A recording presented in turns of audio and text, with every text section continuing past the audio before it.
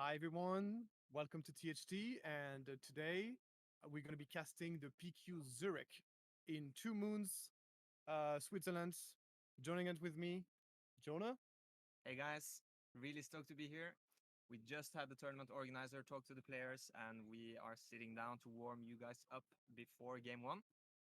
Yeah, it's going to be an exciting event. Obviously, biggest tournament in Zurich, ridiculous prize pool up to Oh yeah. 3.6 Okay. Yeah. K of stuff worth of stuff to win, which is ridiculous for Yeah. PQ. They put So up a really nice glass display by the entrance with all of the boxes, the goodies. It's really cool. As soon as you go in, you see it. yeah, and it's also the first tournament casted on site on the channel. So hope you guys enjoy it. Let us know if everything is fine, the sound, if there's anything wrong, just put it on the chat. Yeah. It's better to get that stuff fixed out of the way before we get into the games. Yeah. Obviously, so we're saying that the volume is a little bit low. Okay. We'll have our producer probably fix that. Yeah. So Um, yeah, we'll get into there. I mean, it's but anyway, so what can we expect for today's meta? That's the thing. Obviously, we are very deep into PQ seasons, the last yeah.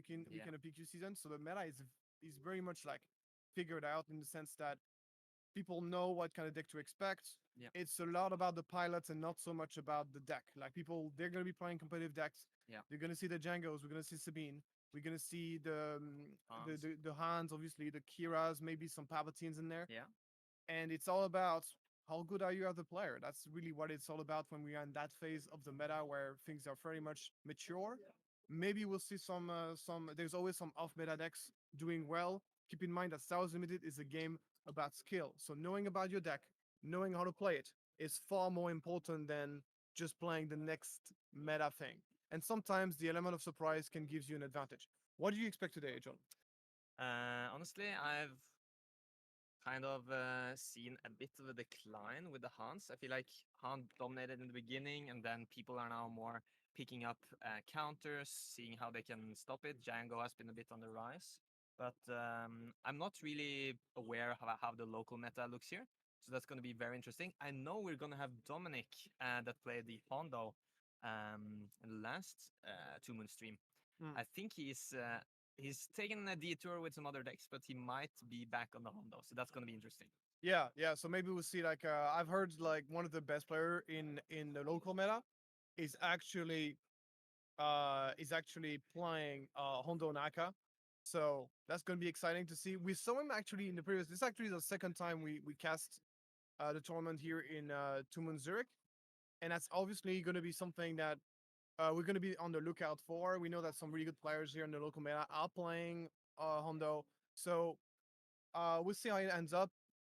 Is he gonna bring it today? Is like that? There's gonna be that, and obviously we are expecting some off meta decks to be coming in as well. Yeah. So I see in the chat we have a bit issues with the audio, so I'm just gonna talk to our producer right now and see if it gets any louder if I turn some knobs here. Well, I'm Um, gonna keep talking so you guys know yeah. if it's good or not. Anyway, it's not like what I say is very interesting anyway. So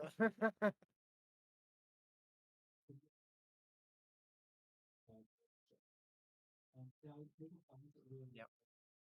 So producer on OBS, you can go into the properties of the audio capture. You should be able to just boost it to 200% or something. Um, it's a bit difficult to find. You have to go to advanced properties or something yeah. like that. So thank you so much for everybody who's joining us on the chat here throughout the day. It's gonna be a long day, so take your food, your coffee, whatever you have, your breakfast here in Europe, and enjoy the cast. It's gonna be a lot of fun. Also, like one of the things as well is when we are so deep in the season, players are already very seasoned. They know their deck very well. They Okay, played throughout Edu, the entire season, I'm so they now probably on probably gonna the see some headset higher microphone, quality plays compared to maybe so what I we don't have have to seen disrupt the earlier in stream. the season. So that's going to be exciting as Can you well. hear me? So Okay, good. we're still kind of figuring Um, things out, so doing some last minute adjustments. on the scene that's live, And you know, also, you if have you got the any the questions desktop about the audio, game in the general, I try Discord to answer sound, as and many the mic. questions possible, like I used to do in Yeah, my and on previous the stream. Discord sound, there should be like some Um, 3 dots or something. Players are now Somehow you can get like finding their advanced seats. It's my settings, first time casting a tournament and live, there so it's you gonna be should be very able to exciting. Like turn it's the gonna be decibels interesting to up not be like like plus. insulated Exactly. completely from the action. We are Um, I think literally a there's a few button to meters away change it to percent. from the That's game. easier to like Obviously, people who are on follow, the feature match area and are then on a you can try completely separate to room, do so they're like, completely insulated, completely yeah, try secluded it from the rest, 300 or from us, 400, obviously, so they don't get to hear what we have to and say. maybe ask if. So it's the setup here is amazing. The store is amazing. If you ever have a chance to go to Okay, Zurich, I will go back they to have the this store, computer so TwoMoons I can store, watch the absolutely chat. See if gigantic. they, You can seat like or actually you can more than see. 100 players Maybe write in the chat if the in audio's this good. store, and they get everything you ever need to play Stars Unlimited and more, and all the I games as can well. check on my The phone too, the owners just of the to see. store also big fan of Star Wars Unlimited. As you can see, they're big fans, big Star Wars fans, and a big fan of the game. Okay, So nice. it's so nice that they get to organize that event. You can say that there's a lot of passion behind the store for the game. So that's really cool to see. So as far as meta is concerned, so obviously the boogeyman the boogeyman of the meta is going to be Han Yellow. It's going to be the thing that everybody has their eyes on.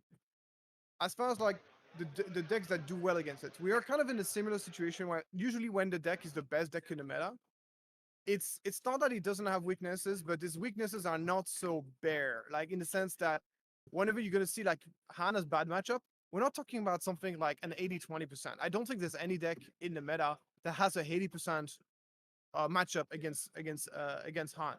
You most likely going to be around surrounding the areas of 55%, 60% win rate against Han if you have a deck that has a good matchup against Han. And in that realm, there's actually quite a few decks that can pretend to have like a decent matchup against Han. And I would say on the list of decks that have a decent matchup against Han, I would say I think Jango has a decent matchup against Han. I think if you Jango loves those racing situations when he can tap down big cards. Han, one of the characteristics of Han is like he does big swing of damage with one very big unit using a surprise strike or using like a cunning or something. And you can counter that very easily with Jango just by dealing a ping damage, tapping it down, and then racing from that point.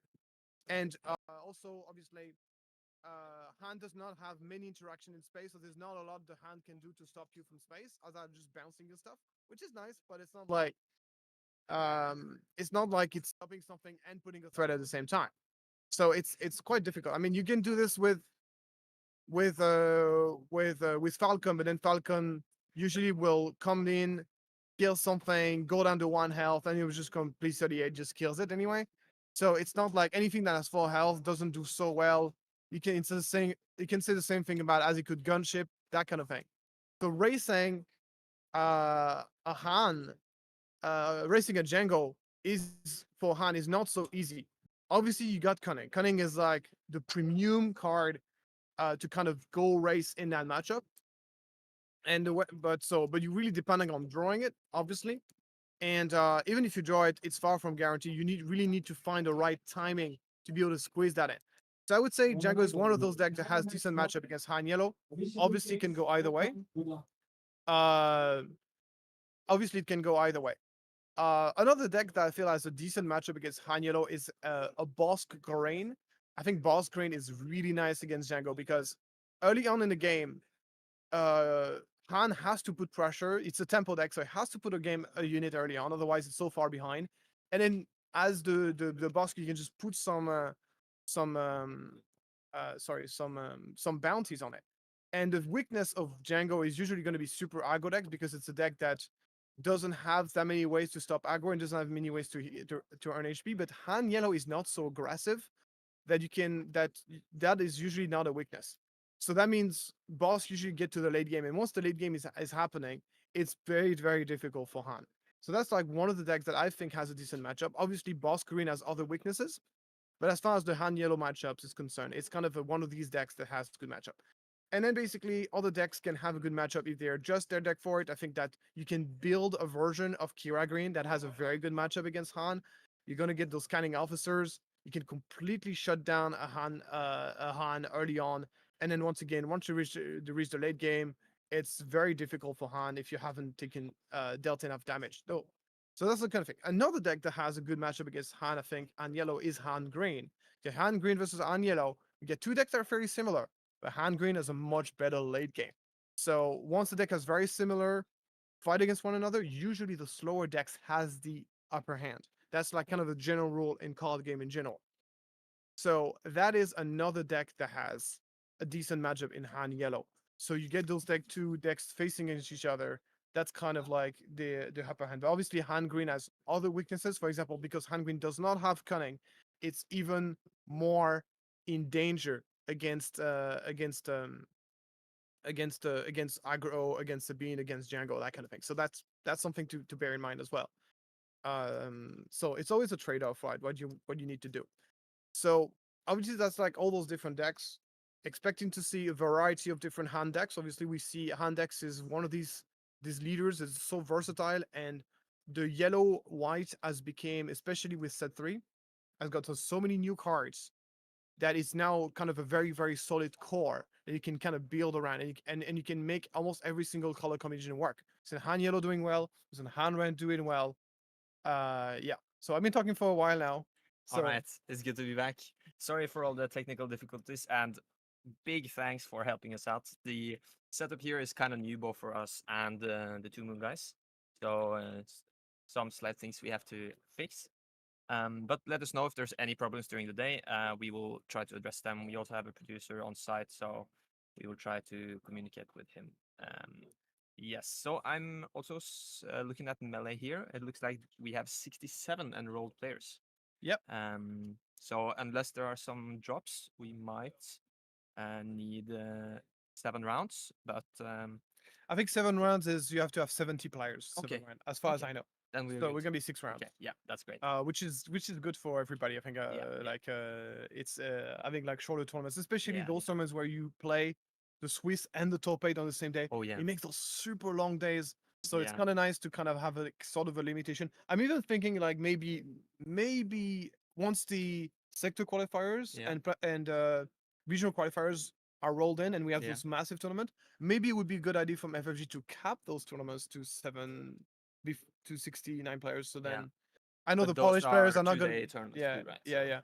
And I know the Polish players are not going to be happy about this because they get to 124 in every single PQ. So, like, I just think like in terms of like organization, not Yeah. having tournaments that finish it because it can be a turnoff for people to Yeah. come as well. Like knowing they're going to be playing until Okay. like if you're Then some quick info. We're gonna have the 2 first rounds now on stream. Then there's gonna be a lunch break. They have tacos and burgers, great food on site. And I'm just hearing from the producer that they seem to be ready up at the streaming site. So they have a separate room with extra cameras. We're gonna see if we can get some live reactions on the face angle as well. So we are going to switch over to that scene now.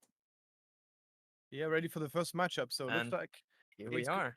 Okay, that's an exciting matchup. So it's going to be Sabine Yellow versus Yoda Yellow. So Yeah. we've seen some Yoda Yellow early on. They love to play those. So they play, of course, You're My Only Hope to kind of shit a big 5-drop in play. They also have some version of Yoda play both You're My Only Hope and Al. There's 2 of them. They play both of them and really try to kind of cheat out the game and try to make up Yeah. for the fact that Yoda is so vulnerable in the early stage of the game, Yeah. especially in this matchup.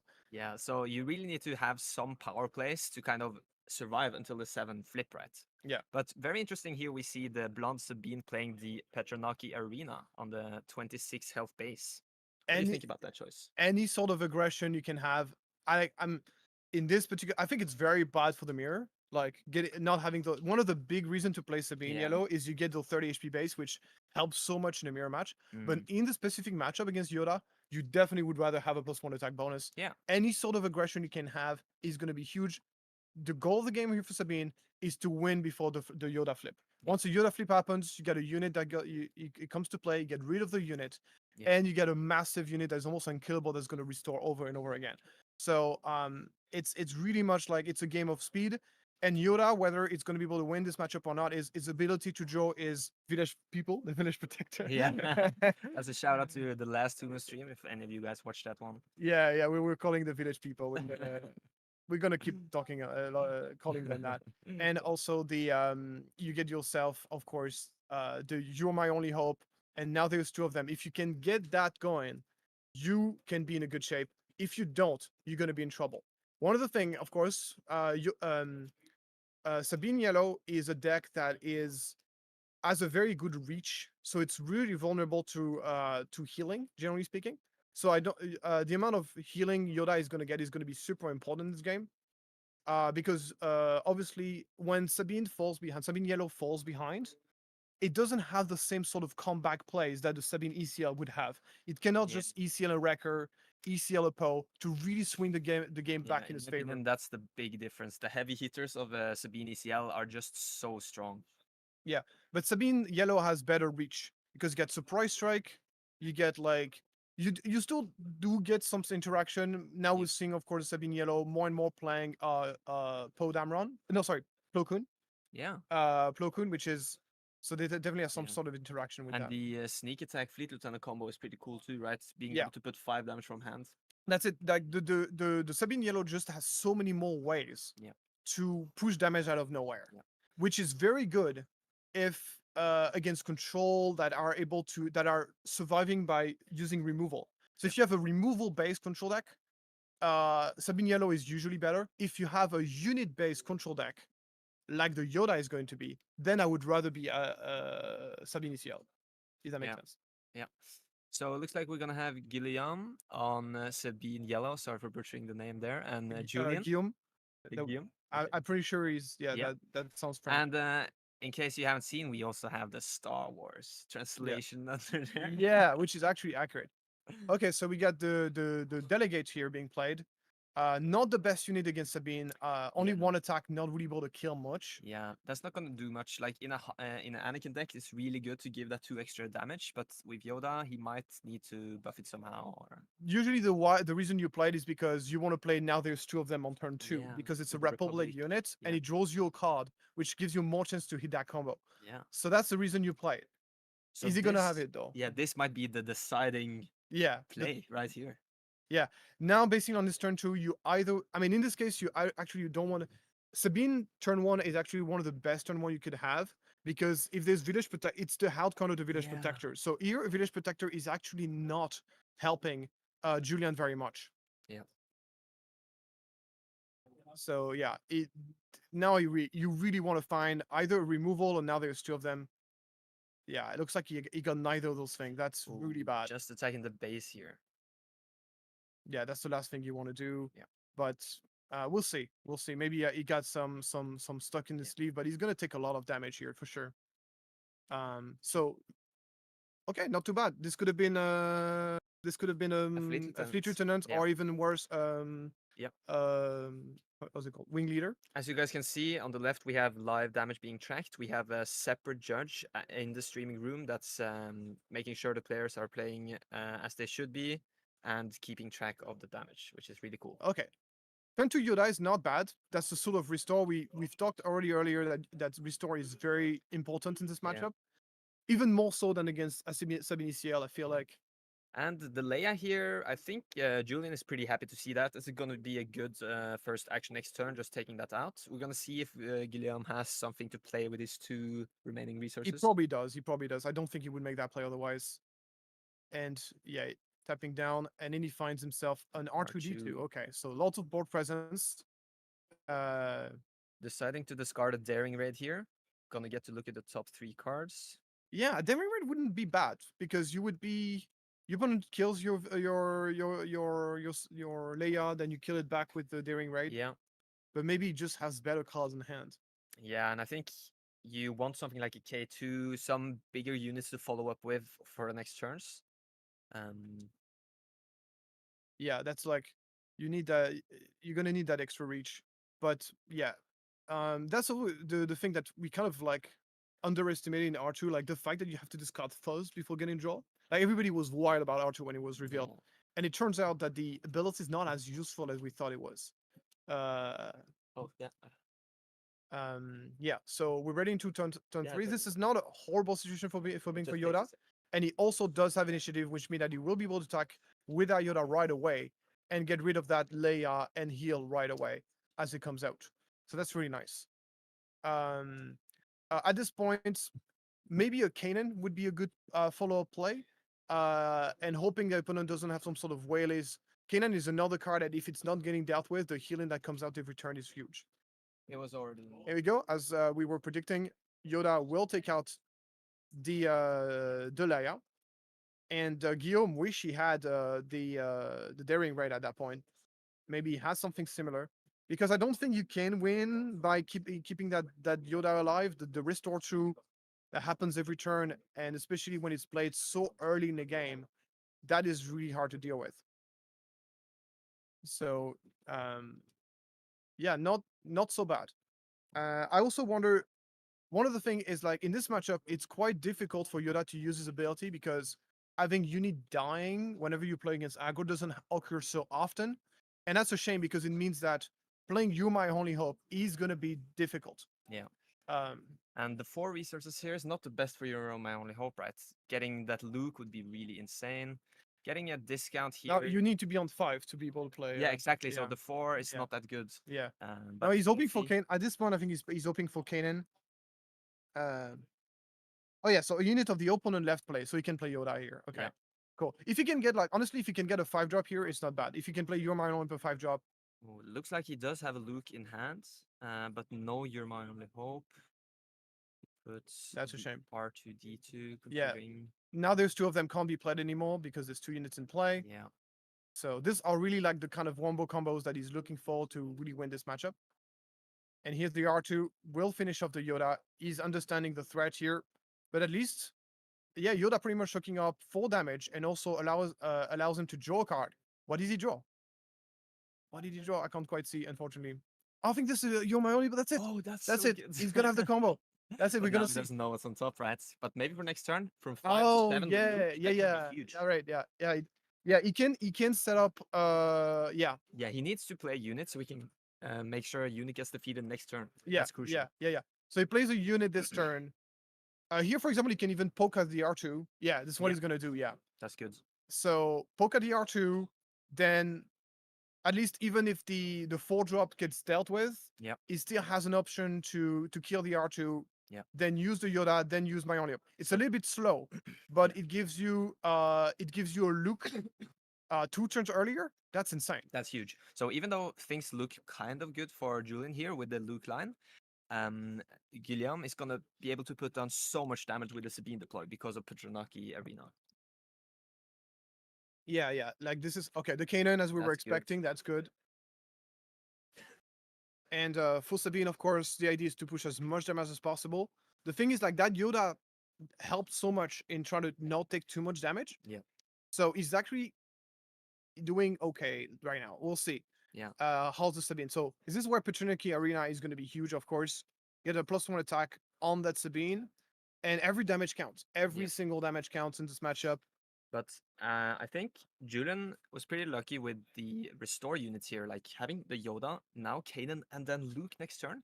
Restore units are just so good because if they are left unchecked, they're gonna negate so much damage. Oh, he's gonna surprise strike the Kanan. Wow. Okay, I And- think you're very happy about this if you are. Yes, and that's why restore units are so good because sometimes they kind of force the opponent to trade because otherwise they're gonna recoup so much of that health. But whether or not that 7 damage, or how much is it? 3, Petronaki makes it 4, and then 7. Yeah. So he could have put 7 damage on the base, but he Yeah. decided to put it to Kanan. Yeah, that's huge.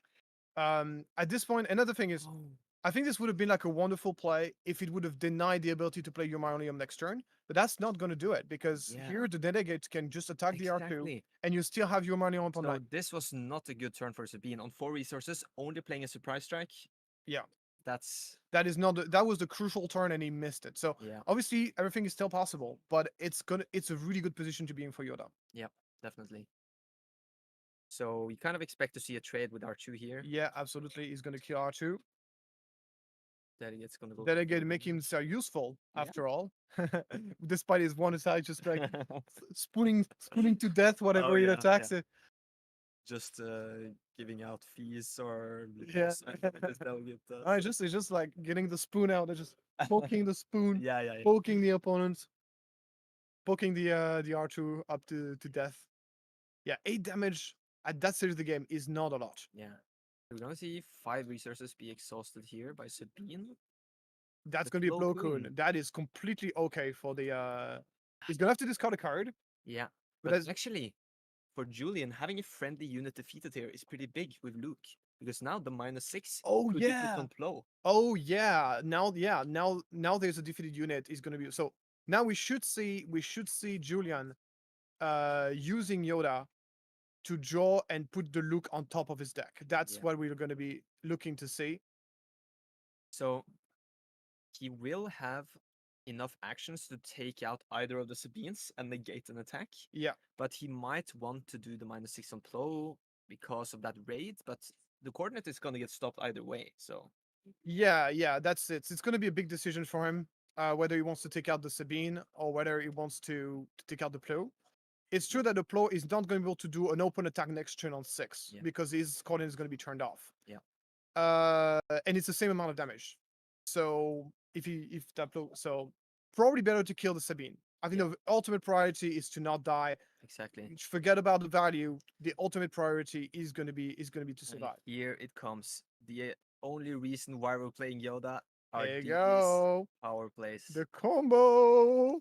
Exciting. Amazing. He goes. Oh, and we see the reaction there. Oh yeah. He's not Oh, happy to see that. no. And now he's thinking. It's an important decision. He could also kill the Sabine, I guess. No. Okay, now he's gonna go after the Plo Koon. He's- Okay.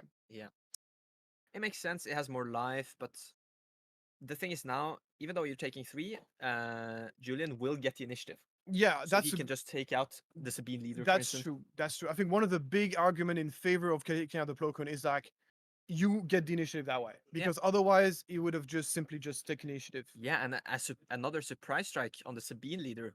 Oh no, it wouldn't actually be enough because the on attack goes to base. So it No, would but just be you're 6. afraid of like a waylay or something. Like Yeah, you would be afraid yeah. of a waylay that beam on the attack. So I think killing the Plo Koon is 100% correct here. After thinking, you have to think about sometimes denying your opponent's action can sometimes be a bad thing, and that's exactly a good example of this. Yep. Where here denying your opponent an action would have actually helped him. Yep. In this case. And even if he did want to play the waylay, he would not be able to attack with a Sabine, and then getting rid of the Plo is a better choice. So now the question is, what does he attack? I think he wants to kill the fresh Sabine, I guess, because it has more health. But Yeah, the leader does attack for 1 more because of the base, but no, the Sabine unit attacks for 3. They both attack for. Oh yeah, the base. You're right. Yeah. The Tronaki Arena. oh, he plays an Oh, Obi-Wan. Obi-Wan first. Okay, This could get punished, as you said, by waylay. that could be punished. I don't know if it's very common to play it in the Yellow Sabine, or maybe some people decide. Some people, yeah, it's. I wouldn't take the chance. That's. Yeah, and I yeah. think it's a risky play, in my opinion. Yeah, but I think get in the restore while you can. in yeah, general. yeah. We'll see. We'll see if he gets punished or not. But this way, he does save more damage on the base because if he would attack, the other Sabine unit would just go to the base Yeah. probably. Yeah. So it's definitely a better play if your opponent does not have a Yeah, way to punish And it. in some matchups, you might need to take those risks, right? Go for the greedy line. Yeah, but I think at this point he's so far Yeah, ahead that I agreed. don't think you need to take that risk. Like Yeah. he's at 15 HP. Like that's barely half. And we see the 3 resources. It's a wing leader. Okay. Well, I guess we know what we're attacking now. I think you need to Yeah. stop that Sabine, right? With that. Yeah, I think the Sentinel is so useful. So you want to keep it healthy. Yeah. But both choices are fine. The 5 attack from the Sabine leader is not going to be enough to kill Obi-Wan regardless. So Yeah. he could even decide to just go to the base at this point and try to end the game. Yeah. Because if Obi-Wan It's dies, a risky line again. I think when you are ahead like this, Yeah. Like he's gonna have Yoda deploy next turn, Yeah. to log the game out. Yeah. If you didn't have restore, whenever you don't have restore, racing the base is the best way of defense is attack. Yeah. Because you don't want to get yourself 4 calls, I believe, in two or three Exactly. times. However, whenever you got restore 3 on your leader and then restore 2 on your Yoda, probably the better play is just to stabilize the game and lock the game out. Yeah. And a Sabine yellow has a hard time finishing those damaged units. So Luke is probably going to stick around. Yeah. So he decides to attack the small Sabine. I would have attacked the big Sabine personally, but I think at this point he's so far ahead. I don't think it really matters. Yep. Like the fact that he's so healthy, he has such a nice board, and Yoda is deploying next turn. That's ridiculous. And it all came down to that very weak turn. But here we see the punish. Heroic Yep. sacrifice will be enough for the Sabine leader to defeat Obi-Wan. Yeah. Yeah, we see the sort of the punish here. It's not a big punish. You're still drawing a card. You're still getting 2 experience tokens on Luke. But yeah, this is for that reason I would have targeted the Sabine leader so that this could not happen, because obviously keep in mind, guys, that Sabine yellow has so many ways to put units that can attack. Like we talked about the sneak attack, fleet lieutenants that can just give you 5 damage out of nowhere. Yep. And that is such a big so it's nice as a safety measure to have the sentinels. Definitely. But at this point, as we said, it's just you're just so far ahead. I don't think it's it's going to be very tough for the And Sabine fight. crucially, Yoda deploys this turn, and he's a 4/9. That's going to be very, very tough to deal with for Sabine. Oh yeah, listen, this Yoda is not endgame nowhere. No. This Yoda is this Yoda is here to stay. Yep. He's not going to Dagobah. He's just like he's going to be pounding you every turn.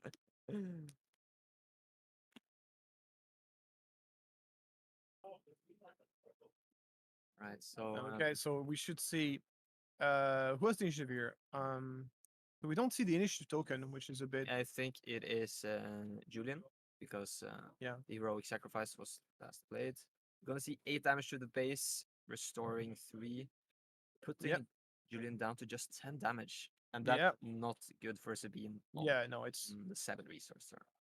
and yeah, he's basically died next turn because we're gonna see at least another attack from Yoda. Yep. So he's dead next turn, no question about it. And there's just so much restore.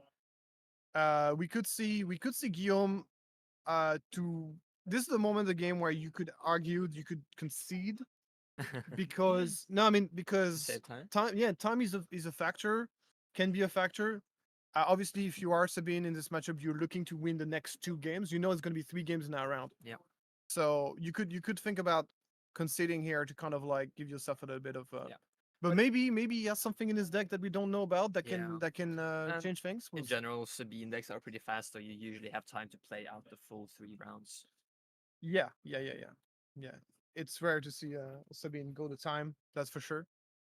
So, yeah, we'll see the power of You're My Only Hope in this matchup. It was great to see You're My Only Hope being played to such a power. Like it's a combo that everybody has been talking about. Yeah. And it's nice to see it in action at the highest at the peak you so deep in the season. Yeah. You see Perilous Position just taking out that wing leader. And remember, Yoda's when deployed effect is probably also going to be useful this turn. Yeah. He can use the ability, put 3 or higher cost on top of his deck, and then get rid of that fleet lieutenant on it. Absolutely. So Falcon is nice. Yeah, and even here, it could be a valid line to just do a risk, deploy Yoda. Maybe the top random card on the deck is higher than 3. Get rid of the Falcon. Yeah. Oh, he's That's gonna what we're try it. gonna Yeah, see. he's gonna try to gamble so he can see if he can kill the Falcon before it attacks. And he finds it. Yeah, I mean the odds are on his side, right? Yeah, Yeah. So it's 3 drop or more. So now you can get rid of the Falcon. That's huge. Oh my god. I mean, it's like you don't need to do this, but it's just nice. He's already dead. Yeah. Stop It's like kind of beating the dead horse at this point. Yeah. Beating the dead horse. Yeah, and he's probably gonna try to ping and take initiative. No, he's even taking the initiative here. I think for next round, I think we can adjust the maybe the Yeah, or camera. we can ask to add the So- initiative token there. Yeah, but the players are naturally gonna put it here though. Like, so we can just Yeah. like move the camera a little bit so we Yeah, can but I see think the overlay is fixed, so. it might- okay. Yeah. If the overlay But is I'll, fixed. I'll talk to the Yeah, team. yeah. So Kanan is being played after that. Another restore unit. We know how good those units are when they stay alive. Guillaume did its best to try to prevent those restore units from getting too much done, and I think he made the right play here. But it was just that Sabine flip turn where he only played surprise strike was literally his entire turn was just that must have felt so bad. That must have been so bad. Um, because yeah, you spending an entire your most important turn of the game just getting rid of Kane and not pushing any significant damage to the base. That is dreadful. And you go. He's gonna concede here, and we're gonna get into game two. Yep. After the sideboard, who do you expect is gonna have the upper hand? What do you expect the sort of cards are gonna be decided in there? We might see some Conquer Dawns come in if they're not in the main, because those Falcons can be really nasty if they're not answered. I think in general, Yoda has so much variance with the You're My Only Hope, and now there are two of them. So I don't really know if the sideboard is going to help. I don't think the deck plays that much top end in yellow and blue. He definitely still wants to keep his Lukes. So maybe he's pre-sided against Sabine. That's the thing. Maybe he's like pre-sided against Sabine. So I don't know if he has much game.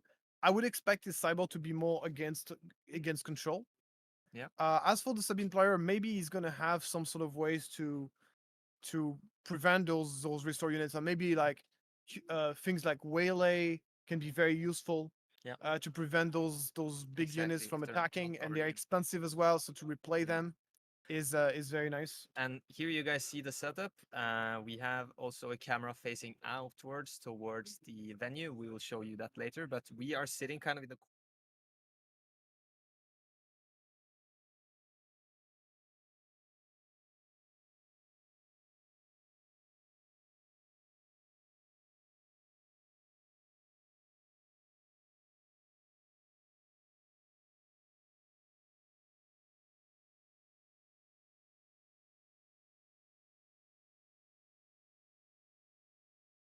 So it's really it's really good.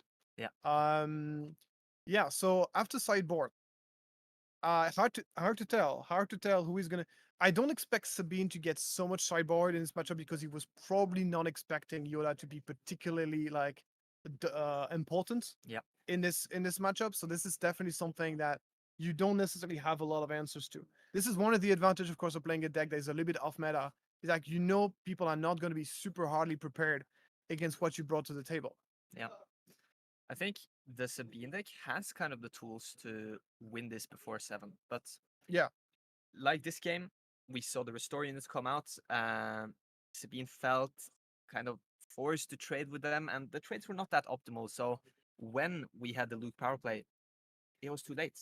Yeah, I mean, as I was saying this earlier, the Sabine flip turn where all he plays is surprise strike. This is game losing. Like you need to do way more than Yeah, that. I think that on was. on Sabine flip turn, you need to be doing so much. Let's say he had a K2, then he could at least surprise strike, take out the Luke the turn after. Yeah, that would be so yeah, much better. exactly. K2A. So So sometimes even preventing and I think this delegate was crucial. Like if the delegate is not here and there's nothing Yeah. to kill, then you got like you don't have a way to trigger You're My Only Hope yeah, anymore. and that could be a way for Sabine to win this matchup if they can just keep trading, make sure that Yoda can't decide when a unit leaves play. Because if you're on 5 and Yoda has to do a perilous position, something else to trigger the leader ability, then he doesn't have enough resources for the You're My Only Hope anymore. So are we gonna see game 2 now, or players are still sideboarding? Yeah, yeah. wait. It's we're waiting for the next game. Here you go. Very well. Players are getting ready themselves for the next games. 30 minutes left on the clock. Should be plenty of time to finish 2 more games if needed. Just so you know, guys, this is really cool. The translation is what's the language called again? Like the Star Wars language. The translation is actually accurate. Like the names are automatically translated into that Star Wars language and actually is relatively accurate, which is awesome. And yeah, so we're getting ready for game 2. I think, as we already said, it's all about the early game. Like if Sabine opens with a Sabine unit and maybe Julian just place like a quill or something like that. So Guillaume can kind of take over the board early, keep trading to not trigger those abilities. We could. I don't know very if trading fast. is the right play. This is the thing. It's like one of the really nice line of play that Yoda has in this matchup. It's like it plays a restore unit, and you're like, dude, what are you gonna do? Are you gonna answer it? I'm gonna you my only up your face, Yeah. or are you not gonna answer it? I'm gonna be able to restore it ad nauseam. Yeah. So we see the Yoda player going for a mulligan here, maybe a glimmer of hope for Yeah. Guillaume, thinking maybe he's gonna get a bad hand. Yeah. So So thank you, Tommy. Arabic is Star Wars alphabet. Thank you very much. So won the first game. The first game was won by Julian. So it's actually not shown on the stream, yeah, is it? we should have a producer on that. Maybe he could put Updating the score, yeah. score underneath the live totals or above, something like that. Yeah. So we saw Julian going for a mulligan. I don't know if he mulligans aggressively or he just had a very bad hand. But yeah, obviously, whenever you're playing Yoda with Yoda Yellow, you're looking for those combos. You my only hope. Now there's two of them. That kind of shenanigans that really allows you to get yourself very far ahead and kind of makes up for the fact that your leader deploys very late, because you need those kind of very big tempo plays to get ahead early, Yeah. so you can survive up to your leader deploy. And we did see a Yoda in Yoda's hands. Yeah. But did he have a Opening, 2-drop? yeah, opening here on the Sabine. The Sabine is great to answer those village protectors. And that's gonna be a Grogu. Okay. Grogu is not that good when you don't have initiative, right? Yeah. It's not gonna do much. Yeah, I mean, one of the things Grogu can do is like he's very good against those sneak attack. Like he knows that sneak attack cannot happen anymore because the sneak attack happens, you just tap it down. Yep. But very good against sneak attack, very good against Falcon. So Definitely. that's nice. But we're not really at the stage of the game yet where those really matters. Yep. So also one of the things is like Yoda cannot really kill anything or be killed, which means that triggering you my only up is going to be very difficult in that setup. Oh, we're gonna see the hotshot blaster. Yeah, And Hotshot he's Blaster being considering- played. Yep, playing for 3. He is going. You 5 don't go damage against the to Yoda the here. You go base. face. Yeah, that's the right play. You definitely do not want to go. Yep. This is a play that can be good because he knows that his opponent is not playing a lot of removal. Yep. So one of the Yoda is most likely stabilizing the game with Sentinel units and with Restore unit, as we saw earlier. Yeah. They don't really play that many removals. Yeah. So but I have putting to an upgrade say- on a unit can be good. Yeah, I kind of dislike it with the Grogu on the board because now, if theory, Julian could take the initiative, tap down. I would rather like to see something like a Fleet Lieutenant going a bit more wide here, but still, it is a powerful play. And Julian now is faced with a difficult decision. He plays the Yoda, but now the Sabine is gonna go 5 damage more to the base. Yeah, yeah. There's not much he can do. He once again this Grogu without the initiative is not so good. Yeah. And fun fact, he's playing Yoda leader. He has Yoda units and he has baby Yoda in play. That's pretty fun. Yeah, like Oh, the yeah. Grogu into Yoda is basically what's the race of Yoda in the Star Wars? I Let me don't know. check. He's playing a mono A species. Yoda species. What is? Come on. Tell us the story. Yeah, it doesn't have a name, does he? It's simply known as Yoda's species. Yoda species. Okay. No. Anyway, we'll see an attack here opening up with this. Oh, he's gonna kill the Yoda. Okay. Yeah. 1 Yoda and 1 damage to base. I mean, those force units can be good to get rid of when you're playing like a red deck with force throw and stuff. But here, I don't know. It's very if there's dangerous much to do. because if he has You're My Only Hope, you basically also you by doing this play, you're opening up You're My Only Hope, and now there's two of them. Yeah. Oh, Because he only has 1 unit in play now. Very dangerous play here. I know he plays the Obi-Wan.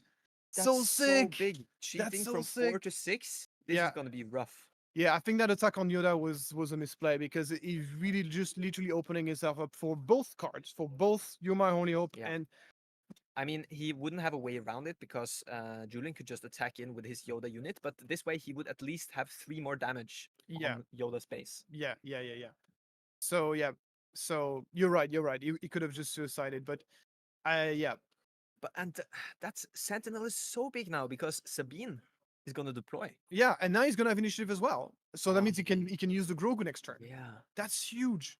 Look at this. I mean, you're really seeing that consistency because he's playing both. Now there's two of them, and You're My Only Hope. That Yeah. gives him the consistency that allows him to really kind of Exactly, yeah. to And really there are break some the game. key, really strong traits in these colors with the Force, Republic, right? A lot of good Yeah, cards to cheat yeah, at. yeah, yeah.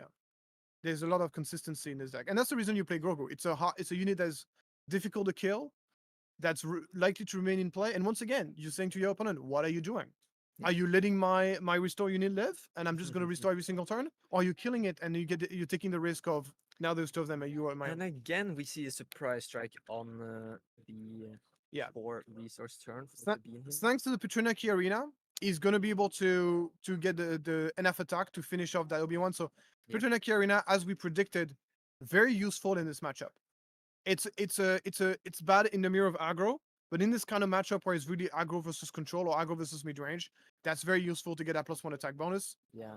And he's And- going to be able to add 2 more units to the board here with no, never mind, 1 more unit and a daring raid. Oh, and crucially, Julian had already taken the initiative, so he won't be able to attack with this Grogu. Yeah, That no, was buffed. yeah. So that was a good play. If And- overall, it was a good turn for the Sabine. To be fair, Yeah. like it looked very bad after now the Australian got played, and he completely turned that turn around. He completely turned around that turn, thanks to this surprise strike into Obi-Wan. And now the Yoda player is better gonna have like a maybe he has another there. Now there's 2 of them. That would be sweet. But he's definitely in danger here. He's not getting a hero deployed for the next 2 turns. So it's gonna be he's in the dangerous spot now. Yeah. And we have Martin commenting, looks like not killing Grogu turn 2 cost him. Yeah, it did to some Yeah. extent because now it's stuck. It drew him a card. Grogu can still attack, but he would still be able to do the now there are 2 of them play because the Yoda unit does have a force. Yeah, it's a tricky one. That's a good Fearless position here. Yep. He's doing this instead. Oh, he can kill it? Does he have enough? Yeah, it had 2 damage. Oh yeah, 2. Yeah, yeah, you're right. You're right. 2 damage. He doesn't have a. Thank God. Snapshot Reflect does not boost the health. Oh. That would be so good. And Grogu is now a 2/7, so that can kill either of those 2 remaining units. Yeah, he can.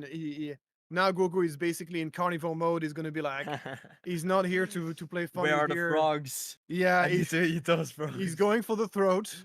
He's like the killer rabbit in the Holy Grail. Like he's cute, but he's going for your throat, and he's gonna kill people. So we see another hotshot blaster. That's here. another blaster. Yeah. Would be nice to maybe have something like a Plo Koon instead, but this is gonna put 6 damage. Yeah, but it's not a 5 very damage. efficient way to spend your resources, though. I mean, Yeah, 6.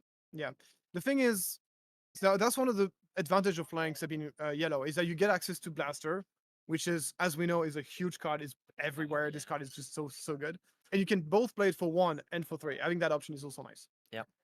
Looks like he's going after the Sabine here, rather than trying to stop the Han yellow attack. I think they're doing a mistake here. Sabine should yeah. only have 5 power, and Grogu has 2 experience, so Grogu should survive with 2 Yeah, the damage on Grogu him. should survive. Yeah. Maybe we can have our producer intervene here. Yeah, that's fine. They can retroactively correct that, because I don't think this grows. So yeah, they hopefully the judge realize. Yeah. Um, Edu, do you hear us? The Grogu had experience. yeah, the Grogu should survive. And here we see another R2 come down. Yeah, so it looks like they're correcting it. Perfect. No consequence on the game whatsoever. 5 And damage. we're gonna see a follow-up R2D2. And not so. This is a much better spot to be in for I mean- Guillaume compared to last game. He Yeah. has a lot more damage into base. He got a lot more damage into base. And there's still another turn without Luke and without Yoda deploy. Yeah. So there's still a bit of time for Sabine to finish this game. Also, he does have 2 resources left over, which I'm assuming he's going to spend. Yeah, and this see. really shows kind of how much damage and much pressure Sabine can do, even with this huge Obi-Wan on Yeah. 4 resources. He's been able to do 18 damage on the base. What's going to be the follow-up? That's going to be another Sabine. That's a good one. Yep. The Yoda surviving is a big deal. Like, if that Yoda would have been dead, The definitely. Grogu? Yeah, the Grogu, sorry. So that Grogu surviving is a really big deal Yeah. for Julian. because he's going to be able to use that to get himself another kill or just tap things down. Yeah, exhausting the Sabine is pretty good. He can also take out Leia with the R2D2 unit. Decent first action here. 6 resources. He could have a second Obi-Wan. Wouldn't be too bad either. Yeah, a second Obi-Wan would be huge. And this time there's no instant answer. Even a surprise attack on Sabine would do it, but that's once again, those surprise attack is such a good card in this deck. Having to use the surprise track and lose a unit to get rid of something, and even you giving the experience, that's not something you want to see. Yeah. So the only clean answer really for Obi-Wan is a Waylay, which we don't even know if Guillaume is playing. Yeah. We have Nikiva checking into the chat. Hello, fellow Scandinavian player from Stockholm. Nice to see you. Hi everyone, thank you for tuning in. It's gonna be so much fun. This first matchup is already very thrilling. Like Yeah. it's it's not every day you currently- see Yoda yellow, and it's Yeah. not a bad deck either. Like Yeah. it's a very solid deck. It's So proving it right here. so it's nice to see this thing play. Puchaneki Arena, nice to see it as well. As it's a card that I think, like as I said, I think in the mirror of aggro you prefer to get more HP, but in this matchup, getting the +1 attack is huge. Definitely. So it's kind of a meta call, right? What do you expect? What's your weaker matchups? So we see it helps. I think it's helpful against Han because against Han you can suddenly you get 3 HP on your Sabine. Sabine plus Lieutenant can kill a 3/5s, which is nice. That's good. You're gonna see Julian attack with the R2D2 to take out Leia, so we might see Sabine put 3 more damage on Julian's base here. Yeah. He might be considering getting rid of that Grogu too, because it has 2 remaining, and he can do the on attack on the base, which is Yeah, pretty decent. and he play. survives the attack as well. Yeah. Yeah. Not sure if it's the right like it really. So you know, like whenever I'm playing the mid range deck and I see my opponent going to kill my units instead of going to face, that gives me a lot of information about what he has in hand. Because Oh, I can yeah. guarantee you guys, if Guillaume, if he's a good player and he has for a cause, I believe, surprise strike in hand, Yeah. he's going for the base. He's not going for that trade. Yeah. Regardless of the value. So the fact he's going for value play here, that gives me the information. Okay, my opponent doesn't have your, at least not right now. Yeah. Because there is no way you go for that play if you get those kind of Yeah. finishing cards. And we're gonna see Julian use Yoda's ability to put the card on the bottom. So probably not gonna see You're My Only Hope here. Yeah. So this is the last turn where Julian needs to hang on, and then after this he can get Yoda deploy. And I don't think there's anything in Guillaume's deck that can kill a 4/9 restore to. Like it's so that Yoda is gonna keep restoring, keep restoring, keep restoring. Yeah. And the only way for Guillaume to win the game at this point is to be able to out damage that restore. Ooh, and the Kanan too. That's gonna The Kanan make is it nice, very yeah. difficult. And crucially, like Plo Koon or something is not gonna be able to take out that card. There you go. So red 3, that's not what you want to see here. Almost in an empty board. But it's not the worst. He does have 3 resources left. If he has a Falcon, could put 4 damage to Julian's base. Yeah. Oh, No. okay, wing leader. You see, like the way he played, going for the trade, that makes me think he has no out of hand damage. Yeah. Like he's going for the long game. He's going for the long haul here, which Yeah. is not a good news for him. Yeah. It's not a good news. And here's see Yoda taking the initiative, and I think Yoda is ahead here. I mean, the ball is yeah. scary. He's gonna be able to tap down that. It's an emergency to tap down that red 3 before it gets to attack. Definitely. Very important. So the second Grogu here is really nice, actually. Yeah, it's from, actually very Julian. important. Yeah, because the Yoda, you can deploy Yoda and hope to hit a 3-drop. Yeah. But that's a risky. If you don't find a 3-drop, that's how you lose the game. Oh, yeah. That's like, oh my god. Yeah, You- because then there are still 2 units you have to deal with. So Yeah. you're gonna have even 3 or 4 more damage coming. Yeah, your base, yeah, no, and it's- then you're suddenly in range for 4 costs, I believe. In Yeah, yeah, yeah, yeah. 20 damage and a ball. That's a scary spot. But this is where Yoda is gonna do its magic. Yeah. First we're gonna see a Grogu tap down. Then probably you go Yoda deploy. You're almost guaranteed to kill something here. Yeah. You don't bother yourself with the ability. I don't think. If he's smart, he's attacking first with Sabine because it's the one that is almost guaranteed gonna get Yeah. killed. And it's 4 damage now with the red 3 on the board. Yeah. So it's not over.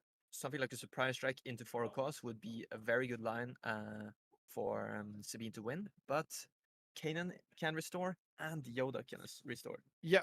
So Yeah, he's yeah. on the clock. Yeah, yeah. you want to attack with 7 first here. There's no question about it. Yeah, smart play. And he's going for the jugular here. He's going for the base. Obviously, it's at this point, it's no point in trying to Yeah. kill anything. And going back a little bit, when he took out the previous Grogu, he could have 2 more damage on the base. Might have played the difference. We'll see. But the Kanan Yoda deploy this turn is probably going to be what is closing out this Yeah. round. So here at this point, he has to think: do I deploy Yoda, take the risk, because if he reveals the 2-drop, he gets nothing, or do you attack with the Kanan? Looks like he's gonna do neither of those things. He's gonna go for the. He's keeping the 4 health units, maybe to intercept something like a fleet lieutenant sneak attack, maybe. Yeah, I think here He's taking a bit of a risk. personally, I would Yeah. take the risk deploying Yoda to get rid of the wing leader. Ooh, wing leader! Oh my And god, that's a bit greedy from Sabine. that's a very greedy play. But maybe he's. I That's what think it needs. he might need it. He might. I think it might be a good play. He And now might. Julian definitely wants to flip and hope for a 3 or higher cost. Yeah. Yeah. Now the Yoda might need to deploy to get rid of this wing leader. Yeah. Oh. He does have maybe a Luke here. That would be A Luke, yeah, Luke -3/-3 does the job. Oh, he does have Luke, yeah. Okay, this is game over. Yeah. He's gonna look out this wing leader and He's gonna look out the game. yeah, he's gonna look out the game. But yeah, then after this, you use Yoda's ability to get the guaranteed 3-drop. You deploy, you kill the red 3, you get 2 potentially 4, the 3 potentially 4 restore out of the Kanan and the Yoda attack. Yeah. And that's like, and that's how you win. Yeah, this is. I think you can read Guillaume's face at this point. He's not Yeah. happy about this. He's like, damn. He was hoping, but he had his eggs on his basket here. This was not that was a basket that was a bit like shaky. Like it was not a solid plan, but I think it was correct to try to go for kind of like the risky play. I think the only play I didn't like from Guillaume this game was killing that Grogu, that boosted Grogu. I think Yeah. it's more important to push damage on the base, and I don't think it was making a big difference to kill that Grogu at this point. And opening with the blaster, maybe things could have been a bit different. Yeah, this we don't know. It really comes down to what he had Yeah, in yeah. hand. But really good showing from Julian here. He did exactly what he's supposed to do. Yeah. Yeah. Oh, he heals too from the Kanan as well. That's nice. And yeah, this game is. I don't think there's any way. I mean, Guillaume is nowhere near close dead, but the amount of restore on the board here is inevitable for Guillaume. There's no way he can outpace that much damage, especially with an empty board. Oh, okay.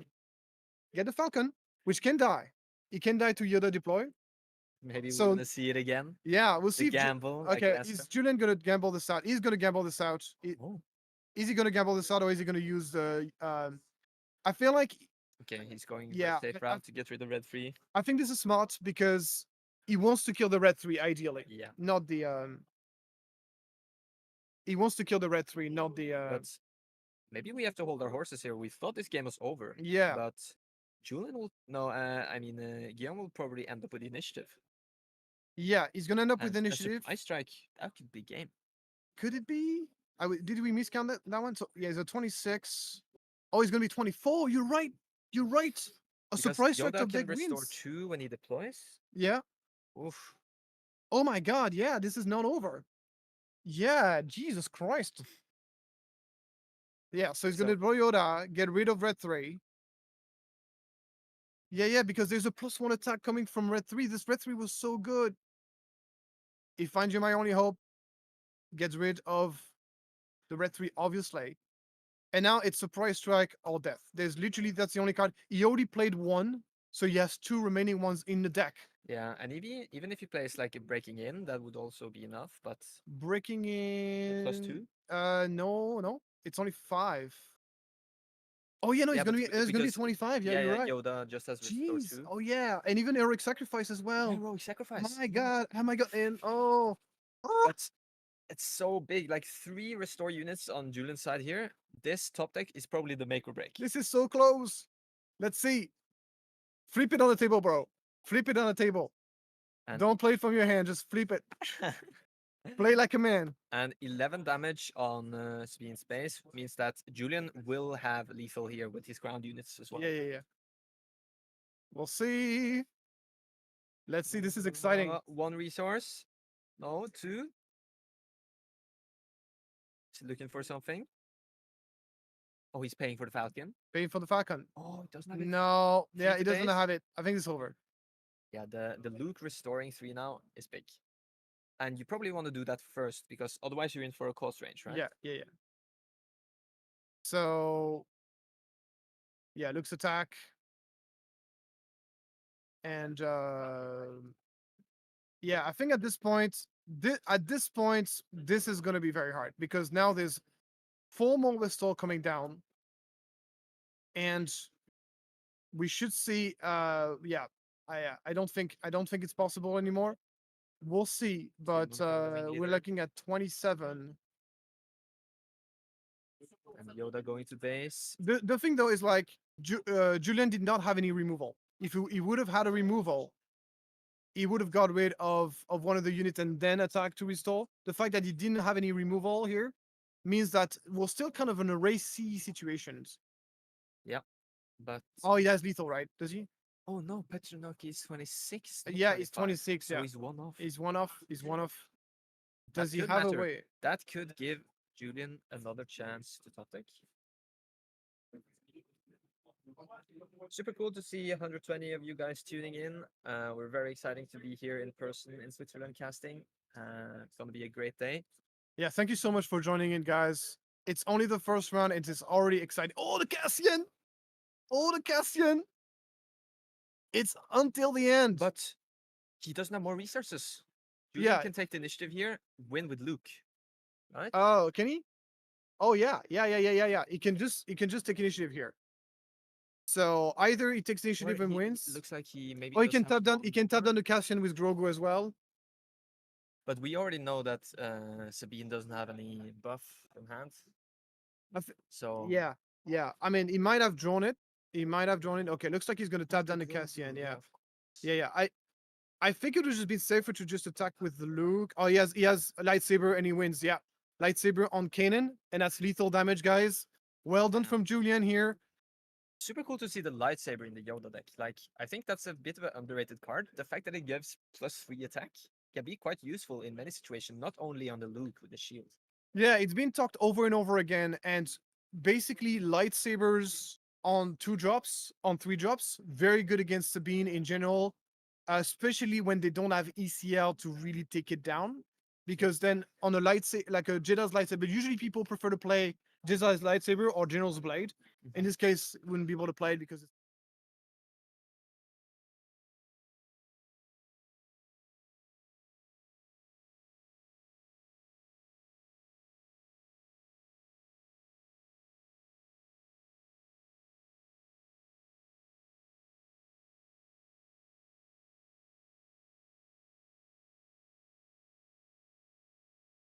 obviously since that one. It's a solid deck. It's a deck that has some qualities over a regular Sabine ECL. But here was not enough against that Yeah. that Yoda deck. So very exciting game 1. Not the most common decks, but we had, as you just saw, the players after they finish their rounds gather around to watch the stream. And we just heard the judge call time in the round. So we're gonna have the streaming judge come down again to the main venue, pick out a table. It's not gonna be table 1 for all of the Swiss rounds. So we're gonna see a bit of variety in decks, hopefully. Yeah, the problem is like if you always cast table 1,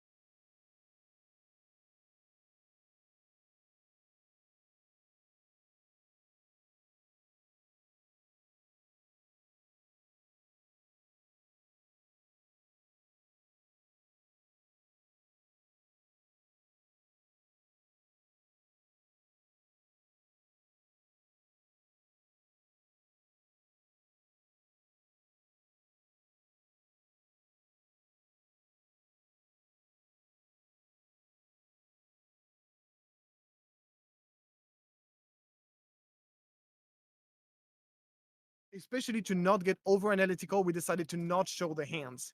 So let us know what you think about that choice. So maybe we can adjust it for next time. But this is what we decided to do for now. So then we can kind of focus more on the action, what's happening on the board.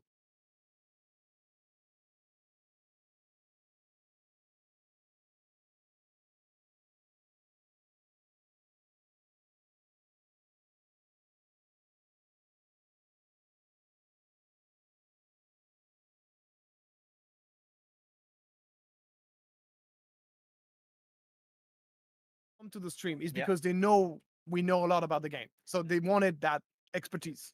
If they wanted to hire entertainers, like if they wanted to hire people who just here to hype things up, they would have hired that kind of people. They decided to hire us. That's because they want people who are knowledgeable about the game.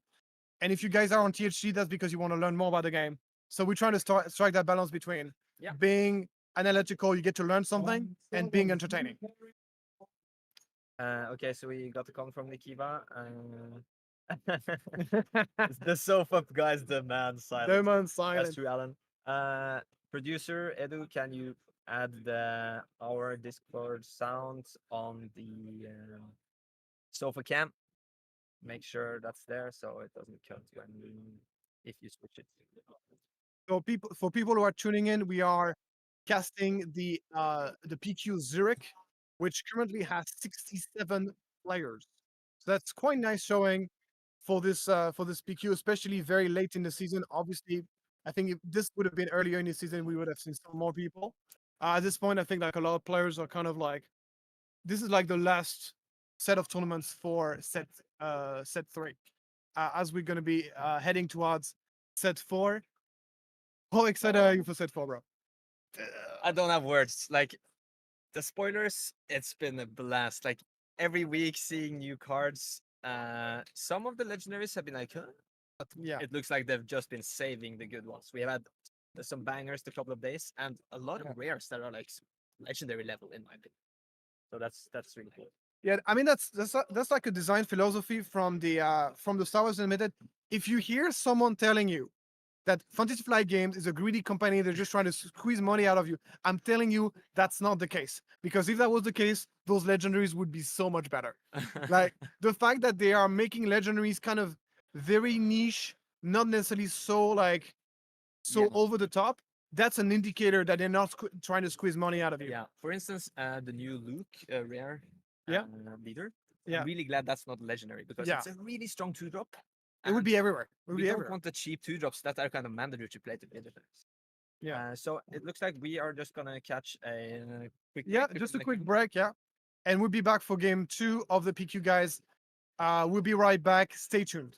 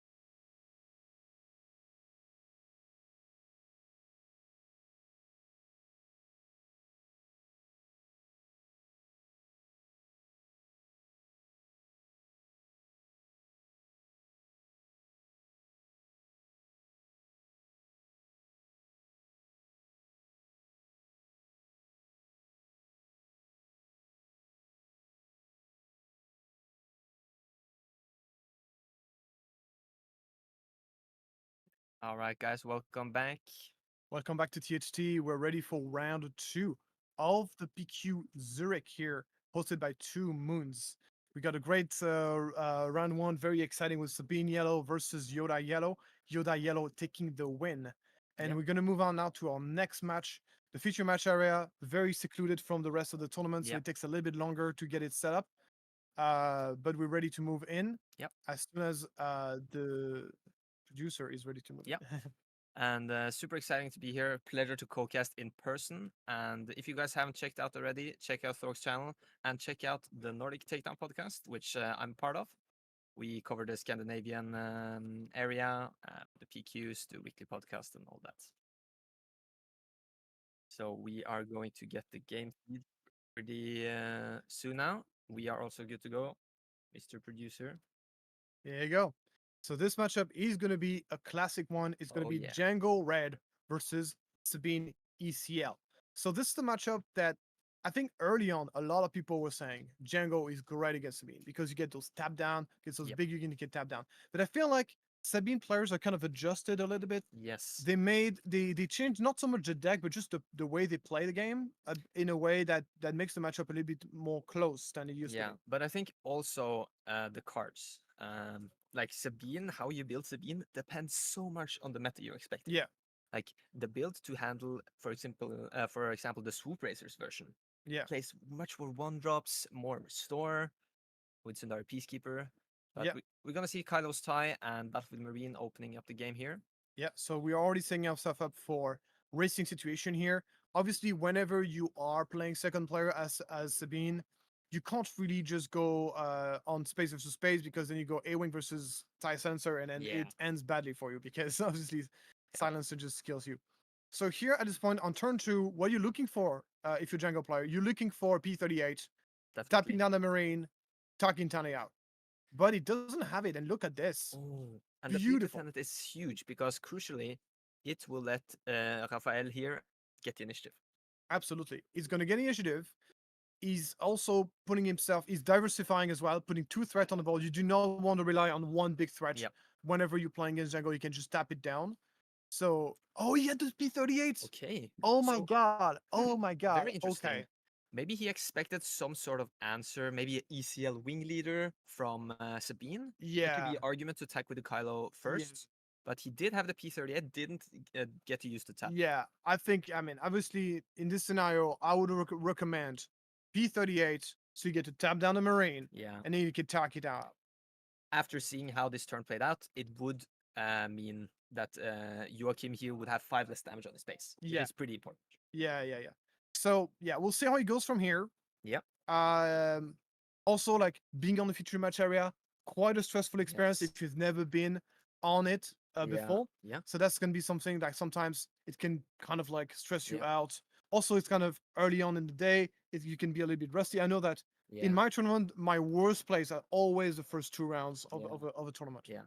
And Rafael took the initiative, but crucially, Joachim didn't use Target Town. Yeah. So now Rafael got to attack with that damaged Battlefield Marine, Yeah. which Uh, maybe come around to bite yeah. Joachim. Usually, you want to use target turn as early as possible in the game because the earlier you use it, the more you can kind of snowball this early extra ability that you get into, and you can snowball that into an advantage. Yeah. So that's something that is quite key whenever you are running target down, almost regardless of the deck you're running. Yeah. And there's also no guarantee that you're going to be able to use that target down later on. That's also that. Yeah. So looks pretty good for Rafael here. He hasn't deployed, but he's already done 13 damage Yeah. on the Jango base. Yeah, damage are pretty close. And it also comes down a lot to the use of ECL. This is a good use, of course, of triple dark raid. I think the reason why he didn't attack it down the thing is because he's looking for maybe the Riskless Raider to finish off the Marine. Yeah. Is he gonna find? He's gonna find it. Perfect. Yeah. But again, here we see Joachim playing his tapping effects after Sabine has already attacked. So again, he didn't get to use Jango the exhaust. Yeah. And I think that is going to be what will enable Sabine to maybe win this race. Yeah, we'll see. We'll see. To be fair, if Jango wins this game, despite what happened, I think that that shows how good of a matchup that is for Jango. And it really depends on the list. We see something like a surprise strike in Joachim's hand. That's pretty good. Even better would be to see the sneak attack. Like sneak attacking that raider next turn, tapping down a unit. Oh, that blade.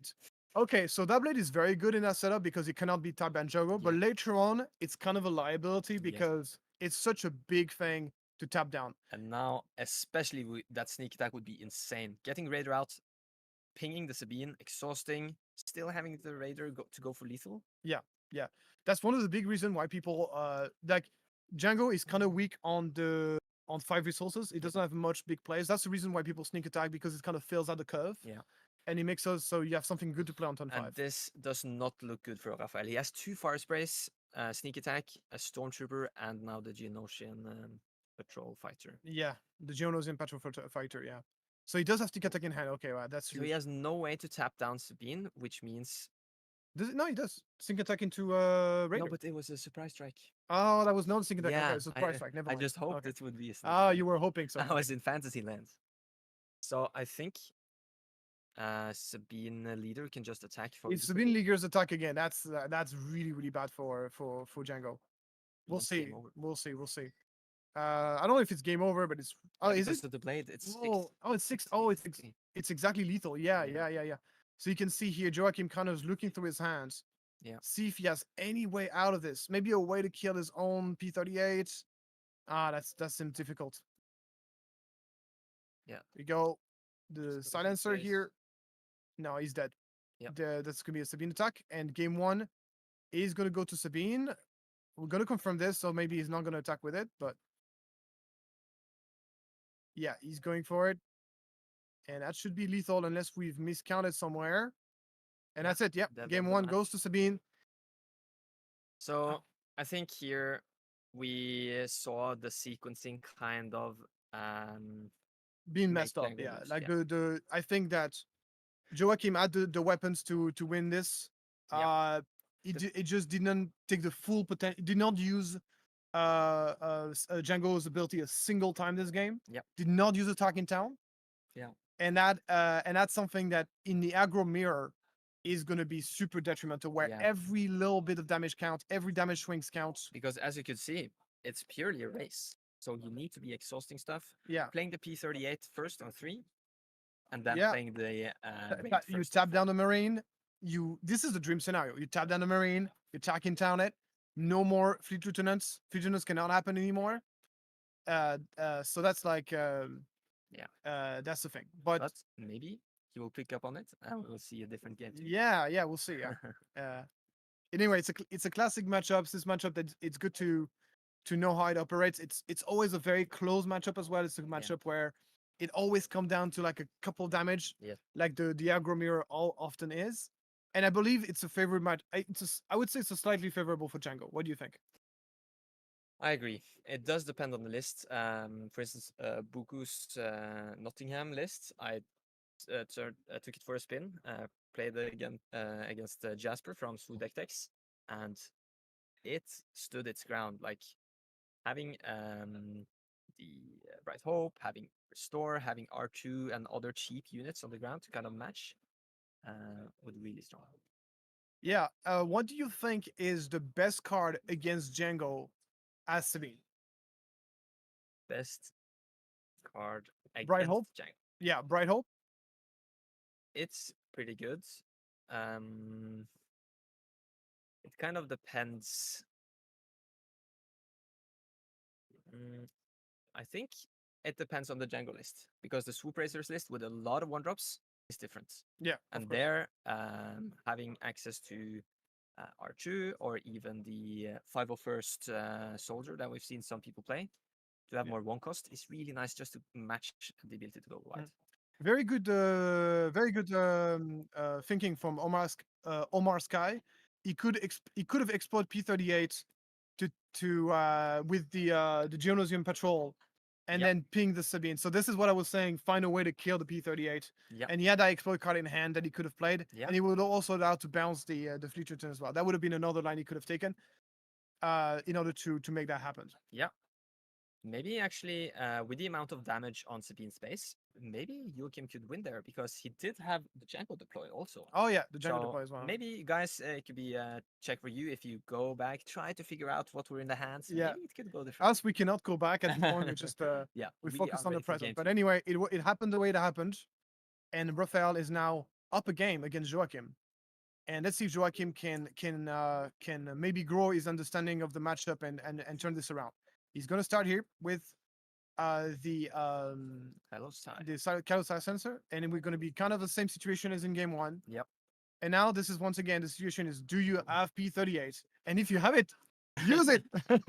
Yeah. Use it. If We he see does it, Lurker, we see Guido. yes, we see Greedo in hand. Yeah. And Oh yeah, he has P38. Yeah, Yeah. I can see it. He does have P38. So let's see if he makes that play. If he changes his line of plays, because here P38 is ridiculously good. And a big comment here from Alyosha. It's very easy for the observers to always try to analyze and find the optimal play. It's of course different for the players. Yeah. Also, as I said, like stressful being on stream. It's a little bit stressful. It can be and also it's normal in those early rounds to see like people that maybe like not as experienced as And well. there we like, just, see the Sundari Peacekeeper in Rafael's Yeah. hand. That's a pretty solid card. yeah, that's a solid card. Here we go. Here we go. You Let's see, go. learning from Guys, his Joachim mistake. has us in a secret inbox. Yeah, he's updated the net, and it is such a big play. So beautiful play here from Joachim. You're Yep. tapping down the Sabine. You can then talk in down it if you want. You don't have to, but already tapping it down is huge. But now Rafael might consider playing the wing leader instead, because that would put Sabine up to 4 health Yeah, out of target town range. yeah, It's still not the best, but putting a unit in space is decent. yeah. You're putting a unit in space that can kill either units, which Yep. is nice. Yep. And you're also, of course, putting the Sabine out of danger to talk in town because. Yep. So because I don't think Joachim is getting initiative anyways this turn. Probably No, not. He probably wants to attack with his Yeah. silencer. So he's gonna. The good play is to play Talking Town, unless he has a clean way to kill the Sabine next turn. But as we said earlier, in the aggro mirror like this, you want to be using Talking Town early. It's puts you in a good position. Yeah. And he makes that play here, wing leader. Beautiful play here from Rafael, putting the Sabine out of danger, putting a unit that can trade with those 3/2s. That's just very solid play.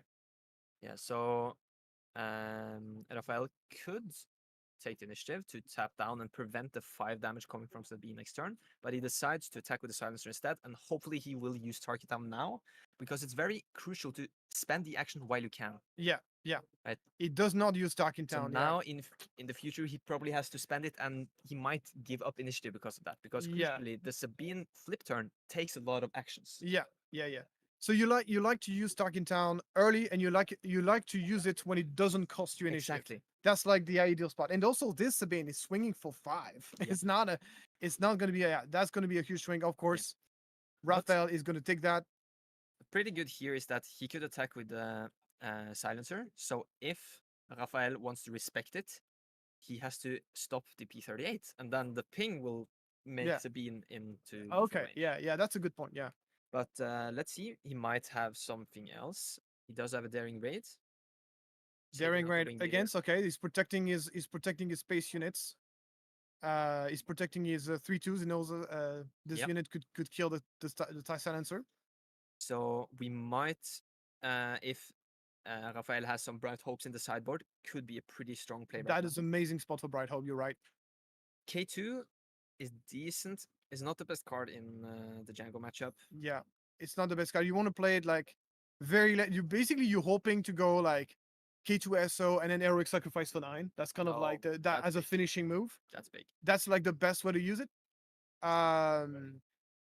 But he might be forced to play it on curve, Yeah. unless he prefers to play. Maybe the Thunder Peacekeeper is actually a better. Sometimes it's better to play like a very good 3-drop Yeah. than like a mediocre 4-drop in the matchup. Yeah. Sometimes it is worth it. So we'll see if Essentially, the Raphael decides to Peacekeeper do it. is a difference of 5 because it's just a race, right? Yeah. It's basically a race. So it's a differential of 5 every time you attacks with Peacekeeper. Usually he's going to be the one that's going to get tapped down. Yeah. And it's always nice to have like that unit. Okay, well, he's getting tapped down, but at least my other stuff is not getting tapped down. You're putting like at least right now in set 3, Jango cannot tap multiple units at once unless it exploits with the tank. the tank. So it's very difficult for Jango to type multiple units at once. Yeah. But that's going to be different in set 4. In set 4, there's so many new cards that Jango Yeah. could have, like that Juggernaut tank thing, Yeah. and also the IG 2000. Yeah, the space units. Yeah, the space unit, the 4 So space. we do see Raphael going for the K2. If we look in his hand, it does look like he might have a heroic sacrifice there. Yeah. We have a comment from Massimiliano saying it's the worst place he's ever seen. Keep in mind these are the first rounds, so Yeah. we might see more casual players and not the most competitive players. And remember, playing on stream is Can be stressful as well. It can make you play if you're not used to it. Oh, we see them a bit of a misplay here. So he drew 2 cards. Let's see if the judge is going to be sorting it out. Maybe someone did some extra draw at the wrong moments. It's going to be sorted by the judge. I don't think it's a big deal. So yeah, this K2SO play it's not the thing you want it to be tapped down in priority. No, Jango deploys Yennefer of Vingerberg. Jango deploys on 5, not on 4. Thank God. Thank. Yeah. So You see some people saying the daring raid on the wing leader was a misplay. I don't agree with that. I think like protecting his unit can be valuable. Like and it seems like Joachim here wanted to use his target town and and because he drew, but I think he drew his card. I think it's too late. It seems like judge allowed it. Yeah. So we're gonna make them put a marker on the target down base to show it's spent. So he did use the target town now. Yeah. Okay. So you can see the Sabine unit now has 4 damage on it. Okay. But so they allowed it. Looks like okay. Already used both of his P38s here, so he still needs a ping to finish off that Sabine. Yeah, he still need a ping. So I mean, that's huge. I mean, this Sabine against all odds is gonna get yet another 5 swing. That's massive. Yeah, that's massive. But I think the race is still very close. As you can see, both players are very big board presence. I think 2 P38 in plays means that he could go like tank, double exploit, ping everybody. He could like tap down the entire board. That would be like really so sick. But he does need to deploy Jango first for that, right? Yeah. So, to be able to multi tap, you need to have Jango. Ooh, a Fleet Lieutenant is really good here. Fleet Lieutenant is huge. That's another swing. We're going from 7 to 14 here in terms of damage. That's huge. And keep in mind, guys, that ECL still has not been used yet. Yeah. So that's also a factor that needs to get taken into account. But I would say this is at least some level of comfort for Joachim, because when he deploys now, he knows there can't come a Poe and just one-shot Jango. Yeah, but the thing is, like, Poe could not be played this turn, but he would be able to play Wrecker next turn. So if Raphael has a Wrecker, which honestly, from terms of statistic, is relatively likely, I would say, at that stage of the game to get like a particular card, that would be crazy. He does show the surprise strike with the ISP agent to tap down K2. And it's what we were saying about K2SO. That's the reason why K2SO is not amazing. His matchup is that he can just get tapped down over and over again, and his 1 death trigger basically never happens. So that's a really good play here to tap down the K2SO. It's really one of the most efficient ways to deal with him. Tap down him over and over again without ever killing him is basically just dream scenario. Yeah. So crucially, Raphael has 11 damage on base. There's 9 power in space. So that means Jango deploying, he's just missing 2 damage. Yeah. If he has a surprise strike, he could have lethal this turn. He does have surprise strike. It's been revealed by K2SO. Okay. So he knows. And so basically at this point, Raphael knows as a fact that his opponent has lethal. And that's why he's playing that daring raid, very good daring raid here on the Coyote Silencer, because he knows that with that daring raid in play, we are looking at lethal with the Jango. You're gonna see some more resources, and the surprise strike is gonna happen anyway. He's afraid. Maybe he's afraid of the P38 being killed. I don't know, but yeah, if he decides to fire off the surprise strike, usually you want to keep the surprise strike as the finishing blow, but I don't think it makes a big difference here. No. I think it would be really nice if Joachim had like a Genosian patrol craft here, so he could finish off the Sabine by exploiting the P38s and bounce, for instance, like the Fleet Lieutenant. But Oh, the Oh, heroic Heroic sac. Sacrifice is not going to be on the K2SO, which was so. This is Hulk. That was so huge that the ISB agent tapped down the K2SO. Yeah. If that ISB agent did not tap down the K2SO, we're looking ourselves at lethal damage from the Sabine player. So Sabine, it's gonna be 5 to hands. Yeah. So we're now looking at 19 versus 17. This is nail biting close. I don't think, unless he has another surprise strike, which would be very lucky. Oh, he does. He does have a surprise strike. Yeah, and No, with my no God. resources left on Sabine's side, That is Jango lethal. deploy. Yeah, Jango deploys and lethal. That's huge. Look at this. You can see in Joachim's face. He's satisfied about this situation. Yes. So Carlos Oh, predicting it here in the chat. yeah, my God. Yeah, Wrecker would be lethal, but it's too late. It's Yep, too late, it is guys. too late. And that's going to be game 2. Look at this. Joachim is super happy. Double surprise strike. Yeah, it's pretty good. Double surprise strike in the mirror match is Yeah. very, very good. And yeah, so nice to see. Also, you can see Joachim learn from game 1. Yes. That P38 tapping down that's been making a difference, adjusting his play, and obviously that ISB agent tapping down the K2SO was such a big play because the K2SO's Eric's because the reason why Raphael went for that K2SO instead of the Peacekeeper is because he has because he had Eric sacrifice in hand. Yeah. So very interesting. Actually, he didn't get to kill anything with the Thorrk in town, but he didn't need to. He didn't need to, yeah. Let's see in game 3 if it will be decided. Talking town overrated, guys. Nobody needs it. Anyway, almost guys saying insane yet. Yeah, it is like turn 1 play, turn 2 P38. Like he didn't play the, triple dark raid this game, but double surprise strike in this matchup is so sick. 25 health faced, then you're already a 4-4 away. So yeah, that was some very good hands here from and as I said, I think this matchup is favorable for Jango. Like I think it's a favorable matchup for Jango. Yeah. Like I think Sabine players have adjusted their playstyle and their deck building in order to kind of adapt a little bit. But at the end of the day, I still think it's a good matchup. Jango is a king of racing. It's the racing is really, really good at racing. Yeah, average hands, to be honest, not even TDR. TDR is good, but it's like in the aggro mirror, it's not necessarily like TDR is great if you get into Raider, but that's not always gonna happen. This is the thing that Jango is a kind of a high rolly deck. It's a deck that is very much reliant on those sequencing, and you're not, realistically speaking, you're not gonna get them every game. Like we're still talking about the real big hits from TDR is that Raider, and Raider is only 3 in a deck, so. And we see a really powerful start on Joachim's side here. He does have ISB agents, an event, and the Stormtrooper. In my opinion, that's the best opening you can have against Sabine, because you can target down their play and leave 2 units on the board. Yeah, that's going to be very nice. Let's see if Raphael's makes full use of that.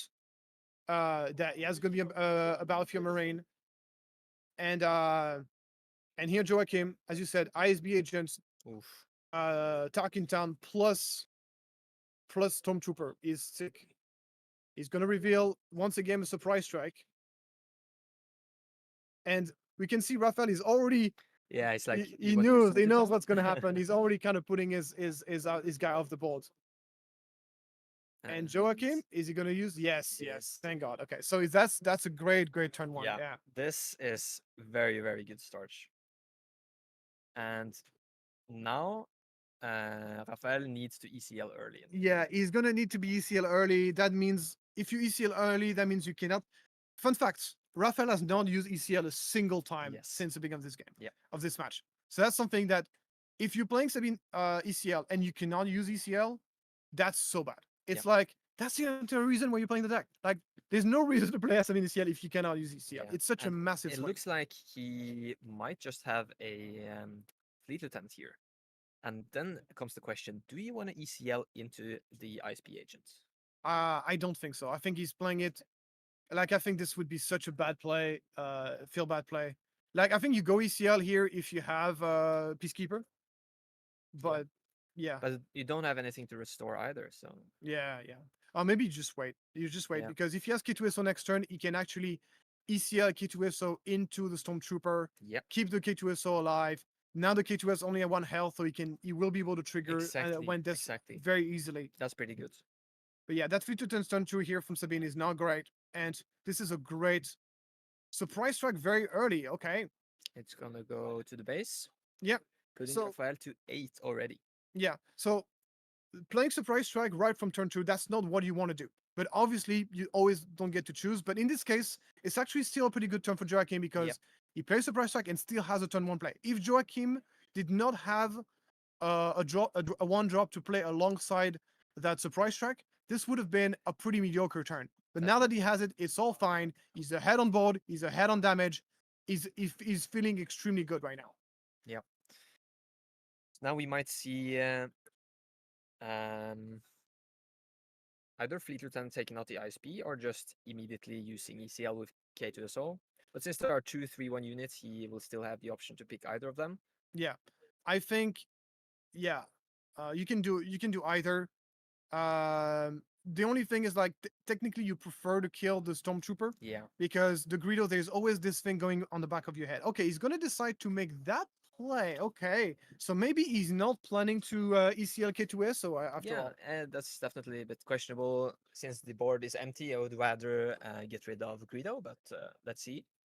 okay, yeah, I would have. Yeah, you should go after Greedo in this case. Yeah, a small misplay for Raphael, because obviously that means the when defeated trigger from Greedo doesn't actually do anything. So He decides to ping. And okay. considering He has no intention to play ACL. The way he's playing is like, I have no intention to play ACL this turn. That's what I'm and he's keeping ECL for the Pope. That's kind of like what I'm reading here from Yeah. the way he's playing. Yep. We'll see if he gets rewarded or punished for playing that way. We'll find out. 13 damage now. 13 damage to 2. This is not a good position to be in for Yeah. Sabine. There's such a massive difference in health.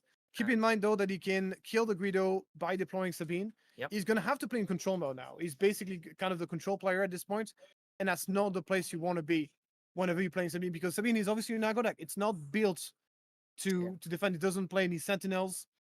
Exactly. Maybe a peacekeeper can kind of like give him Yep. a little bit of inevitability but we'll see. And I think Raphael definitely wants to play a card here, not deploy, because if he deploys, then Joachim can just tap it down with Triple Dark Raid, P38.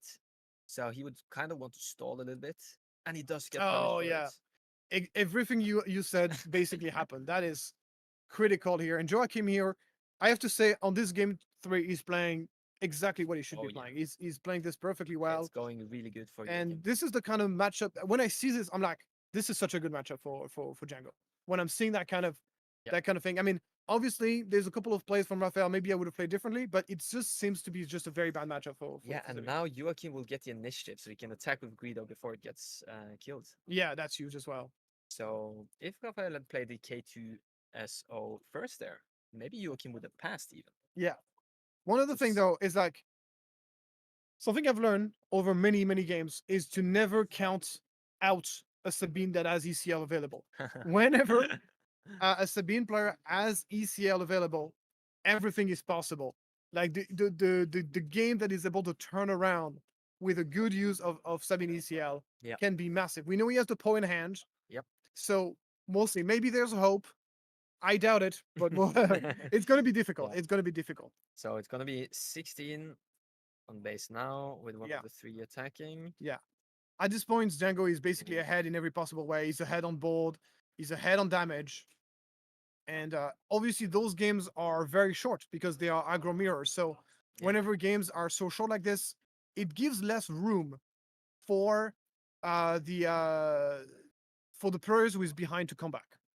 And interesting, Joachim decides to tap down the K to the soul, kind of playing a bit of the control here instead of going base with the Greedo. Oh, okay. He's firing off the Poe right away. He's not even waiting for Jango to come out. He's gonna go for the double kill, looks like. But that Yeah. means Sabine will get tapped down by the when defeated ability of the P38. But Jango has been spent. Oh yeah, Jango's been Mm. spent. Oh yeah, you're right. So That's no tapping. very good for Raphael. Yeah. He's gonna try his luck and trying to get rid of the Poe. Yeah. He needs to flip. That's Put the flip. Let's go. Let's see it. So he did He's put throwing. Oh, he's not getting it. lurking. Oh. So he did put the ping from the P38 on the Poe as Yeah, well. he was hoping, he was looking that. He was like, I'm feeling lucky today. Yeah. I'm feeling lucky. Let's roll it out. Did not pay off for him. But And now the crucially, Poe is alive. 2 left means it's in range for the Raider. Yeah, the Raider, and he's filling up with triple dark raid. Maybe he was like, that's fine. I got a plan B, triple dark raid. And now he's looking for the Raider. Let's see if he he gets First it. card. Dude, first card, guys. Oh, this is nasty. This is nasty. Without any hesitation here, Joachim pulling out the Raider, finishing off the Poe, and we are now with a Poe is dead and hasn't really accomplished a whole lot. Yeah. I mean, he did kill 2 units, which was And then fine, which was nice, but the on attack. So it's now 15. The one played, I mean. Yeah, so the Poe was kind of the silver bullet or like the last chance for Rafael there Yeah. because it would be able to take out Jango on the initiative next turn. he's going to take 7 here. He's going to take 7. There's going to be an attack from the Raider. There's going to be an attack from Jango. 7.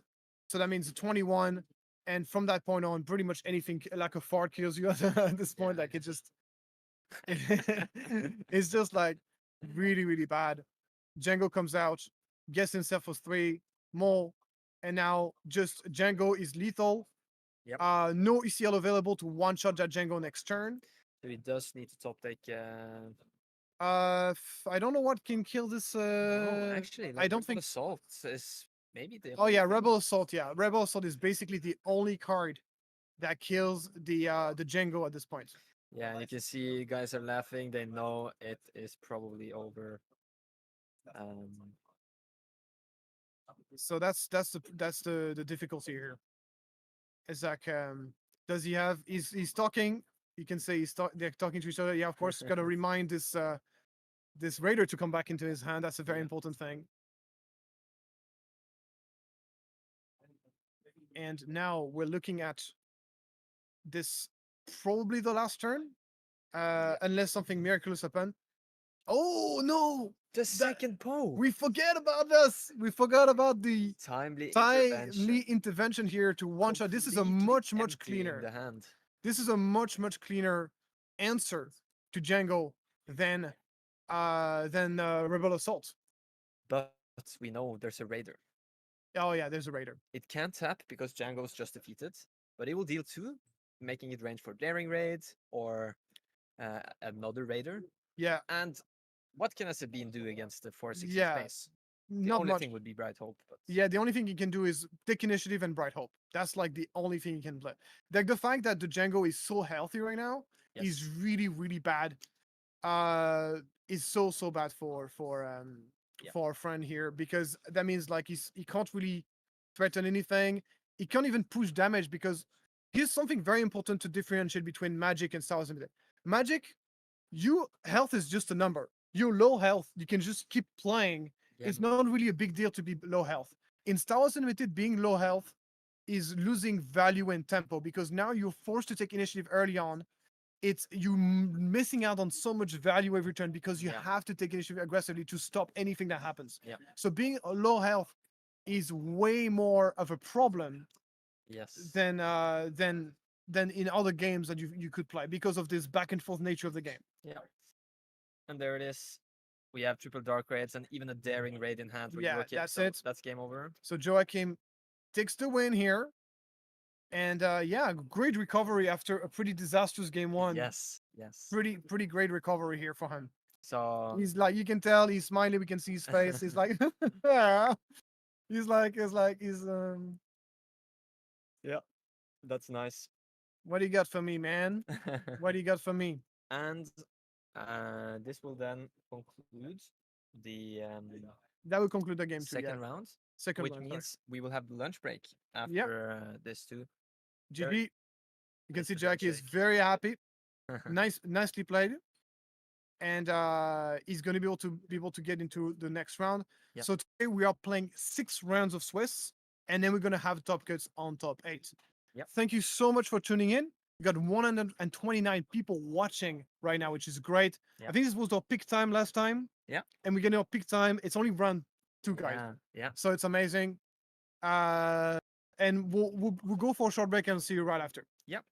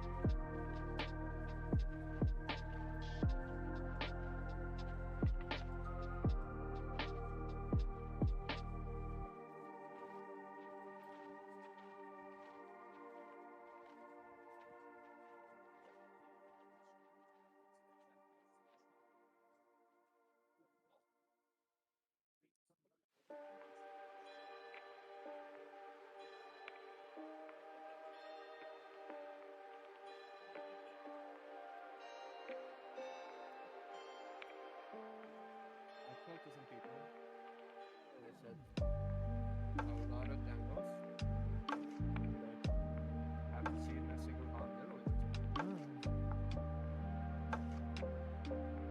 That can happen. It's not too much.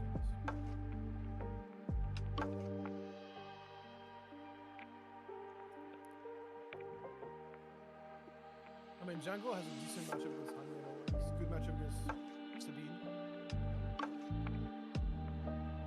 And if he goes under the radar, and remember remember Boba Red was super successful in the last tournament. There's a lot of people transition from Boba Red to.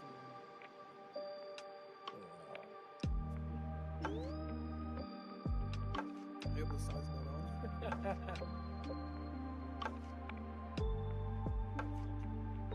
Huh?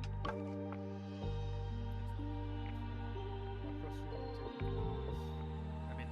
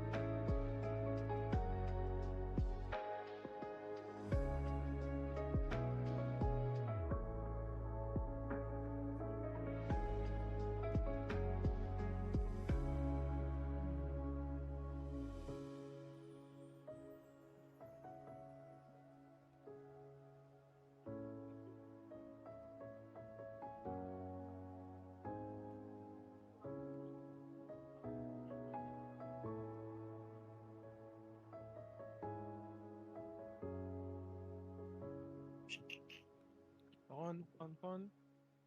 Yep. Ah.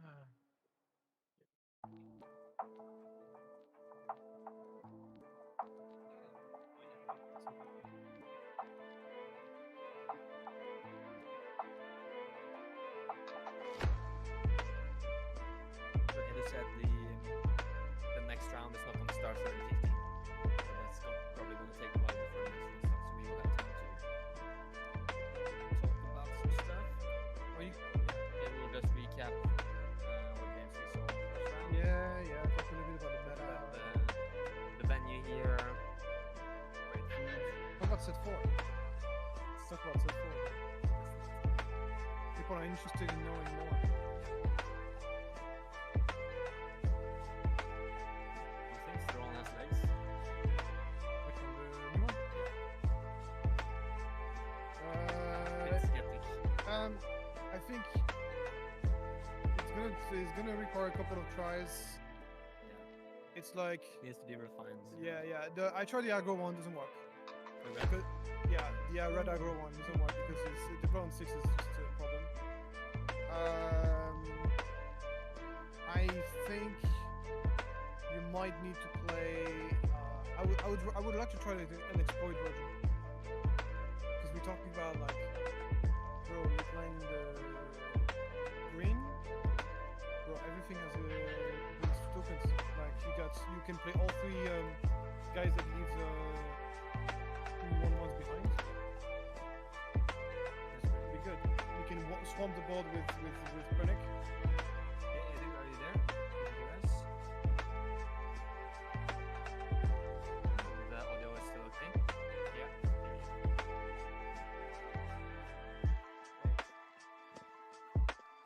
Then I'm taking off my headset so I can't hear you.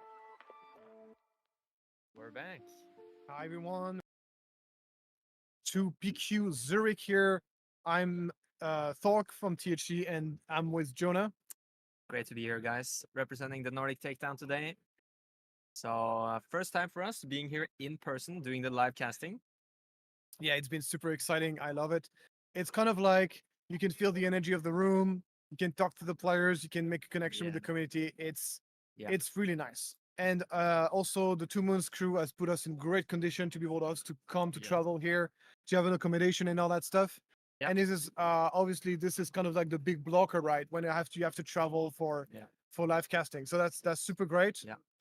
We just had the food truck outside with burgers and tacos, and the players are starting to sit down for the 3rd round. So we kind of have a setup here in the corner of the venue. We have the big screen behind us. In front of us, there's a couch, and then there's the curtain separating us with the main tables. Really nice space. No, it's amazing. So far we had 2 games. We got a Yoda versus Sabine Yellow. The Yoda Yellow took the win. And on the second round, we had a Sabine Green versus Jango Red, and Jango Red took the win on that one. So those were exciting and close games. Yeah. So you'll be able to check them back on videos later on. And I heard there's a lot of Jango in the room. Yeah. There's a lot of Jango. Not so many hands, apparently, as far as we know. I met one just now. He was 1-1. Had met a very interesting Yoda Green, actually, that took him by surprise. Yeah, I mean Yoda Green is decent. Like Yoda is playable on all 4 colors. Yeah. I think you can play red for full throw. You can play the double blue. The double blue is like was the most popular early on because it gives you like aggro. Yeah, it's also like I think vigilance and a lot of heals really helps you get out and buy sometimes for your 7 resource deploy. Yeah. And you still can go like you're my only hope, Kia di Mundi, that kind of thing. Yeah. So it's just it's solid. Yeah. You can even like ramp and then you're my only hope into something like a home 1. Yeah. 6, that's crazy. So we have Archon, LOTR, great coverage, guys, good audio and videos, great commentary. Thank you so much for the support. Thank you so much for those kind words. It's always feels great to have the good feedback when they're coming. And yeah, it's so nice. I feel like the field is very competitive. The community here in Switzerland seems extremely healthy. So it's always nice to see that all over the world, wherever you go, you can go in the world. I mean, at least in Europe and in the US, you're gonna find places to play. Yeah. And that's always great. Yeah, I was just talking to a local player here. They said that they have like 14 to 20 players each Thursday, so that's a pretty sizable amount. Yeah, for a weekly play, that's great. Yeah, that's and even enough to play draft, enough to fool around. It's good. Yeah. And yeah. So, how excited are you for this upcoming set for Star Wars Unlimited? I just want to jump right now. Yeah, I don't even need the light speed. I just want to jump in. Yeah, jump to light. Yeah, we want to jump into it. Yeah. It's the set I'm the most excited about since the release of the game. Yeah. Because as you know, guys, I'm a competitive player. I'm also a deck builder. I like to build new decks. I like to and the first 2 sets, especially set 3, did not really give me the opportunity that I wanted to really build like new decks and interesting stuff. Yeah. That's why you've seen fewer deck videos on my channel lately. I can tell you right now, this is going to change very, very soon. There's just so much going on in this new set. So many new things that are potentially powerful old decks are also getting new stuff as well. We don't talk Yeah. about this enough, but the old decks are Jango's like is getting new stuff. Oh yeah. Han Yellow is getting new stuff. Sabine is getting new stuff. Yeah. So that's going to be exciting. Oh, we have a comment from Bull. What leader are you most excited for in the new set, and why is it Boba? Imagine like Boba 2 Daimyo is which Could Boba are be, we could be. talking about? Yeah. Which Boba are we talking about? Yeah. I'm very excited for the Kazadu. Is that Kazadu like the guy from the Resistance? Heroism. The guys that removes like negative effects. Cunning. Yeah. 4 cost. I'm really excited about Thrawn. I'm really excited also about old leaders that are not necessarily like super competitive right now. Well, they're competitive, but they're still kind of tier 2, tier 3 decks. And now they're going to become so much better after the new set. Yeah. So I'm really excited about Gar Saxon. Something you got to understand, guys, is that decks are so tight in set 3 that even though new top tier decks are getting a lot of helps with new cards, there's their how much better they're getting is smaller because they are so tight that it's hard to find new space for new cards. So even if there's new strong options, Yeah. you're gonna have to give up something in order to include those new options into your deck. Yeah. So the decks are not getting strictly better; they're just getting more option. However, older decks, we're talking about Gar Saxon, we're talking about Mandalorian. the Mandalorian. Bull here. Yeah, those decks are getting strictly better because those decks were missing pieces. Yeah. And those decks are getting strictly better. Yeah. So that's something to take into account. So those decks are getting more help proportionally than the old decks, the old top tier decks are. With that being said, is that going to be enough for those decks to see play compared to those? Time will tell. Nobody can tell right now, but it is definitely something that at least is something to look forward to and something to take into account. Personally, I do like the new Boba. When I saw the new fire spray, the double red one for 6, I was like, okay, triple dark red this, deploy Boba, swing for 8s twice. Yeah, if your opponent lets you do that. Big if. Yeah, there's a big if. It's a very counterable. This is why I kind of like. I mean, you're gonna see my review of the latest cards probably going live probably on Monday, on Tuesday, because I'll still be in Switzerland tomorrow as well. But I'm definitely gonna talk about that 4/6 sort of can attack twice kind of thing. Yeah. My hot text is I think it's too slow, but we'll see. I guess. Definitely, when it doesn't enter ready, it's And the double red is a big deal as well, because triple dark red. If you go, no, you can't. Yeah, you can't play. You have to play out of aspect if you. yeah. You said you So, mentioned the new fire spray that with yeah, triple dark but red. on 6 resources, you can do it with triple dark red. Yeah. Okay. But I'll just mention I'm really excited for Vader and Piet. But we have no more time. The game is ready. Our producer has just pinged me, so we will go over to the game screen. Round 3. Yeah. Let's go. Let's see what matchup we get here. Come on, Edu. Yeah, there's always like a bit of a time suspension of a time lag. Yeah. But there's yeah, the reason why I'm excited for Piet is mostly the new Falcon. Like that has to be respected. And here we go. So we're ready to move on. Oh, very different game this time. Very different game. This is going to be Palpatine Yellow versus Bosk Blue. And if you know me, and if you know what I've done in Birmingham, you know it's actually the same matchup that in the semifinal that I played in Birmingham versus Yosera. So I know a lot about this matchup. Let's put it that way. So what can we say about it? This is not a good matchup for Bosk, and I'll tell you why. The problem with Palp Yellow is that Palp Yellow has so many ways to do value. It can outvalue the Bosk, no problem. It's very hard.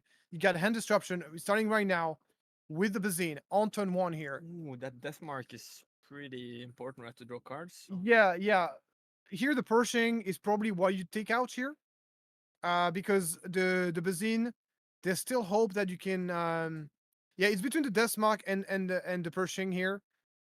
It depends on what he has in hand. If he has a way to deal with that with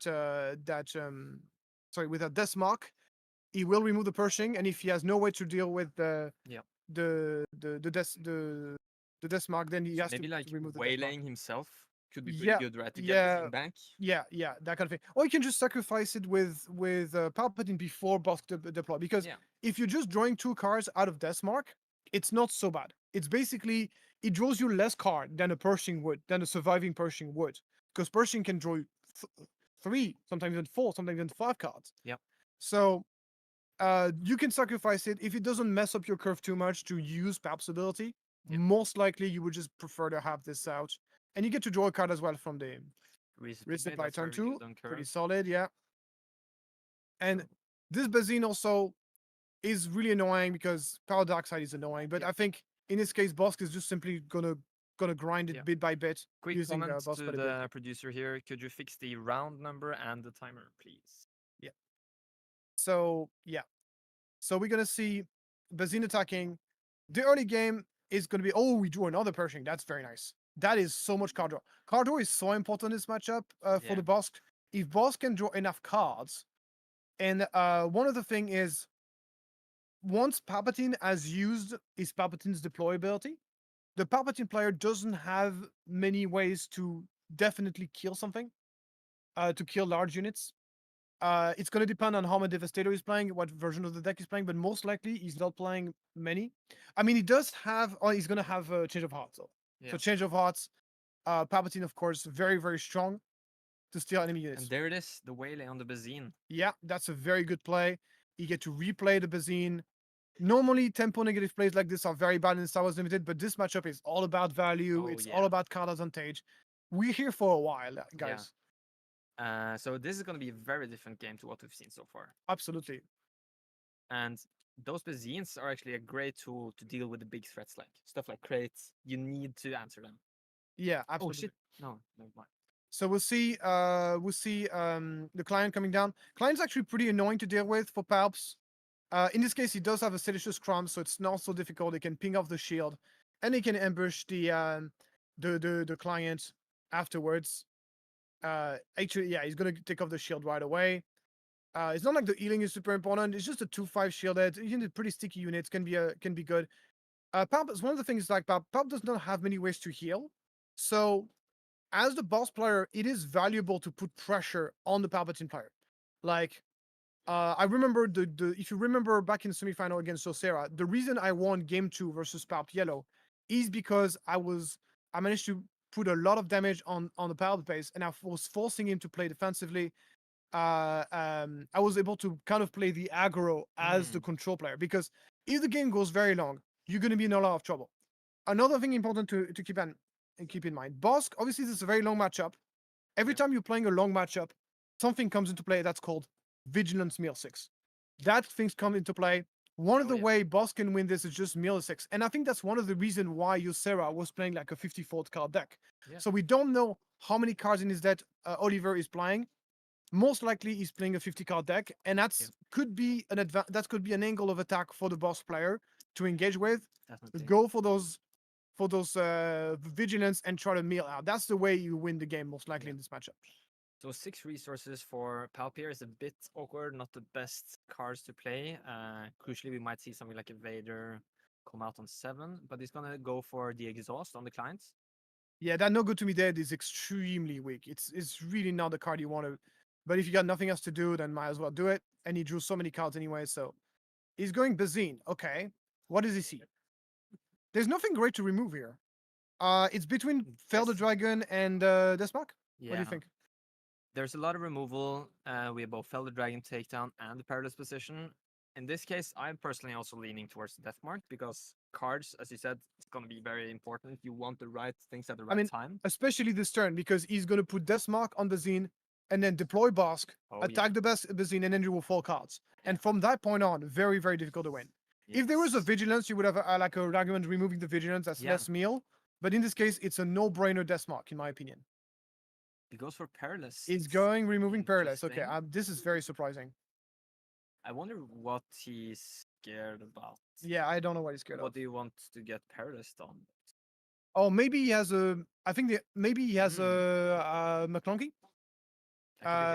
If he has McClunky, he can kill the Pershing and bring back the Bazine, and then he can just ignore the Deathmark. That would be, if he has that, that would explain why he made that play. No, he's taking the initiative. Okay, this is very bad for him. Yeah, this is very bad. Now we're drawing 4 cards with not only that, the boss player has also the ball position. That's a huge deal. Yep. He's going to be able to start attacking the base, dealing damage to the base. He has so many cards in hand. Yep. This is such a great position to be in for Bosk. Bull is commenting maybe he runs LTP. What's that What is LTP? abbreviation for? What is LTP? Probably a card. Yeah, I don't know. Okay, Bull helps out. What's that in the abbreviation? Let us know what LTP means. So, yeah, we're entering a news turn. Bosk is in a great position at this point. Yeah. He has the board advantage. He has a card advantage. He's not done drawing cards. he still has this Pershing in hand. Yeah. Drawing cards every game. Okay. Lurking TIE Lurking Phantom. TIE. Okay. Okay, that could be a line of play that he wants to get rid of the Perilous. Yeah, Protect this. absolutely. Yeah. But 7 is really crucial now, and the 1 damage on Bosk is gonna enable this Vader to take it out. So that's good. He's going to be able to take out the boss. But I think Bosk done his job, in my opinion. Yeah, Like, if yeah, you yeah. draw 4 cards out of Bosk, You're very and happy about that. yeah, here I think a Lurking TIE Phantom would be a good one. That's a very good point. Yeah. That removing the thing is, like, especially with like client in play. Yeah. So he's gonna have heal. The Lurking TIE Phantom is not really the. It's kind of a solution. It's a cheesy way to win the game. Like, it's not a reliable way to win the game. Anyway, he doesn't have TIE Phantom. He's gonna go with that P38. Yep. And start like grinding out this client. He could have gone after the Pershing as well. But yeah, again, the client is perfectly acceptable, and he's going after the Bosk, obviously. Saba commenting here, Change of Heart. That's a great card in Palpatine Yellow. but Absolutely, yeah, it's huge. Not really that good on this board states. Yeah, not yet. It's gonna be good afterward. Don't worry. Yeah. Don't worry about it. It's only a matter of time. The thing is, well, actually, one of the ways the thing that was very good about the boss player is like he has the board position with very small units, and that's makes it playing giant big units against Palpatine Yellow is very complicated, and that's the reason why this matchup is so hard for Bosk, is because Palpatine, between the stealing ability and the change of hearts, doesn't care about very large units. So it makes it very difficult. That's why most likely your win condition is going to be meal in this matchup. You're gonna see open fire from Bjorn here, taking out the Vader. Yeah.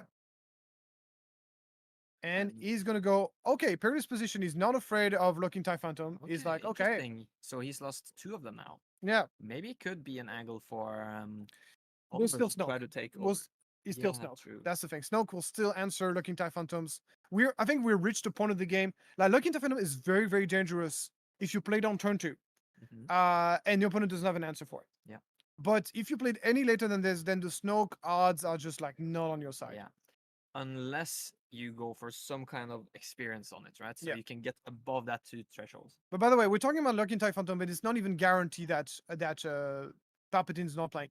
Is playing it. Lurking TIE Phantom is usually not something you play in Palpatine anyway. So we got a comment from Bull here. If he missed the ping on the P38, Oh yeah, that's possible, but then it's a missed trigger because I don't think it's mandatory. I don't remember if Pershing already had the 3 damage. Oh yeah, looks like they're gonna backtrack on this. I don't know if it's a mandatory trigger or not. I So think it's made. yeah, so anyway, so very kind. I don't know who reminded him, but that's not. Yeah. Normally by the road, it should not be reminding you the trigger, but anyway. So, okay. Oh, okay. This is Very early. this is a year. very aggressive Palpatine deploy. So normally when you have Palpatine, especially in such a slow matchup where you're not Mhm. under pressure, I mean he's literally at 30 HP. Yep. You do not want to deploy your Palpatine on something that small. Yeah. You want to wait on something big. Yes. Ping it off. Because just the fact that Palpatine hasn't deployed yet Yeah, is a threat. Like, it Absolutely. prevents Bjorn from playing the big things, because if it's just 1 damage, then yeah. it's gonna Now get Bjorn is stolen. going to be able to deploy big things, and he's starting off now with a Doku. So this is interesting. yeah. So it's actually something that we talked about. I actually talked to Bjorn Oh, yeah. before the game, and he told me Yeah. that he wanted to play. He wanted to try Kondoku. Yeah. He's not like crystal solid on it. He's just Okay. kind of like trying it out and see how it goes. And here goes. Change of heart. This is going to be the change of hearts. yeah. Palpatine combo. We got a comment from Edu here. It is the fancy Dooku Yeah, it's a fancy Doku. convention. Yeah. So that's maybe influencing the why he's playing it. yeah, why is playing So it. here he can steal Doku and then attack and kill it and draw a card. That's really good value. But once again, to be honest with you guys, I'm really happy to see change of heart going on such a small unit. Yeah. Because in the realm of Bosk, in the Bosk world, Kandaku is 5-4 shielder is small. Yeah. So at least you know he's out of one change of hearts. Yep. You know there's only 2 change of heart left in the deck. And that's huge because this matchup is going to take a while, guys. Oh yeah. But obviously, So- at this point, Bjorn is getting huge momentum after those 2 plays. But those 2 plays can be reset by a super laser blast, by something like this. So keep in mind that Bjorn drew a truckload of cards. So he has plenty of You can answers. in barely hand. hold them all. Yeah, he can barely hold all these cards. Yeah. Look at this. This is where being a good player really matters because it doesn't matter to get so many options in hand if you don't know how to use them. So Exactly. this is where we're going to see. Okay, we're starting off with Charleston. Chancellor. I love Charleston. It's big enough to hold on Palpatine. It might actually bait another change of hearts. 3 takedowns. 3 takedowns. Okay, not ideal in this matchup, but That was the last card there. but that's a very smart. It's very smart from Bjorn to show bad cards. Yeah. Because whenever you're playing Charleston, you want to show card that don't matter. Yeah, Because you obviously. you don't want to give free info to your opponent. Yeah. So very, very smart from Bjorn to show those triple takedown. It's like, well, okay, well, you're not really giving out I much have takedown. information. So now Oliver is thinking about his next play. This is the moment of the game where he can start dropping a maul. No underworld unit, unfortunately, to really redirect. It looks like he's going to go run head to it. Even if he sacrificed the Confederate Courier, is not enough damage to kill that. Yeah. So the maul is not that good here because the space unit is not underworld, right? Yeah, no space. Yeah, it's a separatist. The last of the 4 cards revealed was Felder Dragon. Yeah. We'll see the takedown coming on the Palpatine, which is great. It's a very efficient way to deal with it, and he had actually 4 whistles left. Maybe the Palpatine should have stuck first with the Confederate Courier. So To gain some Yeah, action advantage. and here, as I said here, okay, this is a very strange. This is a very, very strange line of play for the Palp. He obviously should have played Maul first, so then he doesn't damage his Palpatine for no reason, and he would have had the Palpatine alive. And actually, having that Palpatine alive would have been great because then he can attack and just sacrifice the courier, draw a card, and that would Yep. have been a lot of value. So a bit of an inefficiency here coming from the Palp yellow players, Yep. and that puts the Bosk in great position. Keep in mind that, as I said earlier, I think Palp blue win condition is meal in this matchup. Really is the primary win condition. Bosk's win condition. Yeah, Bosk win. Sorry, I don't know if Bjorn is aware of this, but I think that's the win con. Yeah. I guess now that Palp has flipped, the Crate Dragons will be an issue. Yes. Basically, now the only real answer to Crate Dragon for Oliver is Change of Hearts, which we know he has probably 2 left in the deck. Yeah. Probably. So that's not a lot. And then you're still taking 6. And you're still taking 6 here. We'll see here. Oh yeah, he's Very took good. Bjorn and all that exchange did take a little bit of damage on his base. Yeah. So I love this play here. Very efficient. Even though you're only healing 4, the fact that you only have to use the Ping. Bosk ping. This is ideally how you want to deal with 1 health unit because those 1 health units are so annoying. Yeah. He's gonna bounce it back into your hand. Okay. Interesting. I think that's okay. Yeah. And another child. And another Charleston. I love this. It's another bait for Change of Hearts. Charging Super Laser Blast. Yeah. Vanquish. A 6/6 kind of has to be respected, right? You can't just leave Absolutely. it. Yeah, you can't just leave it on the board. Yeah. You have to trade it with. You can't kill it with unless you find P38. You can't kill it with Vader. He has to trade with them all. It's just not it's not good either way. Confederate Courier, very smart from Oliver. Oliver did a very good job at playing around Power of the Dark Side the entire game. Yeah. It's very important in this matchup. Always have like a small units and has to play a takedown. That is not an efficient play here from Bjorn. But he's like, I need to get value out of those. Oh, that's a cool token there. Are those like 3D printed, I think. Yeah, is that like there's some exclusive 3D From, printed token from TwoMoons. TwoMoons. Very nice. And that's gonna be sacrificed to Palpatine to draw a card. This makes me think that he's holding a Vader in hand Oh, because otherwise you wouldn't getting do it that. down to 5. I mean, getting the card is good though. Yeah, but I think that 1-1 into play. Once again, play around Power Dark Side, playing around Avenger, playing Yeah. around Merciless Contest. That's very nice. We're just gonna see Emperor's Royal Guard here. Gonna get not that much value out of it because of the 6 power of Chilson. But we're gonna see Bjorn just wants to start attacking the base now. Yeah, I would love him to start attacking the base, to be fair. Because this matchup is really like that. Like, you need to put pressure on the Palpatine player. You're not the control player in this matchup. You really have to find a way to finish the game. So I don't know if he understand that. Like, this is something that it's a very subtle way. It's really we need to play that matchup a lot to understand it. It's a very subtle thing. So you attack base, very good. Yeah, very good. That's why I said I think it's the way you win this matchup. You put some pressure on him, and since he has Sentinel, this Royal Guard is not doing not doing anything. Sorry, before that comes to play. Currently, Lauren is gonna heal 1 here. Yeah, I like that Yulara in here. It heals, it protects against Power Dark Side again, and it's time to drop the big guns now. There you go. That's a huge Palpatine here. Another convention exclusive being flexed on stream. Oh yeah. Bjorn has the money, that's for sure. Like that's some beautiful cards right there. And we're about to see like something I'm very excited for the upcoming Carbonites boosters Yeah. is that we're about to see so much more pimp, guys. The Oh, yeah. pimp is gonna be real. We also got a showcase showcase Bosk as well. The What? he has a showcase Oh Bosk. yeah, yeah. yeah. Yeah. Bling, bling, bling. Yeah, bling, bling, bling. But like, yeah, there's gonna be so much bling going on. I Yeah. cannot wait to see those how's it called? Prestige cards Yeah. on the board. They're gonna look so nice. So we're gonna see Salacious Crumb healing the base for another 2 with Yularen. We got the comment from Edu. Björn is a true Swiss player, only missing the Rolex. Only missing the That's right. Rolex, yeah. That's disappointing. Yeah, that's for sure. Maybe he sold the Rolex to be able to buy the. And Oliver is showing us here the power of Palp's ability, being able to kind of recycle those cards. Yeah. Yeah. On the Silicious Crumb is good. At this stage of the game, Silicious Crumb is not good at all. Yeah.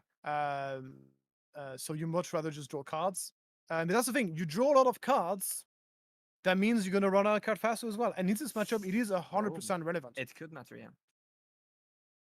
So, as you guys know, game 1, it's always very important in these control mirrors. Yeah, because this game is gonna go to time 100%. 100%. So we'll sing here them all. I'm actually disliking now the sacrificing of Celestius Crumb because he could have redirected the damage.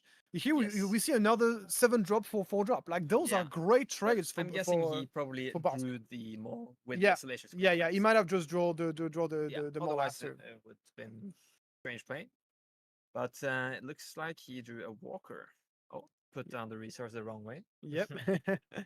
So at this point, as we said earlier, this is a great spot to be in for Palp. He's in control of the board. I love him attacking for boss. For boss, sorry. Yep. He's basically killing the board, keeping there should be some overwhelm damage on the base. You can tell Edu isn't. Edu? Yeah, they're gonna do it. Nice. So I love him cleaning up the thing. Obviously, he's getting overwhelm damage, so it's good value. Should be 2 damage on that Palpatine unit. Yeah.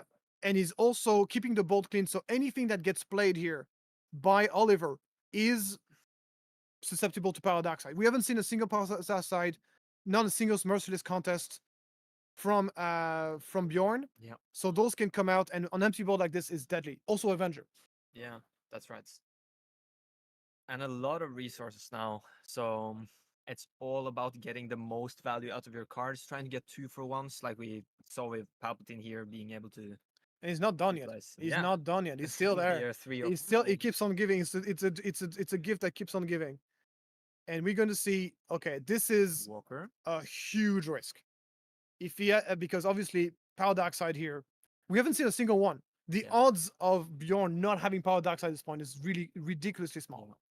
And obviously that's very bad value here. Maybe he's trying to like bait out an Avenger, which he can then steal with next turn. Okay. He gets vanquished. Not too bad. Could have been worse. Could have been worse. You think he's trying to bet the Avenger? Yeah, you think? I mean, at this point in the game, I would say the odds are. Okay, that's not good to me. That doesn't feel good at all. Yeah. And now, very smart. Bjorn is playing this exactly as he should be.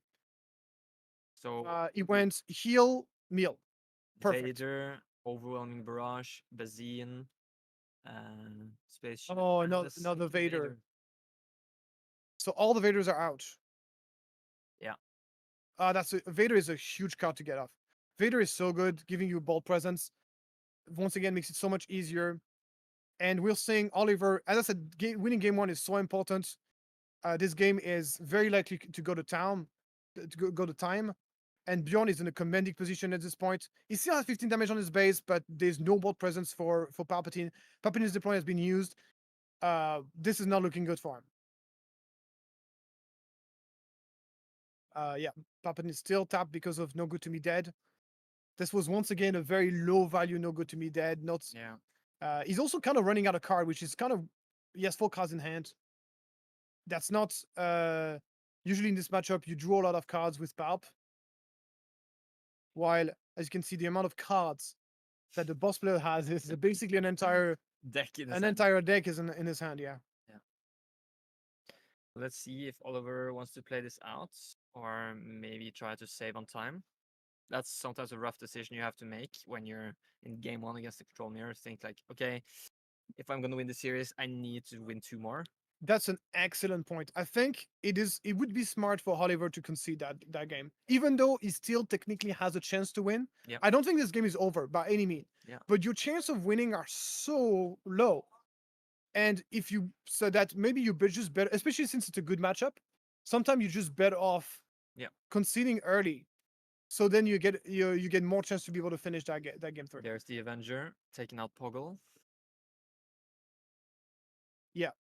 After that Avenger, I think it's I would consider 100% after that. So he might have a change of hearts, but He needs to have initiative if he wants to change of hearts. Oh, Skilled Devastator. Devastator. That's nice. we know Bjorn has Fell the Dragon, so Yeah, this is an easy kill. he gets it even with the power. That is huge. Yeah. That is rough. That is rough, but to be honest, this was yeah. He's as I said, I think the right play here is game 2. Let's go to game 2. That's the might been the right. Maybe Palpatine has some Palp's Return in the sideboard. Absolutely. Those are really good to be replaying those Devastators. Yeah, if he plays Relentless Palpatine in his sideboard, his win rate increases dramatically. Yeah. And that's another reason of conceding early, because it gives you that you know that the your win percentage. Because guys, pro tip, it doesn't matter how much your sideboard doesn't matter if you're not finishing game 2. Yeah. If you're not finishing game 2, your sideboard doesn't matter. P38 tapping down the Palp. But maybe This is not Jango, dude. Yeah. It's just attacking. Yeah, but here's the thing. Oh, sorry. Another thing also is that I think one of the advantages of playing control sometimes is that some people just don't know how to play against control. And that gives you a big advantage as well. Like you can see Oliver is maybe not used to play against control so much. And that's obviously an advantage whenever you're playing Bosker. Yeah. And Bosk, in my opinion, is one of the highest form of control. Like super hard. It can go above something like a Palp. Yeah. It just makes it just changes the game so much. A lot of people don't like playing against control because they don't realize that it's a different game. You are playing a different game. And as we're gonna get into deeper and deeper in Star Wars Limited, you're gonna have those kind of very weird decks appearing, and you're gonna realize that there's more than one way to play Star Wars Limited. Oh yeah. The game goes way beyond than just playing mid-range and aggro and that kind of thing. It goes way beyond that. So I'm very interested to see if we're gonna have any successful control decks in the next meta, because it seems like the current meta is very fast, and it's probably gonna stay that way with all the pilots and stuff. So yeah. With that being said, one of the best way to deal with pilots right now, at the exception of Chewbacca, is removals. Yeah. Especially the sequencing of passing turn 1, removal turn 2. That sequencing is deadly in the new meta, because not only are you killing a unit, you're also preventing any pilots from happening. Yeah. Okay, so Oliver got initiative here. He will be Droid Commando, great. ambushing in. Yeah, that's one of the best ways to use Droid Commando at this stage of the game. And we're gonna see Bosco killing that's huge, killing that P38 for free. Drawing 2 more Ridiculously counters. good. and we're probably gonna see Bjorn starting piling. Yeah, I think he has one more vigilance, and the deck is almost empty. So we're probably gonna see him starting playing the vigilance here. Another joint commando coming down, not a threat really for the boss deck. Very easy to deal with, especially with the amount of cards. Yeah. Yeah. He could actually go, And it's 3 health, right? So it can Yeah. be taken up by vigilance. yeah. Or a Dooku. Or Doku. Doku works too. It's very cool to see this rather unused card. Yeah, it's Oh, with getting the Cat captured. Bane, not a threat. Very easy to deal with for. Are we for watching boss. the Clone Wars or Stars and Liberty? Yeah. So here, just a simple power dark side. You get back your dude. Boo was commenting, did Bjorn choose not to draw? He did, in fact, draw 2 cards from Yeah. the upgrades. I think he did. Yeah. Yep. So yeah, no, it's such a value play. Being able to kill something. This is the reason why Bosk, in my humble opinion, is the best control leader in the game. Because the ability to kill units for free Yep. is huge. Oh, interesting. The boss player decided to keep initiative. Okay. Maybe he wants to use Power of the Dark Side here. We've only seen one so far. He would have played it right away otherwise. He would have played if he had it. Yeah, that's right. Yeah, Still has it's to a play. very weird Maybe an Avenger. hit the maybe an support. Avenger. Yeah, that would be the only major thing that makes me think that he took the initiative here. I find it hard to believe though that he's out of answers with the amount of cards he has in hand. Yeah. And you can see Oliver's very few cards in the hand. At this point, any vigilance here puts him pretty much in a losing situation. He's also behind in HP as well. Yep. And don't make the mistake to believe that HP doesn't matter in mirror control. It absolutely does. Yeah. Okay. Yeah. Especially for the Indeed, middle. that was the Avenger play. Yeah, as we were expecting. Yeah, Boo commenting, Oliver needed to scoop 5 minutes ago. Yeah, absolutely, 100%. Yeah. It is definitely consideration. That's more than a consideration here. It's like it's the right play, but it is what it is. He might not be used to playing control in the tournament setting. Sometimes also people have a tendency they will train without time constraints, Yeah. so they don't realize that time actually matters in tournaments, and so they will play the game as if we are playing like an unlimited time game. Yeah. So that's another thing that can happen as well. That is important. Counting the card here, that's 6 card, exactly 6 card, I think. He has only 4 resources left. So no vigilance this turn, but he can play vigilance still next turn. Still gonna be good. He doesn't even need to play vigilance to be fair, but Yeah. he doesn't even need to. And look at this. Oh my god, so many threats. If you don't have super laser blast here, that's gonna be very hard to recover from this. Carlos commenting, come on, Endless Legion for 16. Yeah. Definitely be cool. Ooh, sneak attack into Devastator. That's very interesting. Oliver is not dead yet. Let's see. He can obviously do 2 for 1 here on the Avenger. And we've only seen 1 change of heart. Yep, So still he could maybe- Yep, two change of heart left in the game. And he decides to go Nice. 10 to base. Yep, He decides to go 10 to base. That's huge. very cool. Wow. Like, look at this. And another sneak attack. out If of Oliver win this game, guys, I'm gonna flip the table. I warn you, I'm gonna flip the table. This is wild. This is wild. I don't think it's only gonna has happen, one but card yeah, in yeah. hand. He knows he's on his last legs. It's the last. It's the how's it called in English? It's your last. Silver bullet. It's your last draw. I don't know. Yeah. Going to base. So now Bosk is down to, but he still can heal. This is something with Bosk is that putting him like low HP like this, if you don't have a board, it's not that big of a deal because Bosk can heal up, Yep. no problem. And he still has this insane board. Decides to attack first with Avenger. Okay. Oh no, never mind. So what happened? Why- Maybe we saw a pass there. Passing twice from Oliver's side could Uh, be the reason we. No, don't- because he didn't deal all the damage. Maybe the Avenger was no good to be dead. Maybe. Yes. Ah, okay. Yes. Okay. That was the third no good to be. Yep. Okay. Top play- hit on Lauren. Yeah, that's Very great. good. This Yularen is dead. He's gonna heal the base up to 6, and all that Avenger that Devastator play is gonna end up not being so good. Yeah. And You think in that situation he would rather want to attack Devastator into the Avenger, or it doesn't matter at that point? I would have done like at this point. I think it depends on what he has in hand, but 9 times out of 10 you would attack the Avenger. But to be fair, regardless of what he does, he's cooked here. I don't Bjorn think. has so many cards in his hand, so he Yeah. probably has. all And the you're running out answers. of time. You're running out of cards. So Yeah, right. We're still in game one, 30 minutes into the round. So we will probably either see a 2-0 or a 1-1. yeah. So yeah, this is a good palp. Dealing with both units and heal up to 6 and putting another threat on the board. That is just simply just overwhelming here at this point. If you're wondering, what are those tokens on the board here? Those are 3D printed token from TwoMoons, exclusive tokens from TwoMoons. They look very, very nice, and that's one of the the perks you get from going to the store. I mean, I don't Yeah. know how you're supposed to get those, but Yeah, that's right.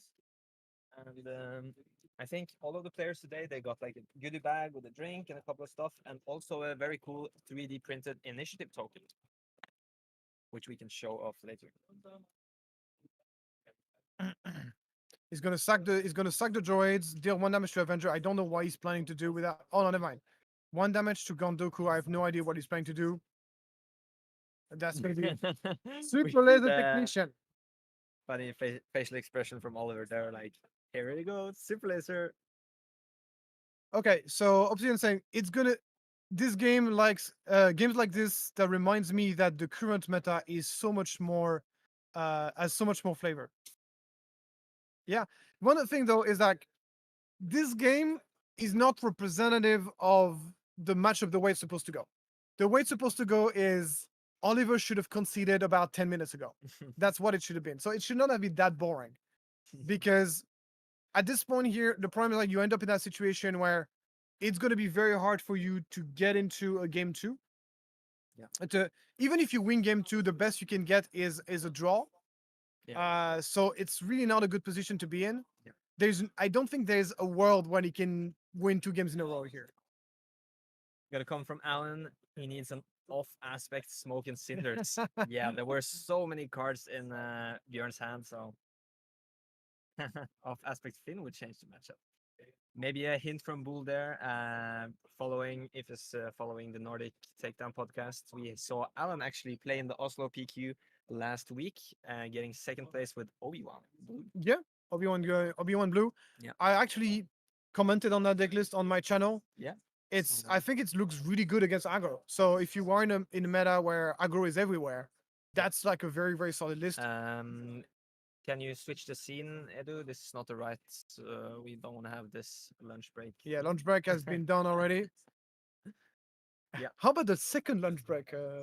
How about second lunch break? But we want to try to get back to the game as quickly as possible.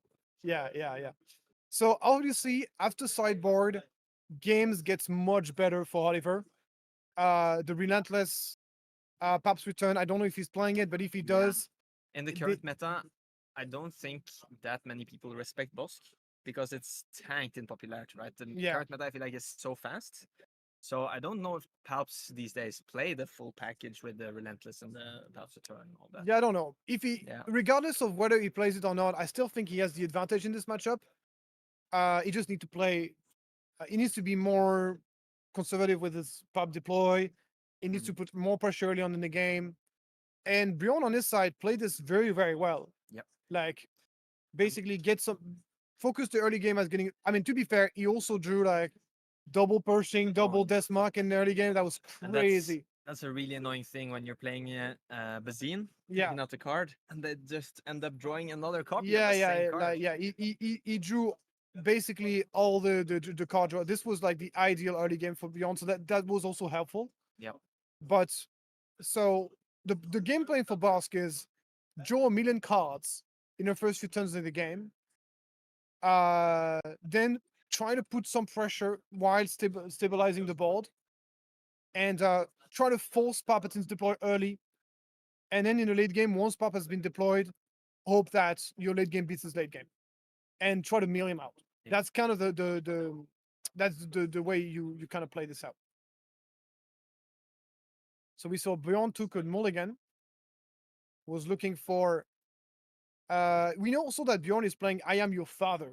Oh. Oh no, he's not. Never mind. Sorry, never mind. I actually told him about that tech, Yeah. and he told me he's not playing it. So Okay. yeah. I don't know if it would be so useful in this matchup because in this matchup you almost, as Oliver, you almost always take the seven damage. I Yeah. think so. It's not that good. Alan Clements. Joke aside, I think Smoke and Cinders as a sideboard for heavy control is not insane, especially given how many resources we are playing. Yeah. Yeah, I mean, Smoke and Cinder is not bad against hard control, but I think there are better things to do, in my opinion. Yeah. I think the problem is like it is quite situational because not all the time the hard control deck is going to have a million cards in hand. And we see the Bazine taking out Deathmark once again. Yeah, and this time no Pershing turn one here, so definitely a better start here for Oliver, even though it is a very similar start than last game. Yeah. There's also that new, like the Profundity. There's that new Yes. ship that is going to be so good against control. If you're playing against a control player that has loads of cards in hand, comes to play, discard 2 cards. When he dies, he does it again. Absolutely nasty. And he leaves the 8-9 overwhelm on the board as well. Oh, That yeah. is so good. Yeah. Let's see. Yeah. So we're getting to there. That's gonna be a I like the client play here. I like put a little bit of pressure. Yeah. And maybe the client can slowly but surely kill the Bazine so that he doesn't have to spend a power dark side on it. That's good. Because it does feel very bad to spend power dark side on the Bazine, I can tell you that much. Yeah. Resupply yet again. Resupply again, always nice. Yeah, so Alan agrees. Profundity is a great card. I think it is, but right now when I've been building decks in those colors, I don't feel like It's it's too enough early. control. Yeah. It's too early right now. Yeah. You cannot like it doesn't make any sense to play Profundity right now Yeah. because we don't know what the meta is going to be. Nobody's playing control super early on like Yeah. this Exactly. because it's impossible to play control in a meta that is completely blank. Yeah. However, as I said, When it later on, settles, when yeah. it settles, it's going to be a Okay, so Oliver's just hitting the base here. Bjorn taking the initiative. 4 resources now. We might see another Chilson. yeah. Charleston is good here. It puts pressure. It's we're not at a stage of the game where the Palpatine player has clean answer to it because it's still early. Yeah. So that's really helpful. And really early Charleston is one of the best way to win again. Actually, the game 2 once again of semifinal PQ Birmingham, the way I won that game 2 is because I had Charleston early. I put tons of damage into base, forcing Yulsera to play defensive to play less value. Yeah. And that was a pretty big deal. So we're gonna have Bjorn attacking the Bazine. I think he used bounty. Oh, he used the bounty. Yeah, that makes Okay. sense. So this is another way you can kind of grind out the health of the very slowly and methodically you can grind out the health Yep. of the Bazine without having to spend a card. Oh, he's winning his own. Okay. It's a decent play. Bazine can get some value By being future turn. replayed, yeah. And that's going to be a pillage. Okay. So Bjorn is playing pillage after sideboard. I don't like pillage in this matchup personally. I mean, it's a 2-for-1, but the Palpatine player has just so many ways to draw cards. And as we just saw, they have a lot of cheap units. Yeah. So just got away with Poggle and Colonel Yoda. Yeah. So I'm not a big fan of. I actually don't think pillage is very well positioned in the meta right now. Yeah. Um, Honestly, it's good against Han Green. It's not good against Han Yellow. Yeah. Because too many small gold, but it's good against Han Green. Oliver decides to replay the Bazine here. I think personally, I would prefer to resource it to kind of keep the card advantage a little bit. Yeah, But- yeah. It is also nice to get a unit on the board. I mean, as I said, Palp has just so many ways to do card advantage. I don't think it's going to be running out of card is really an issue with Palp. Remember, he also did like a Whaley's on units as well, so he got some card back from this. But yeah, we'll see him approaching. At this point, it's still anyone's game. I think no players are really be able to. So he's gonna do like the bounty again. I think his plan is just to try to grind out the health of this. So maybe deal 1 damage to it and then finishing off his player's position. I think Oliver, yeah, he's still resourcing here. He is on 6 now because of the resupply. Yeah. So he gets a bounty on that Bazine.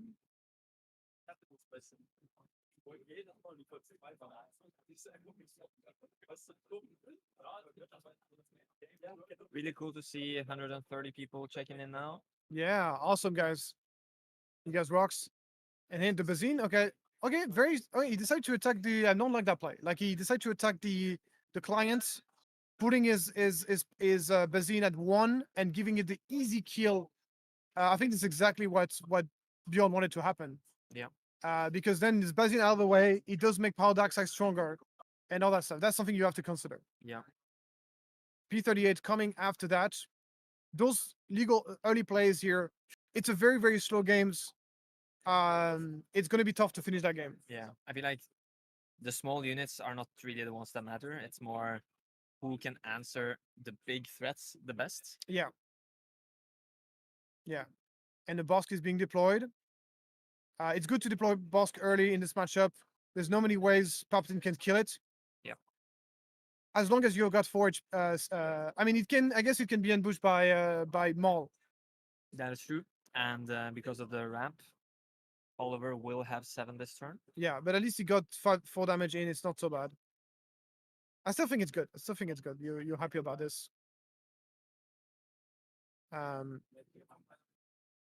So yeah, at this point, Maul is the best play. But then after this, Maul goes down to 2 health. Easy to clean up with the clients. Yeah. And that's gonna be a Vader. Maybe if he finds another P38, could take out the Bosk. Yep, that would be awesome. This is why you always want to resolve the one play trigger first. You want to see what comes out, and depending on what comes out, you make your decision on what you. Exactly. Yeah. Bazine is also a pretty nice card. You can find in Cunning Villainy decks. Yeah. Oh, we see a Devil Oh, yeah. there being put on the bottom. Yeah, not ideal. P38 has been found out. He did find a P38. Just looking at his options. He's going Silicious Crumb. Okay, interesting. Here we go, heal. He's And going Bazine. Bazine and okay. That's okay. nice. So you're probably taking out the pillage here. This hand is not great from Bjorn here. Three. Oh no, it's not 3. Then it's a Vigilance. I think you take out the Vigilance. Yeah, Vigilance is pretty big. We saw last game being able to mill out pretty key cards. Bodhi is like Vader is the same as having a child. See what comes out, then name. Very true. What are you saying about that? You want to see how ugly the baby is first? No, you want to see if it's a boy or a girl. Okay. So he takes out the Vigilance here. Smart play from Oliver. This is 100% the correct play to take out the Vigilance. We know that Meal is a good win condition for controlling this matchup. Yep. So it's a very smart play today to get rid of the Vigilance. And Vader, what is great here is that this Vader is still out of range of being killed by Bosk, but it's in range of being taken down, and it's exactly what Bjorn is going to do here. Yeah. So pretty good for Bjorn here. He will be able to take out one of those smaller units. Yeah, Silicious Crumb is so annoying. It's such an annoying card, and also it's once again you want to clean up the board as much as possible. Yeah. Make your Power Dark Side strong. Make your Merciless Contest strong. Makes your Avenger strong too. And it will stop Vader, Palpatine from drawing cards with his leader ability. So Exactly, yeah. pretty good. Palpatine makes such a good use of those small units. Definitely. So with 12 minutes left in the round, let's see if we can finish this game. We'll get an entertaining game regardless. That's Yes, that's good. But yeah, for sure, you should be able to finish game. Like basically, this game is whether it's going to be a draw or a win or a clean win for Bjorn. Yeah. It's one of the two. Pidge coming out. Oh, did he only have 2 cards left in hand? Remaining cards. Wow. And now we see a situation where it would be nice to have a Bazine to smuggle. Yeah, you were talking about this earlier, but Pillage ended up mattering here. He didn't discard anything crazy, but just basically putting the Palpatine empty-handed. Yeah. It means that Palp is no play now. You don't want to deploy this Palp into Yeah, nothing. in my opinion, that's really, really bad. Um, so you just want to take the initiative here. Yeah, yeah. I mean, the big deal. So Ball says not that big of a deal. True, he hasn't discarded anything big, but just the idea of making Pap basically play nothing.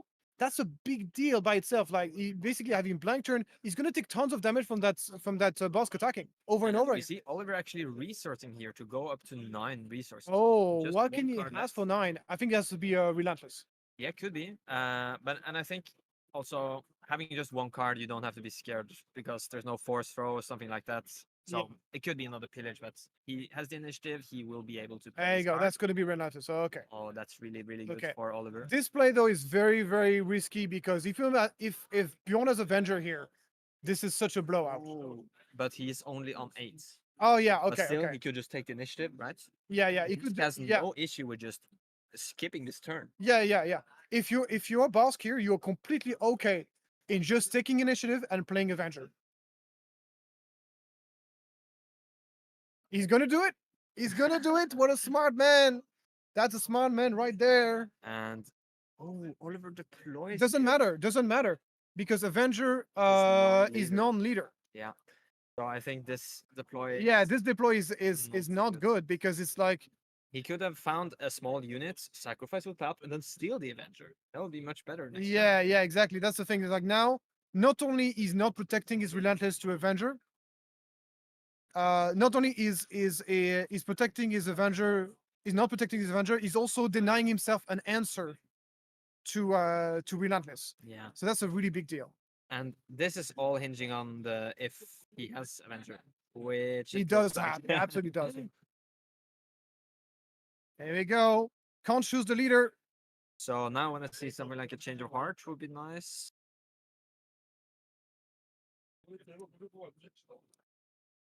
Hmm. He doesn't And, have it. He goes doesn't for have the it. bait. Yeah, Yeah. yeah. Kawele would have been a good tempo play.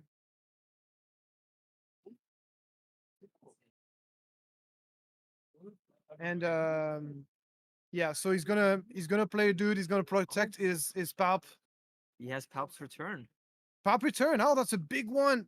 This is what we were talking about earlier. Yeah. The combo relentless Pap return, and now he has tons of protection for that relentless, Oh, but he doesn't have enough resources, right? doesn't he? Oh yeah, yeah, yeah. He still has to pay.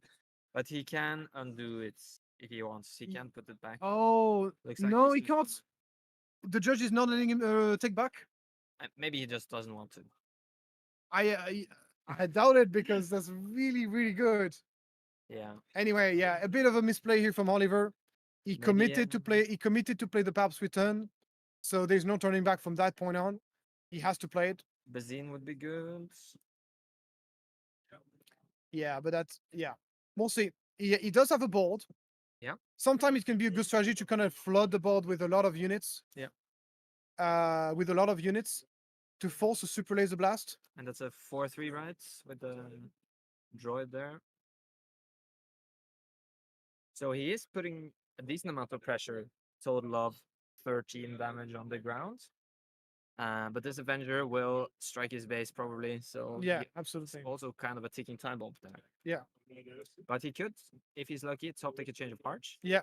Which it looks like an event. Maybe it is. We'll see how it goes. We're going to be into and tap it. With 7 minutes on the clock. And we get into the next round. The thing is, like, he wants to force the super laser blast if he can. That's, I think, the dream scenario for him. But regardless, like, finishing this game is and maybe he can get the draw from it. Oh yeah, he's forcing the super laser blast. That's it. So Yeah. that's a very good outcome for Oliver, and that's the best outcome, sort of. Yeah, But yeah, it's making this game so slow now. he's now he's relying on the top deck to have anything good to play. I Yeah, think. yeah, and Oliver, Bjorn has just so many cards in hand. I Bjorn's think there's no way he wouldn't have the super laser blast at this point. Oh, the pop return, a That's second one. great. You gotta be kidding me. And now he's getting relentlesses, and that's such a big deal. That's such a Yeah, big deal. and having the droid now is pretty good against a second Avenger. And he has a droid as well to protect against the Avenger. That's huge. Yeah. Maybe there's hope. Maybe there's hope for Oliver to scrap that game.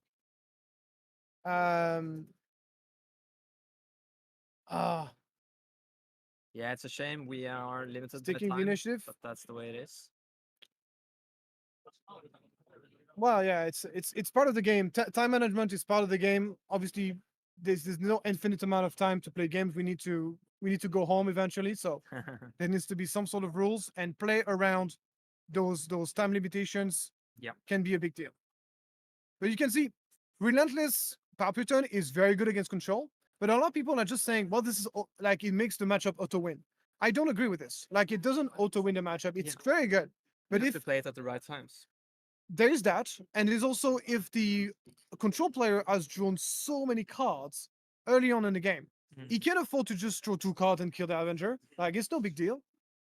Yeah, that's true.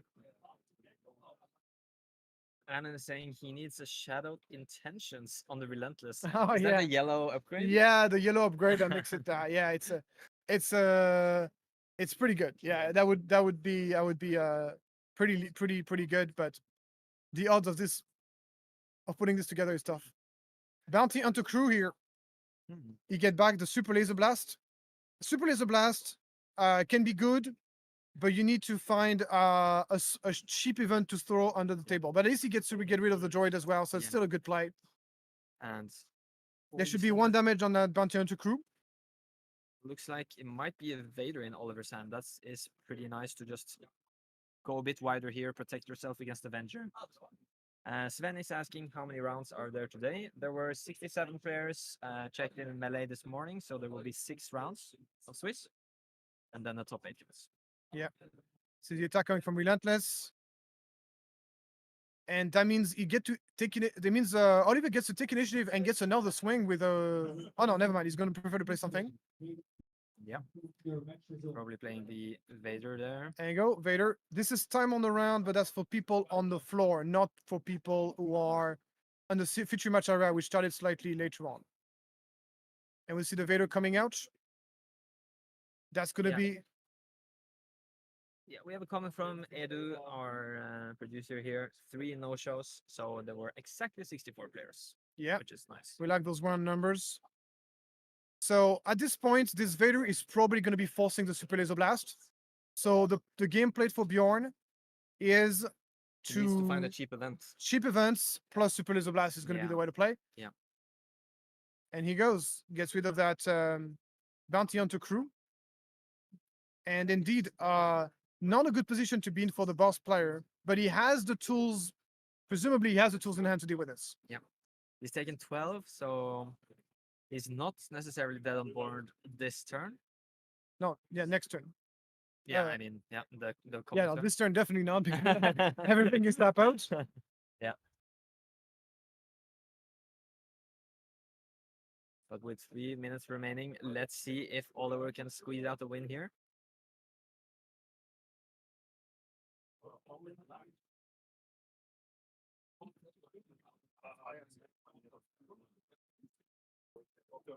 Let's see if Bjorn has the answer. At the very least, he's going to have to take at least 1 hit for Relentless and go down to 20. So maybe a power here to Yeah, that's going to be trigger. blanked. And he has exactly 8 left over for the Super Laser Blast, so he's Yeah. going to do it. He will go to 20 damage. Yeah. And at this point, Bjorn is fighting for his life. He's Whoa. fighting for a draw. He's fighting for a draw. So there's still, for Oliver, regardless of the result, it doesn't really make much of a difference for him. Yeah. Because a draw and a loss is the same thing. Yeah. But Bjorn is fighting for his life. He's fighting for his win. Yep. And it would be a great result for him to win this because this is, as I said it earlier, and I say it again, this is not a good matchup for Bosk. And here the follow-up play here for Oliver. Yeah. This is a lot of units, but those units are not dealing much damage. Yeah. So Oliver is in top deck mode, so getting something like a sneak attack devastator that Bull commented, and which we saw in game 1, would be nice, but it's gonna be difficult to get those exact cards he needs. and it's also going to be hard for Bjorn to not have an answer because he still has a truckload of Oh, cards yeah. in hand. Yeah. Like a perilous position answers that. Yeah. Any removal answers that. Fell the dragon, of course. Exactly. That kind of thing. That's a Ooh, beautiful vigilance. vigilance here. And he's not going for the meal here, and that's correct, obviously. He doesn't care really about milling out at this point. He just wants to stay alive. Yeah. So he's winning this match 1-0. And with time possibly going in this action phase, then it might be impossible for Oliver to win the next action phase. But let's see. Björn will be taking the initiative, so no. And that's going to Playing be, top target. yeah, top target. He cannot bounce his own crumb here because he's already tapped. So this crumb is most likely dead.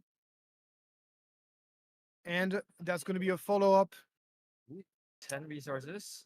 And Devastator. that's a Devastator. That's not even lethal. Power Dark Side, beautiful one. Gets to L6. Yeah, he's absolutely out of. He's in great Yeah, he has position a here. merciless contest here. Yeah, all Power Dark Side. Yeah, that's it. This is game over. I don't think the Palpatine player can recover from this. It simply just doesn't have the board now. And even in terms of HP, Bjorn is at 10. He's not even close to be dead. Oliver is going to play it out just for fun. 24 seconds left on the round. Yeah, comes from Karma here. That's game. 100% not enough time. But luckily, if any of these players make it to the top cut, the rounds have a 75-minute limit instead. Yeah. But to be honest, guys, even if with unlimited time, I don't think Oliver wins this game. Because there's no board. The 3 Palpatine's returns have been played. Oh, all of them. Yeah, all of them have been played. Yeah. He doesn't have much left in the tank.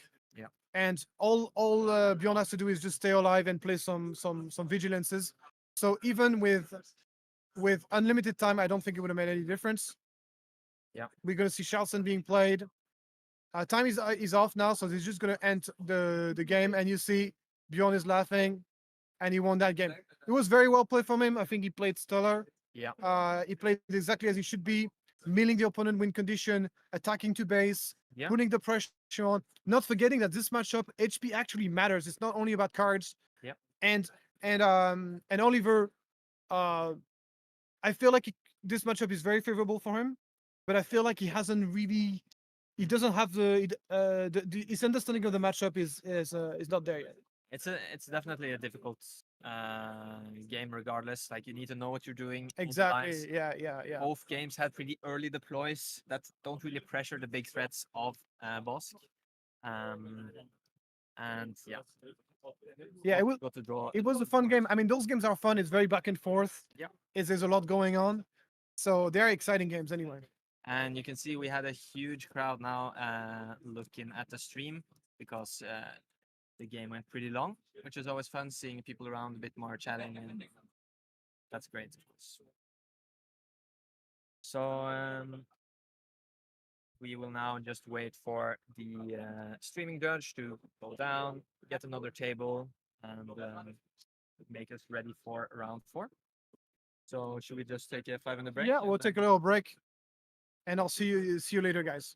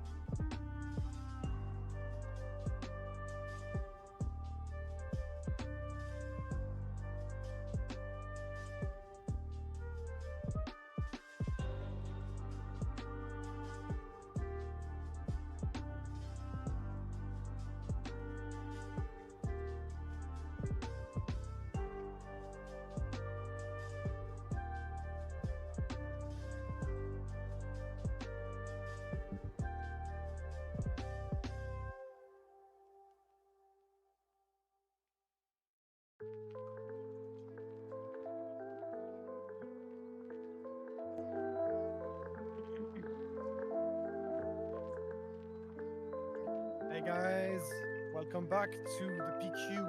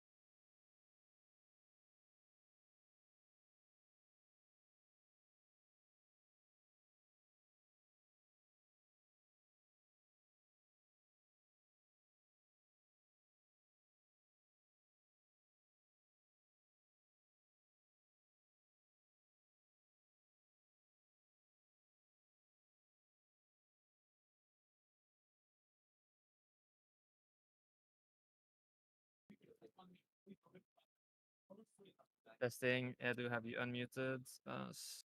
Okay, we're good. So we're back. Welcome back to the PQ Zurich here. We are heading towards round 4. I am Thorrk. With me is Jonah from the Nordic Takedown. And if you haven't seen already, we are moving into the 4th round now. We have the lunch break between the 2nd and 3rd. I'm going to show you again the initiative token I mentioned earlier we get from participating. So that's great. Audio is good. I think we can just move straight to the game view then. Yeah, I just want to say hi to Noxum from the SW Competitive Hub. In my opinion, one of the best community resources for Oh, yeah. competitive Stars Unlimited.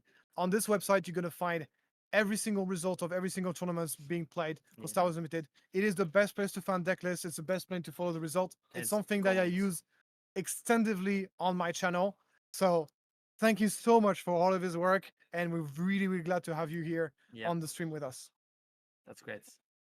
Okay, we have, seems like the names have still not been updated, but we have a Han Blue player. I actually chatted him in the break over some food, and really nice guy. Yeah. Unless they are also named Björn and Oliver, maybe. Yeah, so this is gonna be Sabine CL versus Han 2 Blue. So Han 2 Blue is a deck that hasn't seen a lot of plays this season. And it's not because it's a weak deck, guys. This deck is super, super strong. Han 2 is one of the best leader in the game. However, we've been in a meta with a lot of Tarkin Town. Yeah. Tarkin Town is so good against Han 2 Yellow, and has been the main reason why people have been preferring to play Anakin or even Rey over Yeah. Han 1 Yellow. But if you're not playing as Tarkin Town, Han 2 is still very, very much a strong leader. And here, this is a matchup where there's no ECL, so no Yeah. harm done. No Tarkin Town, yeah. So I think another reason why Han 2 Blue hasn't seen as much popularity is the Han 1 Yellow, which has been very popular. The deck has very few options to actually handle the DJ and whatnot. It only has takedown, basically. Yeah. Anakin at least can have 3 attack units and use the buff to Yeah. somehow respond to it. But I just talked to the guy and he said like, ooh, he's been doing well with the deck, but he still struggles to get against Han Yellow. Yeah. The good thing though is that you get to deploy your leader before get your resources stolen. Yeah. Like you don't get blown out That's true. as much, and because you got the resource reduction mechanics. Oh, showing there. hands. We see a Katsu, Cassian, and something else. Yeah. So Kitsu Onyo starting off here. Good one to trade with Battlefield Marine, but obviously very well played here from Imre.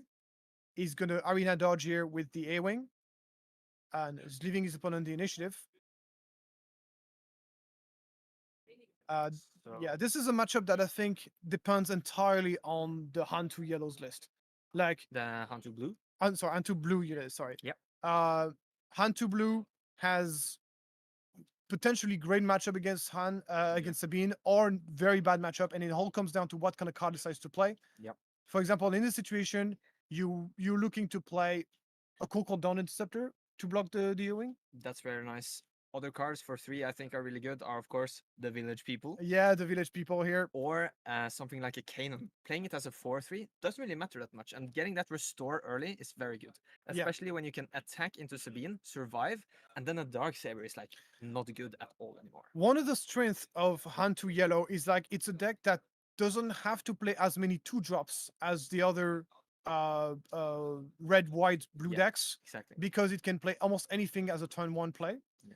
And I mean, any 3-drop as a turn 1 play. So that allows you to have better late game.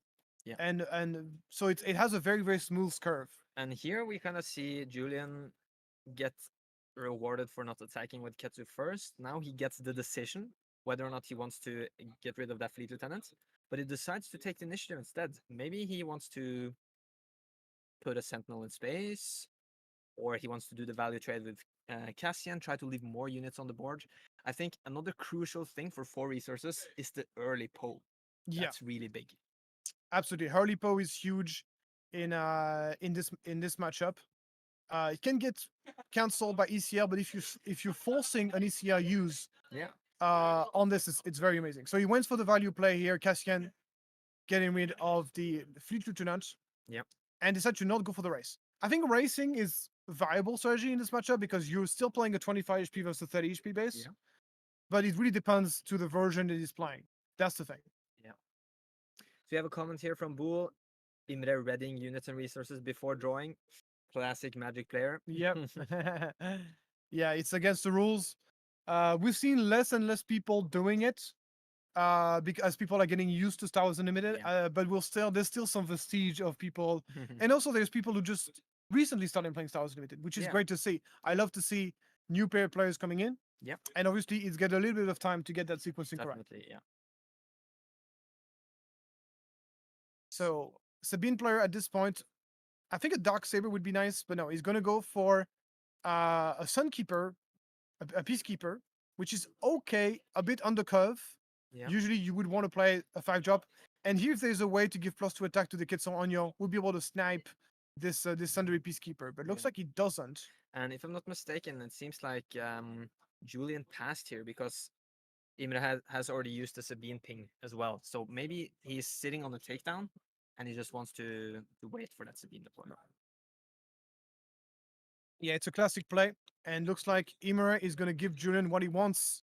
A deploys on the Sabine and hopefully a clean answer from Julian. From Julien, I think is the French way. Julien. Learning. I just with the spelling, I'm getting that. So maybe Julien does not have the answer here because Yeah, he's it thinking through. a lot. He's thinking a lot about what he wants to do. Yeah. I think if he had a takedown, he would have snapped, laid it on the board. Okay, he plays a K2. K2 SO, okay, not great. Yeah, like crucially, he can't deal He's- with Sabine next turn, but at least he can first action get rid of the Peacekeeper. The problem I have with the position Julien is in is like he's taking a lot of damage. The board is still full of units, Yeah. and ECL has not been used yet. So I Yes. think this is a very comfortable situation for Imre to be in. Yeah. Because ECL not being used is really, really important. Yeah. And Pound 2 has a lot of great expensive units. But what can answer those? A Wrecker, for instance. If he's, Yeah. if he's playing a Luke with 2 damage on it, then that's 5 remaining. Yeah, he hasn't used Hantu's ability a single time so far. Yeah. Which is a big deal because Hantu's ability is so good in this matchup. Being able to play things earlier. And that's the problem. If you're not using the reason you're playing the leader, that's not ideal.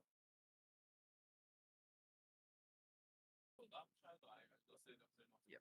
So just changing out the damage tokens here. Yeah, converting the damage. And 5 resources now. We could see Han deploy. We could also see Obi-Wan. That's a pretty nice card in Han 2.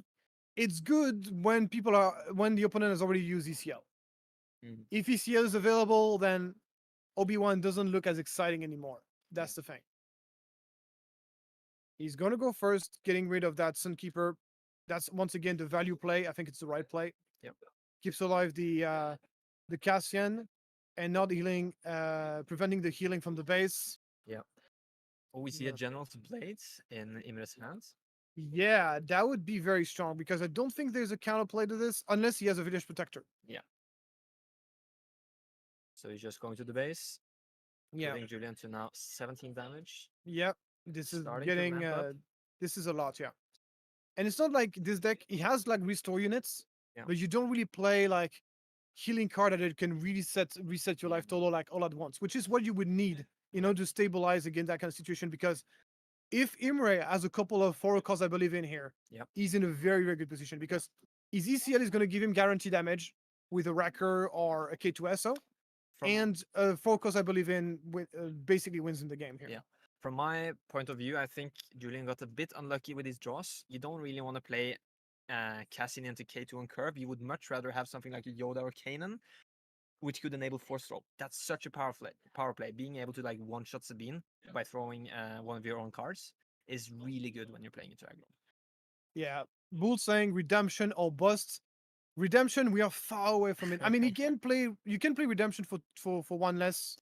There we with see the Han, but- Carabas. That's a very cool card that's pretty popular to play in Han too. It's very good against Sabine specifically. Like, so that was a nice play. But is it going to be enough? Yes, It's a 3 good start, remaining though. now.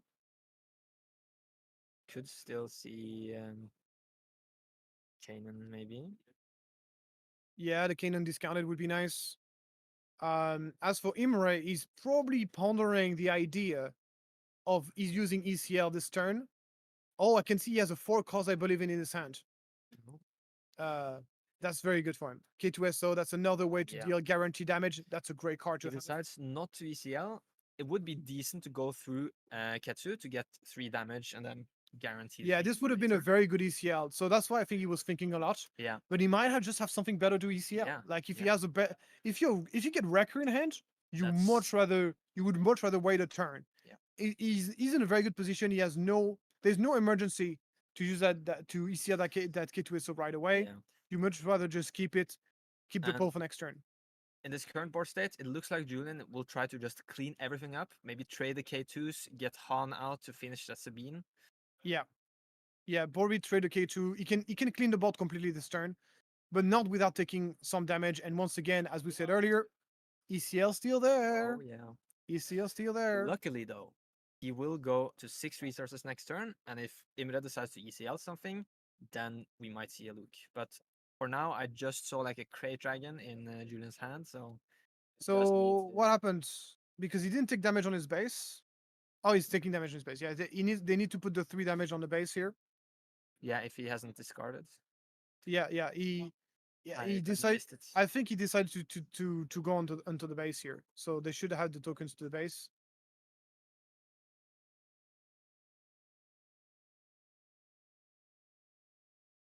Okay, looks like they are going to try to fix the situation. Yeah. And looks like he decided to go for the discard, Discard. removing. I think the discard is nice because, yeah, I mean, yeah, it's not great either way, to be fair. And you have also 20 damage to base. We know that Julian has a 4 cause, I believe in. So virtually, Julian is basically at 23, 24 damage at this point, which is very dangerous, especially when ECL is still available. But as Bull mentioned, 6 resources now on 7. Julian could heal for 8 with the redemption. So You I wouldn't think heal that's 8 what then. You he wouldn't wants heal to 8 do.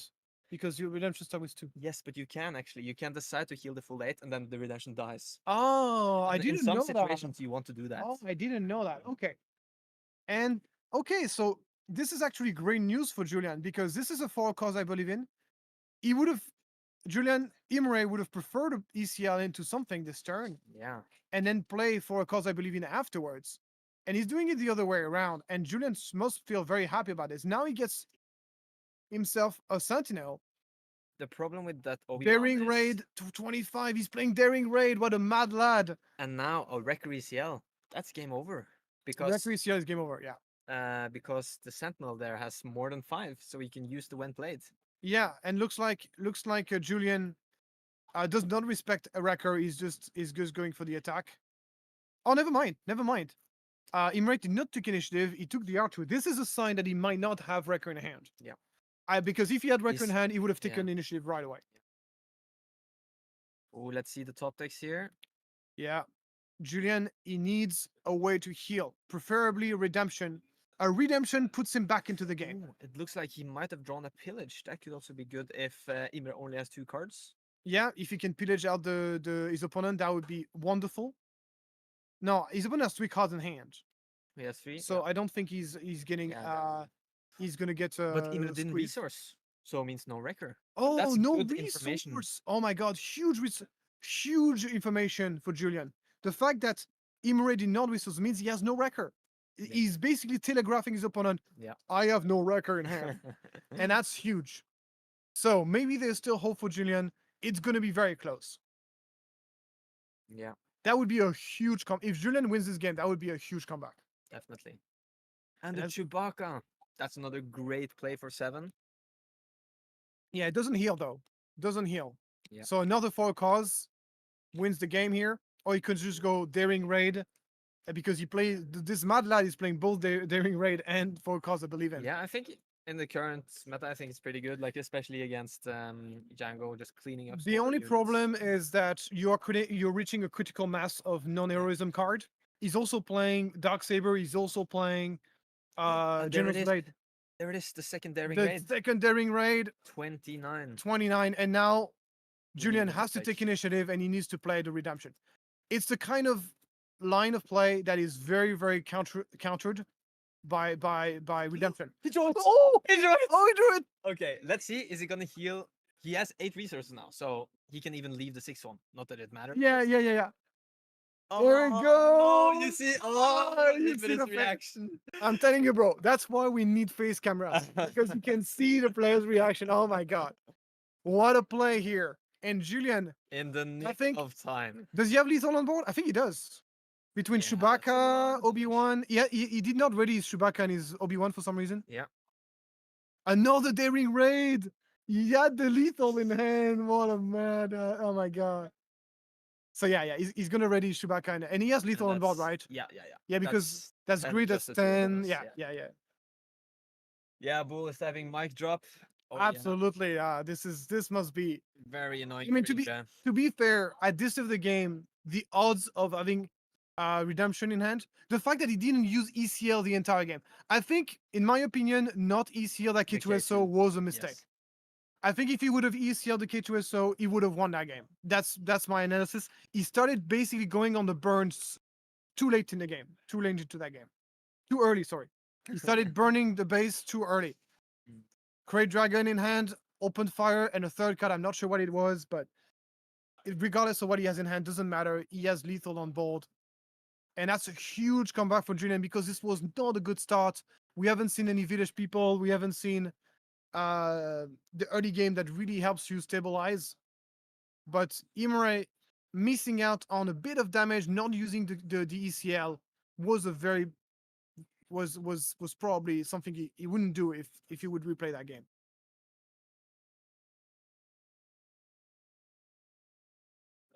All right. They're just playing it out. Does Julian still calculate if he has lethal? Yeah. I don't know what he's thinking about here. He's thinking like all those great players. He's thinking, "Oh, do I lose this game now?" He's not thinking. Is there any card? I Is could there any lose? card I don't know about? But he's tap out. I don't think there's much he can do. Yeah. He's 1 at 16. If he attacks with the Chewbacca, that's 7. That's not quite lethal, but that would be lethal afterwards. He knows basically he's kind of putting himself in danger mode because he knows his Obi-Wan has been disabled. The Sentinel Yeah. Obi-Wan has been disabled. So I think that's what is putting him in. And there's 4 resources left. Yeah. Yeah.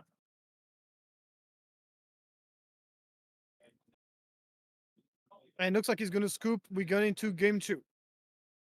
Here we go. I believe the Very matchup close gets. game. I believe the matchup gets better for Han 2 after sideboard. Agreed. It depends on the side, of course, but I remember back in set 2, I used to play, I don't know how many, a couple of top targets, and even some more 4-3s, because back then the Darksaber was like the big danger. Mm. Right now, not every Sabine player plays the full package, but then I really liked having the Cadence as a 4-3 and also played actually base, because with Grit he becomes a 4-3 too. And having the possibility to attack into Sabine, just getting the health down so a Darksaber can still be handled. Was really The good. thing is, like, you get Concordant Interceptor is also That's like true. a potential sideboard card that we could see. This makes a big difference versus Sabine. As you said, top target, maybe some Fang Fighters to get rid of because he's playing both Darksaber and Yeah. General's Blade. Yeah, and that could be a pretty good sideboard card, right, against Bosk 2. So it might be something we can see in Julian's side. We have both really enjoying the stream and cast. Thoughts, you do the effort here. No, thanks, you do the effort. Sorry. You're reading what you want to read. I'm actually quite. You're like an LLM. You're hallucinating it. Yeah, I'm quite far away from the screen, Yeah, so yeah. I don't quite see. Thanks, Bull. It's Thanks. great having you active in the chat. Yeah, it's nice to see. How many viewers have we got now? Let's see. Got 139. Let's keep growing. Thank you, so guys, for joining us. We're currently, for people who are just joining us, this is the PQ Zurich, and we are currently round 4, and it's going to be the second game. We have a matchup: Sabine ECL versus Han 2 Blue. A deck, one of the best deck of set 2, which Yeah. has gone missing most of set 3 Yeah. because of Tarkin Town meta and other reasons. Yeah. And I think it's a legit deck. I feel like some of the players who played it maybe switched over to Yoda or Anakin because new cards, exciting, right? And Anakin kind of has some strength, but Han, the discount, being able to slam the redemption 1 turn earlier, Luke 1 turn earlier, create 1 turn earlier is so powerful. Yeah, and also you don't need to play you need to play just a strict minimum in terms of 2 drops. Yes. The fact that you can play Cassian turn 1, you can play Yoda turn 1. We haven't talked about this. Yeah. Yoda turn 1, guys. It's Yoda nice. turn 1s. 2/2 restore 2, draw a card. What the Yeah. hell? Yeah. This card is so good. And especially when they play fourth throw, which is amazing too. Absolutely. Yeah. You get a very solid. Yeah. So we got Radu Stefan. He's from my community. Hello from Dublin. Radu is a very good player from my community. Nice. That we play against. If you watch, like, if you look at the tournaments that are being played Yeah. in Dublin, the final is often Always going to be me Radu. against him. So Nice. an excellent player. I have another question from Bull. What would it take for next set's meta to see Tarkin Town drop out as the dominant meta base? Good question. It's very complex. Like, the reason why Tarkin Town is good in this meta is very circumstantial. It turns out that obviously Jango is very strong. So obviously Jango pairs very naturally with Tarkin Town. Yeah. And Quinlan has been printed, which, and then we also have Cad Bane. Bo. Yeah, Bo is out of the Boba is out of the meta, Yeah. meaning that Cad Bane takes his place as the mid-range black yellow deck, and turns out Cad Bane is also excellent combination with Tarkin Town. So this is very circumstantial, depending on the leader that gets played. Yeah. There's no guarantee at all that Cad Bane, Jango, and Quinlan specifically are still going to be meta. I'll be very surprised if Jango is not meta in next meta. Yeah. But I think Cad Bane and Quinlan. Yeah. We don't know. We don't know if they're going to see It's play. very hard to predict, in my opinion. And we might even see the resurrection of some old leaders. Like in set 1, people used to play Leia with Tarkin Town. Yeah. And we have seen so many new rebels. So maybe she's going to have a comeback. But she might not be playing Tarkin Town. Yeah. She might play the 30 HP base because Because aggro it doesn't mirror. have the pinging, right? She doesn't. She doesn't have the ping. Tarkin Town can still be good in decks that don't have pings. Yeah. But it's a lot worse. It's Yeah. significantly worse. So the Tarkin Town is a great base, but it's a very balanced base. It's not a slap on red base for anybody. Yeah. It's the fact that Tarkin Town was basically not seeing any play in set 2 and set 3. Yeah. And so set 1 and set 2 was because there were no great leader that combined with it. And it's only because we got all those great leaders that combines with it now that it becomes really good. So it's very circumstantial. It's not just a overly very powerful base. Yep. So we saw Julian sing his hand mulliganing right away. Players are done sideboarding, and we see the opening hand of Imre here. Flank Fighters. He decided to side in the Flank Fighters. Interesting. I wonder why. Maybe he's respecting top targets. Rested top target or respecting village people. Yeah. Fearing the village protectors so much Yeah. that you want to take out the shield. But it definitely a strange, especially like Yeah. you got to keep in mind that whenever you play for a cause I believe in, every single non-heroism card you're putting in your deck Oh yeah. has huge consequences on your forecast. Yeah. So maybe he's playing with the card and more like thinking, okay, this is gonna deal 3 damage. Like That's what he hopes. Yeah, I just want to say, guys, last game, we saw a 4 cost, I believe, on 3 because of Dark Saber. This would have been 4. This was game. Oh It was yeah. it was much more It damage was away. one off. So I'm telling you guys, uh, Yeah. uh, Like that can really matter. it does 100% matter. And in my opinion, more and more as the card pool expands and as more options are being added to the game, we're gonna see Sabine players focusing on 100% 4 cards, I believe in. They're gonna be focusing on 100% heroism cards because it does matter. Having a 4 cost, I believe, that cannot whiff, that always deals 4, Yeah, that's is good. huge. All right, guys, here we go. Game 2 of round 4, starting off with the Rebel Pathfinder, Yeah, Ketsu. Ketsu Onyo. So yeah, basically trade for trade. But if Julian finds a wing leader here, that's very good for him. For Imre. Yeah, for Imre. Sorry, Imre. If Imre finds a wing leader, that's very good for him. That means a Pathfinder that cannot be blocked by Village Yeah. Protector, that will swing for the base every turn, and cannot be killed until Julian reach the takedown range. Yeah. Looks like Imre did draw a Poe, which is nice. We did not see Poe last game. Would have been nice. On 5, he just played it for a cause. Yeah, And we have the Poe in Julian's hand too. That's really good on 4 resources. yeah. Like Poe, if you think Poe is good in Sabine, went like in An to like being played Poe 1 turn earlier, Yeah. without having to spend the epic action of your base is absolutely massive. Yeah. He's gonna go for the trade. That's fine. At least wing leader did not happen. That's a Yeah. relief. That's really good. And Yoda, Yoda turn 2 is nice. enabling those force throws, getting the restore, as we mentioned earlier. Sometimes a card that has to be Yeah. dealt with. And then we got Fang Fighters coming out. As we said, not a big fan of that card in that matchup. Not exactly Yeah. sure why he decided to side in, but It could be in the main, like, and he just didn't find stuff. to so try this that, guy so- is really not respecting his own 4 cost. Like, if that's really what he does, Let's see. yeah. So Bull say might just want to respect, might just want to go heavy space. That's fine. You're just taking the risk of getting blown out by Concordant Interceptor. Yeah. Concordant is like becomes really good then. Yeah. And But also like this Yoda needs to be dealt with, guys. This Yoda is so good. And he's gonna get an attack on. That's huge. just transferring that damage over from the base. Yeah, that's beautiful. The Fang Fighter gets to swing at least.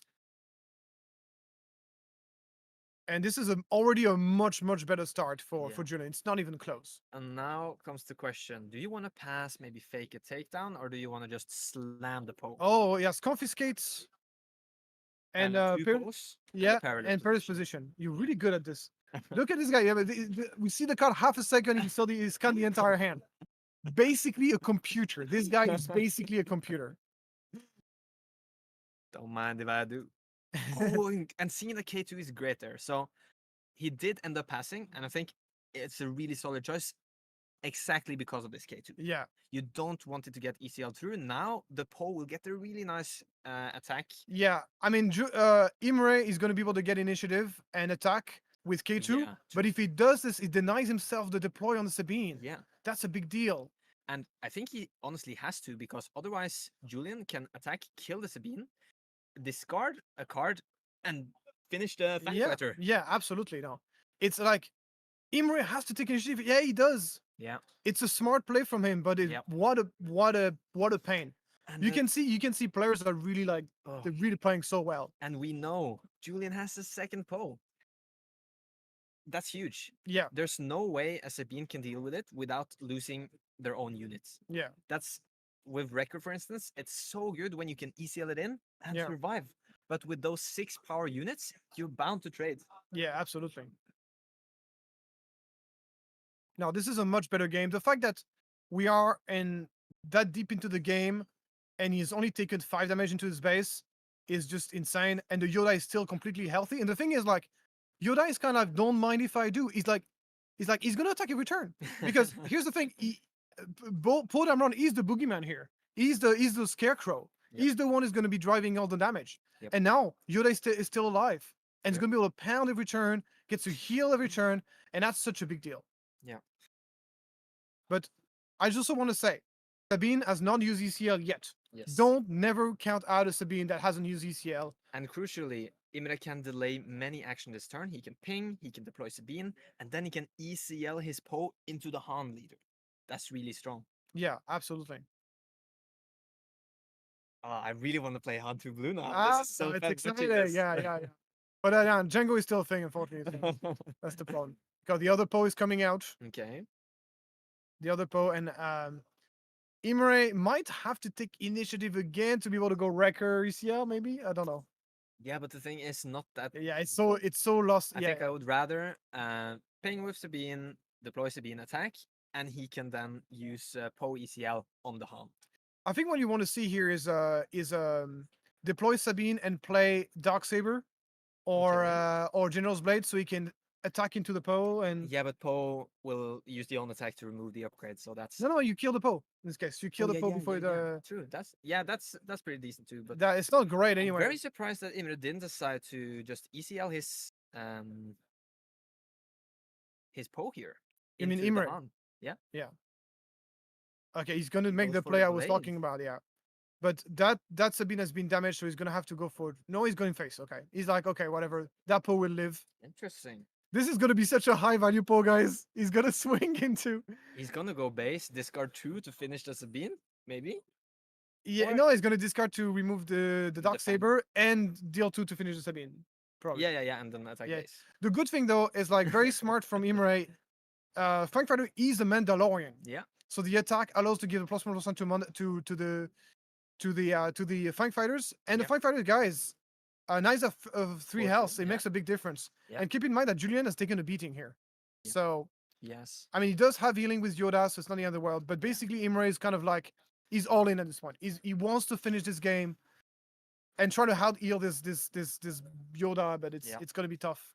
But Han 2 plays a lot of pretty cheap removal like Carabast, Open Fire. That could probably be really good at taking out that space units. Players are. That's the reason I don't use damage token on my base. I hate doing those conversion and stuff. It's so easy to cheat to miscount. I mean, this is obviously on the stream, so there's no risk at all. But just for regular games, you know. Yeah. I've been really liking to use the dice up to 5. Yeah. I started off with the D20s, but Mm. I think I prefer the D6s now. Here we go. Attack of Poe. 2 damage into Sabine. Now getting removal of the upgrade. Obviously, this is a high value Poe attack, bro. Yep.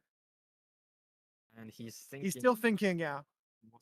Because he only discarded 1 card. Yeah. Second Perilous will then defeat the Sabine. I think. Yeah, I agree. So I use damage dial just a lot easier. That counters. I use app. I love like an app to record HP Okay. because he has an history, and I love that. So if there's a mistake being done, you can literally check the history and of the damage Yeah. being changed. That's pretty So convenient. yeah, I actually recommend it on my channel. Like like Is the it an allowed app. for tournaments? It is. Okay. I play this all the big tournaments with it. No problem. Okay. No. Yeah, it's using your phone with an app is completely Okay. valid. So I don't know the for me, damage rules dial by or heart, app but- are the 2 best. Eduism saying it should not be allowed. Maybe not in like the. I don't know. I official played all official tournaments with it. I played 200 player tournament. Like you like okay, well, Okay, just let's back to focus the on the game. Yeah, game. Fodam run coming back, ECL, getting rid of the Yoda. He knows that his best chance to win the game is to try to sneak a win on the base and destroy the base. That's basically how he wins this game. He understands that Imre goes for the Poe, knows that this Han on himself cannot kill the Poe, and he knows like if that Poe gets to untap, guys, this is a win for Imre. All right, so now the Han can only swing for 3, so we might. Oh, Julian still hasn't played anything. Yeah. So. So if you obviously, think- but if he has nothing in hand, he's in a bad spot here. So we'll see Julian here tapping out. That's a beautiful Luke Skywalker. Not only is he getting rid of the massive threat that is Poe Dameron, he's also putting himself on the board. Yeah. A unit that has Restore 3 that if he gets to swing is pretty much putting Imre out of range of any chance to win this game. And even though Luke can be taken out by Wrecker, he still has Pulse. Yeah, So he's absolutely. in a really, really good spot. Yeah. So now he needs to take initiative. If he attacks with Han, he's taking a huge risk here. Getting that Restore 3 is probably preferred. Yeah, absolutely. You want to make sure that this is happening. You don't want your Luke to be record before he gets to attack, because that Restore 3 is so valuable. So Imre right now. Did he take initiative? It's Julian's turn, right? He's still thinking. Julian's thinking. He's gonna keep it. He's gonna keep initiative. Yep. Imre passes, and I think Imre should be able to seal the deal. Julian, you mean? Yeah, Julian. Sorry, I'm sorry. That's varies the mix of this when you're talking non-stop. So Poe could actually take out that Fang Fighter, right? With discarding 2 cards. Yeah, but I think healing He is is more going important. for the I heal. think Yeah. Julian plays a safe play here, Because now banking this- banking the healing, banks the healing, and make sure that he's out of range of some nasty shenanigans. So we would need And he's gonna concede. Imre is gonna concede. Julian wins the game. You see the cheering in the camera there from Indra. Yeah. That's good. Yeah, he's happy. It always feels good to win on camera, right? Because there's a bit of pressure, a bit of Yeah. stress. You know that a And- lot of people are watching you. And especially in this room, it's super silent, just the 2 of you and the judge and the stream producer. So it feels very tense. Yeah, it's a tense room. It's not a relaxing environment at all. It's a white room. Yep. It's like It's like insane. yeah, it's like You yeah. come in there. First, you're being led through labyrinth Yeah, to yeah. get there, right? It's like when you get caught like in those criminal kind of like Yeah. TV shows, and they bring you in that room and they start asking you a question and stuff. Yeah. That's stuff. Yeah. Anyway, So, Oblig- great series. yeah, great series, great fun. Yeah. Massive comeback from Hantu in the first game. That was Yeah. crazy. One action away. Yeah, one action away, one one K2SO ECL away from the win. So yeah, it's yeah. Okay, nice. Anyway, we'll take a break for now. Yeah. Kind of save our voice. Yeah. This is still gonna be a long day, guys. Yeah. And thank you so much for joining us, and I'll see you right back. Yeah. Stay tuned for round 5.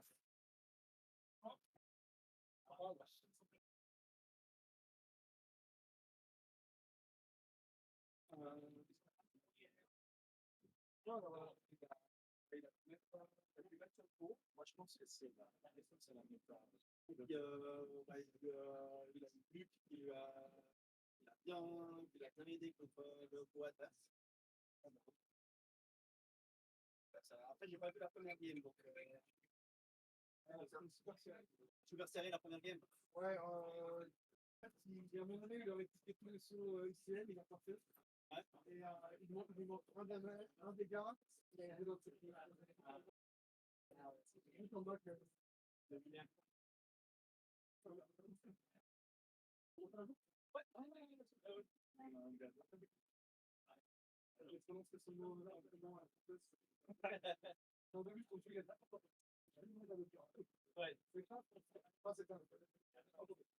Alors, il est français, lui, il est parisien. À moitié du temps. Alors,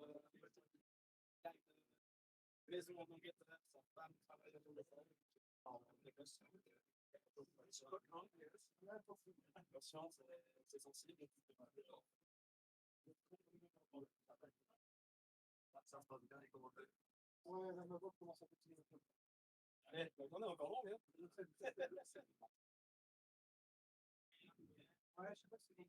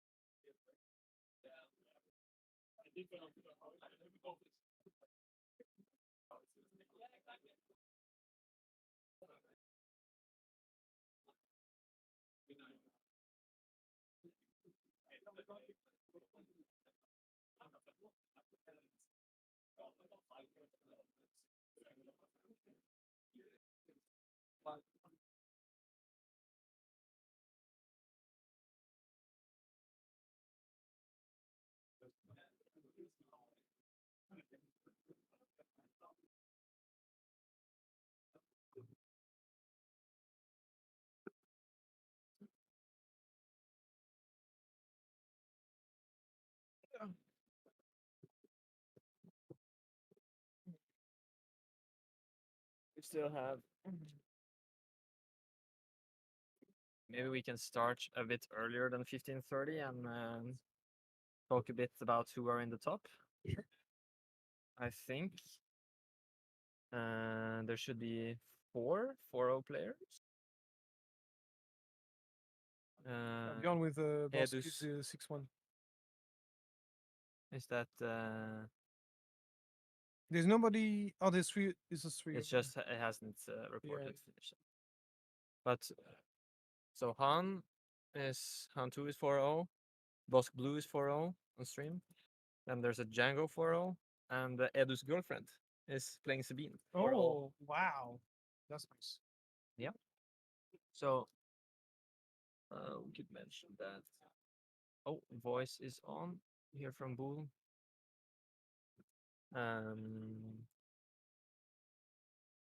Gonna have a word with it.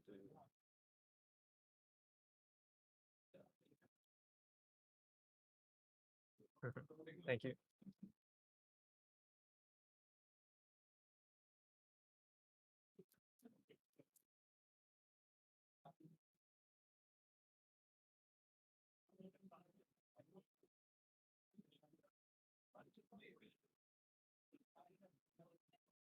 It actually must suck to watch this because we are calling everything in We're- advance.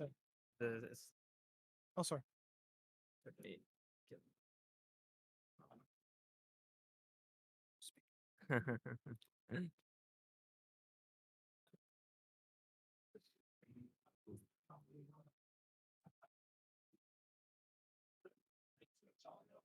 Oh, no, it's-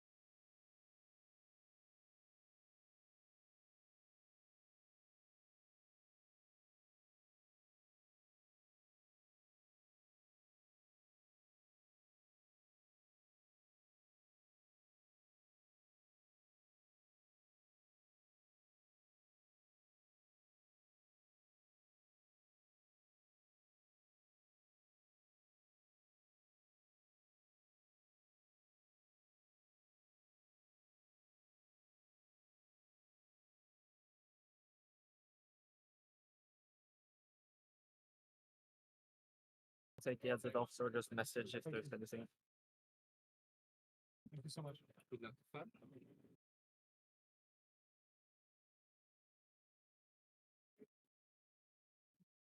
Ready, Thorrk?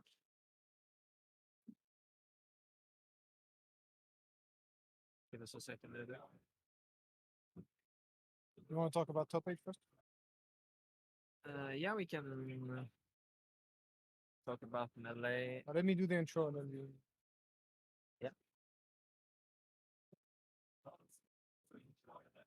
All right, Yeah, I'm ready. ready? Okay, Edu, we ready? Feel free to switch over.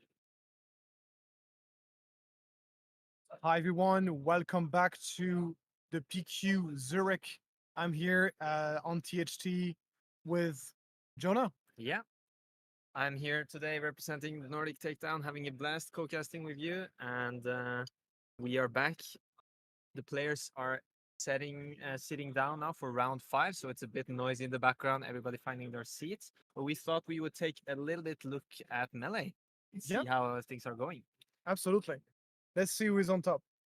So actually, 2 of the players we've had on stream are currently 4-0. Both Björn, playing the boss blue, and Julian, who played the Han blue, Han 2 blue. Yeah, there's actually very few Han 2 in there's very few Han 1 Yes. in the meta today, which is great for Bosk. Bosk loves those kind of metas. Oh yeah. So this is a really good meta for Yeah. Bosk. So let's see if he can keep the ball rolling. We do have a pretty good Han green player around. That's currently 3-1, which was also on the last stream. And of the other 4-0 players, we have a Sabine player and a Jango player, I think, if I'm Yeah. not mistaken. So it's going to be exciting. We don't know yet what exact table is going to be put on stream, but we will probably get to know that pretty soon. Yeah, so this is kind of like the last PQ for set 3. So this is Yeah. kind of like a farewell to the set Yeah. 3 as we're heading towards set 4. Yeah.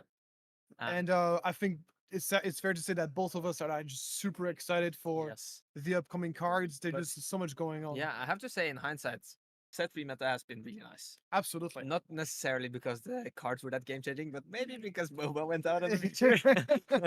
Yeah, it's something that I keep saying is that I don't think I'm exaggerating by saying that the Boba ban saved set Oh, 3, in yeah, my opinion. yeah. I can tell you that much that I think that if Boba was still legal, it would be a very, very different meta. Yeah. That would be not necessarily a horrible meta, but it would be much, much closer to what we had in set 2. And I think people would have been much quicker bored of it. It's nice for the meta to change up a bit so it doesn't get stale. You don't feel like you only see the same decks. And that's really cool that we have this variety, that we see decks like Yoda today or Yeah, yeah. other off meta. There are some interesting things. We've seen Obi-Wan deck doing Yeah. in the top tables.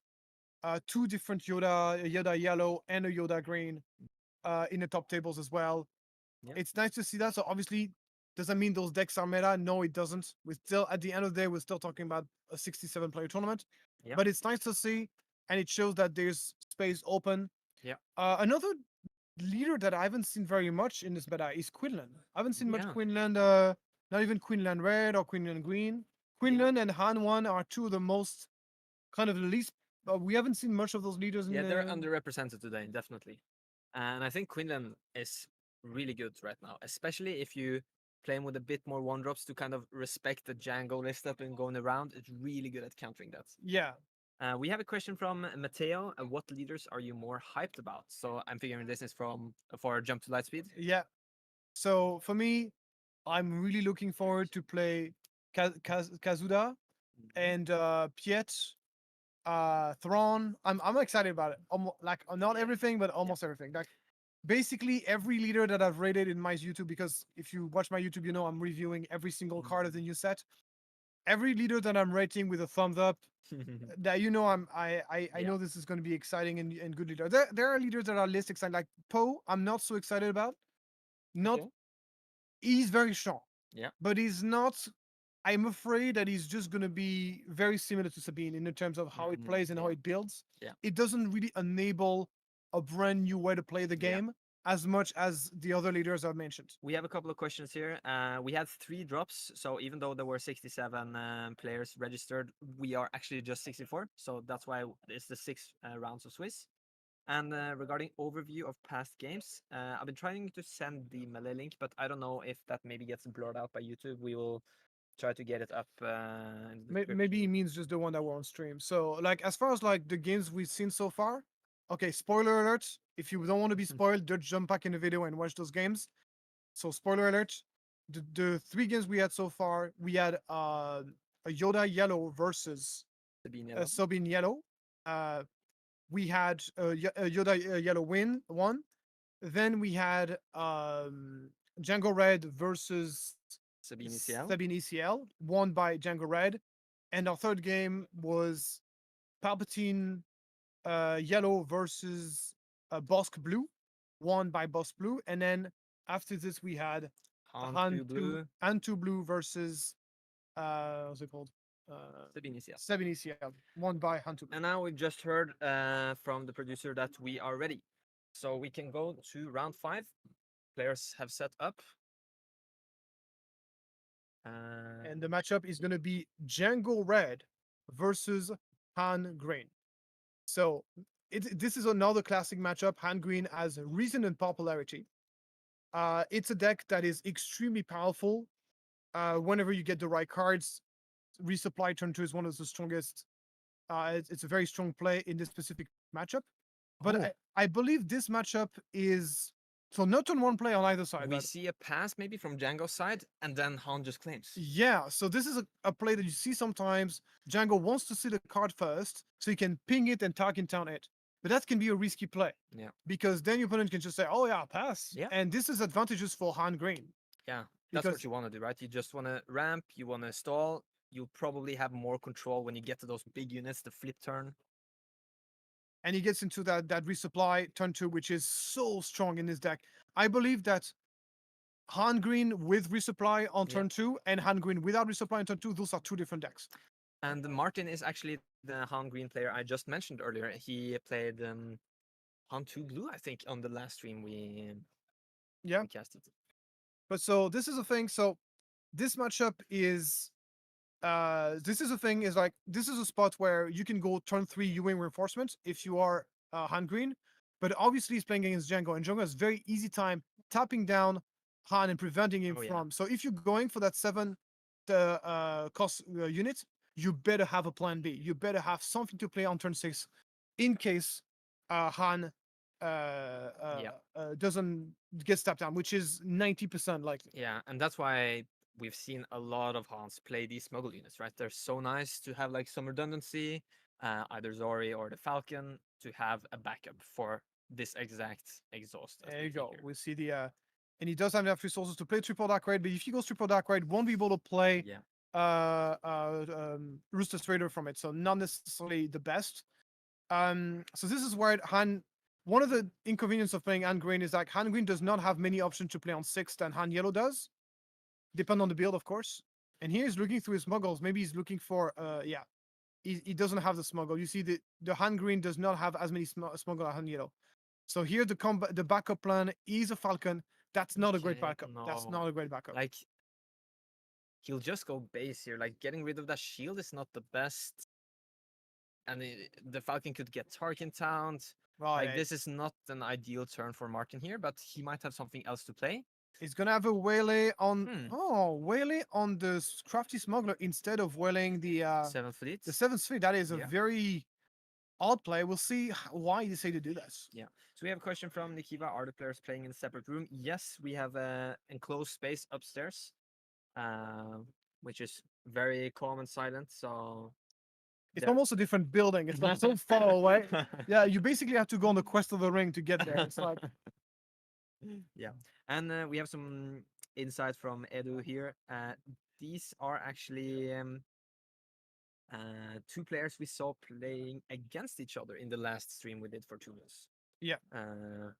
Where Wasn't Chris playing? I think Chris was playing Boba Red, if I'm not Yeah, mistaken. So Boba TT. natural for him to transition to his friend Jango Red. Yeah. The good thing is like the Falcon, he doesn't have to play the Falcon tax here, and the triple dark red comes out. He's looking for a Ruthless Raider or at least a P-38 to get rid of that Falcon or tap down that Han. Yeah. And that's gonna be neither Ooh. of those. That is not a great Ruthless Raider to say the least. Yeah. Not a great triple dark red. Yeah, this has to mean he didn't have many other choices. Yeah, that's not great.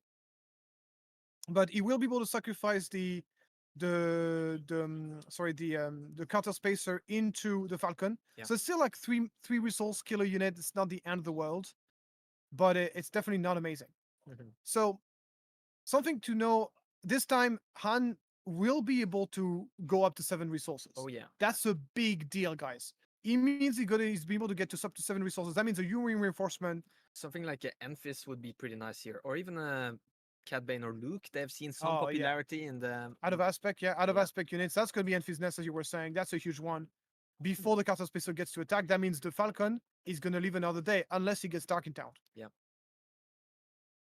Gets for 2 resources. He's going to play the Crafty Smuggler again. and And Enfys Martin does have takes initiative. Saboteur, so Yeah. he could decide to kill the Crafty and bounce the Sun Fleet, Yeah, that would be pretty good. or just go base and start a race. Yeah, no, this is actually a very good recovery after. And then the early game was very good for Han Green. Yeah. Then he had a pretty bad Han deploy turn. Yeah. And this turn is completely making up for this. I think the yeah. miss on the triple dark raid was It's so bad. Make or break, yeah. Also keep in mind that Chris has not used the Talking Town yet. He's gonna use it right now Yep. to kill that Falcon. I think that's smart. Especially since the Falcon was gonna get Yeah. by again without paying the Falcon tax again. You could also say that getting rid of Enfys can be difficult, so maybe you want to save it for that, but we'll see. Enfys Nest can be a problem for the Raiders. Like, that's a very good Absolutely. target to bounce. And Fizz Nest is great against Jango. So that's gonna be it's gonna be a tough cookie to break. So there is definitely an argument for keeping that triple dark raid. But the amount of resources he would have to spend here is huge because he would have to deal 4 damage to it, which he doesn't have on board. So it would have been Yeah. tricky. Let's see here. Martin has the initiative, so he can bounce something. So he's gonna go. So obviously defeating resources. This is a really good position to be in for Han. And if he has all the 7 drops, now he can drop 7 drops after 7 drops after 7 drop. And he hasn't taken damage in base. Only 9 damage in base so far. Ooh, and the blaster is really good on Enfys. Right Yeah. now, it doesn't really matter. He can bounce stuff anyways. But being able to bounce stuff for less than 7 power is so big. Yeah, And the 7 means he can take out Jango, and now Han can't be tapped. absolutely. No, it's huge. And yeah, what's better than F's Nest? F's Nest with a blaster. That's the answer. And F's Nest, definitely a card that people were a little bit slow on picking up Yeah. on. But now I think they're really seeing the full potential, especially on Han that can just ramp into those 7 resources so fast. Yeah. And he's gonna be able to attack base, and now he's taking significant damage, and Jango still has all of his resources, so it's far from over. And now he might regret using that Tarkin Town, right? Because Yeah. if he had a Raider, 2 more damage, and the Tarkin Town could finish Enfys. Yeah. But now he doesn't really have a great line. He's gonna go triple dark raid again. Yeah. This one better work. This one better work. Yeah. And he's gonna find the triple dark raid this And time. this is really good because when the Raider gets bounced, the 2 more damage will be enough to kill Enfys. Exactly. Yeah. So next turn, he can simply just attack with Raider and be able to Raider again. Ooh. Okay, this is interesting though, because now Martin gets to block the 4 damage from the Raider, but Chris can just take the initiative. He doesn't. Oh, He could take the initiative and play the Raider first turn, stopping that 7 damage coming from Enfys. yeah, I agree. I think because he gets something else to play, so that's Yeah. why I think. Yeah. There's because that crafty also kills Enfys Nest. Yeah. But Enfys Nest will definitely get an attack on. Oh, that's And- 7 to base and bouncing one of those units. Yeah. Pretty big. Yeah, I agree with you. I think that even despite the crafty smuggler and the 4 damage onto this Bright Hope, I think it was better. It would have been better off taking initiative probably here. But honestly, it's pretty close. Yeah, yeah. It's pretty It's close. a tough So decision. yeah. But Martin will start the race on full power now, probably. Yeah, he got a lot of damage. This Han has not been contested at all. Yeah. Which is crazy. So there's that as well. He might actually prioritize once the Fitness got the attack on. He might prioritize tapping down the Han again. Yeah. Um, Oh, and we haven't noticed. Look how blinged out Martin deck is. It's just in hyperspace almost. oh yeah, full hyperspace showcase Han. Yeah, that's nice. Always nice to see. I mean, I also own Han Solo showcase. It's such a big Nice, upgrade. nice. It's such a big Oh, upgrade over the regular art. Honestly, I love that artwork. It's so It's so nice. good. It's so good. And he's going Oh, after the crafty smuggler He's again. playing it very safe here. Very controlled, but that means he's losing Enfys Nest, and he's also not dealing 7 damage to base. Personally, I would prefer the damage to the base, but this way he's at least getting rid of the crafting. Yeah, but I think Chris is thrilled by this play. I think he's like, Yeah. I think he's Yeah. So Yes. he's gonna prefer to finish off the Bright Hope rather than tapping down the Han. I can agree with that because at this point the +1 resource on the Han is not a big deal. Oh, and here we kind of see the confidence why maybe Martin did the trade. He has a home one. And Yeah, he can start to put healing. Yeah, big power. yeah. on the We're board. reaching the point where big threat after big threat after big threat is very difficult for Jango to play to work from. Yeah.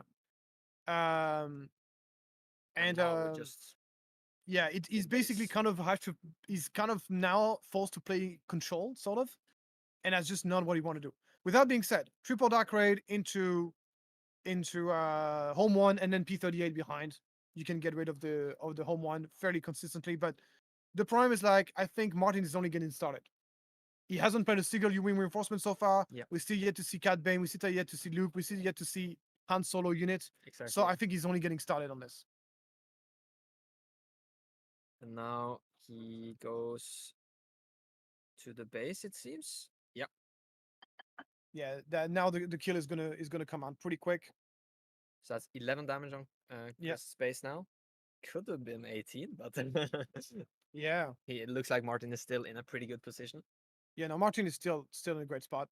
I think this matchup, in my opinion, is not so good for Han Green. Okay. But there has been such bad turns for Jango over and over again that he's basically kind of like completely recovered. I think that the matchup is definitely a tough cookie to crack, but I did hear from Sunny DS on Discord, a great Han Green player, that he has an amazing record into Jango. So Yeah, but I know this guy. He's really good. Yeah. But he thinks all matchups are good for him. Yeah. Like that, he's very He loves biased. Han. He's Yeah. very biased. And here's the thing. My thought process is really comes from the fact that Han Yellow has a kind of a 50-50 matchup, slightly favor for Jango in my Yeah. opinion. And Cunning is the most important card. Mm. Here, you're playing with Han Green. You have the sort of the same similar game plan, but you don't have Cunning. So that's a very big deal. Yeah. Another factor as well is that Han Yellow does a much better job at recovering from Han being tapped down because of all the 6 mana Yeah. six resources smuggle cards. There's no the same options. I mean, he has those options, but usually they don't play them in Han Green. But honestly, as I said, doesn't mean it's a horrible matchup. Just mean it's significantly worse, in my opinion. But once again, at the stage of the game we are, this is a great position to be in for Han Green. So what do you think about opening with the P38 here, tapping? I love it. the home? I love it because he gets to prevent the attack of Now comes the punish. Oh, the punish. You're right. That's yeah. right. Because I was thinking about Cabane and Enfys Nest, right? They answered the Raider really good. If he would have ran the Raider into home on, Yeah. he could have tapped down Han, or no, he can only tap down 1 unit. Yeah. Yeah. Yeah. But I still think he taps down and then he can finish with P30. But yeah, I think this game is over from that point. Yeah, that Cat Bane is another great card against Jango.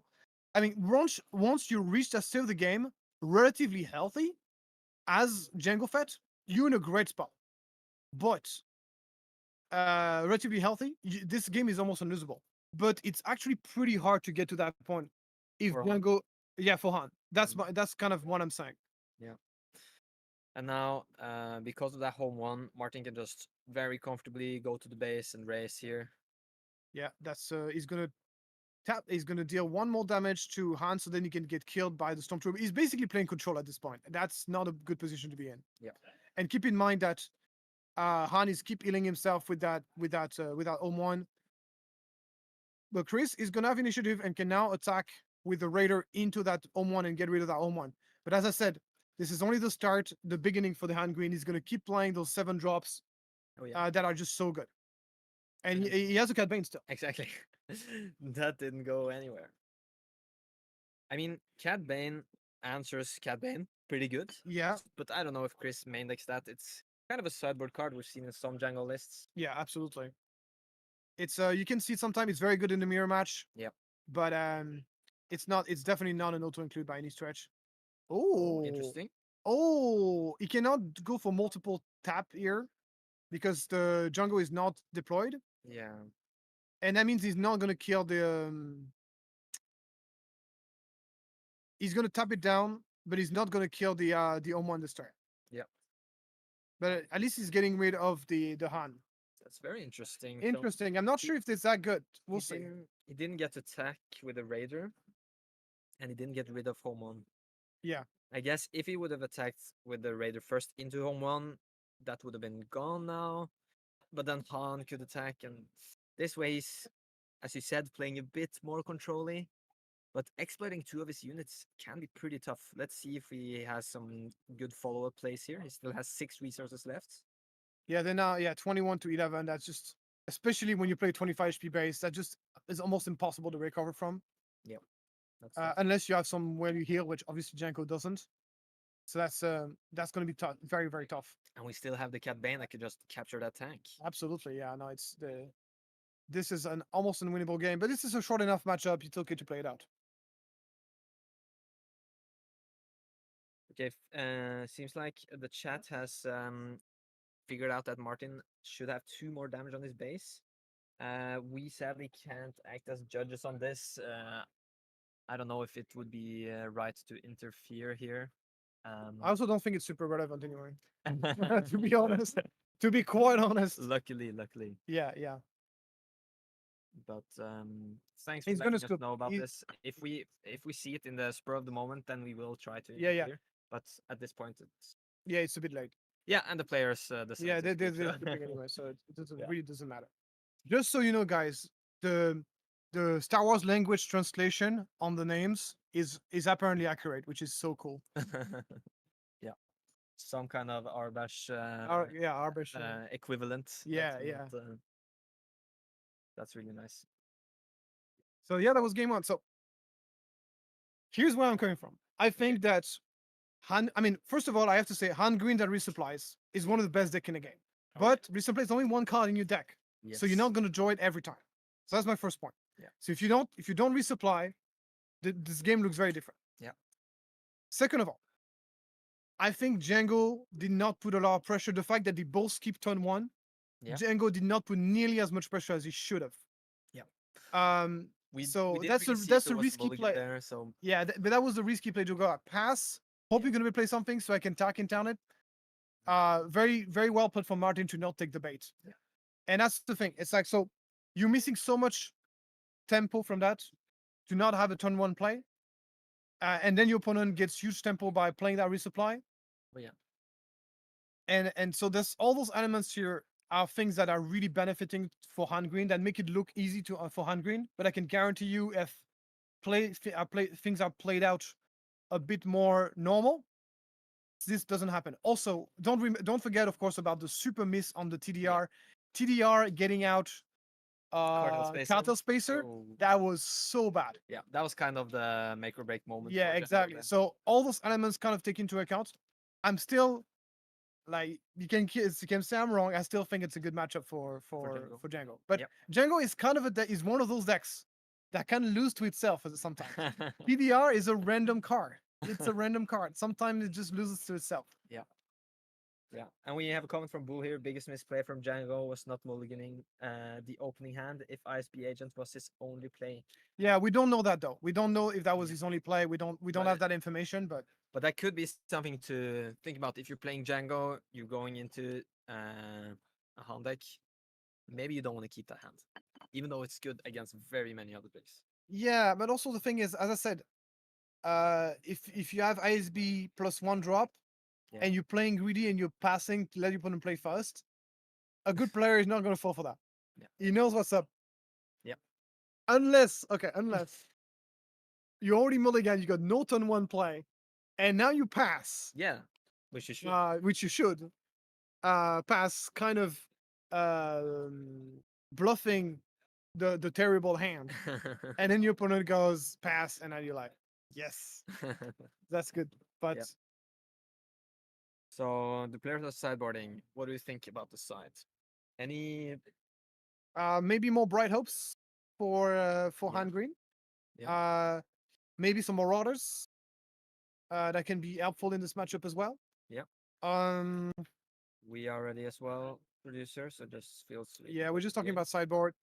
I don't know what Jango has inside. Maybe he's playing No Good to Me Dead, which is such a blowout against Han. Yeah. And something to understand, which is my other argument why I think Han Yellow has better matchup against Jango than Han Green, is that No Good to Me Dead is such a blowout, especially against Han Green, because it's preventing you. Obviously, Han Green is desperate for 7 drops. Yeah. It's a much more dependent on 7 drop than Han Yellow is. So if your leader gets No Good to Me Dead, you can't play 7 drop this turn, and you can't play 7 turn the turn after. Yeah. So you're stopping a hand for 2 entire turns. Yeah. While Han Yellow is always going to have some backup plans with some 6 resources smuggle things. So that's really something that is like a really big deal. So we have a question from Nikiva. Any famous players in the tournaments? I think Edu is gonna help out with this one, but these 2 players actually did really well in the last 2 tournaments we see. Yeah. So Well, you're looking at the best players in Switzerland, basically. Yeah. So unfortunately, there's not a lot of Swiss content creators, I believe, in the Star Wars community. So obviously, they're not necessarily very famous, but they're very good. second place in PQ Rosenheim last week. Yeah. That's really cool.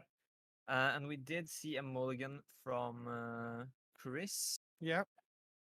Yeah, Chris is kind of like biting his lips here, thinking this is a bad luck is rolling up for him a little bit. So Bull is calling some sideboarding here, which could be good for Jango, Vambrace Flamethrower, and Bazine. Yeah, Bazine is nice. Yeah, if you can Bazine out the resupply, that's pretty good. It's not putting pressure, but it puts a 1/3 on the board Yeah. that can be used to just attack into a unit and tap it. Yep. Which is nice. So Bazine is nice. Yeah. They usually played main deck, but yeah, Oh, you think? depends. Yeah, Yeah. there's so many different versions Oh, of the yeah. deck. Yeah, but Jango has a lot of different styles and flavor. also I think you like double 1-drop opening in Jango. Like if you can start a game double Stormtrooper or Stormtrooper plus Guido, that's very good against Han because Han does not have really easy ways to deal with multiple Yeah. 1-drops like this. It's very difficult for him. So one line that we've seen in the kind of newest Han list is resupplying turn 1 into modded cohort. Yep. Just wasn't that common in set 2, but apparently it's been working great. Yeah. So we're gonna see a Falcon. Turn 1 Falcon, that's not a great turn 1 for Han.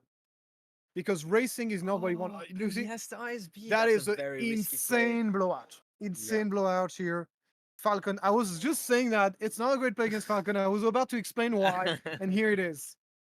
But honestly, even if that Falcon survives, it's still not an amazing play, in my You opinion. kind of need to answer ground to some extent because purely racing is gonna be tough when Jango has access to all of those exhausting effects. But usually when you want to open up Falcon, that means you're basically sending the signal, I want to race you. That's the signal you're sending. And good luck racing in Jango.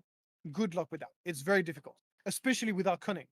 Oh, yeah. So, I mean, obviously, it's not necessarily means that Martin played poorly. It just maybe they don't have any other play. Like it just is a way. Like sometimes you just don't find the cards. Yeah. But yeah, this is an amazing start for Jango, and this should be a very different looking game. Maybe a line could be from Han's side to just pass, see Yeah. if he plays the second 1-drop, and then take the decision. Do I Yeah. want a Falcon? Yeah. Oh, this is a huge blowout here. Bounce on the echo-based defender, and that's going to let him attack with the Quartisma. The Generals in Patrol is a card that we've seen more and more from Jango, and it's a really, really great addition to the deck. It's actually not bad to play out of TDR, Oh yeah. and here it was obviously very good. Because of kind of the aggro mid-range heavy meta, I've been really enjoying the card almost more than Fire Spray.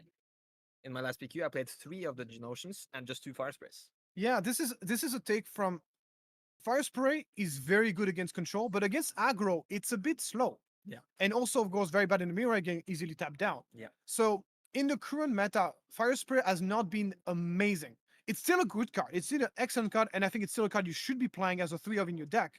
But it is definitely no longer the powerhouse than it was in Boba. Yeah.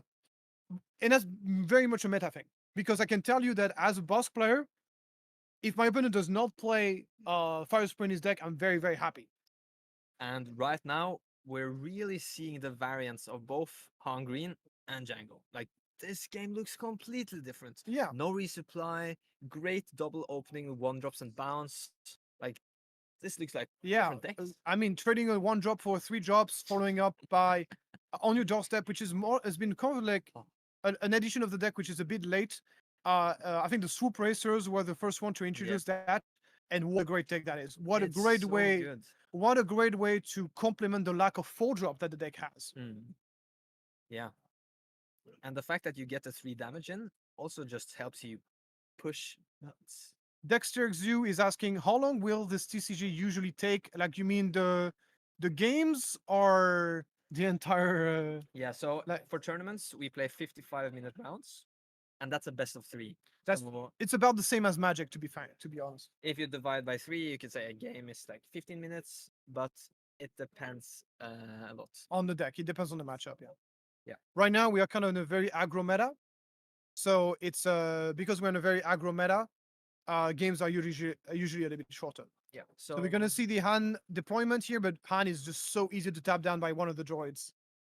Yeah, and that's why On the Doorstep is so prevalent these days, because Han has been doing great in tournaments, and it's an amazing card, either on 4 or even 5 resources to just deal Oh, with but that look at Han this, very deploy. smart. Protects it with Echo Base Defender, but still the deployment of Jango. Jango can easily get rid of the Echo Base Defender. But now Han has time, unless there will be some damage. Yeah, coming but he from cannot Han. go up to 7 because he spent 3 on the air. Yeah. He can only go up to 5. And there is the Dark Triple Raids, Dark Raid. Does he find the Jango? The Raider. the Raider. That's what you want And to he see. doesn't. He finds a Fire Spray, not nearly as good, Yeah, but it's still okay. It's still okay. much better than the cartels critical this game. That's for sure. Even the P38 could have been better here than the Fire Spray. Yeah, But we looks have like he's gonna go waylay on it. I think Chris is okay with that. And that means the extra resources from the Han Solo just doesn't matter anymore. Unless he has a 1-drop to play, but I really doubt it. Yeah. At least he'll be able to put some damage on the base, but I would say it still looks pretty good for Chris in this game. He's going to be able to put Martin to 15 damage now this turn. So we got here the 3 attacks here from the droids.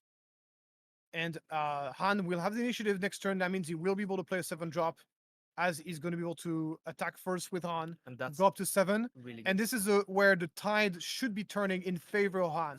But keep in mind, guys, that we are in a very different situation. Yeah. And in the previous game, it's a very different situation.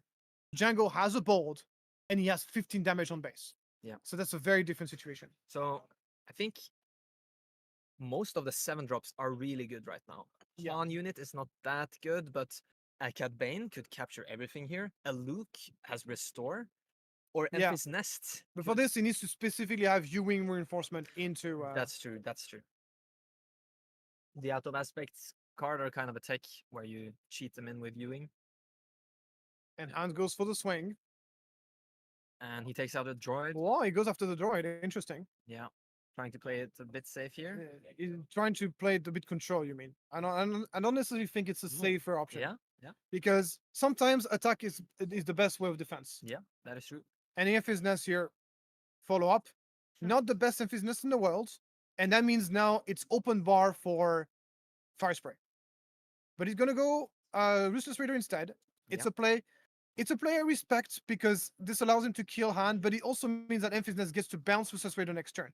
personally, I would have gone for Fire Spray in this situation because he gets himself 5 damage. Fire Spray cannot be bounced by Enfys Nest unless he plays the DF44 blasters. Exactly.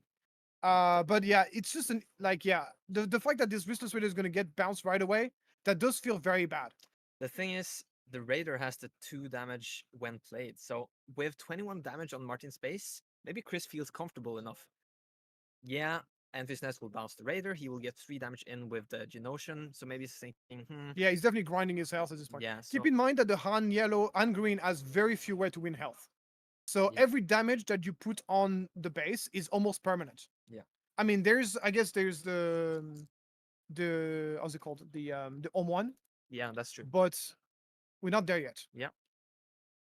Because Han is dead now. So Yeah. I mean, I guess he can ramp into it, I guess. Yeah.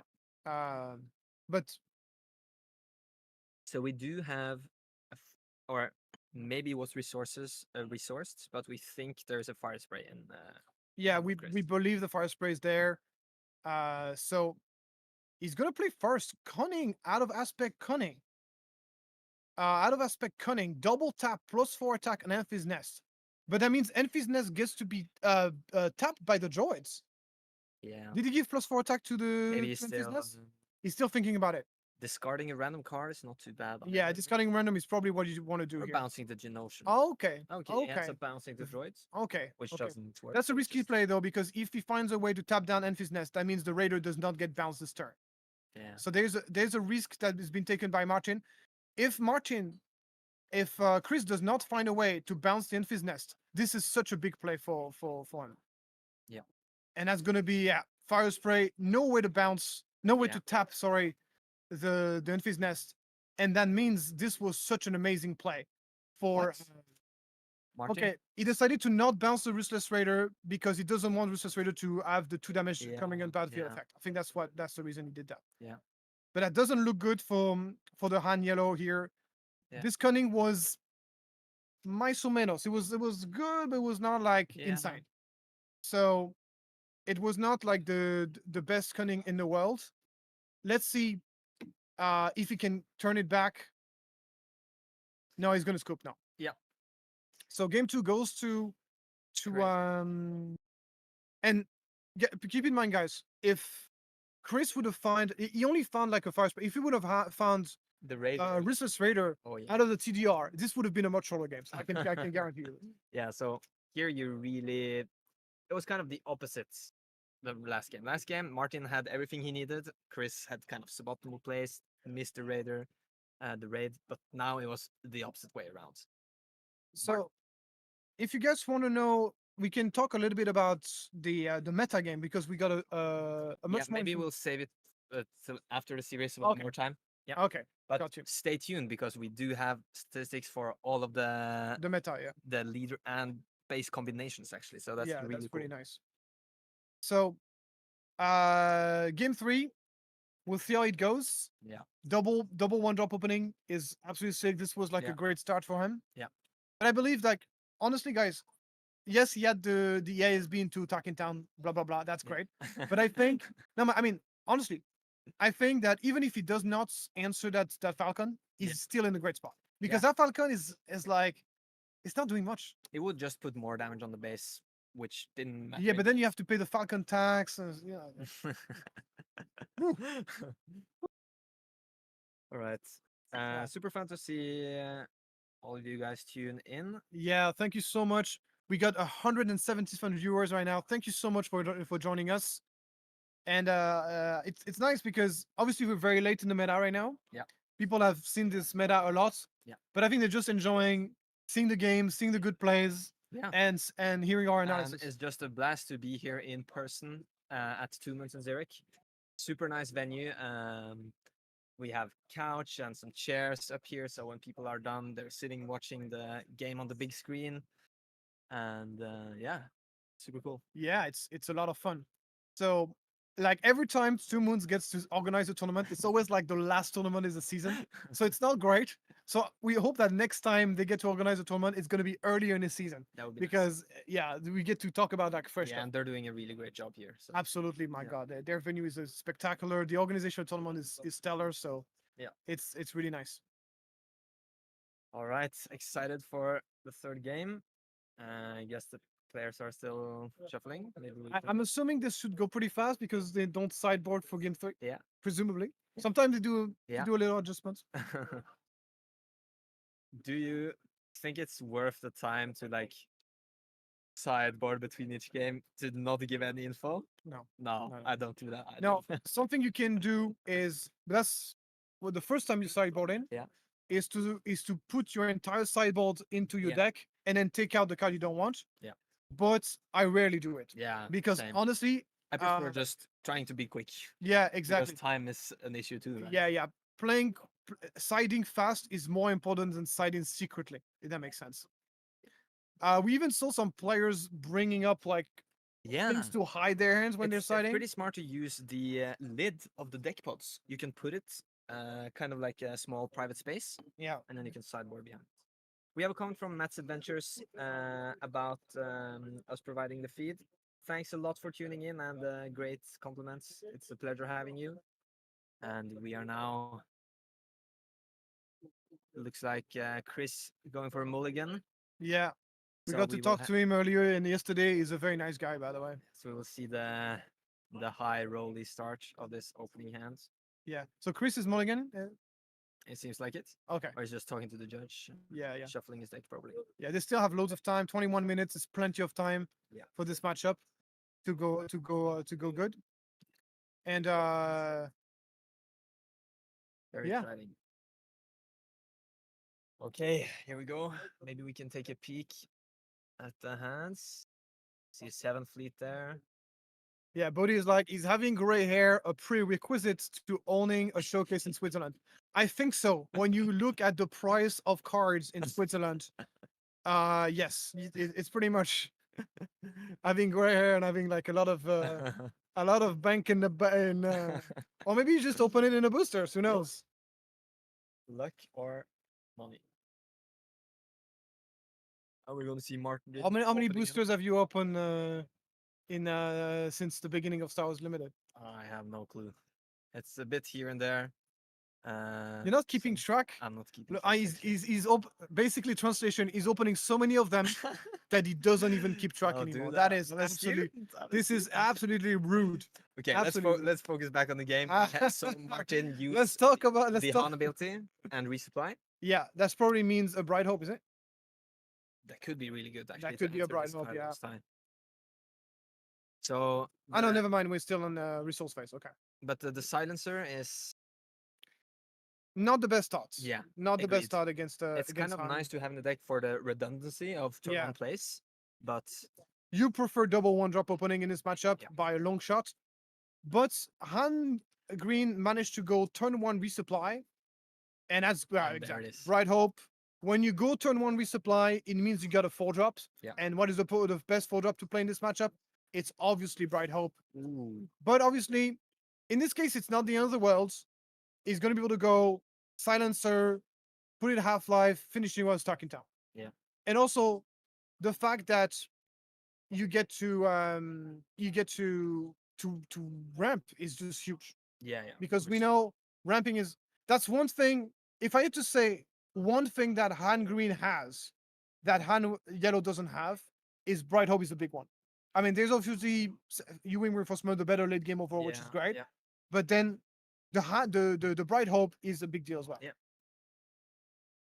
So now, even Yeah. though Martin has a sentinel, he might want to take out this Kylos tie, right? Because otherwise, it's just going to be the shield. Yeah. I think he prefers to take out the silencer than taking the shield off. And we'll see if Chris takes the Tarkin Town. I think he should Yeah. probably, but he needs to have an answer against Ooh, we're gonna have the waylay first. Waylay first. I think that's fine. Yep. Probably we're gonna see Kylo silencer going into that Bright Hope, tapping him down as well. No, he doesn't want to tap it down because Yeah, otherwise, save that for Han. Yeah. And crucially, Chris won't have probably some cards to deal with this Bright Hope, except for say Bright Hope attack the base. yeah, Of course, why not? He wants to pass actions, of course. Tarkin Town. Tarkin Town, obviously, because you want to see what the Han is gonna do. And now comes the question: Martin, does he have anything else to play for 3? Because just putting out Han there, losing a card for your hand, and then not having something to play, it's not that good. Yeah, not that good. Here in this situation, keep in mind that Han doesn't ramp into 7, so stopping the Han is not like super crucial. Yeah. But here, low commitment play here from Jango, just playing the Star Stormtrooper, and Okay. we see Falcon. If you get a P38, I think it's time to play. You think so?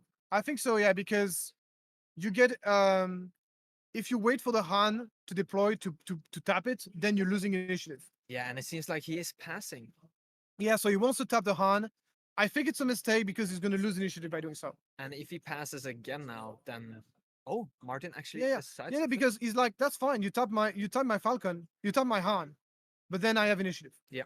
But okay, But he has the force wait choke. for the false choke. Okay, that's why. Okay, so everything makes sense now. Yeah. Everything makes sense. This is pretty It's good. for well Chris. played by both. It's well played by both players, and it's very good. Getting rid of that Han is a big deal.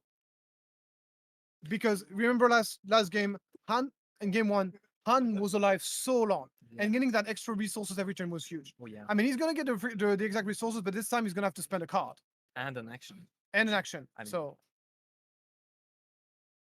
So Falcon is ready. Right now, Han is winning the race, but there are units on the board, and Jango has not been deployed yet. And even though he resupplied, the 6 resources here for Martin is a bit awkward. He probably wants to go to 7. Absolutely, yeah. Han Green is very dependent on those 7 resource plays. We did see the cunning though. That is not the worst play, but Oh yeah, could be a cunning. The problem of cunning in this matchup, and the reason why I'm not a big fan of cunning in this matchup, Yeah. I mean at 6, I mean yes, I guess you can find windows where you can make it work. Yeah. But usually you want to give +4 attack to units, and if that unit gets tapped, it's such a blowout. oh yeah. And when Jango triple dark raids and stuff, it's very difficult to attack their hand too. Yeah. Because they get another card with that. So, but if you play a lot of the 1-drops, then the discard option can be pretty nice. And we see the Death Star Stormtrooper going for the swing here. And that's going to be a Kira. That is potentially very good. Oh yeah. Daring Raid and Ruthless Raider. Do you block the play this turn, or do you That block the is the big play next question. turn? That is a tough call. A tough Because- call. This Kira- on your doorstep is not really having that big of an impact. But because of the daring raid, the Kira can die regardless. Oh Right. yeah, So Jango and the daring raid can get yeah, rid of yeah, that yeah, yeah. Kira. So you'd be able to get rid of the Kira regardless. So maybe the most impactful thing would be to just say daring raid. Yeah. This is a very good point. I think saying daring raid in this case might be the best way to go about it, because you put yourself in a situation where you're forcing the opponent can no longer play daring raid and on your doorstep in the same turn. Yeah. Basically. And we will hear from our Okay, we don't know what he producer named. what was named I guess we're gonna find out soon enough. on the doorstep was named. On the doorstep was there. Yeah. So now we'll probably just see Jango and daring raid clearing the Kira. Yeah. At least it's blocking. At least with it's damage. forcing. At least it's forcing the daring raid onto the Kira. I guess. Yeah. Yeah. We could also see. We see now. It's a good point being raised by Bold. Like sometimes blasters he plays in DL44 blasters he plays in Jango. Yeah. So that's but no, he's going for the play that we were predicting. On the doorstep comes out, and that's another 3 damage into base, as well as a pretty massive board. And keep in mind that there's a Ruthless Raiders in Chris' Oh, yeah. hand. So this is anyone's game, guys. It's gonna be a clutch last game. Be ready for a very, very close match. I would say that Chris has a really nice board state here, but we know cards like U-Wing, Cad Bane, Luke, they can be very tough to deal with for Jango. Yeah, we saw some Whaley from Chris. Yeah. So Whaley into Luke is huge when Whaley is played out of aspect. Yeah. But yeah, Cad Bane is such a blowout here. All the tokens are gone, but he needs to go. It's not like he's really playing Cad Bane. He's playing U-Wing into Cad Bane. That's not the same. It's not the same consistency, obviously. Yeah. So keep in mind also that Martin has the option to raise this game. He's still ahead on damage. Yeah, that's true. So if he finds a way to block the ground arena, maybe he can go for the race. Yeah. But obviously, his primary way to win here is a huge U-wing reinforcements. Oh yeah. And then from that point, he's going to be forcing Chris to take very aggressive initiative, because Chris is going to be wanting to tap down that Luke and preventing from healing 3. Yeah. So that's like, He'll come from Bull here. Dream board for Jango, wide and on the ground. yeah. Also, there's a limit of number of units you can you can capture with Django. I think you can Yeah. only capture up to 3 units with Django. Oh. So that makes that he's not as good on this board as you might think. That's true. He has to pay the Falcon tax. I forgot about this. Yeah, that's huge. So shooting 5 here. or Okay, 4. getting rid of Django. Decent. That's okay. But And we're gonna still see with the Ruthless Raider cannot tap the Falcon Yeah. because Django is tapped, but still a threat, a looming threat on this board. Yeah. This is going to be such a close game. We're looking for Martin is going to be looking for U-wing reinforcement into Enfys Nest to bounce the Ruthless Raider next turn. That would be really strong. Looks like he already took initiative. Yeah, kill the Yeah. the cohort. Totally forgot those droids were still there. Oh, man. 19 damage on Martin's base now. Bro, this on the doorstep was so good.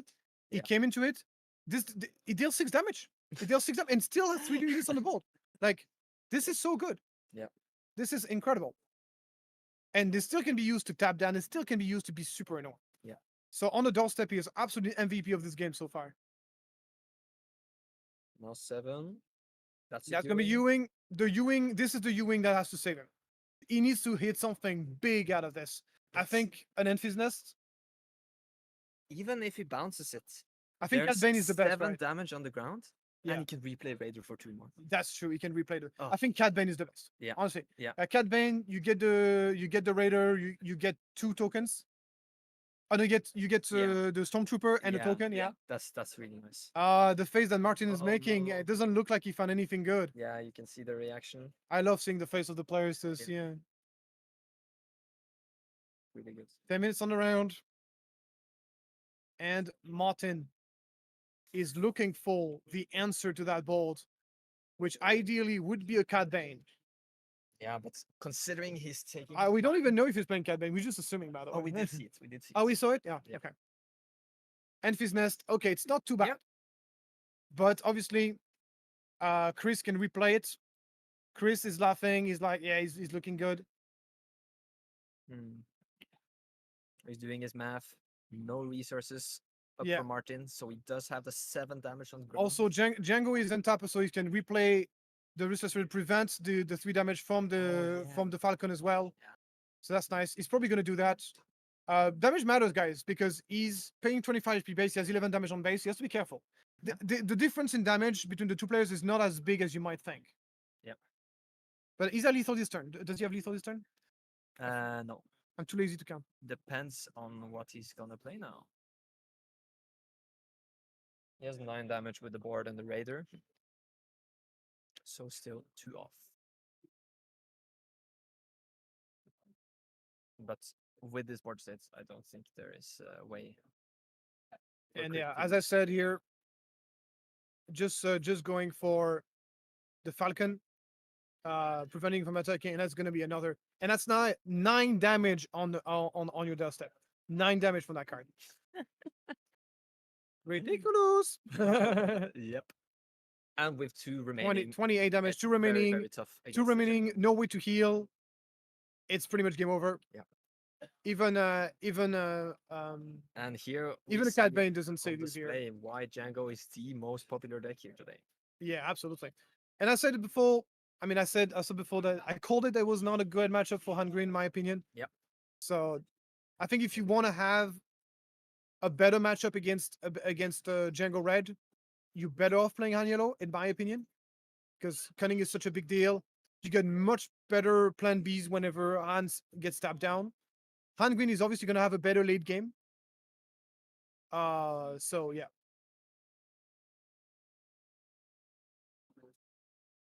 And I think Chris played this Martin plays this very well. I don't think Martin made any big misplays in my opinion. I think he played as good as he could. I mean, obviously, we don't see players' hands, and the resourcing is probably one of the most important aspects of this game. So Oh, yeah. we can't say for sure that he played perfectly, but as far as we've seen, he played pretty well. Oh yeah, they did miss the 2 damage on the Falcon. Yeah, but, yeah, it does not matter. but here. I don't think it matters too much. Cunning. Cunning. Okay. Does that do the trick? Obviously, another daring raid, another raider wins on the spot. Mhm. 2 attacks, one from. He doesn't have many ways to kill in one turn, so we'll see. Goes for another triple dark raid maybe. Did he go +4 attack on something? Mhm. Okay, Whaley on the Emphys Nest, knowing that it cannot be replayed, and that's going to be a GG. Yeah. Martin extend the hand, and Chris is getting on to the next stage of the tournament. What a series! Like these are one of the best local players here, so it's really fun Absolutely. to see them battle it out. Yeah, very good plays from both players. Martin did well. Chris is obviously very experienced player. I think the reason you lost game 1 was because he's just being very unlucky. Yes. I believe his pass was a bit questionable on turn 1, but once again, we don't know what he Yeah, had in hand. exactly, So exactly. maybe he had just no turn 1 play. Yeah. But All right, that was a blast to watch, and now we will take a look at the meta. yeah, let's take a look at the meta. We have So- gotten a printed sheet that we can show you guys. Oh yeah, oh perfect. See on we the have the screen. producer Amazing. ready and everything. So we got the most played deck by far is Jango. There's 9 Jango Tarkentan in the tournament. Oh, yeah. That's almost a third of the tournament field. That's huge. Do Sabine, you know the third? no, sorry, a six, sorry, a 6 of the tournament. Sabine ECL, 7 people. Yep. Bosk Green, 6 people. So this was Very a very popular. very anti Han Yellow meta. Yeah. But too bad, sense. no Han Yellow. Okay, Han 1 Yellow. Only 2 people playing Han 1 Yellow today. Wow. We have 3 Han 1 Green, 3 Bosk Blue. This is an amazing field for Bosk, by the way. Yeah. Bosk has a great matchup into all 3 of the top decks here. Jango Tarkentan. I mean, great is a big word, but a good matchup against Yeah. Jango Tarkentan. If you build your deck to build a Jango, which you should, Yeah. you have a good matchup into Jango. Okay. Same for Sabine. I mean, that's basically what I played all day long in Birmingham when I was in Birmingham. So, really, the reason why Bosk Blue is not good in the meta right now is because Han is so good. Like, it's almost an unwinnable matchup Yeah. for. But if Hold Han is nowhere to be seen, Yeah. that's great. So obviously, Bosk Green, we got Anakin Blue. Anakin Blue on 5 players. Yeah. 4th most represented deck. Very cool. And then we got 2 Cat Bane Blue. Interesting. 2 Obi-Wan ECL. 2 Palp Blue. 2 Palp Yellow. 2 Tarkin Green. Yeah, we did see a Tarkin win a PQ, right? Yeah, man. I mean, this is Tarkin Green, bro. Oh, it's double. This it's mono. wow, this is crazy. I would be That's very old curious to school. see those lists Yeah. and see if they do. And then we got Anakin CL, Anakin. So then everything is a one-off basically. There are a lot of one-offs there on the bottom. And we have almost all flavors of Yoda. Yoda green, Yoda red, Yoda yellow. It's Yeah. cool. I don't know if I wonder if the Yoda yellow is doing well. We saw him winning the game on the first round. Yeah, true. Maybe we could check that actually. So John Vic, thank for the cover, guys, but thank you for being here. It means so much to us. It's a It means a blast. lot to us. So if you guys are interested in looking at the melee, then we will send code. So you just type in melee.gg/tournaments. But I think the Okay, guys. From now, we'll take a break until next round. Try to rest our voice a little bit so we can bring the hype on the next round, Oh, which yeah. should be the last round or in yes, top last 8. round of Swiss. We are Last round of Swiss, exactly yeah. 64 players. So Okay. So last round of Swiss next round, and then to this obviously top 8. Yeah. Stay tuned. right, see you then.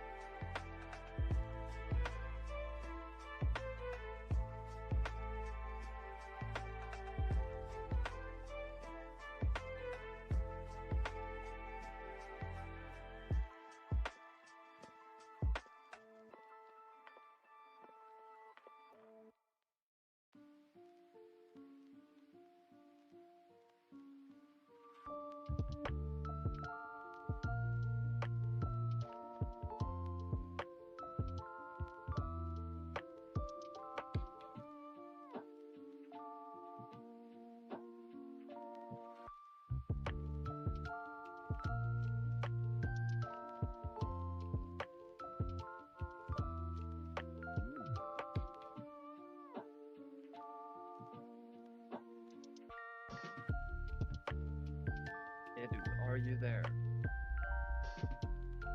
hear us?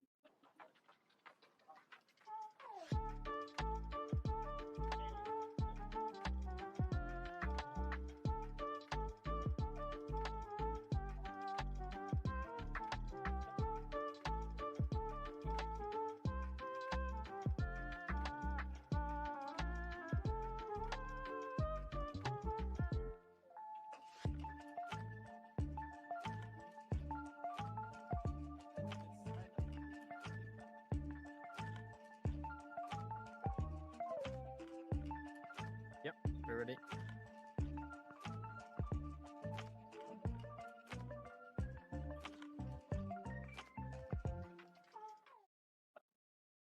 Hi everyone, welcome back to THT, and today we are on the PQ Zurich, and this is the last round of Swiss.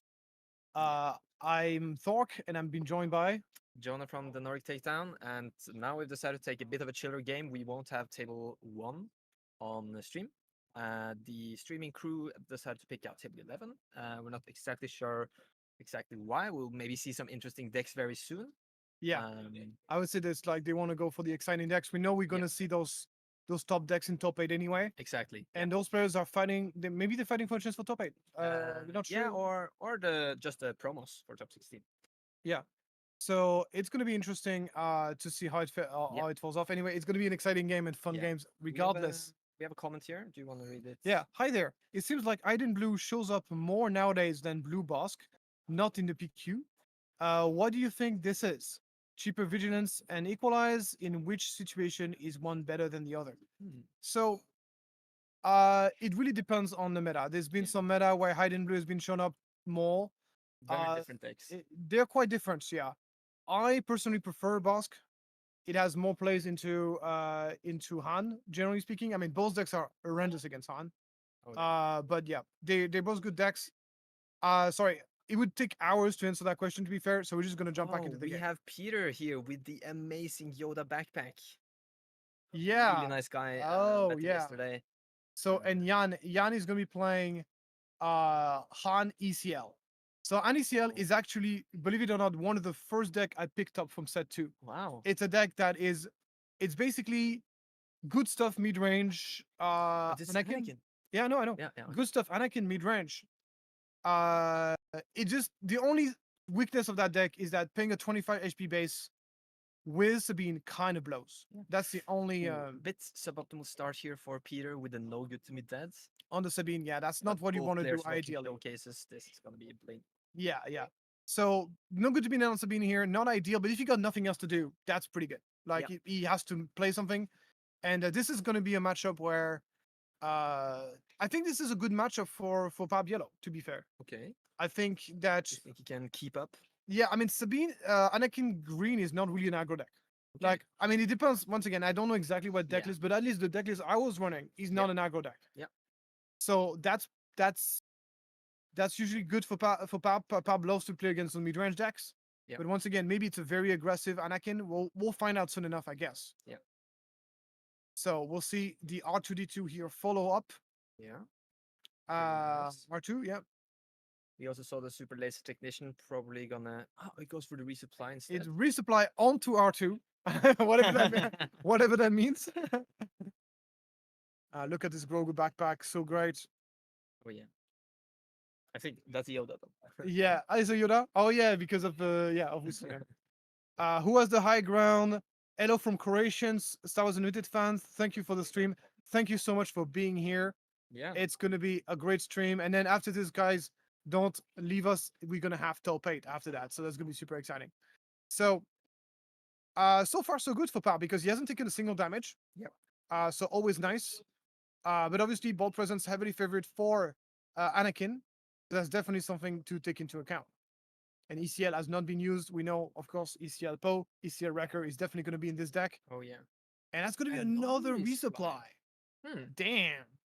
I think that's a bit fine.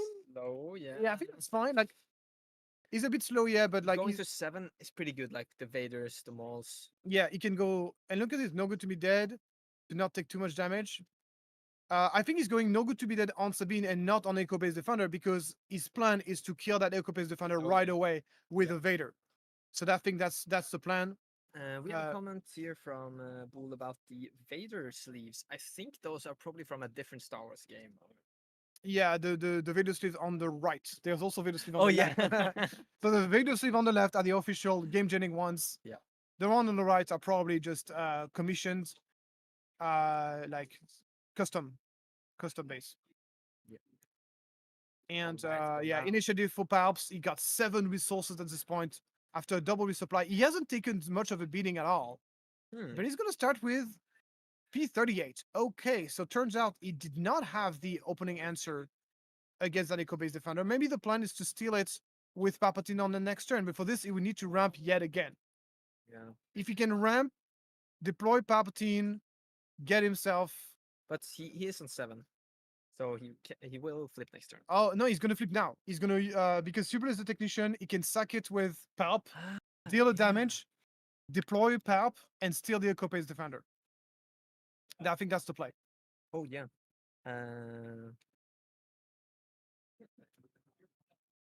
So now it is Jan's turn to do something.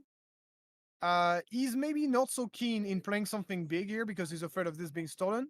But on the way Peter has been playing this, it is clear that he wants to steal the Echo Base Defender, which is not like an amazing steal, but considering that this is a Palp, this is Palpton 4, right?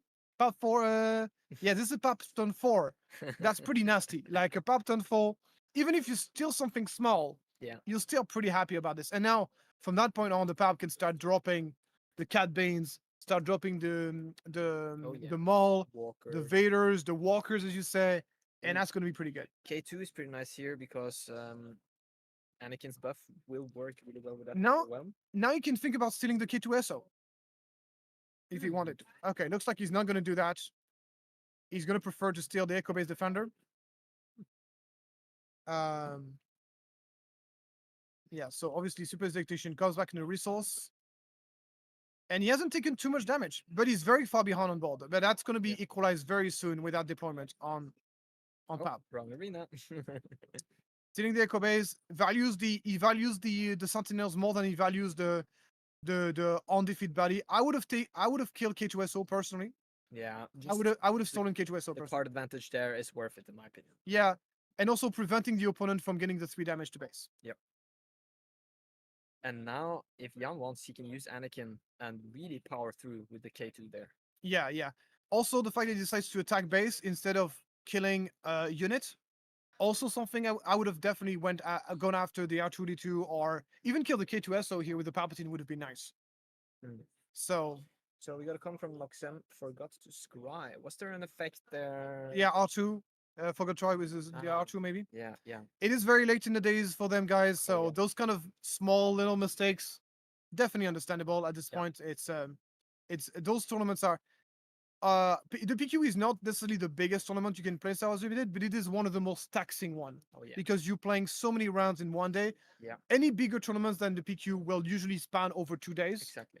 So the PQs are some of the most taxing tournaments you can play in Star Wars Limited. So Jan decides to attack with a Sabine here instead of the K2SO. This will enable Peter to answer. Oh, he just slams it Relentless. Relentless is amazing, but not so much in that case because Yes. it's a 9 drop with no immediate impact on the game. Yeah. Preventing events from being played is not super valuable here. And Jan kind of doesn't respect the Palpatine here. He flips Anakin instead of attacking with K2, so Peter will still have the chance to maybe take out that K2 now. ECL, Oh, did he? ECL Nice. Wrecker, and yeah, he's gonna destroy one of his own resources Ooh. and ambush the Palpatine, and that's gonna be a huge. Yeah, that means it just one shot the Palpatine and deals some overwhelm damage. This is very big for Jan here. He has a huge board on the ground. And that's the problem with this Relentless. Yeah, it's really good into the event heavy decks, but Anakin cares all about those units. Absolutely, yeah. Anakin doesn't really play that many events. It's still gonna be like it's gonna put a clock Yeah. on the because Yeah. we're talking about a 25 HP base, obviously. And obviously overwhelming barrage Oh, next turn on a Oh. Relentless here would completely yeah. would be a huge blowout. It would be able to kill both the And- Anakin and the Wrecker probably. Yeah, and then Peter would have kind of lethal in two phases, I think. With the 11 he has in space, Yeah. he has that. Yeah, no, this is no like a barrage. I think it's all smelling the barrage here. We'll see Yeah. if he has it or not.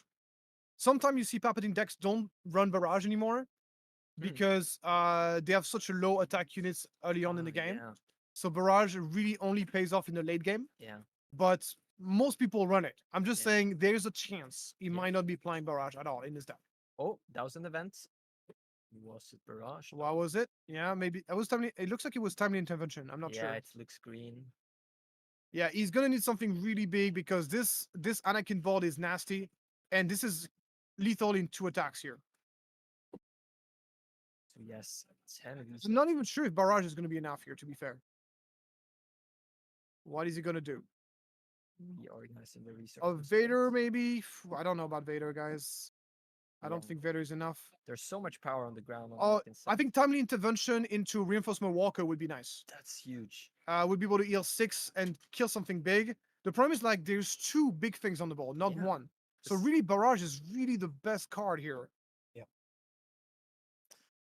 And the Wrecker ECL last turn was just so amazing, leaving a 7-2 on the board. Damn. Let's see what he does. 6 drop. Change of Ouch. hearts. Okay. Okay. That's not gonna kill. I mean, Anakin gets to attack though. That's the big issue. Because Anakin, looking at a 5, that's almost lethal, and then K2SO can just die in any way he wants, and that's But- lethal. We're looking at 9 damage between the K2SO death and the Anakin attack.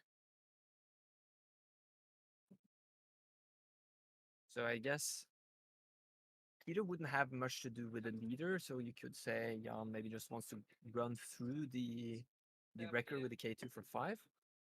Oh, he plays a Yularen. Yularen. Interesting. Okay. That doesn't help is Anakin to survive. Peter's like, huh? What does Yularen do? No, does he? No, no. That puts it at 8. Yep. Yeah. Okay, Yep. so now So the Anakin survives against the Wrecker. Yeah. Interesting.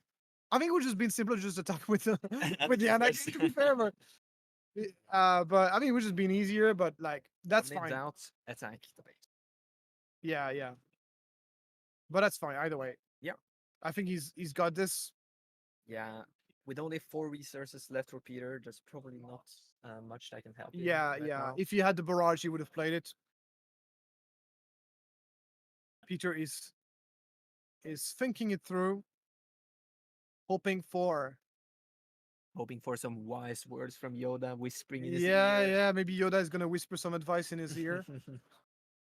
That would be an hilarious way to cheat, honestly. Imagine there's like a microphone and Yeah. there's someone speaking like Yoda, You have like a Yoda puppet. That's playing the barrage. You will.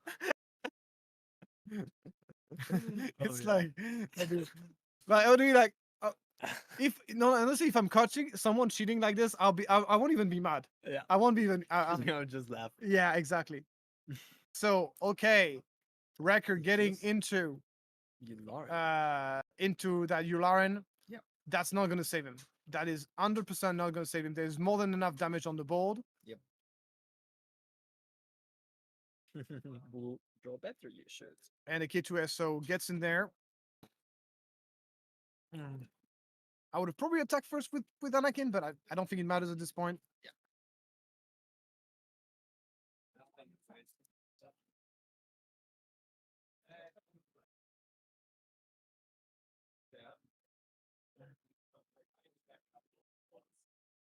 And now Jan is thinking on what to play. No, sorry, it's Peter. It's Peter's turn. But he's probably realizing. He's realizing there's slowly. no Yeah, way yeah. out. I can see by his face reaction. He's kind of like, just play it out. Just play. What? Just kill me.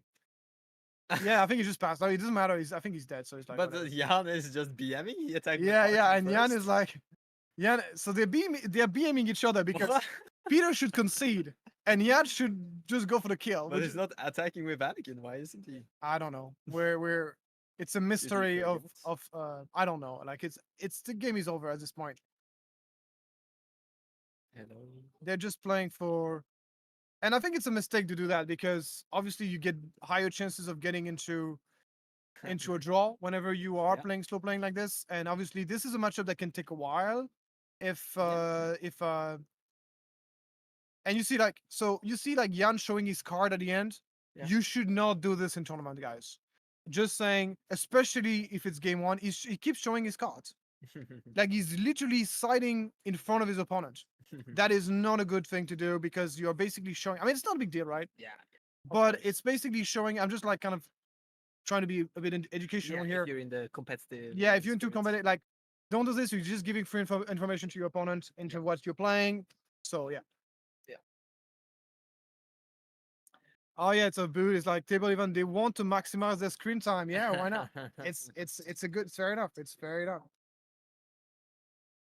showing off all of their bling.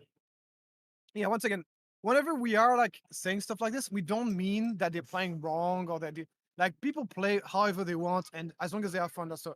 We're just trying to be like kind of educational. We're just trying to kind of like kind of give tips and like kind of give insights on, so you can learn a little bit at the same time, having fun and learning at the same time. That's all it is. And it's like, even though it's the highest level of competitive or organized play we had so far, it feels just like a super great spirit here today. And Absolutely. these players seem like really cheerful guys. And Peter is, I talked to him earlier, super fun. So it's like, yeah, it's like the I don't know how it is in your community, but Star Wars Unlimited community on my area has been absolutely amazing. I think like maybe because the Star Wars IP appeals to a more mature audience. Yeah. I think is very beneficial for the community because you have people who are between the age of 25 to the age of 40, sometimes above. Yeah. And that means that mostly very mature people play that game, and Yeah. that creates like a better atmosphere overall. Yeah. Once again, nothing. Very friendly. Yeah, very friendly. overall, Yeah. So people have kind of like they have enough. They have the maturity to Yeah. like to, and I think it's really really nice. And really feel like the not just the local communities, but the whole Star Wars, the global Star Wars community is also Yeah. super nice. Like me on my channel, I'm experiencing very low level of toxicity. And sometimes every once in a while, Yeah. one or two fellas, but overall, just the community is just great. Yeah. It's been really really good to be a content creator for this game. I don't know how you feel. Yeah, I feel the same. Like just getting to know people through the game is so crazy. Like just making friends all the time just because we have the same interest. And that's Yeah, so this is something we were talking about yesterday because I think it is your first physical card game, right? I did play some kitchen table Magic, but not really like following the game, going to stores and all that. Yeah. So me, I have like 20 years experience in Magic, so I know how it is to play. And this is the reason why, in a nutshell, the reason why physical card game is superior to digital ones. Yeah. It's just simple as that. It's just the human relationship, Yeah. the fun, everything that surrounds the game, just Yeah. playing the game. That's a huge deal. People, yeah. Very nice. So we're heading into game 2 now between those two players. After sideboard, who do you think gets better after sideboard? I think Palpatine because I don't know how he is teched. So he probably there's a lot of like things like be relentless. Does really need against this matchup. He just needs to deal with the ground arena mostly and get his palp out, do a valuable steal and stabilize. Turn 1, Sabine here trying to deny the turn 1 play. Yeah, we see Ayla there in And the hand of Jan. yeah, That's pretty cool. and he's going to be able to get rid of that marine. That's So successful. absolutely, yeah. Yeah. It can happen sometimes, especially if you're playing a more mid-rangey deck that has, like an aggro deck is very likely to be holding 2 drops in his hand. Yeah. So he's most likely going to have something to fall into. Yeah. But in this, where this Anakin is obviously a bit more mid-rangey, in this case, he's less likely to have many 1-drop. We have a comment from that Eriksson. Brazil represents should be in an only IG tournament. What? Does that exist? I don't know if I understand. Yeah, this it's reference, Eriksson. he's basically saying that he should be playing an only IG88 tournaments. And okay. Oh, But his wife is sick, so he cannot attend. Okay, oh, that's- they're actually hosting an only IGA Yeah, tournament. yeah. That's so cool. that's hilarious. yeah. Imagine watching the top 8 of this, and you're like, and you don't know it's an and you don't know it's an IG88 only tournament. I mean, if it's like all top 8, it's a bit suspicious. Like, Yeah. even if you get 3 IG88 in top 8, it's already suspicious. Ooh, but did Jan not have anything to play on 3 resources? It doesn't look like. Damn, because Peter resupplied. He's on 5 now. Yeah, that is That's so a backbreaking. Yeah. blowout, yeah. Yeah, Peter is getting ahead, so far ahead, in this early stage of the game. He's not ramping as aggressive. He's still ramping aggressively, but this time around, his opponent is not dropping the bombs. Timely. Timely. Okay, That's pretty decent. that's all right. I mean, I'm sure you got plenty of cards in hand, so you gotta spend those cards. Ooh, and Eriksson mentioned the IG88 tournament. The winner gets the showcase. Oh, not That's bad. a really fun way to like to get the showcase out. there to the Absolutely, community. I find this fair. Yeah, it's very fun. Yeah. And I wonder what is the best version of IG88. And at least here you get the definitive answer of who is Yeah. the best IG88 version. Small sample size, but Yeah, of course. So we get into turn 6 here. There was a Bosk turnout. The Bosk is really strong against that. oh yeah. That not only kills it, only takes 1 damage back. Yeah. Not gonna be so easy to kill that Bosk on the way back. Ambush units are just so nice because you can basically very often guarantee the 2-for-1 with them. So yeah. So we get into the Anakin. So one of the problem with Anakin is that Wrecker and Anakin is kind of a counter synergy. Yep. If you Anakin Wrecker Pro ECL before deploying Anakin, that's been one of the difficulty had with the deck. But obviously there's a lot of situations like this, for example, where you get to use ECL earlier, and in which case you're completely fine. And you're gonna see Ooh, that's a nice sneaky sneak attack. Yeah, I love it. DJ. Get to kill the Poe and ramp at the same time, DJ Death Star. and gets the resource ready maybe as he well. has something left to play with his 5 resources. Yeah, maybe another ramp. Oh, that would be sick. No, it's gonna be a Yep. a phase 3 Dark Trooper, a great one to have, and he's in the commanding position. I don't think this Oh, game is, if he played right, I don't think this game is losable for him. Especially going up to 8 now. Yeah, to be frank, we don't know what Jan is playing in his sideboard, and he might be playing like some very big stuff. It could be like you. I was playing UN reinforcement in my version, so Yep. if he's playing that too, he could have definitely an advantage.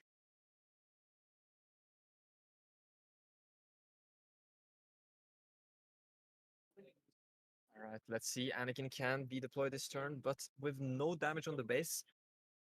Only in quotation mark for a 4/7. Yeah, And it's gonna be really tough to play units this turn because Palp can just steal whatever you play. Yeah, that's always the tricky part. So you gotta bait the Palp's ability on something small. Yep. In this case, Jan might just be forced to. Um, yeah, it's gonna be tough. Like he's gonna be able to deploy Anakin. Anakin's not so big at the start of the game. Yep. But at least he can get rid of the Phase 3 Dark Troopers. That's the Sneak it wrong up, card. wrong card. Wrong card. Mixing it up Wrong for no card you reason, I guess. played. Probably what. He doesn't have to play it if takebacks are. Yeah, I don't know. They're gonna figure out. It's as long as you haven't given the opponent, as long as the opponent hasn't done an action, you can undo. That's the Oh. official rules. Oh, that's official rules. As long Okay. as there hasn't been new information, you can take back. Okay. So if you would do an action and your opponent responds in some form of way, any decision, Yeah. and you've got new info, you can take it back.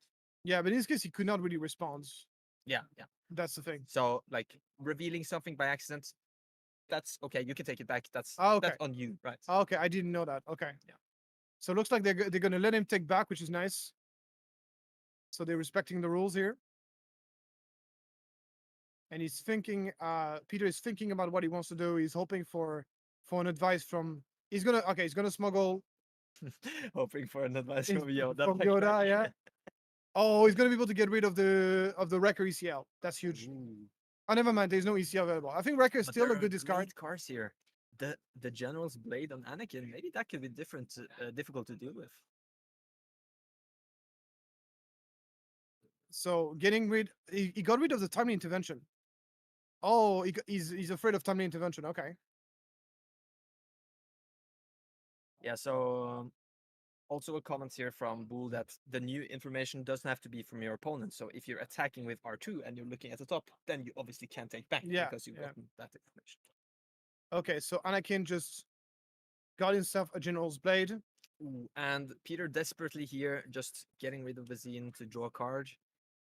Okay. He's gonna take a hit here, but that means now, because Anakin is a Jedi, he gets to play a card with 2 resources less. Yeah, and he had an Ayla, right? Yeah. So that's gonna be. He's gonna be able to So- play Ela Sekirov. Now Peter probably regrets. Oh, he just takes the initiative. It takes the initiative. Okay. I was about to say he probably regrets using the Palp ability on Bazine because Ayla would be pretty nice to steal. Bravado. Okay. Also, what can he and Yes, an enemy unit has. left oh, play. okay. He gets to untap his own unit, so you can. Oh yeah, of course. I'm dumb. Yeah, Swing for 7. that's Pretty another one. solid. Yeah, a bit early maybe to fire off the bravado. Oh, that means the trigger gets triggered twice. I think so, yeah. Okay, Taste that. looks like he changed his mind. No. Okay, no, he played A-wing first, then bravado. Yeah. And then attack again, and then he can play another 2-drop if he has. What a I'm play! actually not sure about the ruling if the General's Blade triggers can stack if you ready the units. It should. Why not? Yeah. In this case, it Sure. doesn't matter because he didn't use the Yeah, attack. He didn't yeah, use it, so it but doesn't for matter. like, It's okay, future but- reference. yeah, but being able to play that A-wing for free, pretty neat. Oh yeah. And putting some pressure on his opponent. A game that looked to be really, really good for Palpatine. Not looking so good anymore. No. Obviously, we are now reaching the point where the Palpatine player has pretty massive cards in hand. Ooh. Most likely had something like Vader, like Maul, that kind of thing. Yeah. And obviously, Palpatine deployment still up in the air. So Michael is confirming, yes, they can stack. Yeah, I would be surprised if they couldn't. Sneak attack. Maybe a Devastator. That would be so cool. It looks like it. Oh, That's very nice. That's answer to huge. Anakin. that's a huge play here. The Devastator gets rid of the Anakin and puts up a 10-10 Sentinels Overwhelm into play. Another removal against the A-Wing as well as doing 7 damage to base. Yep. That is insane. And no, he doesn't have resources left. I was about to say it would be nice if he could sacrifice it, draw a card, maybe steal something with Palp. Yeah. I don't think he has resource for that, but that's, you're just asking too much now. You're just being greedy now. One more resource. And a Cassian comes out, but the thing is, like, Palp is still far away from being dead. So it really looked like it was a really good turn for Jan the turn before. Yep. But this Devastator is completely turning this game upside down. Yep. Cassian comes for the damage to base. He's gonna deploy No steal. no steal. Okay, he's just feeling like he's comfortable enough, maybe. Interesting. Also, he can sacrifice his Devastator and draw card. Okay. Ah, yeah. And then he can And then he can attack the kill Cassian. Again, he can kill Yeah, Cassian. that's Yeah. pretty good. Okay, that's actually I think it was actually worth it. Yeah, I mean, he stabilizes a little bit. He's comfortable that he will have the biggest top end. He can Yeah. This doesn't need to have. to be crit fair, the this is steal. not a matchup. This is not a matchup where you desperately need. It's not the boss control matchup. Yeah. It's not a matchup where you desperately need the pop steal. I think you're happy enough just. Yeah. We have Adam. I'm so humble tuning in, fellow podcast member of the Nordic Takedown. How's the day going? Which decks are on the top of the table? It's been a really nice day. We've seen. We did a meta breakdown right after round 5. If you want to go back and look at that, we have right now on table 1. Reinforcement Walker, just as I said that it was not that the Sabine steal, no, sorry, the Palpatine steal was not super important in this matchup. We see the massive dude. I mean, it's not the end of the world. If he has change of hearts, Yeah. can take it would be a huge blowout. He can take control of it, sacrifice it afterwards. It's So- not the end of the world at all. So I was about to say this is table 11. On table 1 we have Oh, Bosk Blue versus On 2 Blue. Frozen in Carbonites here. We have this reinforcement worker as his feet being stuck in the Carbonites. That has to be a really big. And a Bazine, and he does play reinforcements. So I was right. He's definitely playing a mid-range version. That's a pretty good top end. That's a huge pickup here. Huge pickup. So he's definitely playing an Anakin mid-range deck. There's no doubt about it. And he can attack, deal full damage to base, get himself another card draw from the Palp. Yeah. And that's his point, is just finding a change of heart. He finds a reinforcement worker of his own. That's pretty nice. Yeah. This looks like he has a barrage or something there, but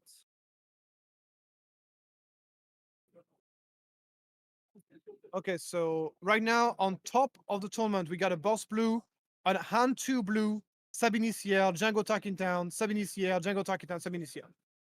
So there's still a one deck to be decided for top 8. So pretty standard top 8 overall. Like nothing crazy. The Hand 2 Blue ECL is probably the most. The Hand 2 Blue is probably the most. no Han 1. I mean, there if- is only two hand 1 yaw in the entire tournament. So But 5 Hungries. No, 3 Hungries. 300. Yeah. So that's maybe the biggest Because of set that, of the yeah. turn. Okay, so we're seeing Peter now in a commanding position here to take the win and at least equalize this matchup. Yep. As he has a better late game than his opponent, and he is in the board control. This reinforced walker is frozen in Carbonites. It's so fun that I can be played on vehicles. I love it. Yeah, why not? Why not? You can froze the engine. You can. Yeah. Why not? Send it on a trip to off. It's currently Jan's turn, considering his plays. That's gonna be a Yularen. Not the best play, but you got to start by something. If he just has multiple smaller cards, Probably wants to save his record to deal damage to something else. and we'll see the follow up here with Vader. Perfect answer here to this Yularen That's really and good. bringing more stuff to the board. Ooh, he's he finds gonna- a Royal Guard. Yeah, he finds a Royal Guard, another safety net. I don't see. Yeah, he's gonna go for it. We have YCA cheering on Peter. Go Yeah, Peter is in a commanding position right now. This game is mostly going to game 3. The only question is, are they going into game? Are they going to have enough time to finish game 3? That's kind of like the big question mark. It is. And this is where in game 1, for Peter to concede faster, Yeah. would have mattered. Yeah. Because there's like once again he was kind of like slow rolling this. He could have bought himself like a good 3 minutes on that second game. Yeah. And those 3 minutes, sometimes it's all you need to win the matchup. So that's something that is something you have to be aware of when you play tournaments. is you have to be very mindful of your time management. Don't waste time unnecessarily, because in these tournaments, getting into a draw is a loss. It's the same thing. So Very important. Let's see here. Will we have another Devastator? We did see a Relentless earlier. yeah, Also, a Reinforcement Walker could be good. that's gonna be change of hearts onto the record. That's So huge. big. You get to attack with it and then sacrificing using Palps. Obviously, that's the reason you play Palp Yellow, is this combo between Change of Hearts and Palpatine being able to steal your opponent big units and sacrifice it after. It's such a massive blow. And that's 4 for a K2 SO. Pretty measly play here. Looks like he will just go to the base. Yeah, I think he has lethal this turn, right? Yep. 18 plus 7 more on the go. yeah, Anakin has been deployed already, right? Yes. They forgot to put the epic counter on there. Yeah. We haven't seen the Anakin player using Anakin's ability very often this game. Not at Oh, all. No. That not was- once. There's the Ayla. Ayla but Sakura. It does not matter. I'm well known on the record saying that Ayla Sakura is a bad card. Like I've been hammering this home. I guess pretty okay with ECL, I guess. Yeah. I just think there's better things to play. I'm not saying it's a bad card. I'm just saying there's better. And here the barrage that he wished he had in game 1 is coming out now that the game is already more or less over. And that's going to give him even more lethal. And you see, like, Just to show off the blade. yeah. In this moment, this is where you want to concede for Jan, and you want to go to game 2 and not waste any time. Yeah. There's no reason to keep playing here. Yeah. There's lethal on board. You're just wasting time here. Let's go into the next game. There you go. Let's go. Go. Shuffle. Go, let's go. 22 20 minutes left. Should be fine. Should be okay. Yeah. Should Think be so. enough. This second game was a bit faster. Or pretty same? Yeah. They played it pretty fast. I mean, they're playing at a good pace. They're definitely playing at a good pace. There's no criticism on it. It's just that once you know you've lost, just concede. Don't waste time.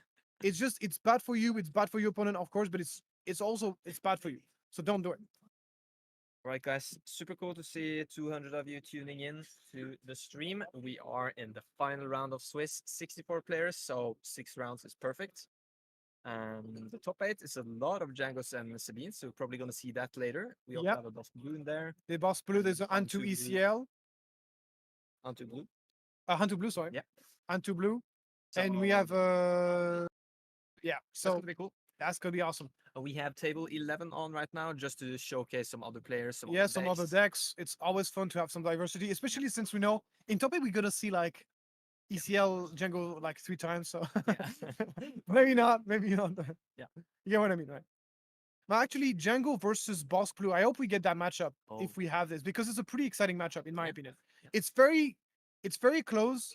Like if Bosk wants to have a good matchup against Jango, he really needs to dedicate a lot of cards to the matchup. Yeah. He needs to have the playset of Snoke. He needs to have the make an opening. He needs all the help you can get. Like, but once you get all those cards, then it's a good matchup. But what I like about this, the reason why I dedicated a lot of sideboard card against Jango, obviously it's one of the most played deck, but also because the sideboard cards that you had in this matchup makes a huge difference. Nice. Very interesting. So we have the final Game, yeah. I believe this is a good matchup for Palp. What do you think? Yeah, agreed. The Anakin list plays some pretty big units they want to play, and when Palp steal those, it's just so difficult to recover that board state. But actually, last game, Peter decided not to. It worked out for him because he had just great draws and pretty good control over the board at that point. The sneak attack Devastator was devastating. Yeah, absolutely. That was a great play. Yeah. I think really the big story of this matchup is really that Palpatine is very straightforward, guys. If you're playing something that is not aggro, Palpatine is a great spot. Like, especially mid-range. Palpatine loves playing mid-range. Yeah. So I don't know about any mid-range deck that has a good matchup into Palp. I mean, you could argue Agnello, but Agnello is not really a mid-range deck. It's more of a tempo deck. So, yeah, Han Green, terrible matchup into Palp. Han Yellow, so Han Yellow is doing good, but Palp Green is doing poorly. all those kind of Anakin's deck, Very difficult. those, those, those. Yeah. I mean, you can kind of attack the hand a little bit with the heroism red blue decks. But if you play it safe with Palpatine, just draw a lot of cards. Then Okay, looks like Oh. we're back into game. I'm sorry. we've missed some here. We missed a little bit. Producer Yeah. is sleeping on the job. Sorry about that. Yeah. Hate on him in the comments. Yeah. Hate on Edu on the comment. Anyway, so Okay, let's try to deduce what happened. basically a play on curve. Sabine, turn 1, Sunkeeper turn 2, K2SO turn 3. As for Peter, he did manage to play a ramp, and it went no good to me dead on Sabine, and then the P38. And we're gonna go here, Frozen and Carbonites on to K2SO. I love this. K2SO doesn't like to be Frozen in Carbonites Oh yeah, because that means no when defeated Exactly. effects. and that's what makes K2 also good, right? When defeated. But Yeah. this way you're perfectly countered. Absolutely, yeah. I mean, no glory is a better counter. Yeah, yeah, The yeah. new removal. The no glory only results. Yes. Yeah, I can't wait to be playing that card. Oh, This the is fact my that it gets around the new Chewbacca pilot. Is Yeah. so good. it also gets around Typhontum. So it's literally Yeah. the ultimate. Yeah. So no good to be dead again on Hyla Sakura. That's a big play because Sakura is quite expensive. Yep. And we're gonna see sacrifice here of the P38 to get some damage. He's kind of spreading the love. Yep. Spreading the damage around. Makes sense. I mean, there's not much else he can do. He's trying to dig for cards. It does look like Peter is on 7 resources now, so he probably resupplied turn 2.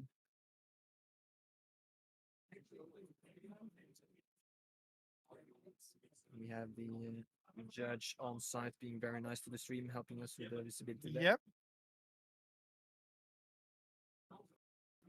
And but not this is not a bad situation to be in for Jan.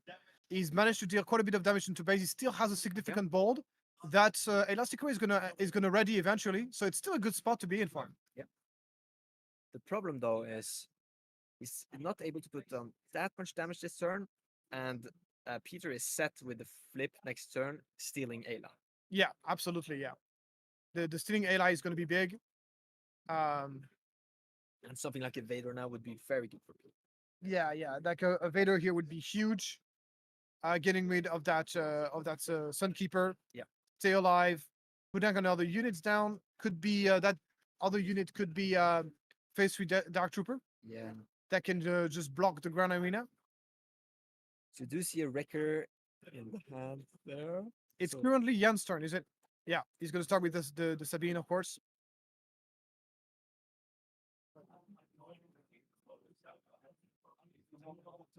That's gonna be a resupply. So that Okay. means deployment of Palpatine this turn. Ayla Secura will be stolen this turn. That's pretty good. If he has coordinate, then he can start like swinging into stuff. Yep. That's gonna be great. And with 4 resources left, what is he gonna play? A Bazine, it seems. That's gonna be okay. Bazine smuggled. What is he taking?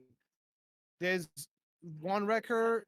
He's removing bravado. Interesting. I guess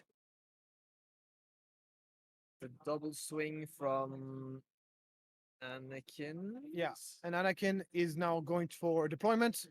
Not a big Anakin. Obviously, Anakin is kind of awkward in this matchup as he usually don't take a lot of damage into base. And he's dealt 15 damage to base, so now he's putting his opponent down to 19. And there's nothing the power players can do about it. He's passing. Why is he passing? Yeah, that's a good question. Why is he passing?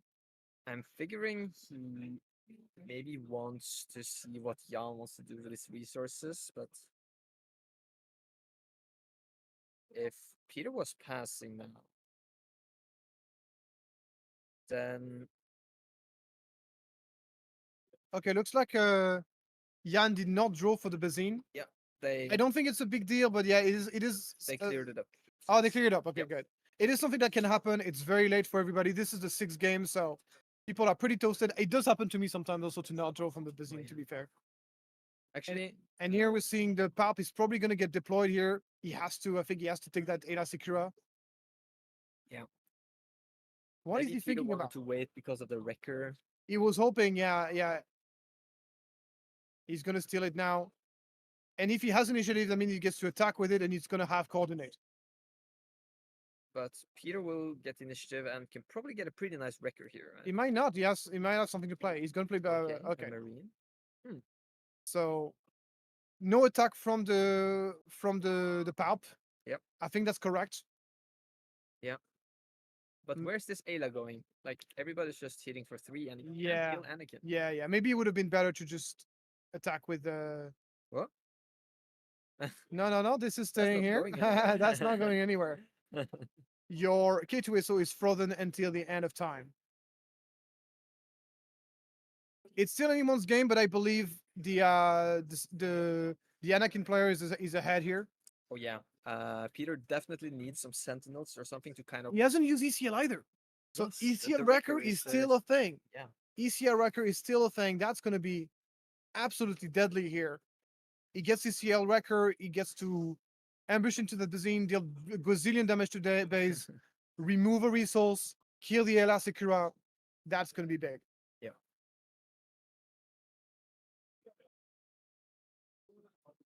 Oh.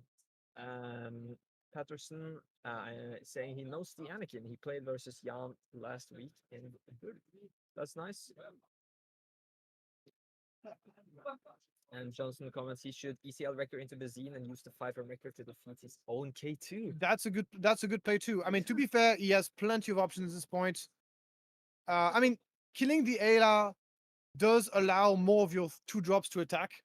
So I think it's better to just kill the Ayla, but it's just a valid play. Like there's just like But a lot of options. Peter will start probably by swinging with Ayla unless he has a barrage or something he would prefer.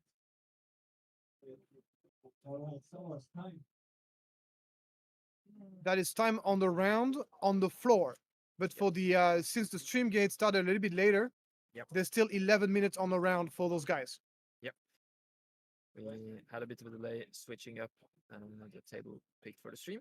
Okay. But it looks like this game will be decided within this phase or the next one. Yeah, I believe this game should come to an end pretty soon, as obviously Peter is very low in HP. But like currently, whose turn is it? It's Peter's turn. He Ah, has the Peter's, initiative, yeah, but he's- he is thinking it out where. Oh, does he have a he wants to barrage put the here? Barrage damage. That is huge. Oh my god, that's a huge barrage He here. wants to kill Anakin. He wants to get rid of Anakin. This is the biggest units here. Yep. So But now Wrecker could definitely run through that Ayla. yeah, I think he's like the reason. Okay, looks like he's changing his mind. So he's going 4. No.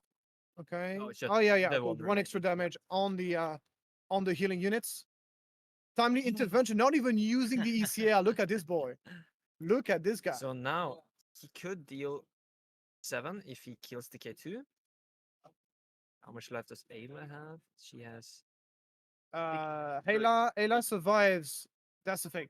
So that barrage was actually a pretty big deal because now he's forced into attacking into that Ayla if he wants to kill her before she gets to attack. Yep.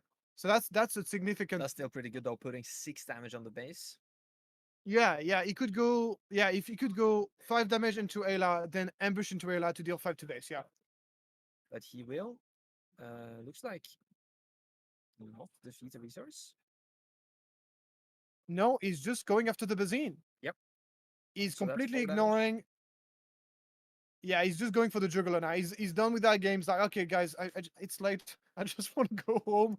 And he's like going for the base, trying to end his game. And putting 5 on the.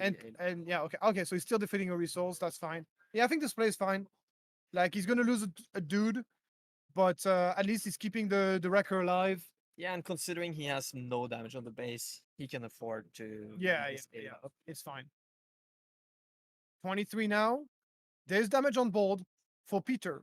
but Peter still has 4 resources left, 2 units that haven't attacked, so he still has plenty of options. Ayla no longer has coordinates, but it doesn't matter. I don't think he cannot attack into Sabine, by the way, because of Sabine's ability. Yes. So he's gonna have to go probably after probably you want to go after the Sunkeeper here. Yeah. Just to prevent that one restore. Yeah, whatever. Oh. Oh, Cloud Rider. He's gonna ambush into okay. But so he's not attacking with Ayla then. Yeah, he has to ready the. I will also make a short announcement in 10 minutes. So please Okay. watch the stream, enjoy some cold beverages if you like. And here's in about 4 minutes. Also, Sabine goes for the swing, putting Peters down to 26. Okay. Yep. That's So not he quite. should attack with the Marine first, right? So he can have the protection of his. Oh, that's right. That's right. Yeah, since Sabine cannot be attacked. And it's fully legal to do a take back there. No new info. So he could decide to switch to the, Okay, to looks- the Marine if okay. he wants to. Yeah, it's getting late. The players are. You can tell the players are a little bit tired at this point. It's tough. Like PQ are really tough tournaments. It's played so many rounds in one day. This is exhausting. So he is attacking. He's going after Ayla. Okay, interesting. Oh yeah, I mean it's preventing her from attacking, right? Yep. Yeah. That's good. Okay, I can respect that. Did Yeah, get the okay. one on the base. Because I think he does have lethal this turn, so it's like whatever. I mean, he does have he had lethal with Anakin, but there's no way he would have lethal because the Wait. Palpatine. Why didn't Peter attack with help? I think he took initiative. He had to take initiative because otherwise the wrecker kills him. He had no choice but to take initiative, and now he's basically on the verge of death. I don't see any way Peter can turn this around. We'll see. Maybe Yoda can whisper a last advice No. that would Why save is his ass. Jan putting the frozen carb light away every I don't know. your face? He doesn't like that card. He's like, take it back. Take it back. He thinks it's a no good to me dead. I don't know. Did Ayla? The Ayla would No, yeah, she had 3 damage, but she had 5 damage on her, so she the attack of yeah. of Sabine was enough to kill her. Yep. So basically, at this point, Peter dies on a fart. So it's gonna be tough. Oof. You can see him. He's thinking about what miracles can. I don't know what card can save him here. Super out of aspect, super laser blast. Not even that kills him with the K2S. So needs no. a timely intervention. oh yeah, Walker into Wrecker. oh yeah. Timely intervention Walker is a real option. Yeah. That's something that actually exists. Yeah. So does he have that? This is the last bid before top 8, guys. Yeah. The last hope for Peter to get into that top 16. Yeah. Will he get his Decisive tranquility? game. That's a lot of resources. Looking for That's a Vader. sentinel? I don't think. Oh no, even that is not enough. The Anakin can attack in space. Yep. So He's does gonna he? slow roll it. There's no unit. That Oh, finds a Yularen. No, Yularen does not get enough. Maybe Yularen plus Celestius Crumb. Yularen plus Celestius Crumb. That heals for It keeps the dream alive. But Yularen is not villainy. You can't pull Yularen, it's not villainy. Oh yeah, you're right. Sorry. Yeah, so that's I actually had people made that mistake against me. Yeah. Anyway, that's it. You can see Jan is happy. You can see his first reaction here. And we should scoop around, but obviously players is he not seeing the he's not seeing a space unit? He's not seeing he has no, it looks like he's not okay. He's just tired. BMing. He's just BMing him. I think he's tired, he forgot he has the interceptor. Well, either he's tired or either he's BMing, like whatever. It's a And- very risky and play. Peter though. is like, shh, don't tell him he has But the to be fair, Peter still have resources left, does he? No, he doesn't. Yeah, he Okay, has a couple. okay, Jan, can you end this game, please? Yeah, it looks like he's shaking his hand. Looks like he has a clone as well. He Okay, wanted to flex his cards. awesome. All right, guys. Okay. Then we will take the short break now before Yeah. the top 8, but stick around. We're really excited to cast the last 3 remaining rounds. Top Cuts. It's gonna be really cool. Yeah, we're gonna be saving our voice to bring you loads of hype for top 8. I need to run to the bathroom. Yeah, absolutely. See you soon, guys. Okay, guys.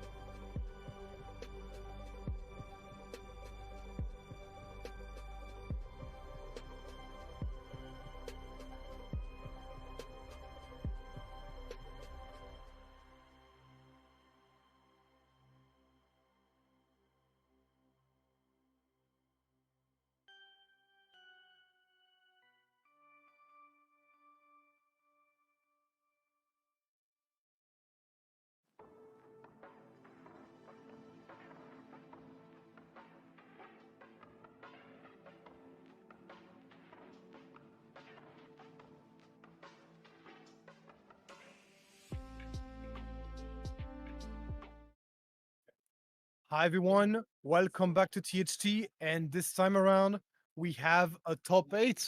We have a top 8. Finally. It's been a great little break now. We've had the top 16 giving out the displays. A display for top 16. Absolutely crazy. Boost, you get top 16, you get a booster box. How good is that? It's great. It's great. Yeah, and we So- had some people sitting around here now, picture with the top 8, and they have changed the table, so it's a bit closer. Yeah. And we are ready to soon take a look at deck lists. Yeah. So let's take a look at our first deck here. This is a Kira ECL who approved. So if you guys don't know who is, he's a content creator and he's famous for being for loving Kira ECL. Yeah.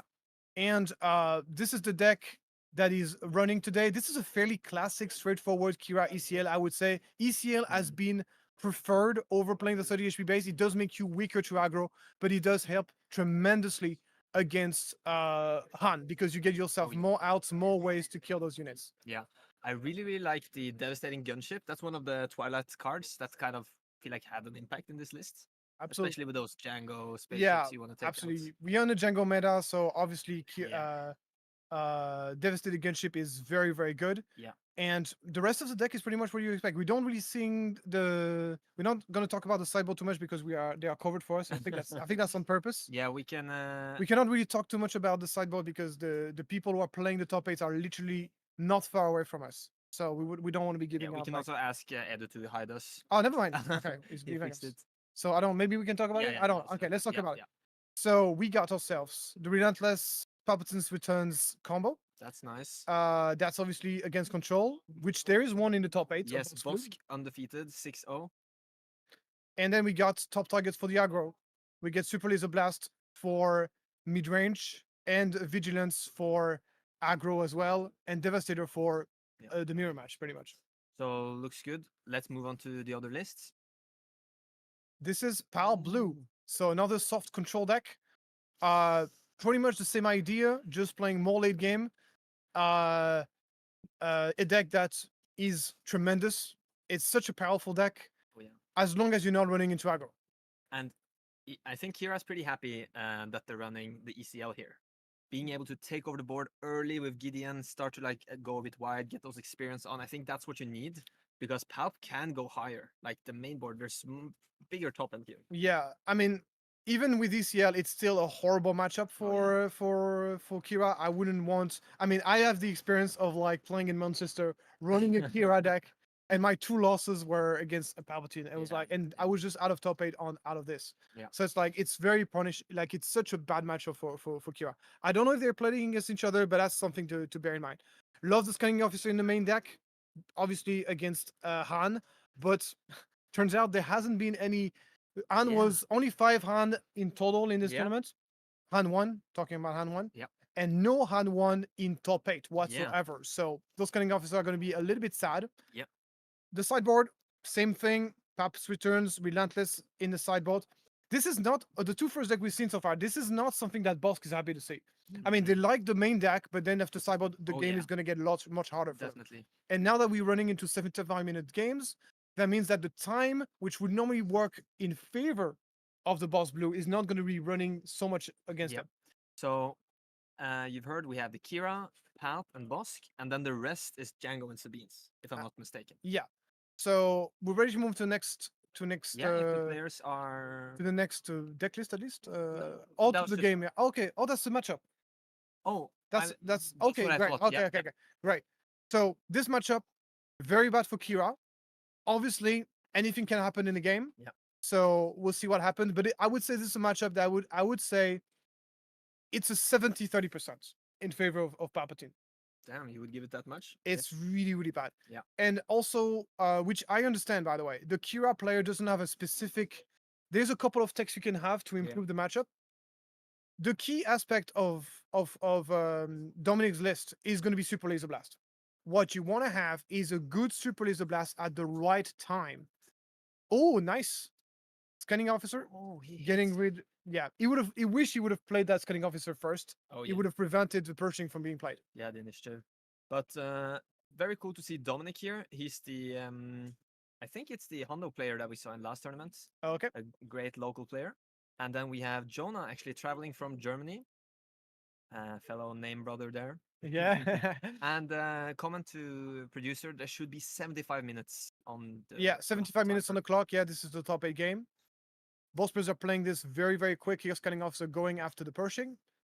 And So resupply from Dominic. yeah, resupply is very important in this matchup. Obviously, ramping is extremely important. We see Jonah does have a super laser technician to ramp as well, so that's nice. Yeah. But being able to draw a bunch of cards per Pershing, that is great start for Dominic.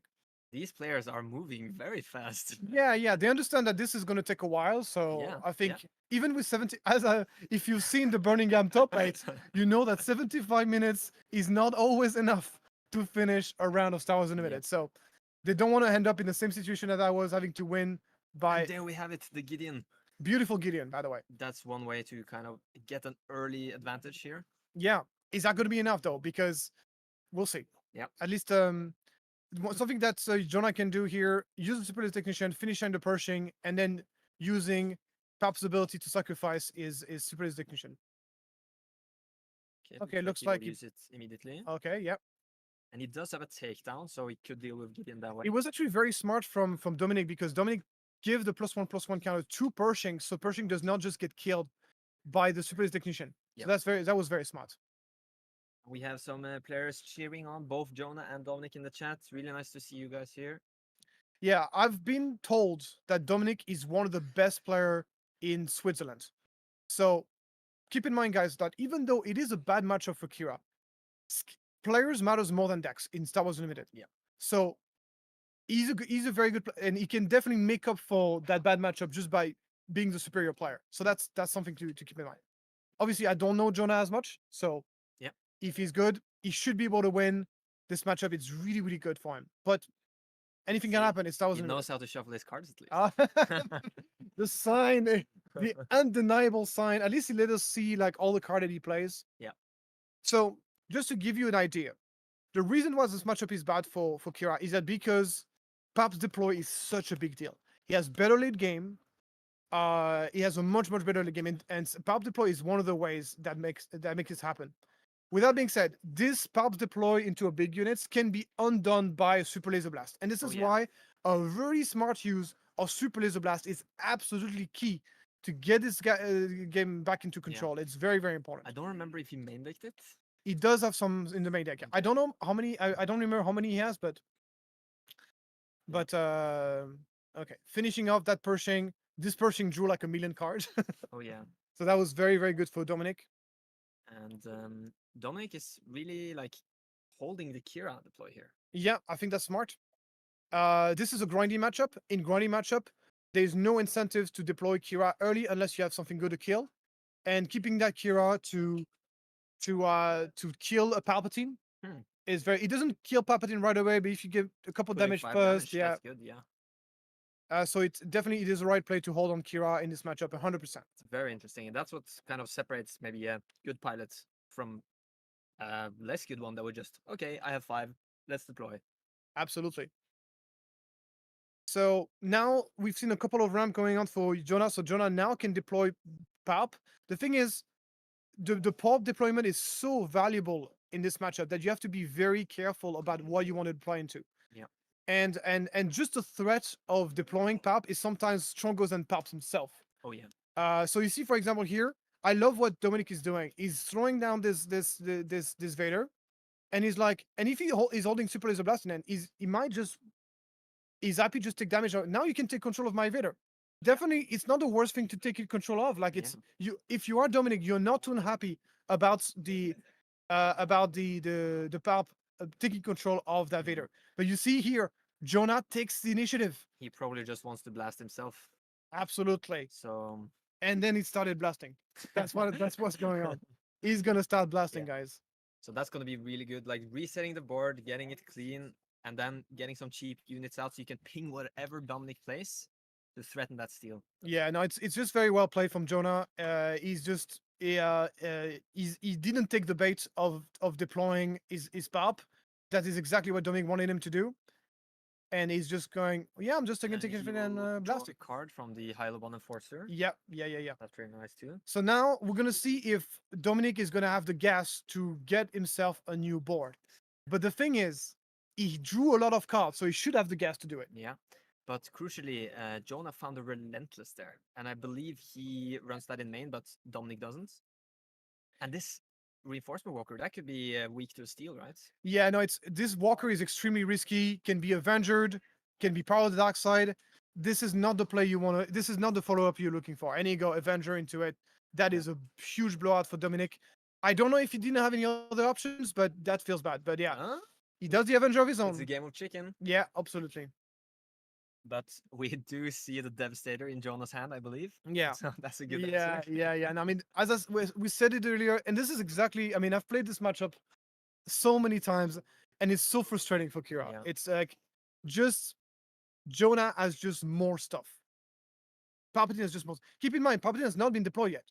So it's only the beginning in terms of like, in terms of the value he can generate. Yeah, and It's here gonna we start- see Dominic just putting a small unit out. I into love the it. I love it. I field. don't think you want to.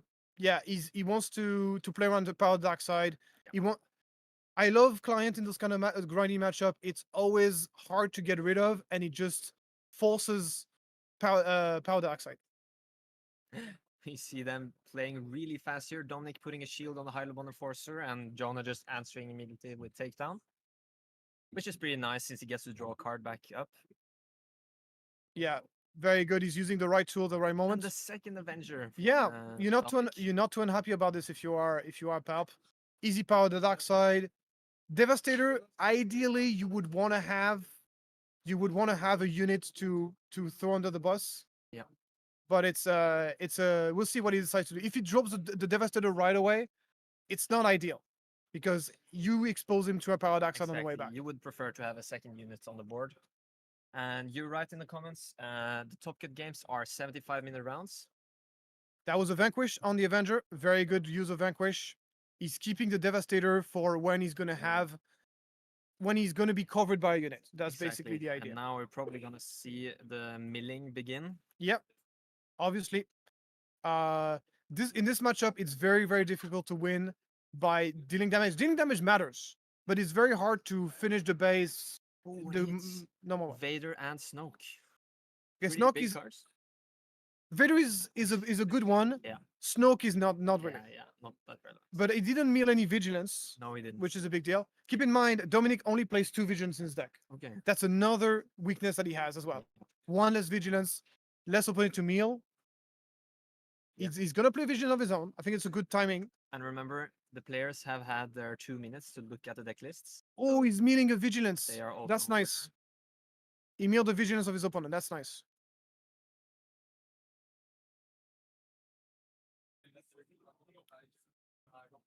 And you see, like, this super laser technician, that's great. I think like a cheap unit like this in those kind of matchup is great, because you're playing around power dark side. He's gonna get rid of it with Snoke. That's the best use of Snoke in my opinion. That's the best way to use Snoke in this kind of matchup. Power dark side, that's fine. If it's on the Snoke, that's fine, because Snoke is not a vital card. Yeah. You want to protect your Avengers. You want to protect your Relentless. Yeah. You want to protect your Devastators. And here It's we see the very- exact same play on the other side from Dominic. The Jonah maybe forgot that he could put the super laser tech in his resources there, but it is an optional trigger, so you just have to move on. Yeah, small misplay here from Jonah. Maybe he's under a little bit of I mean, pressure. the players are playing incredibly fast. It's almost hard for us to like keep up and cast without Yeah. losing our breath. He's going for Devastators. You see that this is not an ideal Devastator. It's very, very exposed. Dominic has a lot of cards in hand. Let's see if he has an answer or not. Like, it sounds like a great play, but I'm just saying, ideally, you want to have a small unit. As you see, very exposed. Yeah. I think, yeah, but maybe he didn't have an. You see, I think it would have been better off playing the. Okay, I don't- it first. Waiting for the Snoke to attack. Passing, yeah, Pass. could work. Passing is in his matchup is very good. Like, you just want to pass. Keep in mind, neither players have deployed their leader so far. I know it's hard to believe, but that's completely valid. It's completely valid. Oh, we do see sacrifice here. Okay, Oh, and drawing that mid vigilance, that's very crucial. that's huge. Yeah, he's also boost. Okay, he's stealing the. You are delighted by this if you Dominic. You're delighted. Such a small unit being stolen. Yeah. Absolute delight. Now we're gonna see the deploy dealing 5 to Palpatine. Careful about the devastating gunship here getting boosted. He's it does have grit. Actually, yeah, 5-3 right now. Keep in mind that Kira is playing 25 HP base. Therefore, Palp plus devastating gunship attacking here can put a very fast clock. Yeah. And you also have, like as you said earlier, damage really matters because these games often go to mill. Exactly. And then it's literally a clock. Absolutely. Dealing damage is like milling your opponent in a way. Yeah. Like you deal 6 damage just like you mill 2 cards. It's kind of like it works like this a little bit sometimes. I Yeah. mean, obviously you're not denying any draws, but Yeah. that's a very good use of Death Trooper here. Yeah. That's probably the reason why he flipped the Kira, by the way. Would be nice to put Epic Token on the Kira. She's Yep. been used. And I would see Vader coming out. He does have he find Devastator. something? He does have another Devastator in his deck. That's crazy. Oh yeah. Sadly, it will go on the bottom, but they will probably get there. Yeah, no flip though. Didn't find Yeah, anything. he completely whiffed. Not the end of the world, but still, you would like to have this extra unit just to soak up some power to the dark side. Exactly, yeah. So would be nice for Dominic to maybe have another vigilance here, taking out that gunship. He plays That's a mall, yeah. pretty decent. Get 3 damage on the base. But he's exposed. The vigilance here could kill them all and Yeah. mill another 6 cards. Yeah. But he's preferred to attack with gunship first. Are we going to see? This is an ideal vigilance. I'll be very surprised if he doesn't play it. There you go. So let's see. What will he hit? How many cards left? Oh, vigilance. Vigilance. That's huge. How many cards left? I think less than 5. Yeah. Not a lot of cards left. Oh, maybe only 2 cards left in the deck after that draw. Damn. This is a tough spot. It's very impressive to see these guys going to the bottom of their decks in 12 minutes. Yeah, no, that's great. That is really good pace. Yeah. And Dominic is in a world of trouble. He's behind on board. He's behind on damage because he's playing a 25 HP base, and he's also running out of cards soon. So that's going to be very tough. Fairness position here. That's not amazing because he's still in play, still soaking up some power of the dark side or Avenger slash. And Jonah can just relax here, develop his board. And Absolutely, wait. no pressure at all. He knows there's no more vigilance left in the deck for Kira. Let's see. Another maul. Another mole. That's just getting killed by a power, maybe. Power dark side. That's a very good one. And I don't know if Jonah has any 3 or lower cost villainy units remaining. A super laser blast would be nice, but I think it's just delaying the inevitable at this point. Yeah, he missed again. Nothing. And that's it. GG. And you see Dominic surrendering. Yeah, we get into game 2. Be nice to see the deck again, see if there's some sideboard thing going Yeah, on. that would be very relevant actually. But yeah, so this is basically went exactly as expected. Honestly, I play this matchup a lot and it goes like this very often. So sideboard. Power blue obviously is going to be putting those Palpatines blue, those relentless. I don't know if he wants Supreme Verdict. He wants Supreme Leader Snoke. It depends on what he wants to side out. I would rather have a Walker. Yeah, Walker is definitely higher priority. So is Rival's Fall. That's 1, 2, 3, 4, 5, 6 cards he want to side in at the very minimum. Yeah. What does he want to side out? Pair's position is not good. Yeah. Scanning Officer is not great either. It's okay. I don't know about the 2-drops in general, like Rune. In front of our is Oh, good. 3 top targets. He has to take those stuff. Yeah, definitely. I mean, top target is not horrible. As I said, damage matters in this matchup, Yeah. but 3 is definitely too many. Yeah. You want to play 1. Yeah. Maybe 1 Maybe as an option. But Yeah. so he has loads of bad cards. So I would say his deck is getting significantly better after sideboard. Yeah. He's ending up with 3 relentlesses, by the way. 3 relentless, 2 Paps returns after side. And the producer just message us when the players are ready so we don't delay them. Okay. And for the Kira deck, very similar. Sideboard is going to be able to side in additional Devastator. He also has an additional Vigilance in the sideboard. Oh yeah. So that's a big deal. obviously 2 Palpatines, 2 Relentless. Honestly, you want everything except the top target. Yeah, right? yeah. The second Super Laser Blast is huge. Yeah. I would say Kira is benefiting more from his sideboard Yeah. than Palp is, but I still believe Palps is on top as far as like Hmm. the matchup after that. I still think But it seems very draw dependent, right? Like they're pretty even with the not so much uh, because on such a long game, you're gonna draw all your cards. Like, Yeah. So it's not like the Mirror of Heart Control where it's really just about vigilance. Yeah. This matchup is a lot more kind of inevitable. Inevitable in the sense that it always kind of play out the same way Okay, yeah. because the games are so long, you're likely to draw your entire deck. Yeah. And this is why it's such a bad matchup for Kira because even though the deck are fairly similar, that small tiny difference that it makes, Yeah. that small tiny difference is just the entire difference because it's if something bad if something slightly bad is to happen but it has 100% chance of happening every single time, Yeah. that means you're playing from behind every single time. Yeah. And we have an interesting observation here that Palpatine is actually playing 54. Easy, yeah. That could slightly help. Yeah, it does slightly help. It's a bit of a debate, right? You get yourself harder to meal a little bit, but you also get less chances to find your key cards when you need them. Yep. So it's honestly neglectable. As I Yeah. said, the matchup is so long. Like playing more cards than 50 is most often a disadvantage whenever you're playing fast games. Yeah. And you're gonna see this in the new set with this new base that makes you play 10 extra Yeah, cards. It's the kind of thing that if you're playing very long games, it Yeah. doesn't matter so much because the game is so long, you're likely to see all lower cards anyways. And against matchup against aggro, it's a very detrimental because games are so short. You're making it harder to find a key card in your matchup. Okay, so we see Inferno 4 and Rune being played here turn 1. I would think Inferno 4 is pretty, Dominic is pretty happy with that, finding those key cards. Got the resupply. And got some Okay, Power Dark Side, Inferno 4, you are delighted by this. Such a big card played on such a small unit, Yeah. you love it. Because those guys are not playing MLS contest. They're only playing 3 copies of Yeah. Power Dark Side. And once Power Dark Side is out, that's a huge thing you're not have to play around anymore. Oh, yeah. That's huge. So whenever Power Dark Side happens on small units, happy days. And we did see Jonah have a Super Laser Technician. So he does have the ramp, even though he didn't play it on curve. But he could, of course, sacrifice with Palpatine. So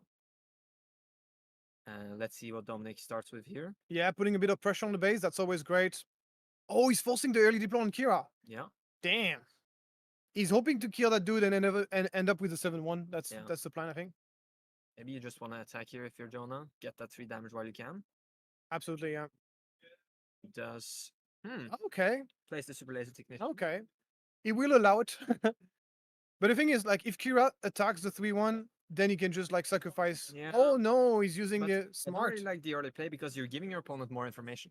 Right? Yeah, absolutely. If you went base, maybe Kira would attack in and then. Okay, could we Super got a Laser. blurry screen now.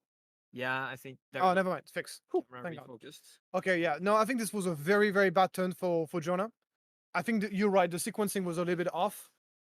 And 6 damage now on Jonah's base. It shouldn't be 3, right? The Kira No. 6 power. No, she's fine. Yeah. But yeah, this is so. Yeah, 13 is asking who won. The first game was won by Jonah. You can see because underneath the little icon of Palpatine's on the top left, there's a 1 number. That's a good takedown here. He needs to stabilize his But he bolt. can't. Oh 'cause it's a no, 6/6. it's too big. Well, killing the Gideon. Gideon is fine. Yeah. But yeah, this Kira is pounding, guys. She's pounding at 6 every turn. Yeah. And now you kind of 1 action behind to get that power out because Yeah, Dominic will just keep putting units on the board. he's gonna have to stabilize the game with Super Laser Blast like he did last game. He does hold Super Laser Blast in hand, but Yeah. the big difference is like he hasn't been able to ramp as aggressively as the previous game. Yeah. So this is looking pretty good for Dominic now. And again, Gideon, very good on 5. Absolutely. You see, one of the problem of playing 54 cards is that you get yourself less chance to find the ramp. And here you can see Jonah is struggling to find his ramp. Yep. Hmm. So He has vigilance, but no real good targets here. yeah, no, it's tough. Does he have 8 resources? No, he's 7. yeah, he's just gonna heal himself and set himself up for a great super laser blast. I don't know why he's not drawing first for perching. I would have. Wow, look at those hits. 3 Vaders, Fell the Dragon, Avenger, Oh, and that's, Walker. that's amazing. Oh my Not god, a single small unit there. that is amazing. If he can stabilize this game, especially without Palp being deployed, he's gonna be very good. Yeah. I would have used the Pershing first. I would have drawn a card first with Pershing. I don't Yeah. think there's any reason to fire off the Vigilance first. Yeah. But this is nevertheless an amazing Vigilance. I mean, maybe he wants Dominic to attack the Pershing with Kira, so he's trying to bait a little bit. Okay, but he has 3 cards in hand. Like I think draws. I Yeah. don't know. Yeah. Let's see where doing the attacks. I don't think you want to kill the Pershing. Yeah, I think you. He's gonna go face. Like he knows that blast is a thing. He wants to cash in those damages. Pershing goes to draw. Fell. Pretty decent. Okay. So that's Trooper. And Hmm. yeah, this is screaming, I have Super Laser Blast in hand. He's sacrificing his Pershing. This is screaming, I have Blast in hand. What are you gonna do, bro? What are you gonna do? We have Mia, Jonah's sister, in the chat, cheering him on. Yeah, it's so nice to see siblings encouraging their relatives. It's always nice to see. I see you can see Dominic not spending all of his resources. He's not overcommitting to this board. I think he has a. I think that's He smart. knows what's going on. Yeah, he knows what's up. I mean, who wouldn't? There you go. Blast is coming. This is a great blast from Jonah. Yeah. Every game, blast has been huge for Jonah. And crucially, he has a second one, right? Yeah, but he also has his deploy, and this is where he goes downhill from there. For I mean, this time around, the big difference between game 1 and game 2 is like 17 damage. 17 damage, and I believe Dominic has 3 vigilance now in his deck, Oh yeah, and he does hold all of them. Like he hasn't been mealed so far. and he has By vigilance. helps returns, right? So he might, like all of those good units that got milled, he could get them back. Yeah, that's true. Yeah, it's always nice to get yourself some board presence with. I mean, ideally you want to reanimate like relentlesses, like those kind of units. Yeah. Reanimating a Vader is fine, but that's not really the ideal scenario. Dominic is really thinking through his options here. Yeah, it's the first time when we get to pause a little bit in this game. Yeah, it's very nice. Catching our breath.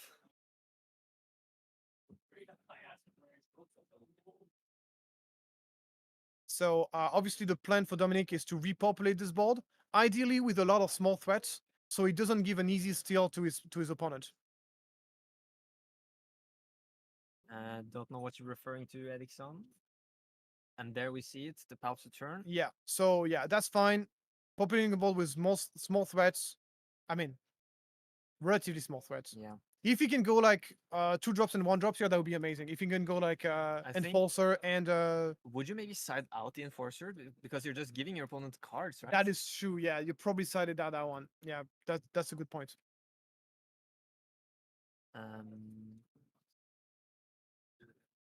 We don't know what they're discussing. We see the could, Inferno 4. could be anything. Inferno That's a 4. good one. Being able to filter. Yeah, yeah. Giving you some good draw. And once He again, needs some small more units. Small units is the key. Yeah. That's why you don't side out small units. Yeah. Except the Enforcer might be the exception Yeah. because of the bounty draw, but Yeah. Okay, there was a difference between damage tracked by the online tracker and the damage on base marked. So that's why the players were yeah, discussing. that's what they were. But they it were- seems to be sorted out. So right now, Jonah is ahead because he has not deployed his leader, but he got 70 damage in base. So this is a different situation as in game 1. And obviously anything can happen at this point. Oh, yeah. And I think Dominic should try to cash in as much damage as he can. He knows he probably has most likely sided out the top targets and stuff, so he knows that every damage he deals is Yeah. more or less permanent. Yeah. At the exception of Reinforcement Walker. And A Walker of his from own. Dominic, that's really good. Yeah. Starting to draw some more cards. Basically, what he wants to do now is bait out the Palpatine's deploy and then blast it. Start blast. And then start blasting, exactly. because he also does play 2 blast after sideboard. I mean, I hope he does. Yeah. Yeah, no, blast is such a key card in this matchup. So, Now see Felder Dragon. Fear the Dragon, not taking the bait, as he has an answer, but he's taking damage, guys. He's taking damage. We're now looking problem- at 21 damage. The problem with the Palp steal is you need to have some units on the board in order to ping. Yeah. Like there's not that many other ways for Jonah to really ping the Yeah, units he wants maybe to see. Jonah made the mistake to side out too many small units. Maybe, yeah. That's something that it is an easy mistake to make because you would think that in the mirror of control, the small units don't matter, Yeah. but it's very, very untrue. Like, And Jonah milled the Relentless there. Pretty decent. He would much rather see the Vigilances though, I think. yeah, exactly. And Dominic has a second Relentless. Whoa, that's huge. This is looking pretty good for Yeah, he's gonna have to. Dominic now. He's gonna have to pop deploy. Like the point now is dropping a small unit, sacrificing you with pop, and taking control of that relentless. I think now he's back against the wall. He has to go for it. Yeah. But does he have small units? That's the thing. He's missing the little guys. Yep. That is a problem. So the players look around. Maybe they a bit unsure about something. Yeah, they're playing. They're going through the motion so quick that there can Yes. be some missed damage. They are playing very, Yeah, they're very faulting. fast. Yeah. Okay. And Jonah's hand doesn't look too good here. I think if Jonah drops a small unit, it's gonna get obliterated right away because he doesn't want that Palp's ability to trigger. Oh yeah. Paired his position, buys him a little bit of time. Yeah. But still, That's not looking good here for Jonah. he's gonna try it.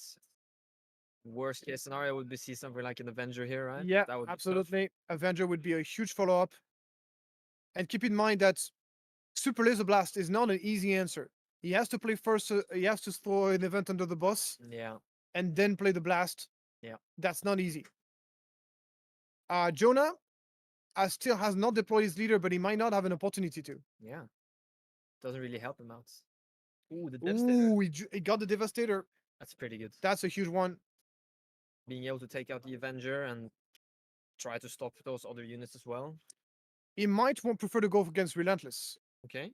because if he doesn't kill, okay, no, he's going after Avenger. Okay, Yeah, but there is an argument to be made there because if Dominic now just plays another good removal or a second Avenger even, yeah, that exactly. Relentless is still gonna block those events. Yeah, that he might exactly. So need this to this was my stabilize. thought. This was my thought process. I would have killed out the Relentless. Yeah. Because you want to set up Super Laser Blast. Yeah. Like there's no way this Devastator stays alive. Yeah. So you were just like that. The problem is like this Relentless is still blocking, and Oh, that's yeah. just so annoying. So And that's as it's 10 to 8 more damage 26, yeah. now. Oof. It should be 26 with the. But it's perilous, right? Oh, So Paris, yeah. No, yeah. yeah. So I'm gonna see a gunship here yeah, small Just unit. Yeah. going a bit more wide. Oh my God, it must be so frustrating to have the Palpatine Yeah. available and not being able to use the ability. This must Mm. be incredibly frustrating. Oh yeah. So it looks like Jonah's just taking initiative here. Dominic is shielding that gunship.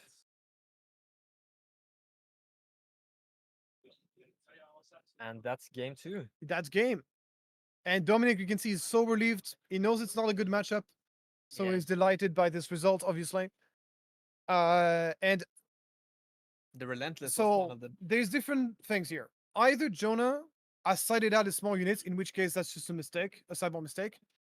Or just the fact he's playing 54 card, like more card in his deck can make it so it's less consistent. Yeah. Or maybe just he resourced those small units. But in Yeah. any case, or just he got unlucky. We don't know exactly what happened, but he didn't find small units. Obviously, he needed small units, sacrifice the small units, deal the damage to Relentless, then still Relentless. Yeah. That was the obvious line, But and he couldn't take it. I feel like Jonah was kind of on the back foot all the way from the 5 resource turn. But he The should have been able to Kid and stabilize the after that blast. Kira. After that blast, he should have been able to. But he took a lot of damage. He did. This is one of those scenarios where having ECL and kind of take her over the game Oh yeah. can be very, very useful. So since the players have been playing so fast, I think they should be very good on time. Oh yeah, absolutely. We're not gonna get 45 into minutes or something. Oh, like yeah, that, I think. So absolutely. Even the wireless game, like especially at the speed they're playing, there's no way Yeah. you would end up to. that's very impressive. yeah. And it shows like these players, they know their deck. Yeah, absolutely. Yeah. So we are excited. I think we've gone over the sideboarding already, so we can just go back to the players and get ready for the game. Or... Yeah, absolutely. I mean, we don't have much to say. Yeah, players probably haven't changed their sideboard between game 1 and game 2. I don't see why they would. Yeah. Um. So the crucially the Palpatine's return relentlesses, they might come into play. Yeah, but yet Jonah again. has the same. Jonah has the same thing. That it just the big deal here was that the long story short of that game was that Dominic got to use his ECL and his Kira for very good use, and Jonah did not get to use his Paps. That was the story of this game, because this is the difference between the two decks. Yeah. Because otherwise they're pretty much the same decks, Yeah. pretty much. Yeah, and now the good thing about having so much time left is you can really think about your decisions at this Yeah, point. you can kind of slow down. This is what we say by time management. It goes both ways, in your ability to play games fast and to get through the motion, so you make sure you don't end up in a draw. But it goes the other way around. Like sometime you got loads of time left, got some tough decisions. Just pause and think about the play. Yeah. Good players play very, very fast, and sometimes they will take 5 minutes to make a call. 5 minutes maybe an exaggeration, but they need Yeah, 3 minutes to make a call. Yeah. Bad players or inexperienced players are consistently playing slow. They're consistently taking an extra 3 or 4 seconds on every single of their decisions. So that's kind of like Okay, let's see. Will they find Inferno 4? Will they find the resupplies? The early game tends to go pretty quick here. Yep. There's a resupply in hand for Jonah. I can say a super laser blast. Those cards have saved him so many times, and no turn 1 play this time around, Yep. which is pretty normal for this matchup, to be fair. Is not what's in priority when you're mulliganing. Yeah. So we will see resupply from both players. Jonah keeping the initiative.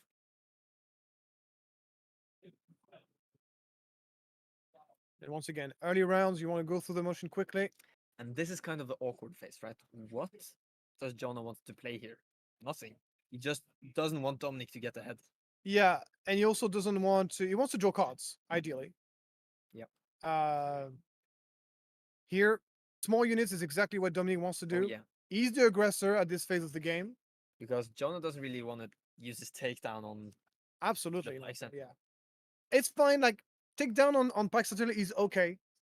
It's a play that you can make because if that Pike Center start dealing you 10 damage over like 5 turns, you're gonna regret not having played that. Yep.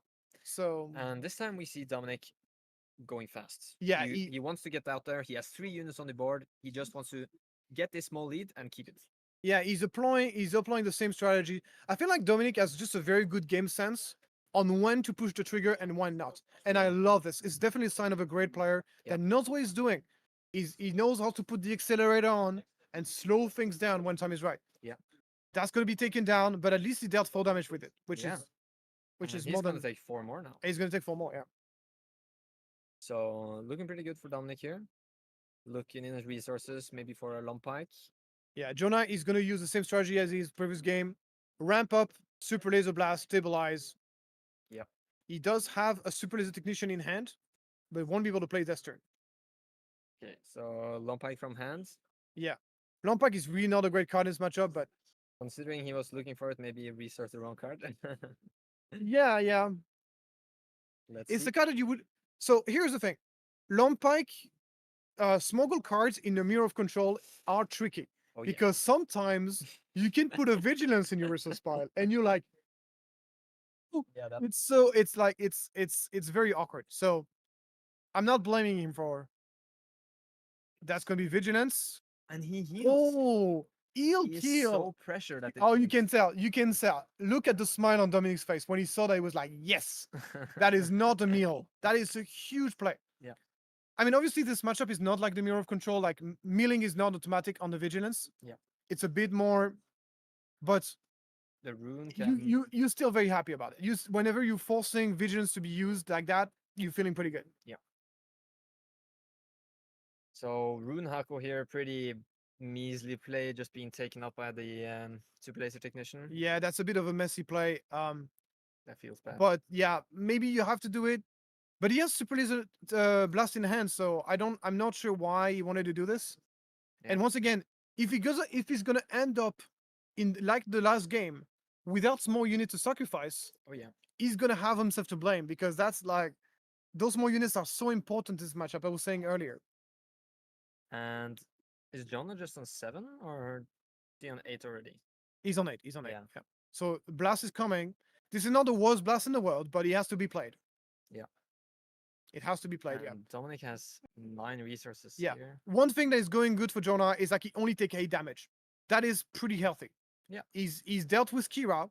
He's dealt with the bold. He still has a spell deploy.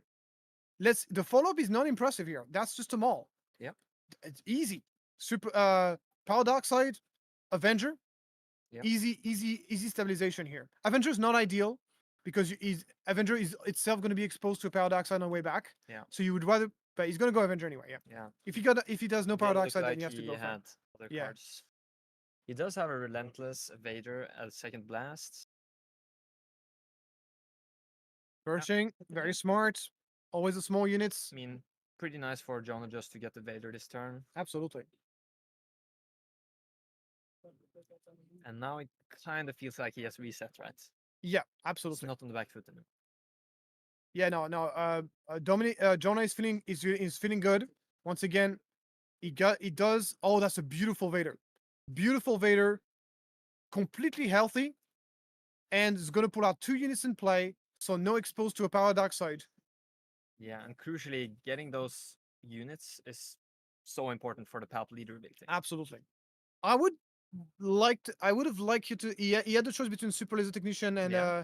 I think I prefer the Technician here. Hmm. Because the extra resource is more important than the extra stats. Yeah, it just if it gets killed by Death Star, no, like what's it called, Death Trooper, then he can't ping. Then he can't use Palp's ability anymore. That's one of the units that Dominic plays that could maybe. Yeah, I still Do like something. I still like the extra resource. Yeah. I like the extra resource. And I mean, instead- here it also survives. yeah, okay. Now we can okay. steal the Snoke. Oh, okay. Yeah. So like, You're proving me wrong. I got proven wrong almost immediately here. Okay. and Okay. Oh, he's interesting that Dominic he decided to decides- shield it. Maybe because he has takedown. Maybe Or because he has vigilance. takedown or vigilance. So that's why but he did that. I would think he wants to blast, right? Yeah, When probably. he plays a Snoke on a board where he knows he can be stolen, Yeah. he probably needs to have the blast in that. Okay. Otherwise, it would be a weird line for Dominic to take. Yeah. So, let's Dominic see. here is hoping for a blast. Does he have it? He hasn't drawn that many cards. That's don't. right. Yeah, the pushing goes killer right away, but he does have the blast. Yeah. Huge play for Dominic. If he would have just got the blast just one turn too late, it would have been tons of damage to base. Beautiful transition though into Relentless. Oh yeah. It would be nice if Jonah had a follow-up unit here, like a 2-drop. Oh, but no. Dominic is not. He's playing a small unit. So now Jonah can cover the Relentless. He's gonna have What? initiative. Damn. So Damn, this maybe is a. Dominic should have just taken the initiative. I here. think so. I think yeah. This was a. Maybe he didn't have the answer, but he even has a power in hand. oh my god. Oh, That's this a could be a weird huge line. misplay from Dominic. Maybe Dominic was thinking, okay, Jonah has 2 resources left. He probably has a second unit. So I don't know. But now he can play just a this, big unit. this could be the make or break here.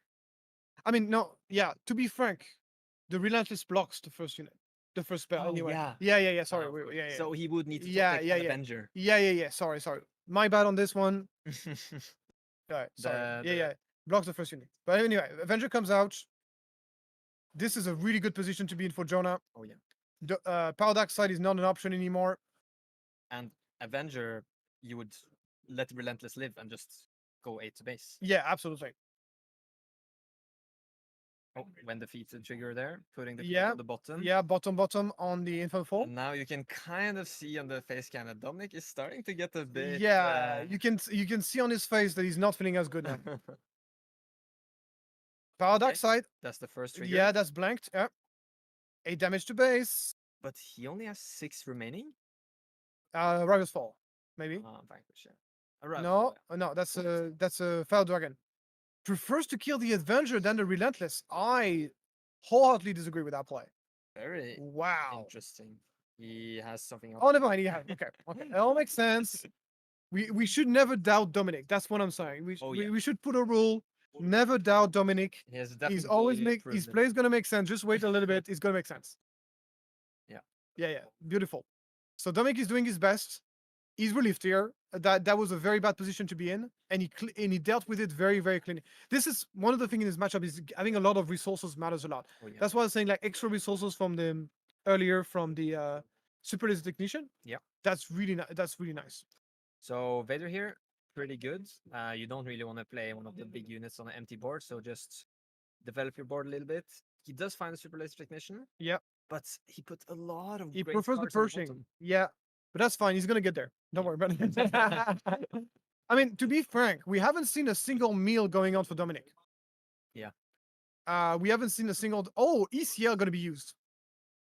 Okay, ECL onto Pershing. For 2. Okay, that's not. Interesting. Dominic dominates. Yeah, that's right, Daniel. Yeah, yeah. I've been told he's one of the best players in. Okay, In- there we i- see why he wanted the 2 damage. Yeah. Okay, it But- all makes sense. Once again, get rid of the Pershing and then meal Yeah, out. that could almost not be better for Jonah. Like, no big units and no vigilance. No vigilance. Okay, didn't he only? No, he didn't mill any. Oh my God, this was a very good meal for Jonah. Yeah. That's huge. This is nail biting, guys. Oof. This is nail biting. It's I would- anyone's right game. now, I would give the slight edge to Jonah, but I think Jonah is ahead, yeah, but it's perhaps return. Pap's That could be return. big on the relentless. Absolutely, yeah. Pap's return to Relentless. but- Snoke, also clean. Yeah, Snow getting rid of the small units. Pershing getting himself an extra draw. Okay, so Matteo is saying he did meal 1 vigilance. I was pretty sure I saw Okay, vigilance. My mistake. Oh, the first card. Okay. Yeah, okay. Yeah, I'm pretty sure I saw one. I was like, so yeah, it's okay. And that means Jonah only has 1 more vigilance. Yeah, that's true. There's no restock on both sides if you wondered. Yeah. Restock would be pretty huge in this matchup. And that's gonna be a blast. Not the best blast in the world, but I think it's a Yeah. decent one. With 4 resources remaining, there's nothing Jonah wants to do here. Inferno 4 is so good in this matchup. Oh yeah. Yeah, filters your draw, gives you small unit to throw under the boss. Just a beautiful card. Giving it a shield as well. Why not?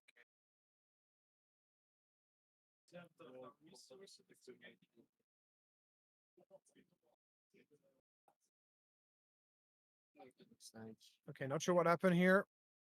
But there's 32 minutes left on the clock. Plenty yeah. of time to finish this game. They're gonna finish with like 20 minutes left, despite having played 3 games. I mean, it's a 75 minutes. but still Yeah. impressive. So people saying, "Oh yeah, hard control is not good because of the time limit." It's not a problem. If you're a good control player, it's not a problem. Look at Yeah. those guys. But you're often limited by your opponent too, right? So you Yeah. need your opponent to play fast. It can happen sometimes. Yeah. Yeah. Yeah. Jonah is also playing very quick. The takedown here. This is a fine takedown. When defeated trigger on Inferno 4. He does have nice. 2 super laser blasts in hand and a Palpatine's return. And here's the vigilance. The heal is huge, but keep in mind Dominic is still very far behind in now. He hit the 3rd vigilance. He hit the 3rd vigilance and the Palp's return as well, and another Palp's return. Oh, nice thinking again. Does he want to play it now? Keep in mind that Jonah might be playing more than 50 cards. 54, if we read the deck correctly. But Yeah, but maybe he's changed his sideboard. He can, yes. as long as you end up with 50 cards, you're Oh, yeah. okay. You can. No. You can increase your size, but you can't go low. Oh. So he could go okay. up to 64. Okay, the I 10 didn't know sides. that. I didn't know that because I only play 50 cards deck. Anyway, Relentless coming in, and that's Oh. the third Vigilance. He played all 3 Vigilances. That is And crazy. That's so good. Oh my You god. might be thinking, huh? Can he play that? Yeah, because he already played another event. Yep, exactly. So that's kind of getting around the Relentless there. So now the plan for Jonah is to win by aggro. Yep.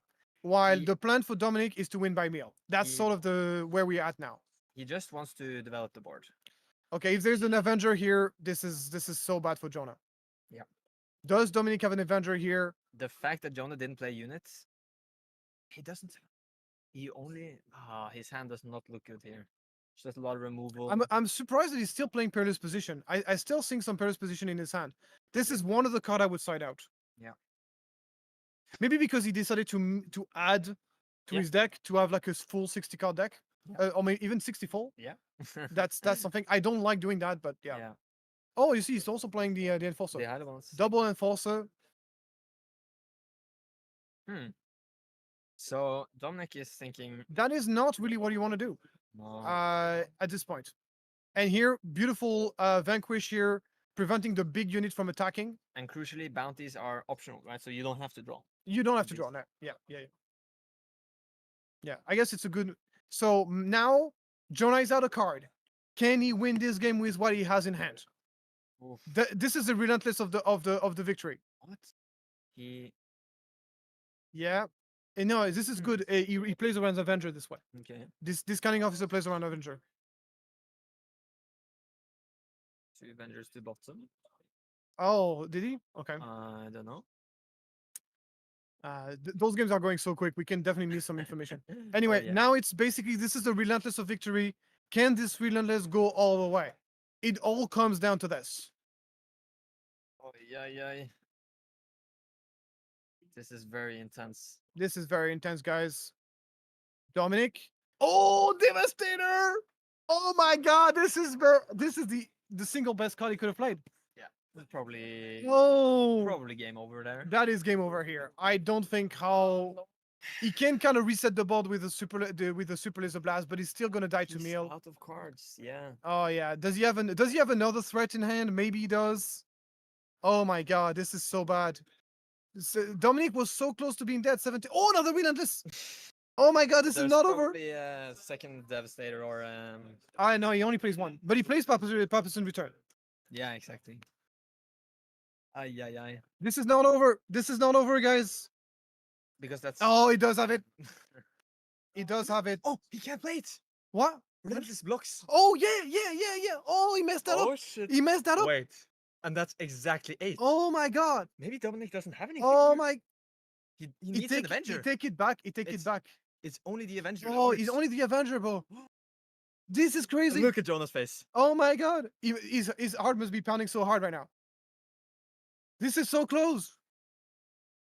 Oh, damn! I saw. Oh my God. smile in Jonah's And I was thinking like, oh, Papa's Return works, but no, Yeah. he doesn't. Oh my God. Oh, Fairness position. He has to do it. He has to do it. So, oh yeah, Jonah think- realized. I think this is it, right?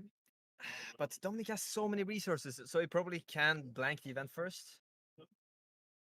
EM Liano is asking, you can't take back? Yes, you can actually. If you don't Oh, want he does have more nothing, yeah. information, you are allowed to take it back. That's in the official rules. So Yeah, like I was very surprised by this as well, but showing a card from your hand, that's fine. You can still take it back.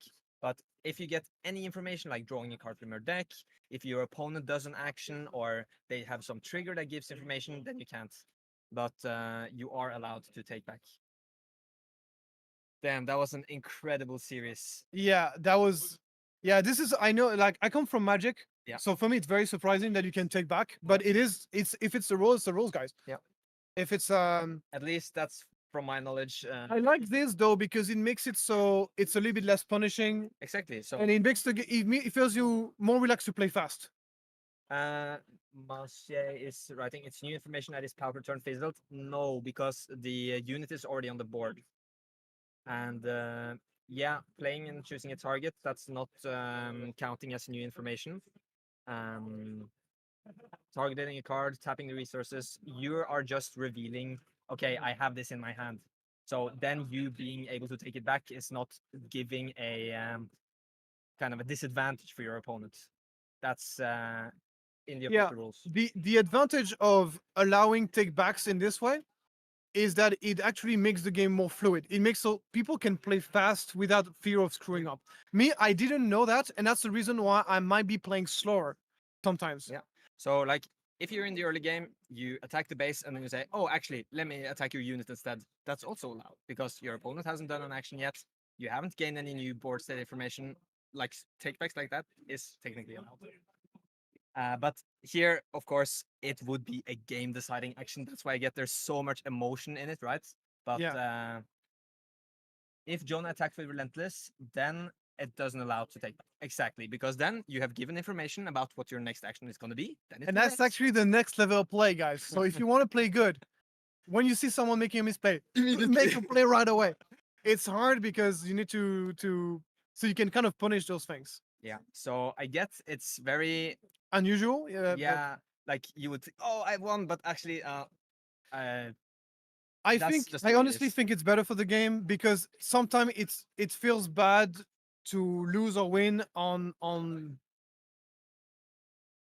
So Oh I'm wait, so EM Lianos is commenting he chose the target with Palp's return. That is What? actually on a gray zone because Palp's return is an event, yeah. and then you're choosing a target. No, with it. because no, it's because you choose the target as you play it. Yeah, Those two things happen at the same time. maybe we should get a judge asking the judge Discord for this actually, since it's deciding a game. Anyway, guys, We should ask in the official judge Discord because I'm not very well versed with how the wording is on the new information. But since the discard is public, and I don't think that target, yeah, exactly as Jonathan is writing here, discard is open information, and I don't think targeting, like that's just when you play a card you target. well, the good thing is like it was literally the last action of the game. Yeah. So if we can get a judging on this, maybe we Yeah, can it's decide good to who confirm, wins. but I think we are on the right ruling here. We have a comment from Jakob Pultman as well. There's no new knowledge.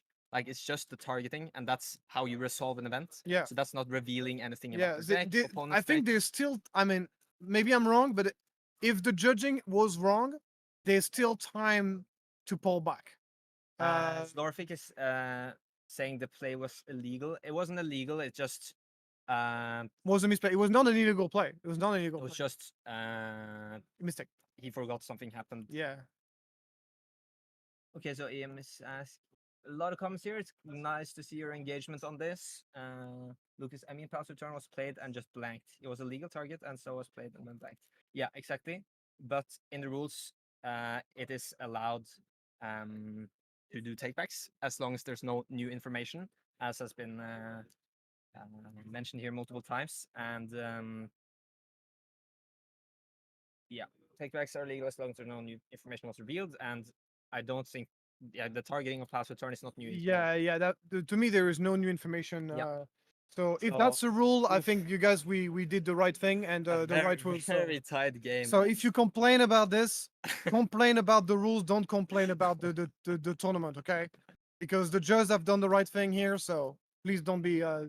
But it's of course good to do these double checks Yeah. when these Then things then happen. we can debate on whether this is a good rules or not. Like me, in my opinion, it's a good rule because it makes people play faster. Because if And plays are final, which is the way I always played it personally. Yeah. I've never done any takebacks in tournament like this personally. Yep. But if that's the way it is, then I would start playing much faster, because then suddenly you can kind of like let me see. We have a lot of comments here. La, la, la, la, la. I said yeah, people are debating whether it's a good rules or not. We Yeah. can debate it as long as you guys remain respectful. It's okay. We can debate that. I can understand both sides of the argument. But Sasha is asking the unity choose is not new information. It's about learning new information about somebody's deck or somebody's playing. Like the fact that, let's say I'm playing an open fire and there's 2 units on the board, whichever I pick is not new information. So let's say I do the open fire on one and then say, actually, let me do it on the other one. That's completely allowed because nothing has changed. Your opponent hasn't done an action yet. You haven't learned anything more. So that would be like, you haven't chosen your targets, but you can take it back and choose the other target. Yeah, so we have a comment from Radu here. Very interesting. Yeah, I think it's personally a good rule. Like when you're playing a long day, you're super tired, you're 6 hours in, and then you do a small misplay, then oh, actually, I meant to do that. Yeah, so Ryan Rules says, I would not allow them to take back. This is not up to you. It's if it's the rule, it's not up to you. A judge, if they have done the actual judge program of Cascade Games, they know about this rule. But yeah, it's of course very emotional when it's this close, these games. Yeah, those both players have played amazing. And the judge have done. I plays by the rules.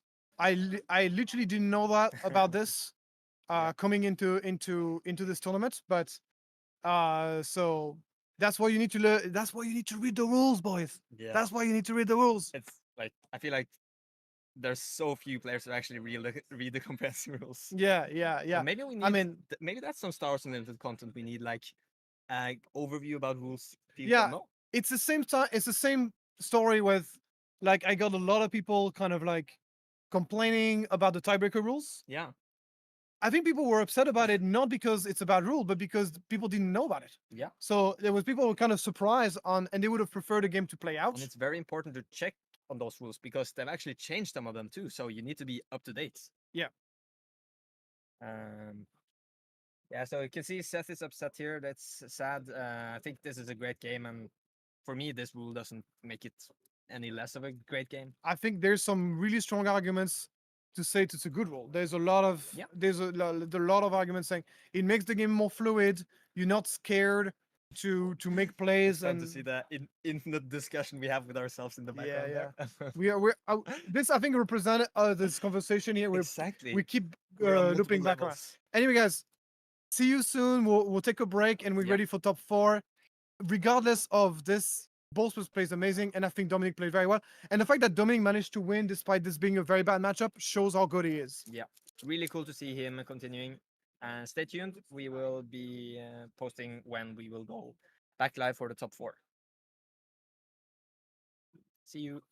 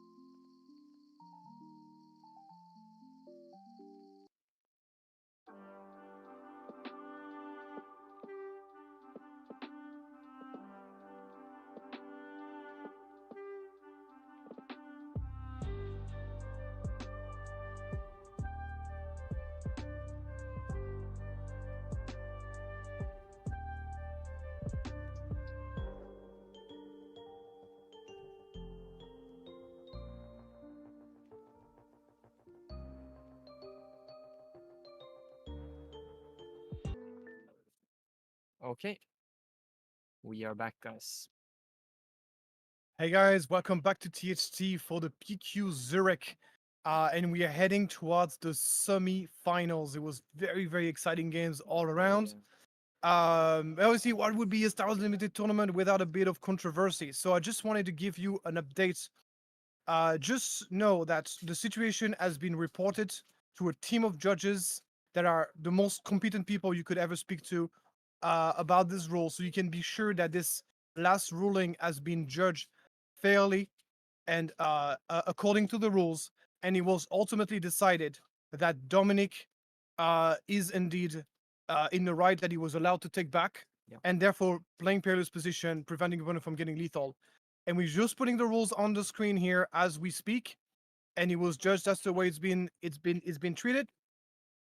Then we can discuss whether this rule is a good rule or not. But I guess this is not right now for this stream, guys. I would like to keep it the discussion to somewhere else. I think everybody has discussed about it enough, Yeah. and keeping the good vibe because we have some very exciting games coming up. Exactly. Yeah. And this is from the Cascade Games official site. We sent a link earlier, Nexus Cascade Games resources, and it's kind of clear. The judge team have made their interpretation. We have asked in Judge Discord, and we have taken a decision on the ruling. So we're just gonna proceed now. And it's very important. Like, this is not on the players. This is just something happened, and we need to resolve it, right? Yeah. Like the rules, the game has been judged fairly. Whether you agree with the rules or don't agree, that's a different story. Yeah. But the rules are very clear, and it is fair and square. Going back now to the semifinal, we got our friend Bosk Blue, played by Bjorn, Yep. and we got the deck list in front of us. The King of Swiss. The King of Swiss is currently playing Boss Blue. This is a fairly standard version. You know, guys, I love this deck. I've been playing this a lot.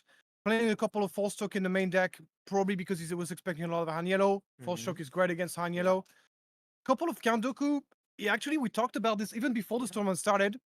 It's something that he wanted to try. He doesn't have he's not like a strong belief into it. It's just like something he wanted to try as Yep. a way to provide value, and it's been working out great for him. To be fair, there hasn't been a lot of Han in this meta, and I think this meta was amazing for Oh, yeah. Bosk. Great It was call. a great meta for Bosk, and it's no wonder as soon as you forget Bosk exists, look at this crawling back into the meta. Here he goes.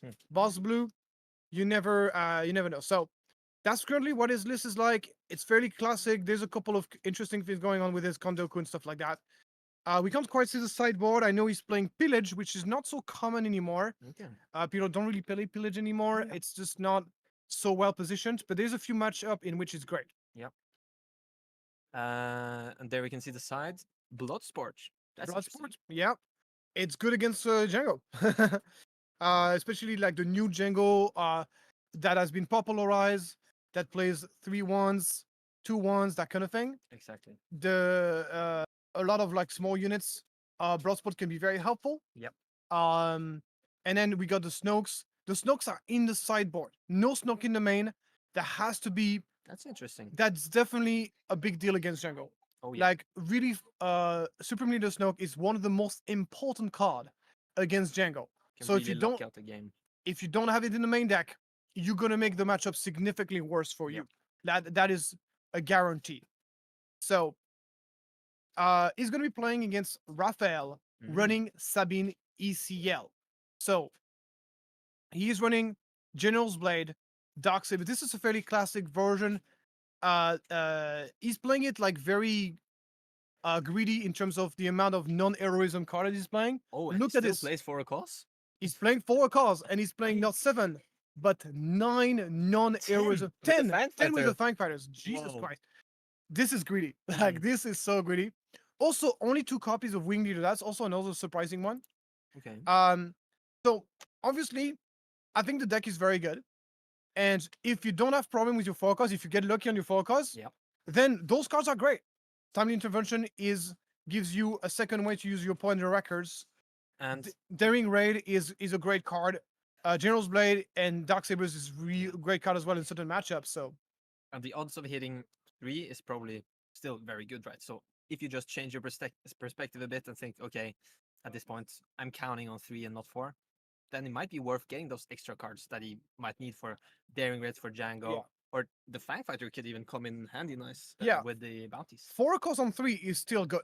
I mean, obviously, you're making the card significantly worse. Yeah. But I feel like 4 cost on 3 is still good. Yeah. But with the amount of non-heroism card he's running, 4 cost on 2 is not going to be unusual, unfortunately. And 4 cost on 2 is very, very bad.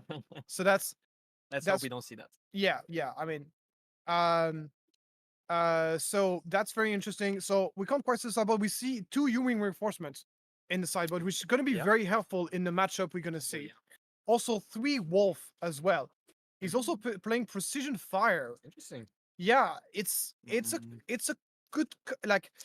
Okay, I don't like situational pump spells. Yeah. That's just my general rules in life. I don't like, and this is very situational. There's a significant amount of non-troopers in this deck. So But maybe I guess the Saboteur. But he wants the +2, right? He doesn't Yeah. just want the Saboteur. yeah.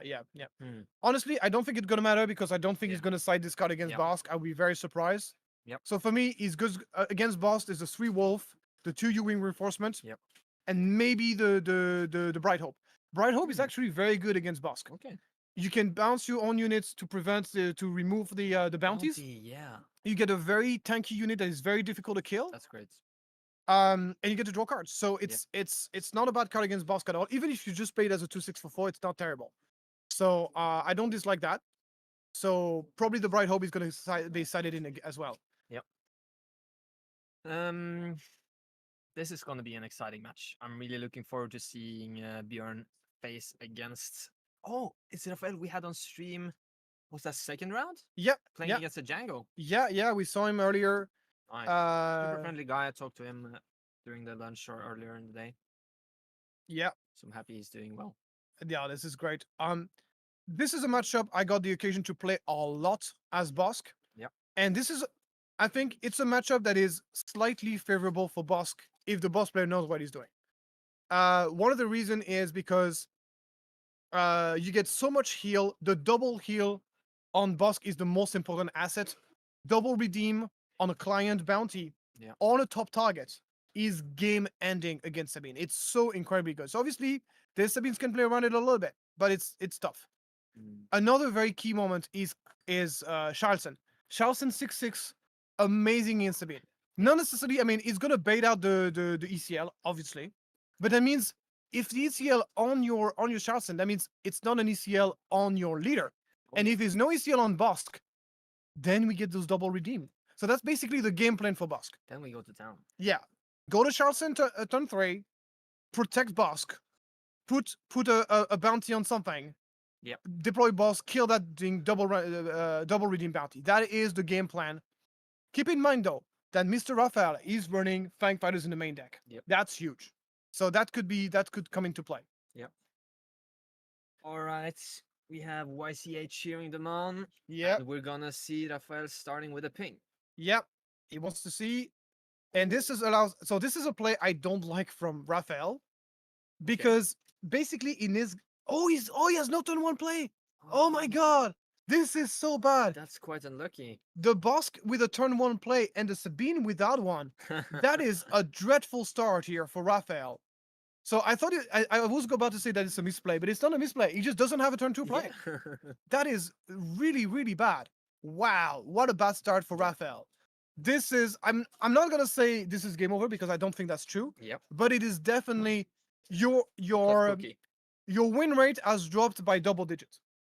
Oh. Like you lost at least a 10% win rate on Wow. that game. Ooh, and the cast in here, it's not the best, right? Not the best follow up, no. I feel like it's so much better Oh, when but it's no doubled. no, never mind. Sorry. It's just going. It's just Yeah, going from We're probably gonna see a power or something yeah, here. power the dark side.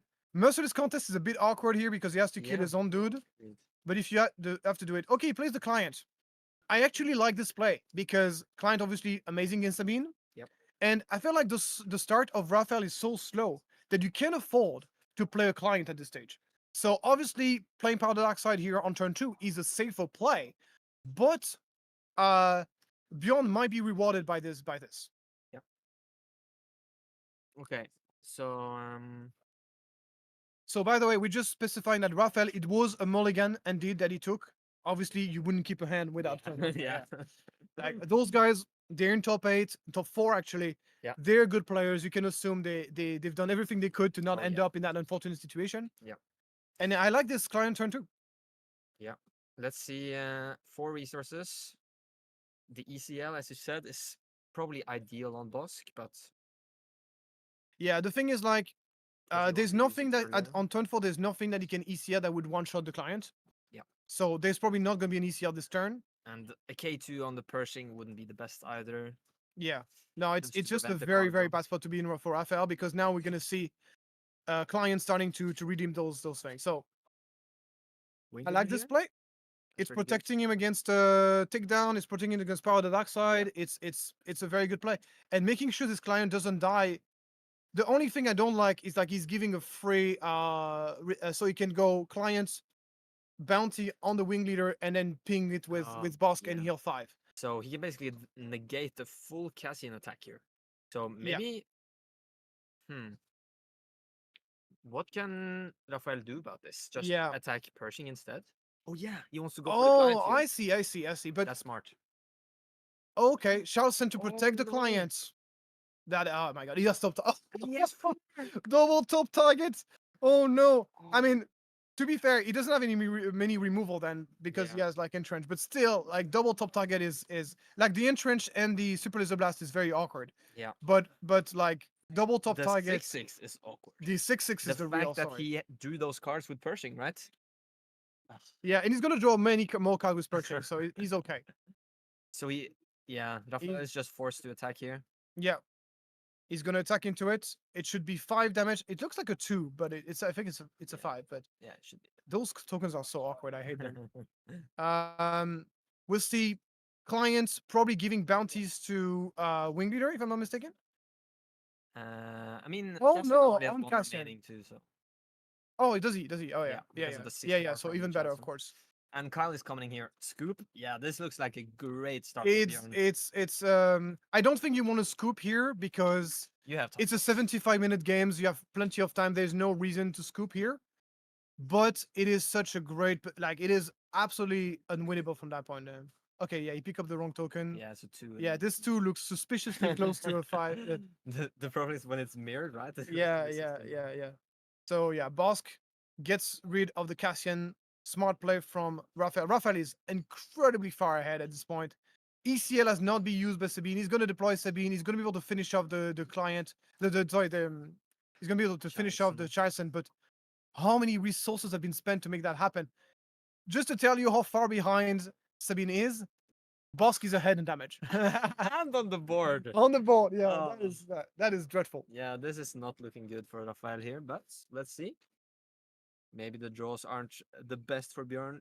He does have the top targets to double claim, Yeah, but he doesn't have anything to yeah, kill. exactly. So right now, as far as we know, Bjorn has a bunch of dead card in hand. Yeah. But yeah, he's gonna draw from perching. He's drawn 2 cards for the turn.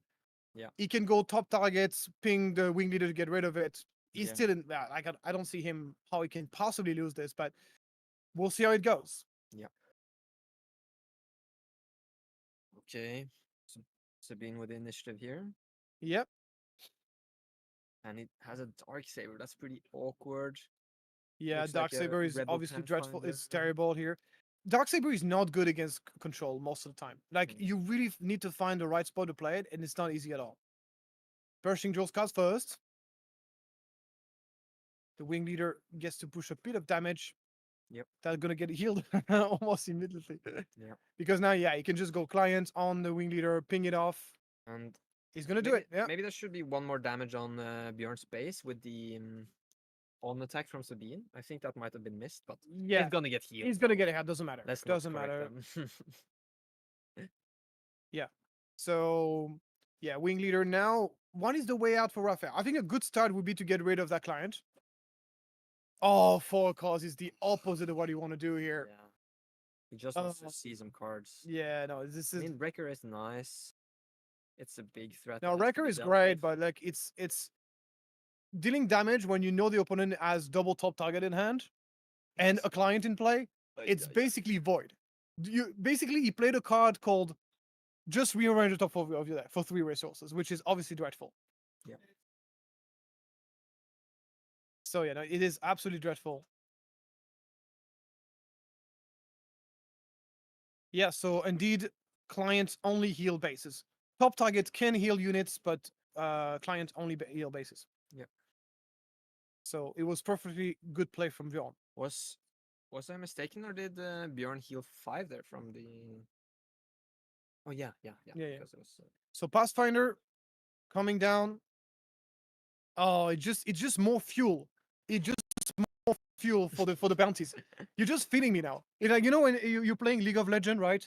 And you're killing the same dude 20 times and you just get fed and you just get loads of XP and gold. That's basically what Raphael is doing right now. He's just feeding Bjorn at this point. Oh my god, the top target gets on top. And this time he can actually heal Heal his Pershing if he Yeah. wants to. He probably gonna go on double redeem on the he's probably Cardinal. gonna double heal on the Death Moon? on no double draw on Deathmark. Yeah, he's probably Yeah. gonna double redeem the Deathmark.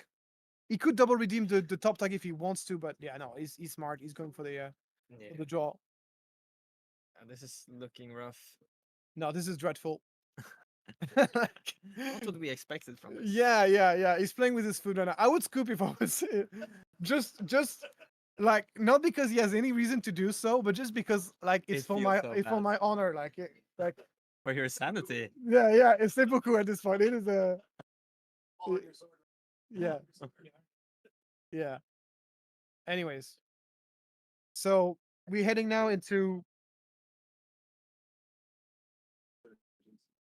2 more resources here. so we get into the okay. Entrenching. Entrench into clients makes it harder. That means the client cannot be ECL'd anymore. So that's actually a smart play from Raphael. I mean, still can get PO'd, but it makes it harder for him to get ECL'd. So Oh, that's actually pretty good. Yeah. And thinking about the main deck we saw, is there any cards in Raphael's deck that can give him an out here? Not really. Like he We're has gonna to- see what he can do with Wrecker ECL. Okay, Wrecker ECL is coming down. What could possibly? That's not doing much, but it's Yeah, because you don't really care about the damage on base at this point because you're gonna one Bjorn shot. has such a great board. Yeah, he's gonna. That client is a huge problem. What happened here? He is still deciding how to. Oh, resolve okay, the yeah. record. He's still deciding the record. Yeah. Bjorn just readied his his units. You want to go after the boss at the very least, and then the 5 damage could go. You see, this is very good because it was very smart from Bjorn to play the entrench on the client. So that now, even defeating a resource 5 damage on client, that's not enough to kill him. So he decided to go 5 damage on base. It is if you use record 2, right? Yeah. If you go both on the. Yeah, phase. but then he has to choose. He can't kill Bosk if he does that. Yeah. So it was a smart play. Honestly, I feel like the client would be worse than Bosk here. Bosk can hit base though, so it's kind of a ticking time bomb, but Yeah, at this point it's just so bad regardless. yeah. You basically choosing between plague and smallpox. It's actually a French. It's a French thing, like choosing Staying, between. It's a saying between choosing between plague and smallpox. yeah, Like it's 2 not evils. yeah. That's not nice. So Bjorn uses the client to put a bounty on Wrecker, so we're probably gonna see. Yeah. If you guys have any questions about the channel or about me, or ask a question to Jonah or to Yeah. myself, now is a good time because Yeah. this game is gonna take a little while. If you were here for the top 8, we had no time. We were talking out of Yeah, breath like Exactly. crazy. Yeah. But this is a bit more. This relaxed is so chill. far. I mean, For nothing. Bjorn. Yeah. Not for Rafael. Like, He's sweating. Raphael is correct in not conceding here because it's a top 8 game. There's 75 minutes on the round. Yeah. It's okay. So he's correct in not conceding, but this game is absolutely 100% over. Like, not I don't want to forget about the pushers. Yeah. But it's gonna take a while because Raphael has no win condition. So here goes timely intervention. K2. K2 SO. Okay, kill the Pershing, get some over 1 damage. Yep. That's not great because the Pershing, the client is still alive. So we're gonna heal that back up. Yeah, In yeah. about 30 seconds. So Daniel is asking, will the two of you be playing in the tourney at TwoMoons tomorrow?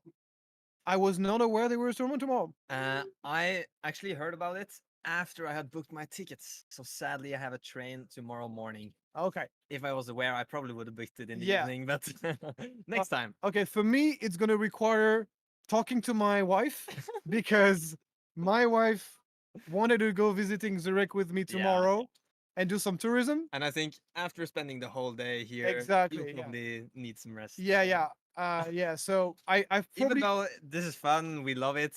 Casting is kind of no. exhausting. I mean, I would be on my own. I would say yes because I'm not much of a Yeah, tourist. yeah.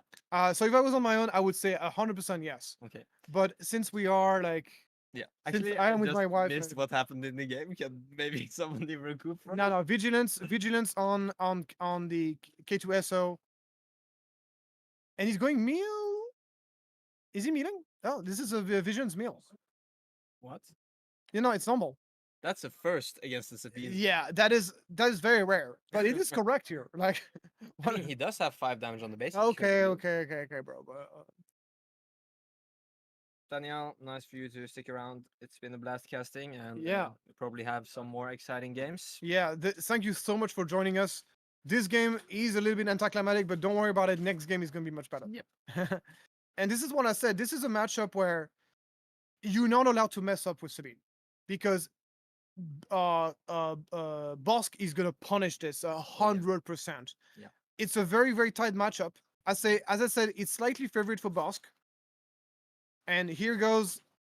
Okay, there's a threat now, so we could see this game going a little bit shorter because this Palpatine is gonna be able to smash Sabine Yep. in a That's couple of good. turns, so that's gonna be good for us, as it's gonna allow the game to get a little bit shorter. Yeah, I mean, there's no suspense here. The crowd is giving Yeah. us the side eye. and, Yeah, just laughing. It's good fun, guys. We're just brutally honest at this point. Oh yeah, exactly. What it's. So Oli is asking us, which other card games have you played before? This is a question that will take the rest of the stream for me to answer. Oh. No. Okay, so my first card game was obviously Magic the Gathering. I then played the Decipher Lord of the Ring games, the one with the movie pictures, an excellent game that should be revamped, in my opinion. Then I played some digital card game. I played Duel of Champions, the game from Ubisoft. I played a little bit of Hearthstone, played a little bit of so this was my kind of digital card game Yeah. period when I was broke, a student and broke. So when you're broke, you played a digital card game. I played Duelist, one of my favorite digital card game. It's a card game where you get to move with the pieces. An amazing game. Wow. Too bad it got discontinued, but what a game. One of the best digital card game I've ever played, Cool. hands down. Then more Magic. I really played a lot of Magic. Then I also played Legends of Runeterra from Riot Games, an excellent games and probably one of the most generous game in terms of business Yeah. model. If you're broke and you want to play a card game, play Legend of Runeterra. It's amazing. And then I played Legend of the Five Rings from Fantasy Flight game, the living card game. Cool. Out of the box game, like a really kind of out of the box design. Ultimately, it was more interesting that it was good. Yeah. If that makes sense. It seems like Rafael is just passing here and taking initiative just to a ping this turn.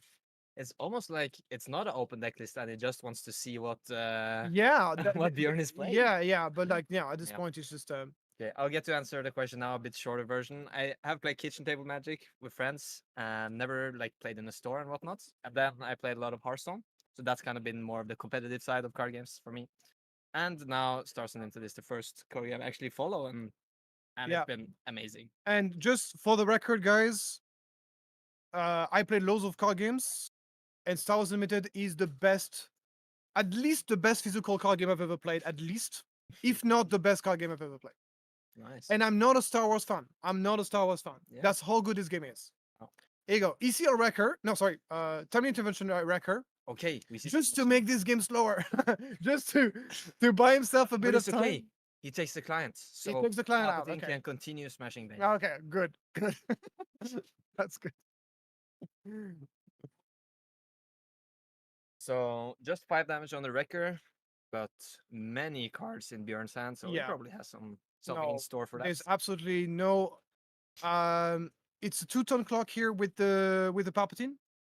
So that Ericsson says my favorite was versus the system, bad or Marvel, Based on or Marvel, I based think. on Marvel and DC. It was amazing. Price support and pro scene. Do you know about that one? No, haven't heard about it either. Yeah, I knew We Marvel have some Snap reactions and in yeah. the crowd here. Okay. Okay, so someone's in the crowd knows about this game, so that's great. There you go. Game Scoop over. it up. Game over. We get into game 2. This is gonna be good. So- We've mentioned the sideboarding a little bit. So But- that Ericsson says I'm old. The guy in the crowd is also old. Hey, don't insult the crowd. Anyway, throwing darts, throwing. Anyway, so after sideboard, I think the game, both players are really excellent cards Yeah. after sideboards. We've seen notably 3 copies of Wolf Yep. in Sabine, the Sabine, we have and Fate also Eater. Ewing reinforcement to find them as well. Yeah. So that's a lot of healing denial. Those cards are very annoying to deal with for Bosk. Yeah. As far as the boss sideboard, I haven't seen his sideboard, so it'll be interesting to see him. Uh, Can we see the sideboard for Bosk maybe? So let's So- see if Mr. Producer can give us the bot Yep. list real quick. it really depends. Yeah, okay. So yeah, we already saw Boss. we know what Sabine is gonna side in. He's also probably signing Bright Hope. As I said, Bright Hope is really good. You bounce your own unit that have the bounties on them. That's really nice.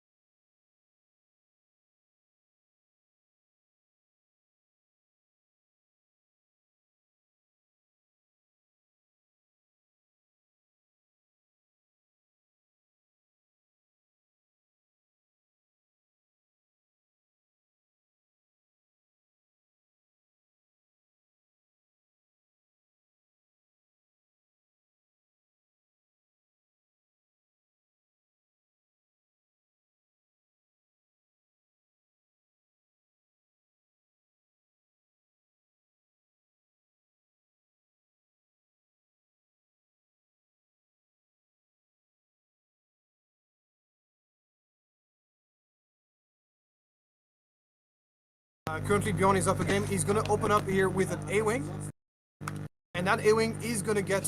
So this play is a little bit of a risky play because if Raphael follows with the wing leader, that's a pretty big blowout because obviously that means you're playing around paradox. Paradox that doesn't happen anymore. Because obviously you got something to sacrifice instead, and that kind of thing can be a big problem. So that was a big risk, and here we go. Oh, Flank Fighter is gonna get rid of the death mark, and That's I mean, great. so that's great. But in the meantime, that means I think something even worse in that specific instance would have been Wing Leader, because then the A-Wing becomes very difficult to kill. And you see, like, he has an answer now to the A-Wing. So it is okay. You definitely prefer your opponent playing Flank Fighters on a death mark rather than on something like Top Target. Top Target is absolutely the card you wanna be targeting with death. I completely agree, of course, with Raphael's play, but I'm just saying, whenever you have to choose between two, as the control player, you're just happy that the Flank Fighters is happening on Deathmark rather than on top target. All right, sorry for the inconvenience about the sound. It seems like one of the. But then we're watching computer- delayed, right? That's the problem. No, this is also live. Oh, okay, so that's fine. Okay. We have a spare computer setup, so that's really Okay. good. Another Deathmark. And this time, this unit only has 2 health. That means 1 ping from Bosk, and then next turn, another ping from Bosk will finish off the Flank Fighters, which is great. So, And Raphael really needs a second Fang Fighter now. yeah, but I think oh, he does! Oh my god! I only thought he was playing 1. Oh my He god! has 2 more in the sideboard. 2 more in the sideboard. Yeah, Yep. that is a lot of Flank Fighters. That's But big. as I said, you definitely prefer your Deathmark to be removed than your top targets. This is what I was saying earlier. Yeah. But this is a great start from Raphael. Yep. Oh, this is a beautiful force choke here onto Yeah. Sabine. Get to make your opponent draw a card. Was that the third Fang Fighter? Was it? I think so. Oh my god, that is crazy. Yeah, that's Yeah. that's really good. That is definitely very good for Sabine. Now Sabine is playing even more card that don't work on 4 cards, I believe in. By Maybe the you way. started them out. Yeah, the thing is, like, 4 cards, I believe in, is such a good card in this matchup. Yeah. It is one of your outs whenever the boss players have managed to stabilize. So the Yeah. fact that his 4 cards are going to be so bad is definitely something to take into consideration. Yeah. Realistically, Raphael's 4 cards, I believe in, are only dealing between 2 to 3 damage. Realistically. 5 resources now. We're gonna see Bosk. And what is it that Bjorn really wants to find now? This is basically now he wants to make an opening to buy himself some times until he reaches like some more important cards like Palpatine or Snoke. So that's basically the play right now. He gets a client. Oh, That's client pretty is good. great. Okay, client is great. Keep in mind though that Sabine has ECL available. So here, ECL Wrecker or ECL Poe will get rid of client, but client is nevertheless a great play.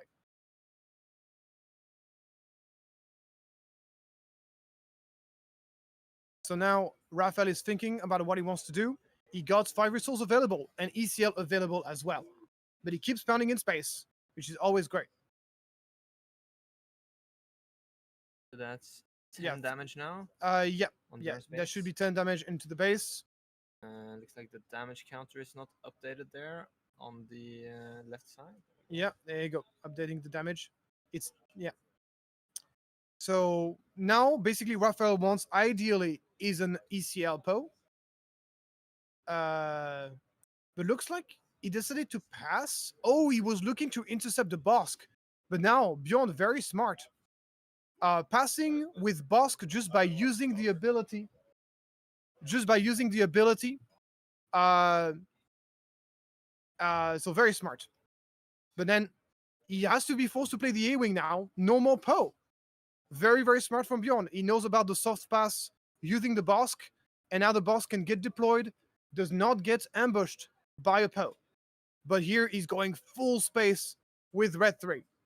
But basically now, the way Bjorn wants to win this game, he wants to get the bounties with the client and double redeem the bounty with Bosk. And looks like he's going to take initiative. Very smart for him to take initiative. This attack from Bosk is not important. The priority is to be able to get client's ability down first, no matter what, before it get ECL. And once that happens, at least you know you're going to be able to heal 5. and even 10 if the boss is not being dealt with. So definitely smart to take the initiative, way more important than dealing 4 damage here.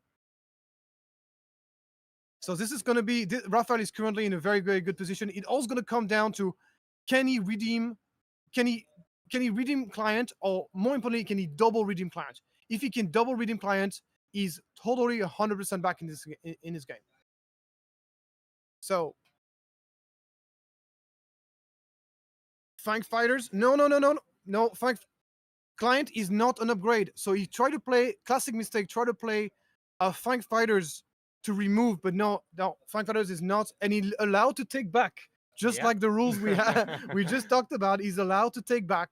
Yeah. But yeah, Fang Fighters, the client trigger is not an upgrade, so it cannot be removed by. And this is a huge information that he's giving out to Bjorn, showing him that he has an anti-upgrade.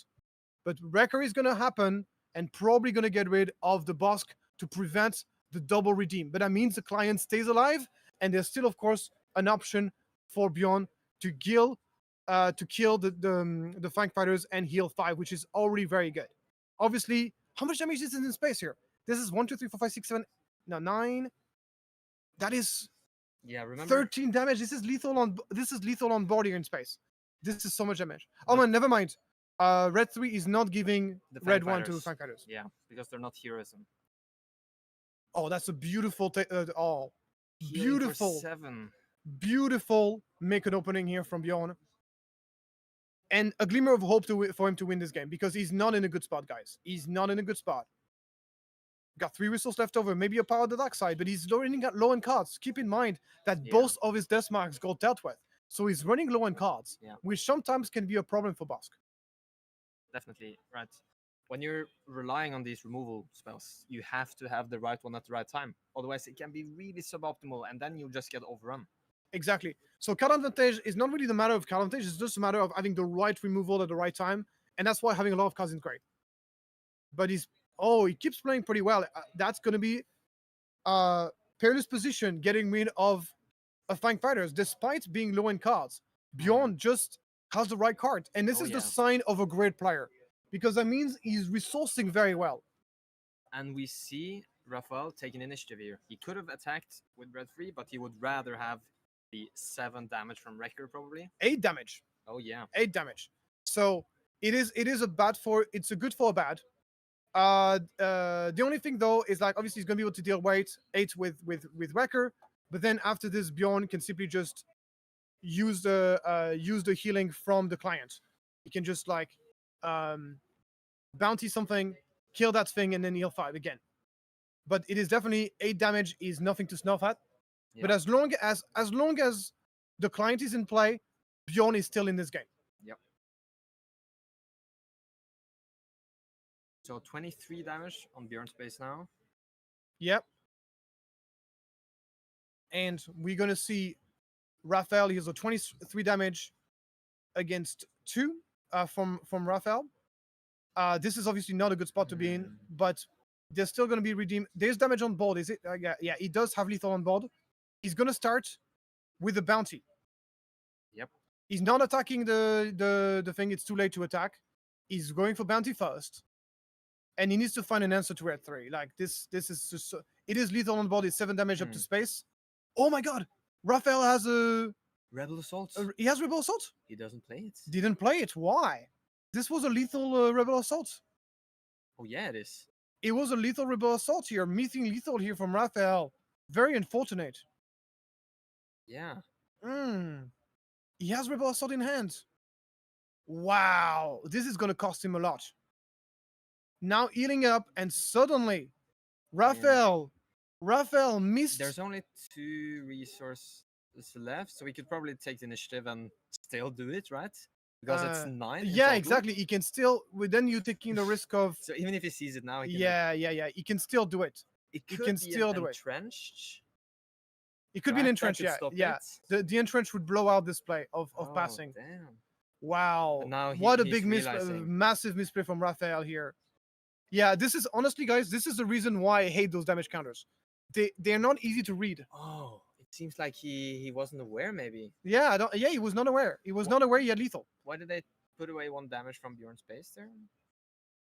went down to 22. Maybe it was a mistake or from I don't earlier. know. Yeah, it's not necessarily math. It's just sometimes you don't Oh, clearly see the damage because those He's- damage counters don't do a good job at showing HP. he still does. He still attacks. Yeah. With Rebel Assault. With Rebel Assault, yeah. But as you said, passing here, taking the initiative. Oh yes, focus. Okay, wow. Then it's I mean, oh. is it? Is But it? he's played 3 Fang Fighters. It's over. Oh, bro. Woo. Okay.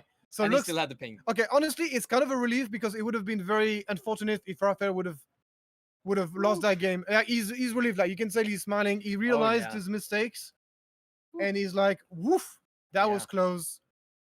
Yeah. It was probably like a misread on the damage on the base. Yeah, or- yeah. I think it's not a miscounting. It's a misread because damage on base, guys. I said it many times before, and it's putting those damage counters on base is the worst way to track damage on the base. It's very hard to read, in my It's opinion. I hate subjective, it. Yeah. I've personally have been liking the D6s, and you do like. I sets of don't like 5. it. It's less bad because at least there's no like weird converting going on, but it's not as good. For me, it's damage dial or app. All right, so we get our game 3. Yeah, it's a close matchup, guys. I told you. I didn't lie. And, I mean, we talked about the Fang Fighters, but we didn't really expect 3 of them back to Yeah, back. that was crazy. Yeah, it's hard to lose from there. Yeah. It's hard to lose from there. Even though he did not get rid of the crucial upgrades, it's still a 2-for-1. And obviously, our friend did not draw the top targets, which would have been removed anyway. So All right, so we got everything back working again. yeah, everything Um, is back to normal. But sorry, I was kind of talking alone for a while. Yeah, That's yeah. because I was running uh, around getting the laptop. to yeah, work. because it's not because Jonah is lazy. It's just because I'm taking responsibility. Actually. okay. So CB is asking me a question. What do you think about Doku in Bosk? I personally don't like it because it doesn't get rid of 5 health units, which are everywhere in the meta. Yeah. It doesn't help against Han Yellow. I don't.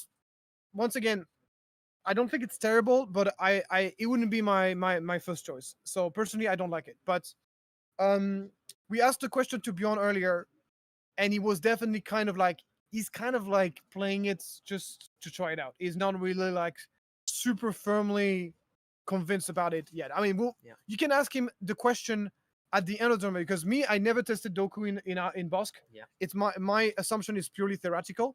So we can ask him the question if we do like a winners interview, whether what does he think about Doku at the end? Yeah. Yeah. Philip says dial is best, especially the ones that snap in place. I agree. And by the way, GameGenic is gonna give a great dial that snap into place. That is Nice. beautiful. That you're gonna be able to buy. That is Star Wars themed. That Star Wars Unlimited Oh, branded. Nice. So it looks amazing. Yeah. It's a great. So I highly recommend that. Victor coming in here. You can say many things about Jonah, but lazy is not one of them. No, he's not Thank lazy. you, That's man. for sure. Yeah. Yeah, it's been a long day, but a really fun one. Absolutely. No, it's great to be here. Currently, the score is showing Bjorn has won 2 games, but that's wrong. It's It should be 1-1. 1-1. Yeah. It should be 1-1. We once again thanks TwoMoons for hosting this tournament. Yeah. If you are anywhere in Central Europe, you should visit the store. It's yeah. amazing. It's massive. Tons of great people there playing all sort of games, and big Star Wars Unlimited community there. So Yeah. I think they hosted the biggest prize pool of any PQs. It's 7 booster box for the winner, guys, on top of all the promos, all the Yeah. regular promos for. It's crazy. Here you go, turn 1 play. Let's see what happens. Oh, it doesn't look good. He doesn't have a turn 1 play, does he? There's a Wrecker, Sonari Peacekeeper. Is that two for cause? I think No! so. Oh, Takes turn the 1 initiative play. again. How I'm could it- sorry, guys. We wanted to show close games. We want to show close games, but they don't want to give it to us. Like, this is a I very mean- unfortunate. At least there's no Pershing here. Yeah, at least it's no Pershing. It's not over yet, but it's obviously as I said earlier, your win rates drop. Missing a turn 1 play in this matchup, your win rates drops by double digits, like the double digit percentage. Yeah, Alexander Luz. How can Bosk have 2 versus 0 versus Sabine? We've tried to talk to our producer about this, but It just is it because they consider they're the only one that game? Mr. Producer, I'm joking. man. I'm joking, of course. 1-1, please. Okay, so at least there's a decent turn 1, turn 2 play here with the Sunday Peacekeeper, and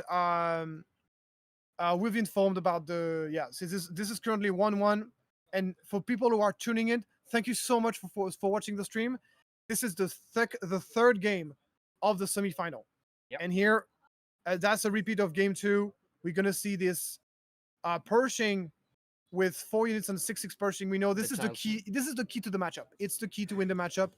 He's showing off Fail the Dragon, Vanquish, make an opening, and top target. So this is obviously an absolute amazing set of cards that he's showing. We have a question about Bosk running tech. Is he running it? No. No, he's not. I think there are better ways to make card advantage. Like it's not bad, but between Pershing and me personally, if I really want to run a card draw card on top of Pershing and Deathmark, I would run I Am Your Father, which is amazing against Han, because you love both aspects. You love drawing 3 cards, and you love dealing 3 damage for 3. 7, you mean? 7 damage. Oh yeah, 7 damage for 3. We have a question about how many players there were. There were exactly 64. Oh, was there a take back that we missed? Yeah, no, the Funk Fighters on the client. No, this is allowed, Vika. This is allowed, and this was a big debate. Take backs are allowed in Star Wars Limited as long as no additional information was gained. I know it's very I conservative. think Vika is talking about when there was the client. No, I know. I understand what you refer to. Yeah. Anyway, 4 calls I believe in. This is very early for 4 calls. You do not want to play 4 calls that early in the game. Again, this is looking really rough this is really rough for Raphael. This is not dealing damage to your opponent when you know your opponent has potential to do top targets double redeem, and it's exactly the gameplay I was talking about with Bosk. You get yourself a Charleston, you're protecting your Bosk, you're putting a top target, you kill that unit with top target, you double redeem, and then GG well played. That's basically that's the plan. That is what you're supposed to do, and obviously Bjorn understands that, and that's why he's doing it so well. So here, Raphael has to kind of run with everything he has into the Charleston. Yeah. And it should have 1 life remaining from Yeah. the Sabine attack. Yeah. And Daring right here to finish off the He has to sacrifice his entire ball to get rid of it. This is obviously not great, but at least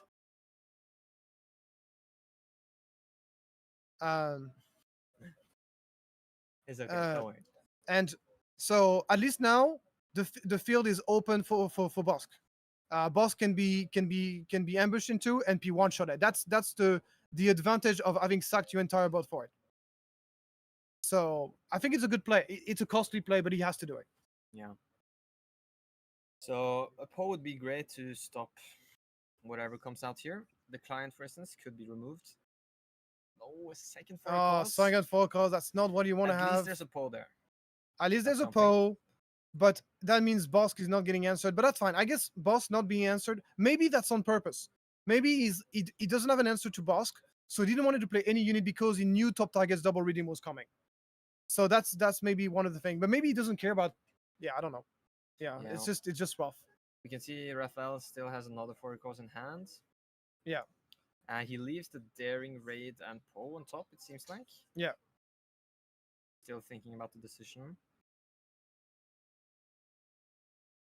Yeah, Poe and Daring Raid on top, yeah. That makes sense. Bosk is here.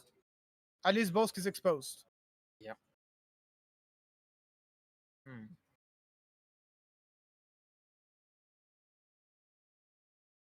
Comments about the take back. If you're interested, you can go back and watch. We talked a bit about it in previous top 8, and we also mentioned the rules about it in the official website from Cascade. The long story short is as long as no additional information was given, whether it was an opponent plays or an opponent showing a card, you are allowed to take back in this game, which is very different from the way other card game works. Yep. But that's the official rules. I didn't know about it before this. Yep. Yeah. And So, I think on the judge Discord, there's like a thread with 470 comments or something. So it's a kind of a controversial topic. Yeah. People have strong opinions about it. yeah, But yeah. right now, this is the way it is in the rules, and that's the What thing we have apply. That's why we're applying. Yeah. Yeah. So I mean, if this is something that maybe FFG might be might want to think about. That's okay. Anyway, we are back in this game. Raphael has 6 whistles up. He has the option now to ECL and kill that Bosk. Obviously, at this point, he's just incredibly far behind. Yeah. Going for Wrecker. Yeah, Wrecker, ECL, and Is there a world? he's thinking whether he should defeat a resource or not. Looks like he didn't. He decided to not defeat a resource. Yeah. That means missing out 5 damage into the base. That's in my opinion a sign that he has U-wing reinforcement. Oh, he did. Oh, now never defeat mind. one. Okay, never mind. He did it after. Yeah. Anyway, the clients gives a bounty to Wrecker, and we're now going to see a top targets being added up on top of it.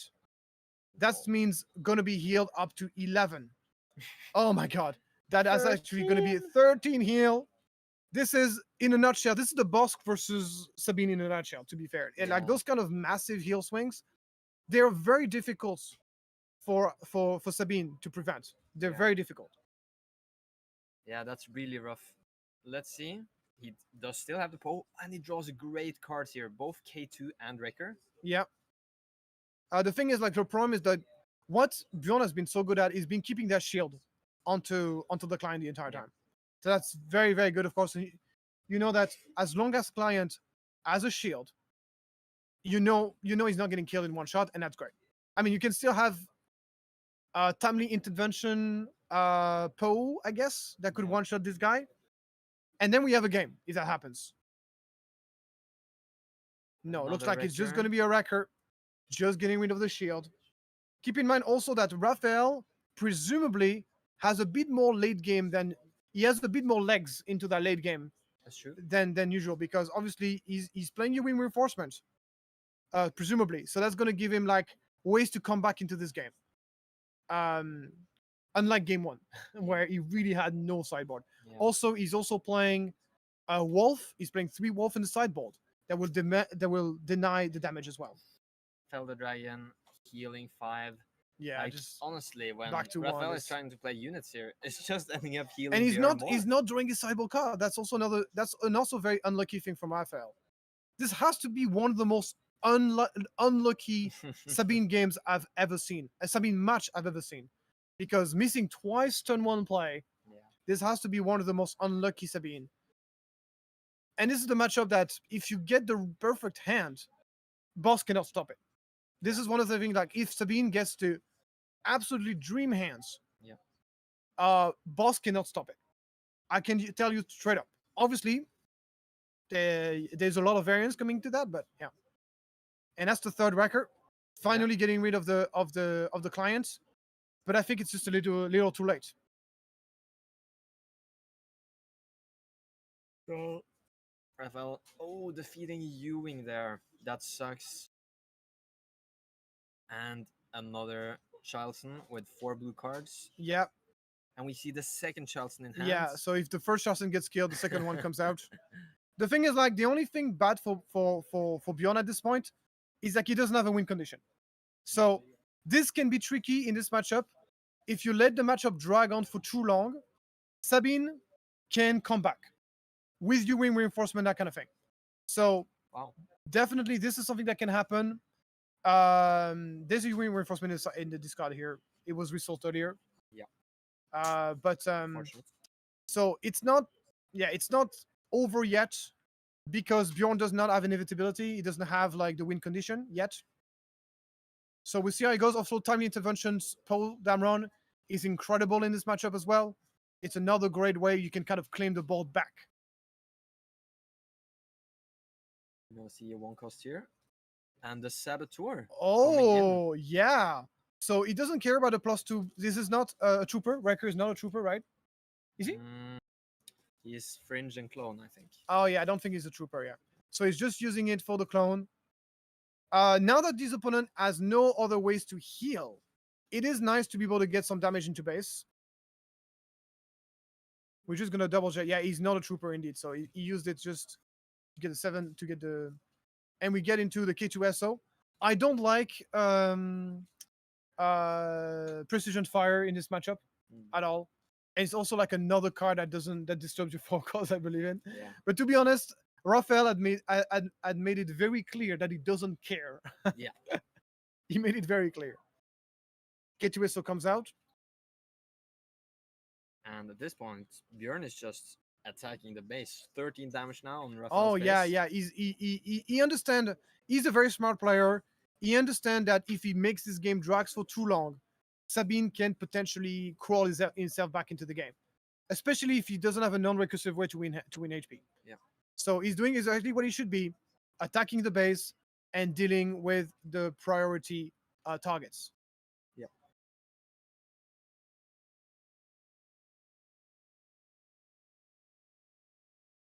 So I guess a heroic sacrifice would be nice on K2 to just get rid of that Charleston, draw another card back.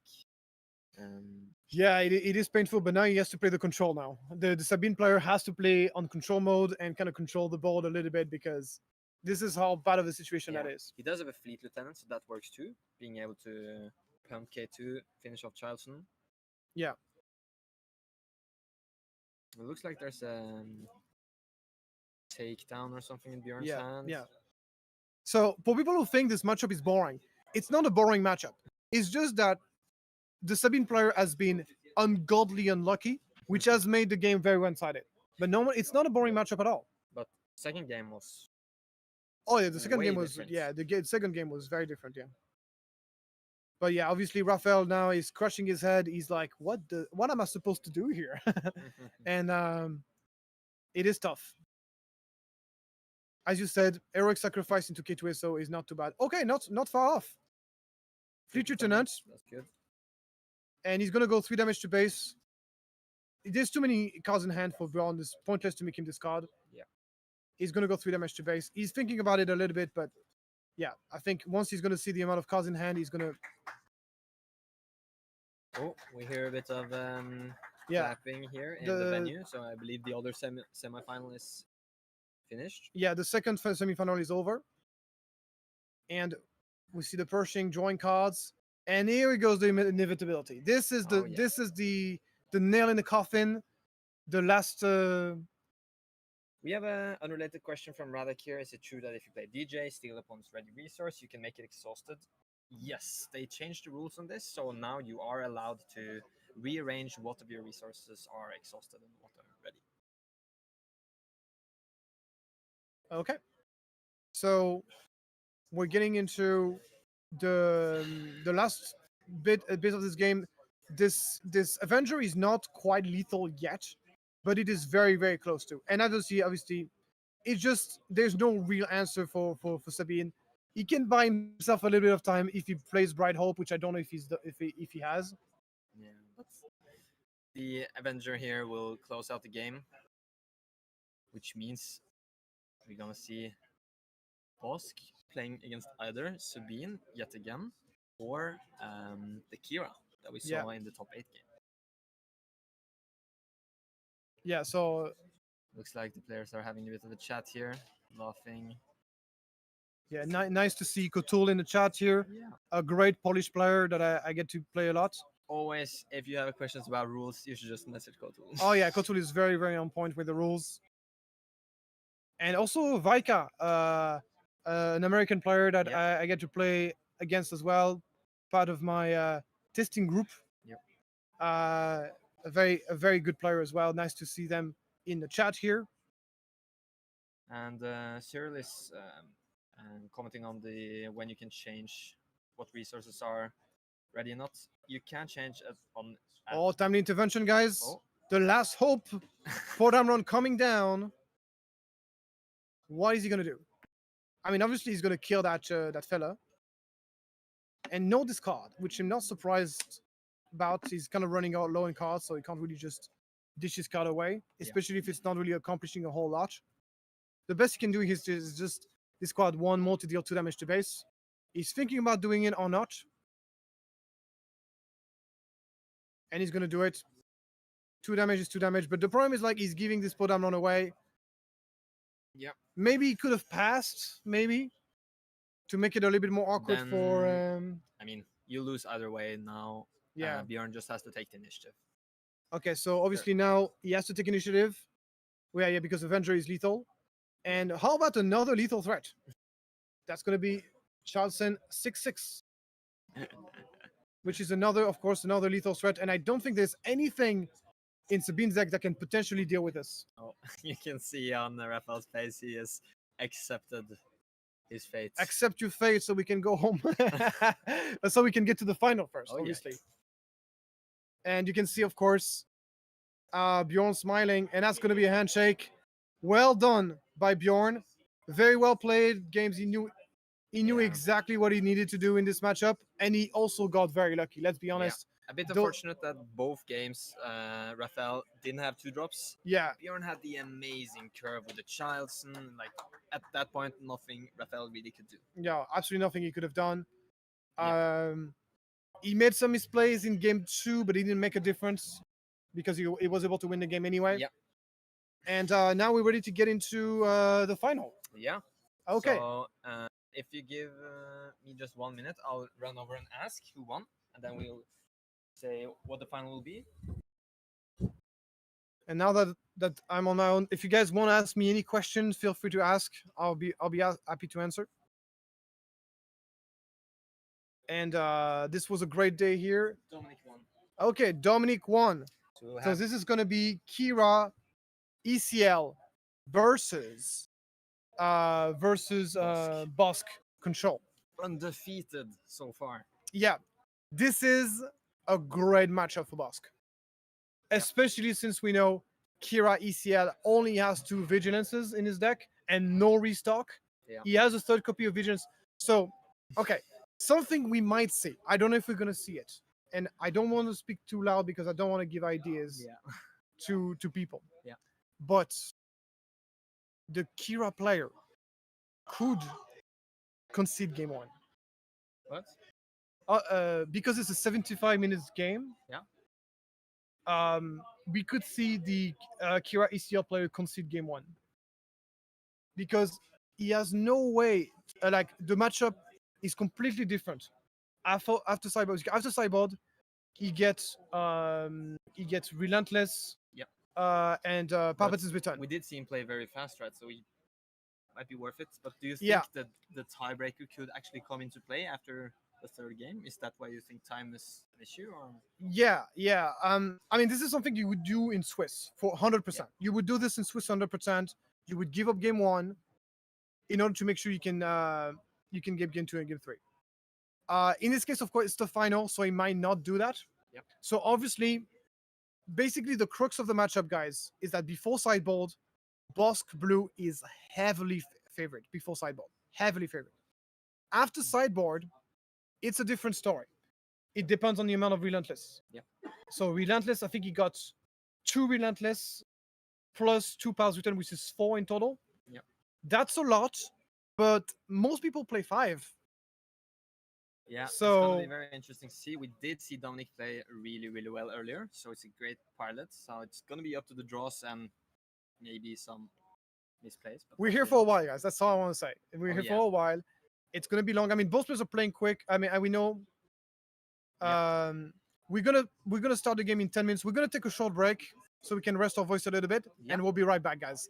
So expect us in 10 minutes for the final. Okay.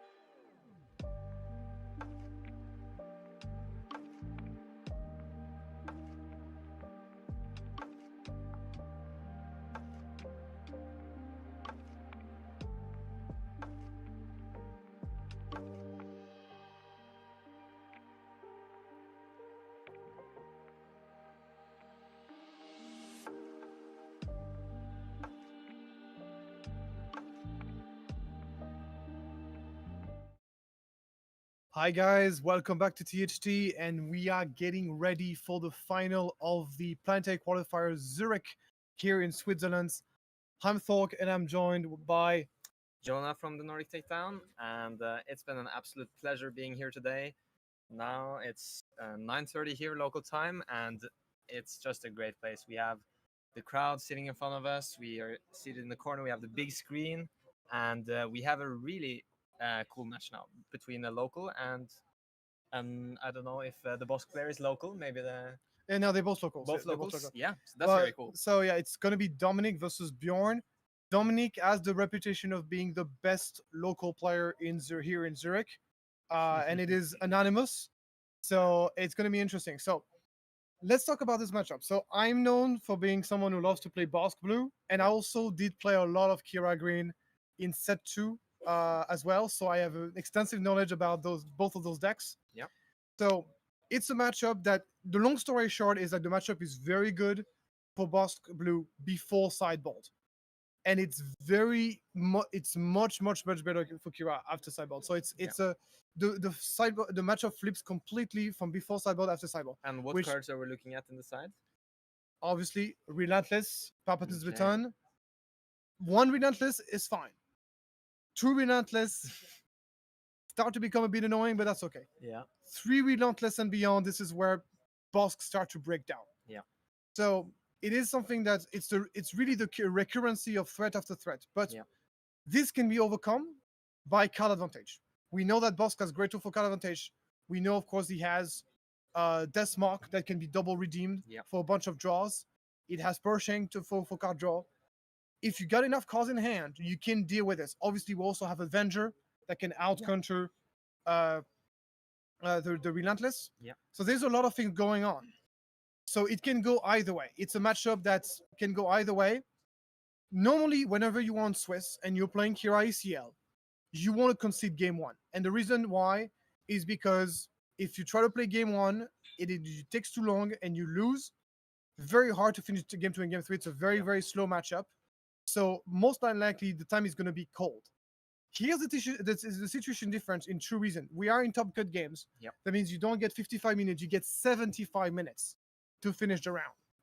The second important factor to take into account, is that if it's not a double loss, if like nobody wins, Obviously. nobody gets invited for Worlds. No. If both players lost, whoever the most HP on base. So it is something that whether you want to be on that tiebreaker nail biting game Yeah. or not, it's a very strange game. I got the experience. I was actually one of the first player to experience that live in a tournament during Birmingham, and I'm telling you, this is not a comfortable situation. Yeah. It's wild. I don't know if any players got prepared for that. Yep.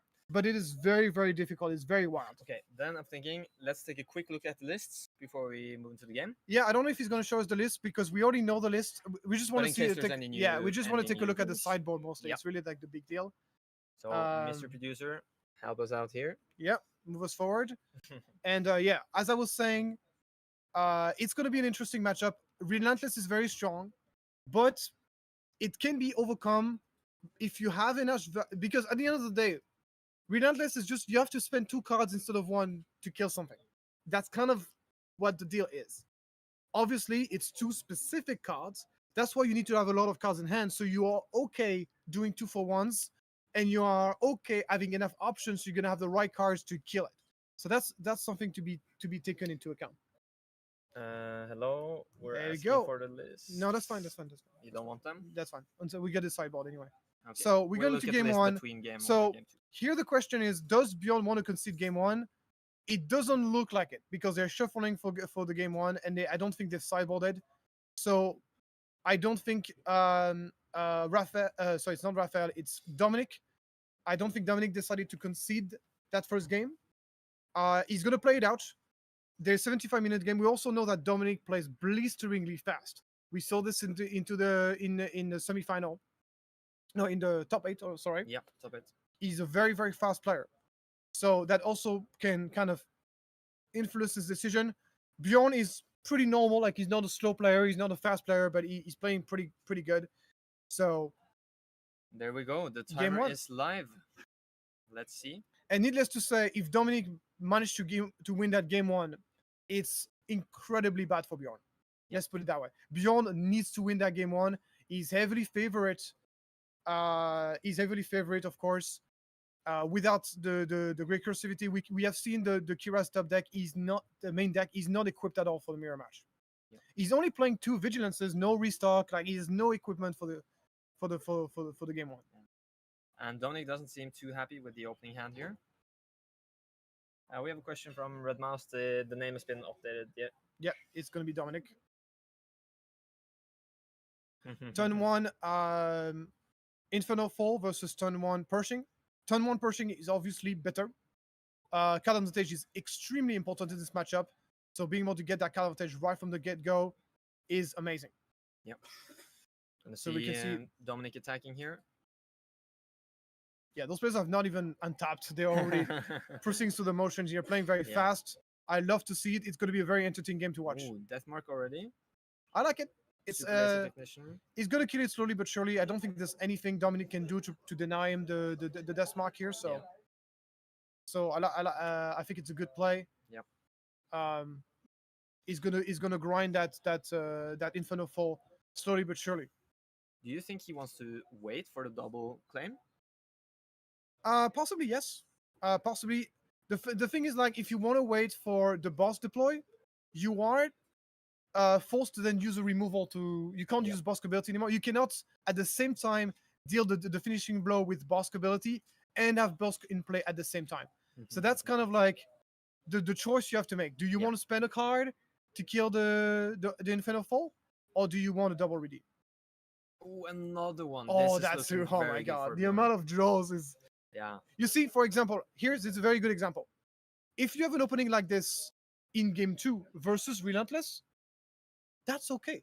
Because Relentless doesn't become that big of a problem anymore.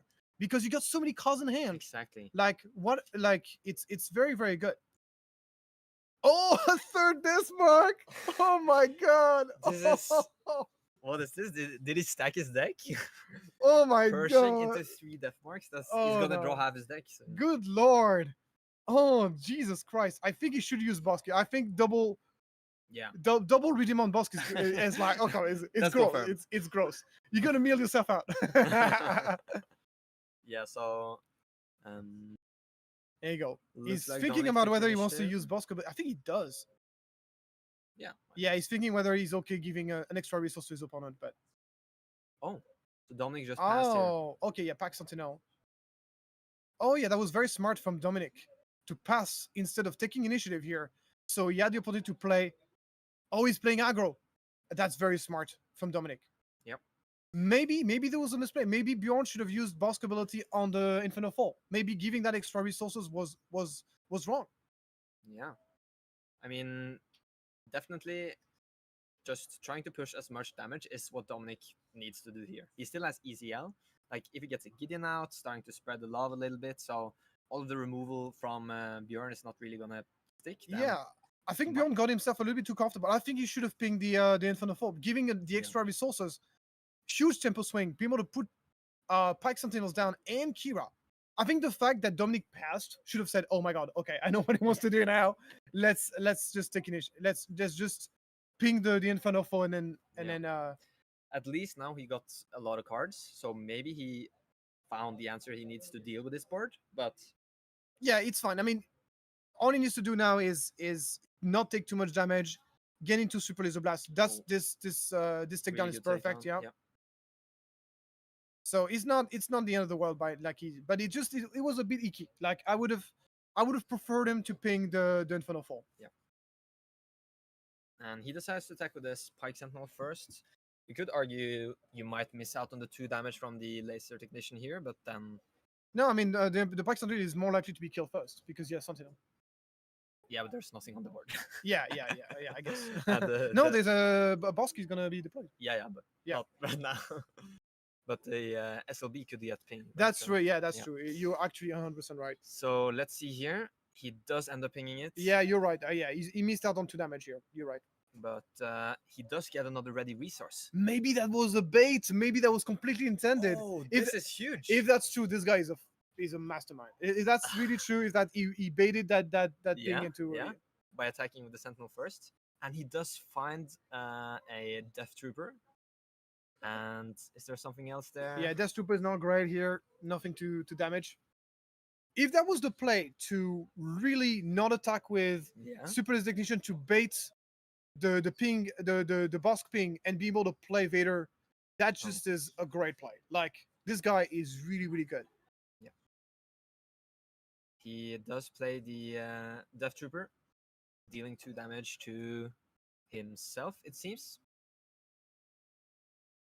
If you guys are joining us, this is the grand final of the PQ Zürich, and it is game 1. And currently, Dominic is trying to overwhelm Bjorn in game 1. If he managed to give them in that game 1, we know that game 2 and game 3 are extremely favorable for Kira. And So we saw Bosk in the last round too, and the big difference now is where's Charleston? where is Charleston? Yeah, he drew a lot of cards, but I mean, we know he's playing Super Laser Blast, so he should be able to stabilize with this. Yeah. And obviously, the thing is, like, Kira is not an aggro deck, so if you manage to put him at 20, that's not really exactly good enough because he has nowhere to finish the game. Yeah. He needs to put his opponent to such a degree, like something around like 28 or 27, to really put him in such a pressure to force him to claim super early Yeah. and force him to make some super awkward play. But if you put him down to 20, that's not going to be enough. Ooh, and a Gideon here would be nice. He does have the Gideon. I guess here you just want to spread love, give experience out to other units. Yeah, don't put all of your eggs in the same basket for sure. Yeah. Inferno 4 is a good choice. Yeah, Bjorn has to stabilize here. He still has 2 turns to go before going to Super Laser Blast. That's going to be nail biting. Okay, There's that's a good Jensen. one. Yeah. Excellent here to buy himself a lot of time. Showing the second chance, the client. The client. And this is one of the scenarios where Kondoku would be a good card next turn. Yeah, that's decent. So one of the advantages of Kondoku that we haven't talked about is that sometimes Bosk misses turn 7 play. Yeah. And Kondoku does fill up that curve on 7 quite nicely. 17 damage now. This is pretty big. Yeah. The thing is, Dominic has kind of suboptimal plays with attacking into the Chilson.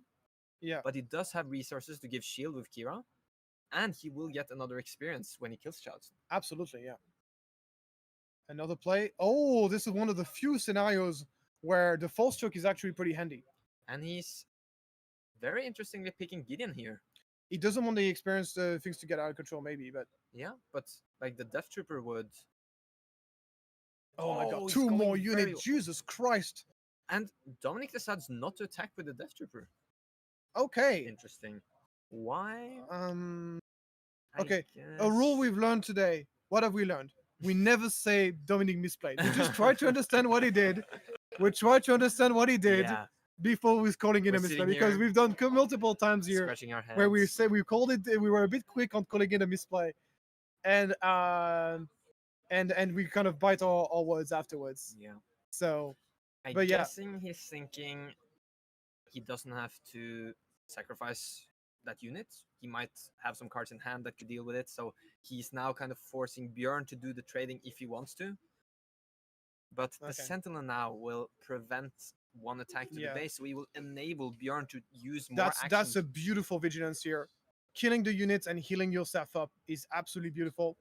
Okay. there it Oh, is. that's why. Okay, he had the Devastator, so we have the answer to our question. It just felt like he didn't have to sacrifice his dude. Yeah.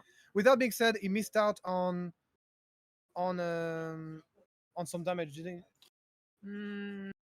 Not really. It's Yeah. just like one action he missed out Okay, on. yeah, So yeah. if those actions become crucial, Yeah. then it could. I don't have think mean it's a big something. deal either way. Yeah. Oh, beautiful play here, using the Pershing to deal damage to the Oh, yeah. to the Enforcer. This allows him to push even more damage. And Bjorn now, this is the moment. This is the Super Laser Blast moment. This is a moment where he either has Super Laser Blast and he wins, or he Yes. doesn't have Super Laser Blast and he loses. Did he attack for a total of 10 there? 3 from the Inferno. Okay, 4, 25. 3 Yeah, from, okay. Maybe Super Laser Blast is not game ending here. This With is the amount of very card that close. Bjorn, with the amount of card that Bjorn has drawn, I'll be very surprised if he does not blast at this point. Yeah. But yeah, Super Laser Blast, the game continues. No Super Laser Blast, he's dead. That's basically the story here. And we have another gunship in Dominic's hand. Yeah. Uh, Dominic is obviously low on cards. Yep. And the Super Laser Blast and Mr. Bjorn is gonna draw not one, not two, but not three, but full fucking cards. 4? Yeah, because two enforcers. Two Oh, it's just enforcers. one enforcer. Oh, there was just one enforcer. Never mind, 3 cards. And we see the second gunship. come Yeah, out. this is not a great follow-up here for Dominic, but he's obviously low in cards, so now he doesn't really have the luxury anymore to really Long pike. he doesn't really have the luxury anymore to play. So now a second blast is game ending, I believe. This is tight. But yeah, it is going to be tight for sure. But keep in mind, of course, Dominic is not playing an aggro deck. His deck is not designed to finish the game like this. It doesn't have a four cost, I believe in. It doesn't have a surprise strike. It doesn't have the style of card that usually you Yeah. want to have in aggro position. He's basically trying to play aggro with a control deck, which is obviously exactly what he should be doing. But obviously, Yeah. this is not optimal for him. And considering Bjorn has like a bazillion cards in hand, he might have every single answer he needs to follow up on. Yeah, he what drew Dominic so does. many cards. He drew 3 cards after this plus 2 card. If he has a second Super Laser Blast, it wouldn't be surprising at all. And He's even taking if he it. lets one of those units attack him, it's not the end of the world. This is very tense. Absolutely tense, yeah. This is Dominic is putting a hell of a show for this. Yeah.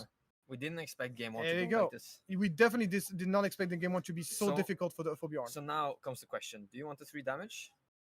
He does, obviously, but you could use Kira yeah, to now buff with grit. yeah, right? now we see the top target going on. Yeah, top target is going to be super important. Only healing for 4 though, because Devastating Gunship is not. That's big. Another long pike. Yeah, another long pike. And how many resources does Bjorn have left? Should be One thing that Dominic has 3 or been very 4? fortunate with is like usually you don't place that many units as Kira. The Yep. fact that he's never run out of units is very lucky, to be fair, because his deck has many removal, and he hasn't drawn any cards. So the fact that he was constantly able to put threat one after the other is Ooh, he does have enough with the open fire. yeah, That would beautiful. probably be the only removal he could have for 3, right? Yeah, but he would not have played like that if he didn't Yeah, have that. You know what I yeah. mean? But I mean, he could have power, and then the long pike would give Dominic the win.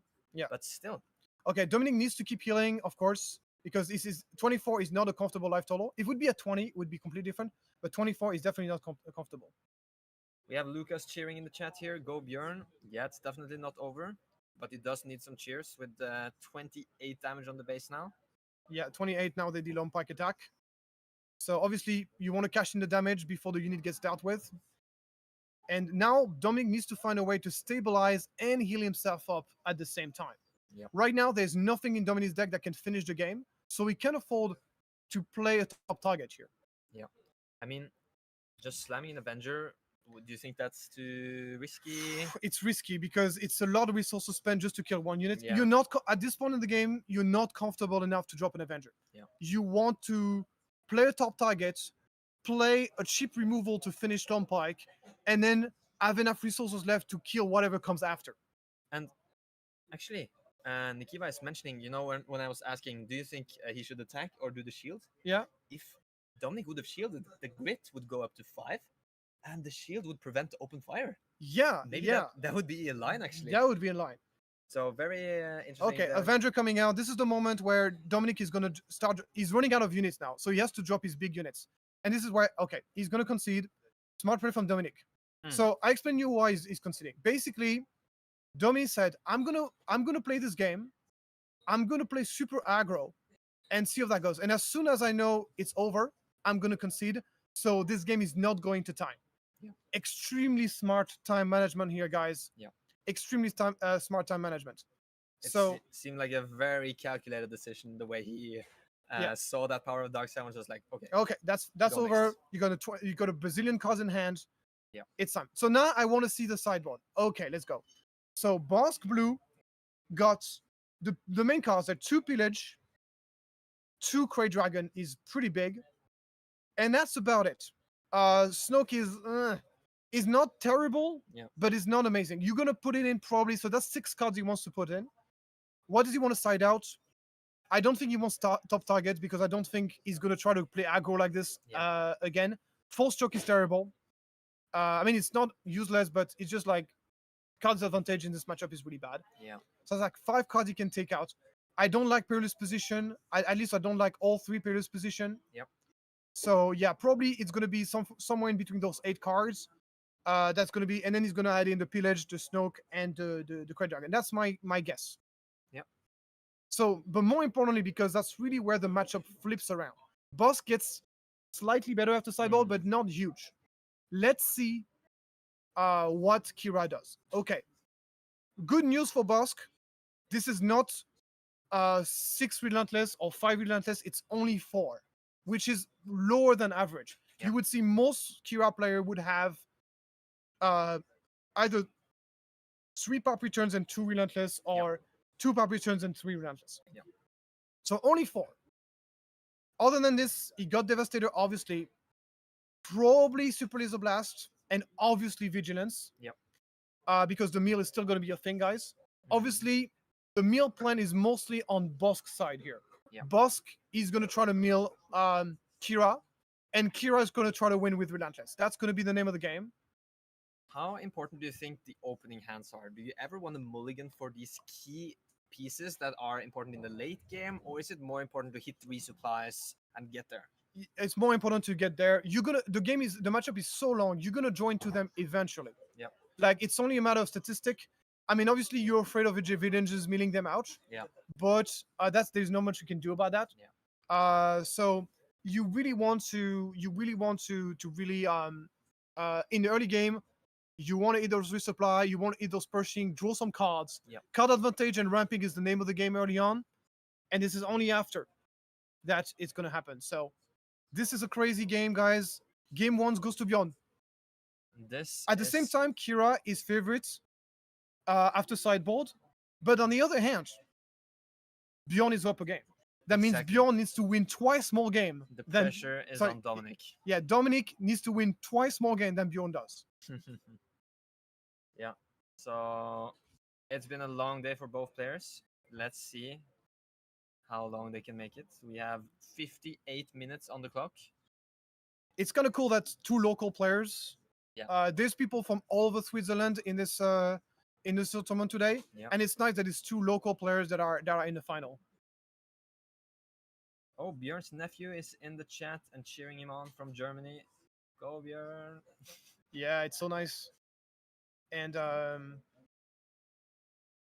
so nice to see a relative supporting their family. It's an important game. They're playing for 7 booster box plus the champions playmats, Oh yeah. plus all the promo cards, plus a day to buy into game 2. So And the TwoMoons have even some custom engraved playmat deck boxes. They are really cool. both players are going Persian. You can tell that Dominic is switching gears. He's no longer going to try to play super aggro. They're both going to be trying to draw cards. Is what I was telling earlier. Yeah. So Mark TCG says, with sideboard is really hard for Bosk, right? Yes, correct. Perhaps return with Relentless is really hard to handle. Yes, we agree. This is what we've been saying. Boss players use Fan Edition in the deck. No, he doesn't. He's not playing Fan Edition, which I think is correct. Nice Paradox side here against Pershing. I think especially since the Pershing has not drawn the card, being able to kill it before. Oh, it didn't? I don't think so. I missed it.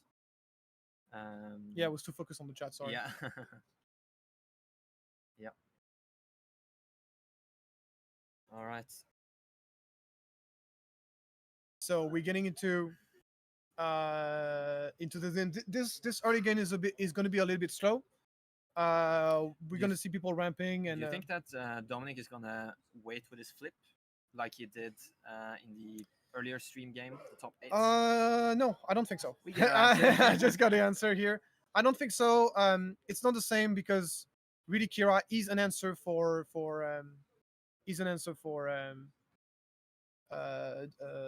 Palpatine. That's why he was kind of waiting on Palpatine's flip to flip around. Here, it's just more pressure. It's a way to deal with that. He doesn't want to let that Pershing draw a million cards. Yeah. And here, the deployment itself makes the Pershing draw 1 less card, and then obviously the attack will finish it off. Let's see. But priority, get rid of the Kira. This is the best use of Kira in this matchup. No, the best use of takedown in this matchup, sorry. It's so important he just put it straight to the discard pile. Yep.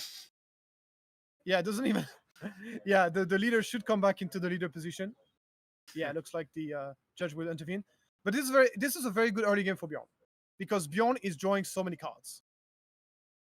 Then we're gonna see Oh, finishing off ECL cursing. into the. I think that's the right play. Once again, we're no longer going into the aggressive plan. We are going into the value plan, Oh yeah. denying people draws, that kind of thing. And I don't think there's many opportunities to use ECL in this matchup, anyways. Yeah. So you're completely happy just using ECL to deny your opponent 2 draws. I guess the Bosk flip would be another one, but let's see if he has some other answers for him. That is a good point. But the thing is, like, ECL doesn't really help you that much because there's Yeah. nothing that can one-shot Bosk would- anyway. Yeah. Let's see. So Oh, here comes Chilson. that's a good chance, and especially without ECL available, that's going to force a removal at the very least. Yeah. That's going to force a power of the dark side at the very least. Or it's going to force the entire board to be sacrificed. So we see Pershing, Takedown, Chilson, and Count Dooku. Yeah, Kandoku is a good one. Gives them something to do at 7. Kills those small units, which makes power of the dark side better. Yeah. Like And- Kandoku, I'm not a big fan of the card in general, but I think in this matchup it's actually quite solid. Oh, he's already on 7 now. Yeah. The power of ramp. That's one of the advantages the Kira deck has over Bosk, is obviously getting into those faster late game cards. This allows to put some pressure. But Bosk is feeling okay right now. Obviously, he still has a fully held base. And he does have 1 resource up, so we're not going to see a Death Mark double claim here. I don't think so because he's 0 damage on base. That would be silly. Death Mark is the Oh card. yeah, Deathmark. Sorry. I thought top target. No, he's missing. Yeah, okay, he's missing 1 resource. So that's also good news for Dominic getting the initiative here. So he can kill Bosk if he wants to, but maybe he just wants to go base, depending on his hand here. It depends on the hand, but I'm pretty sure he wants to kill Bosk. Most Yeah. likely, he wants to kill Bosk. The double claim is probably the most dangerous thing. that Yeah, can you happen are so at this scary. point. If this is one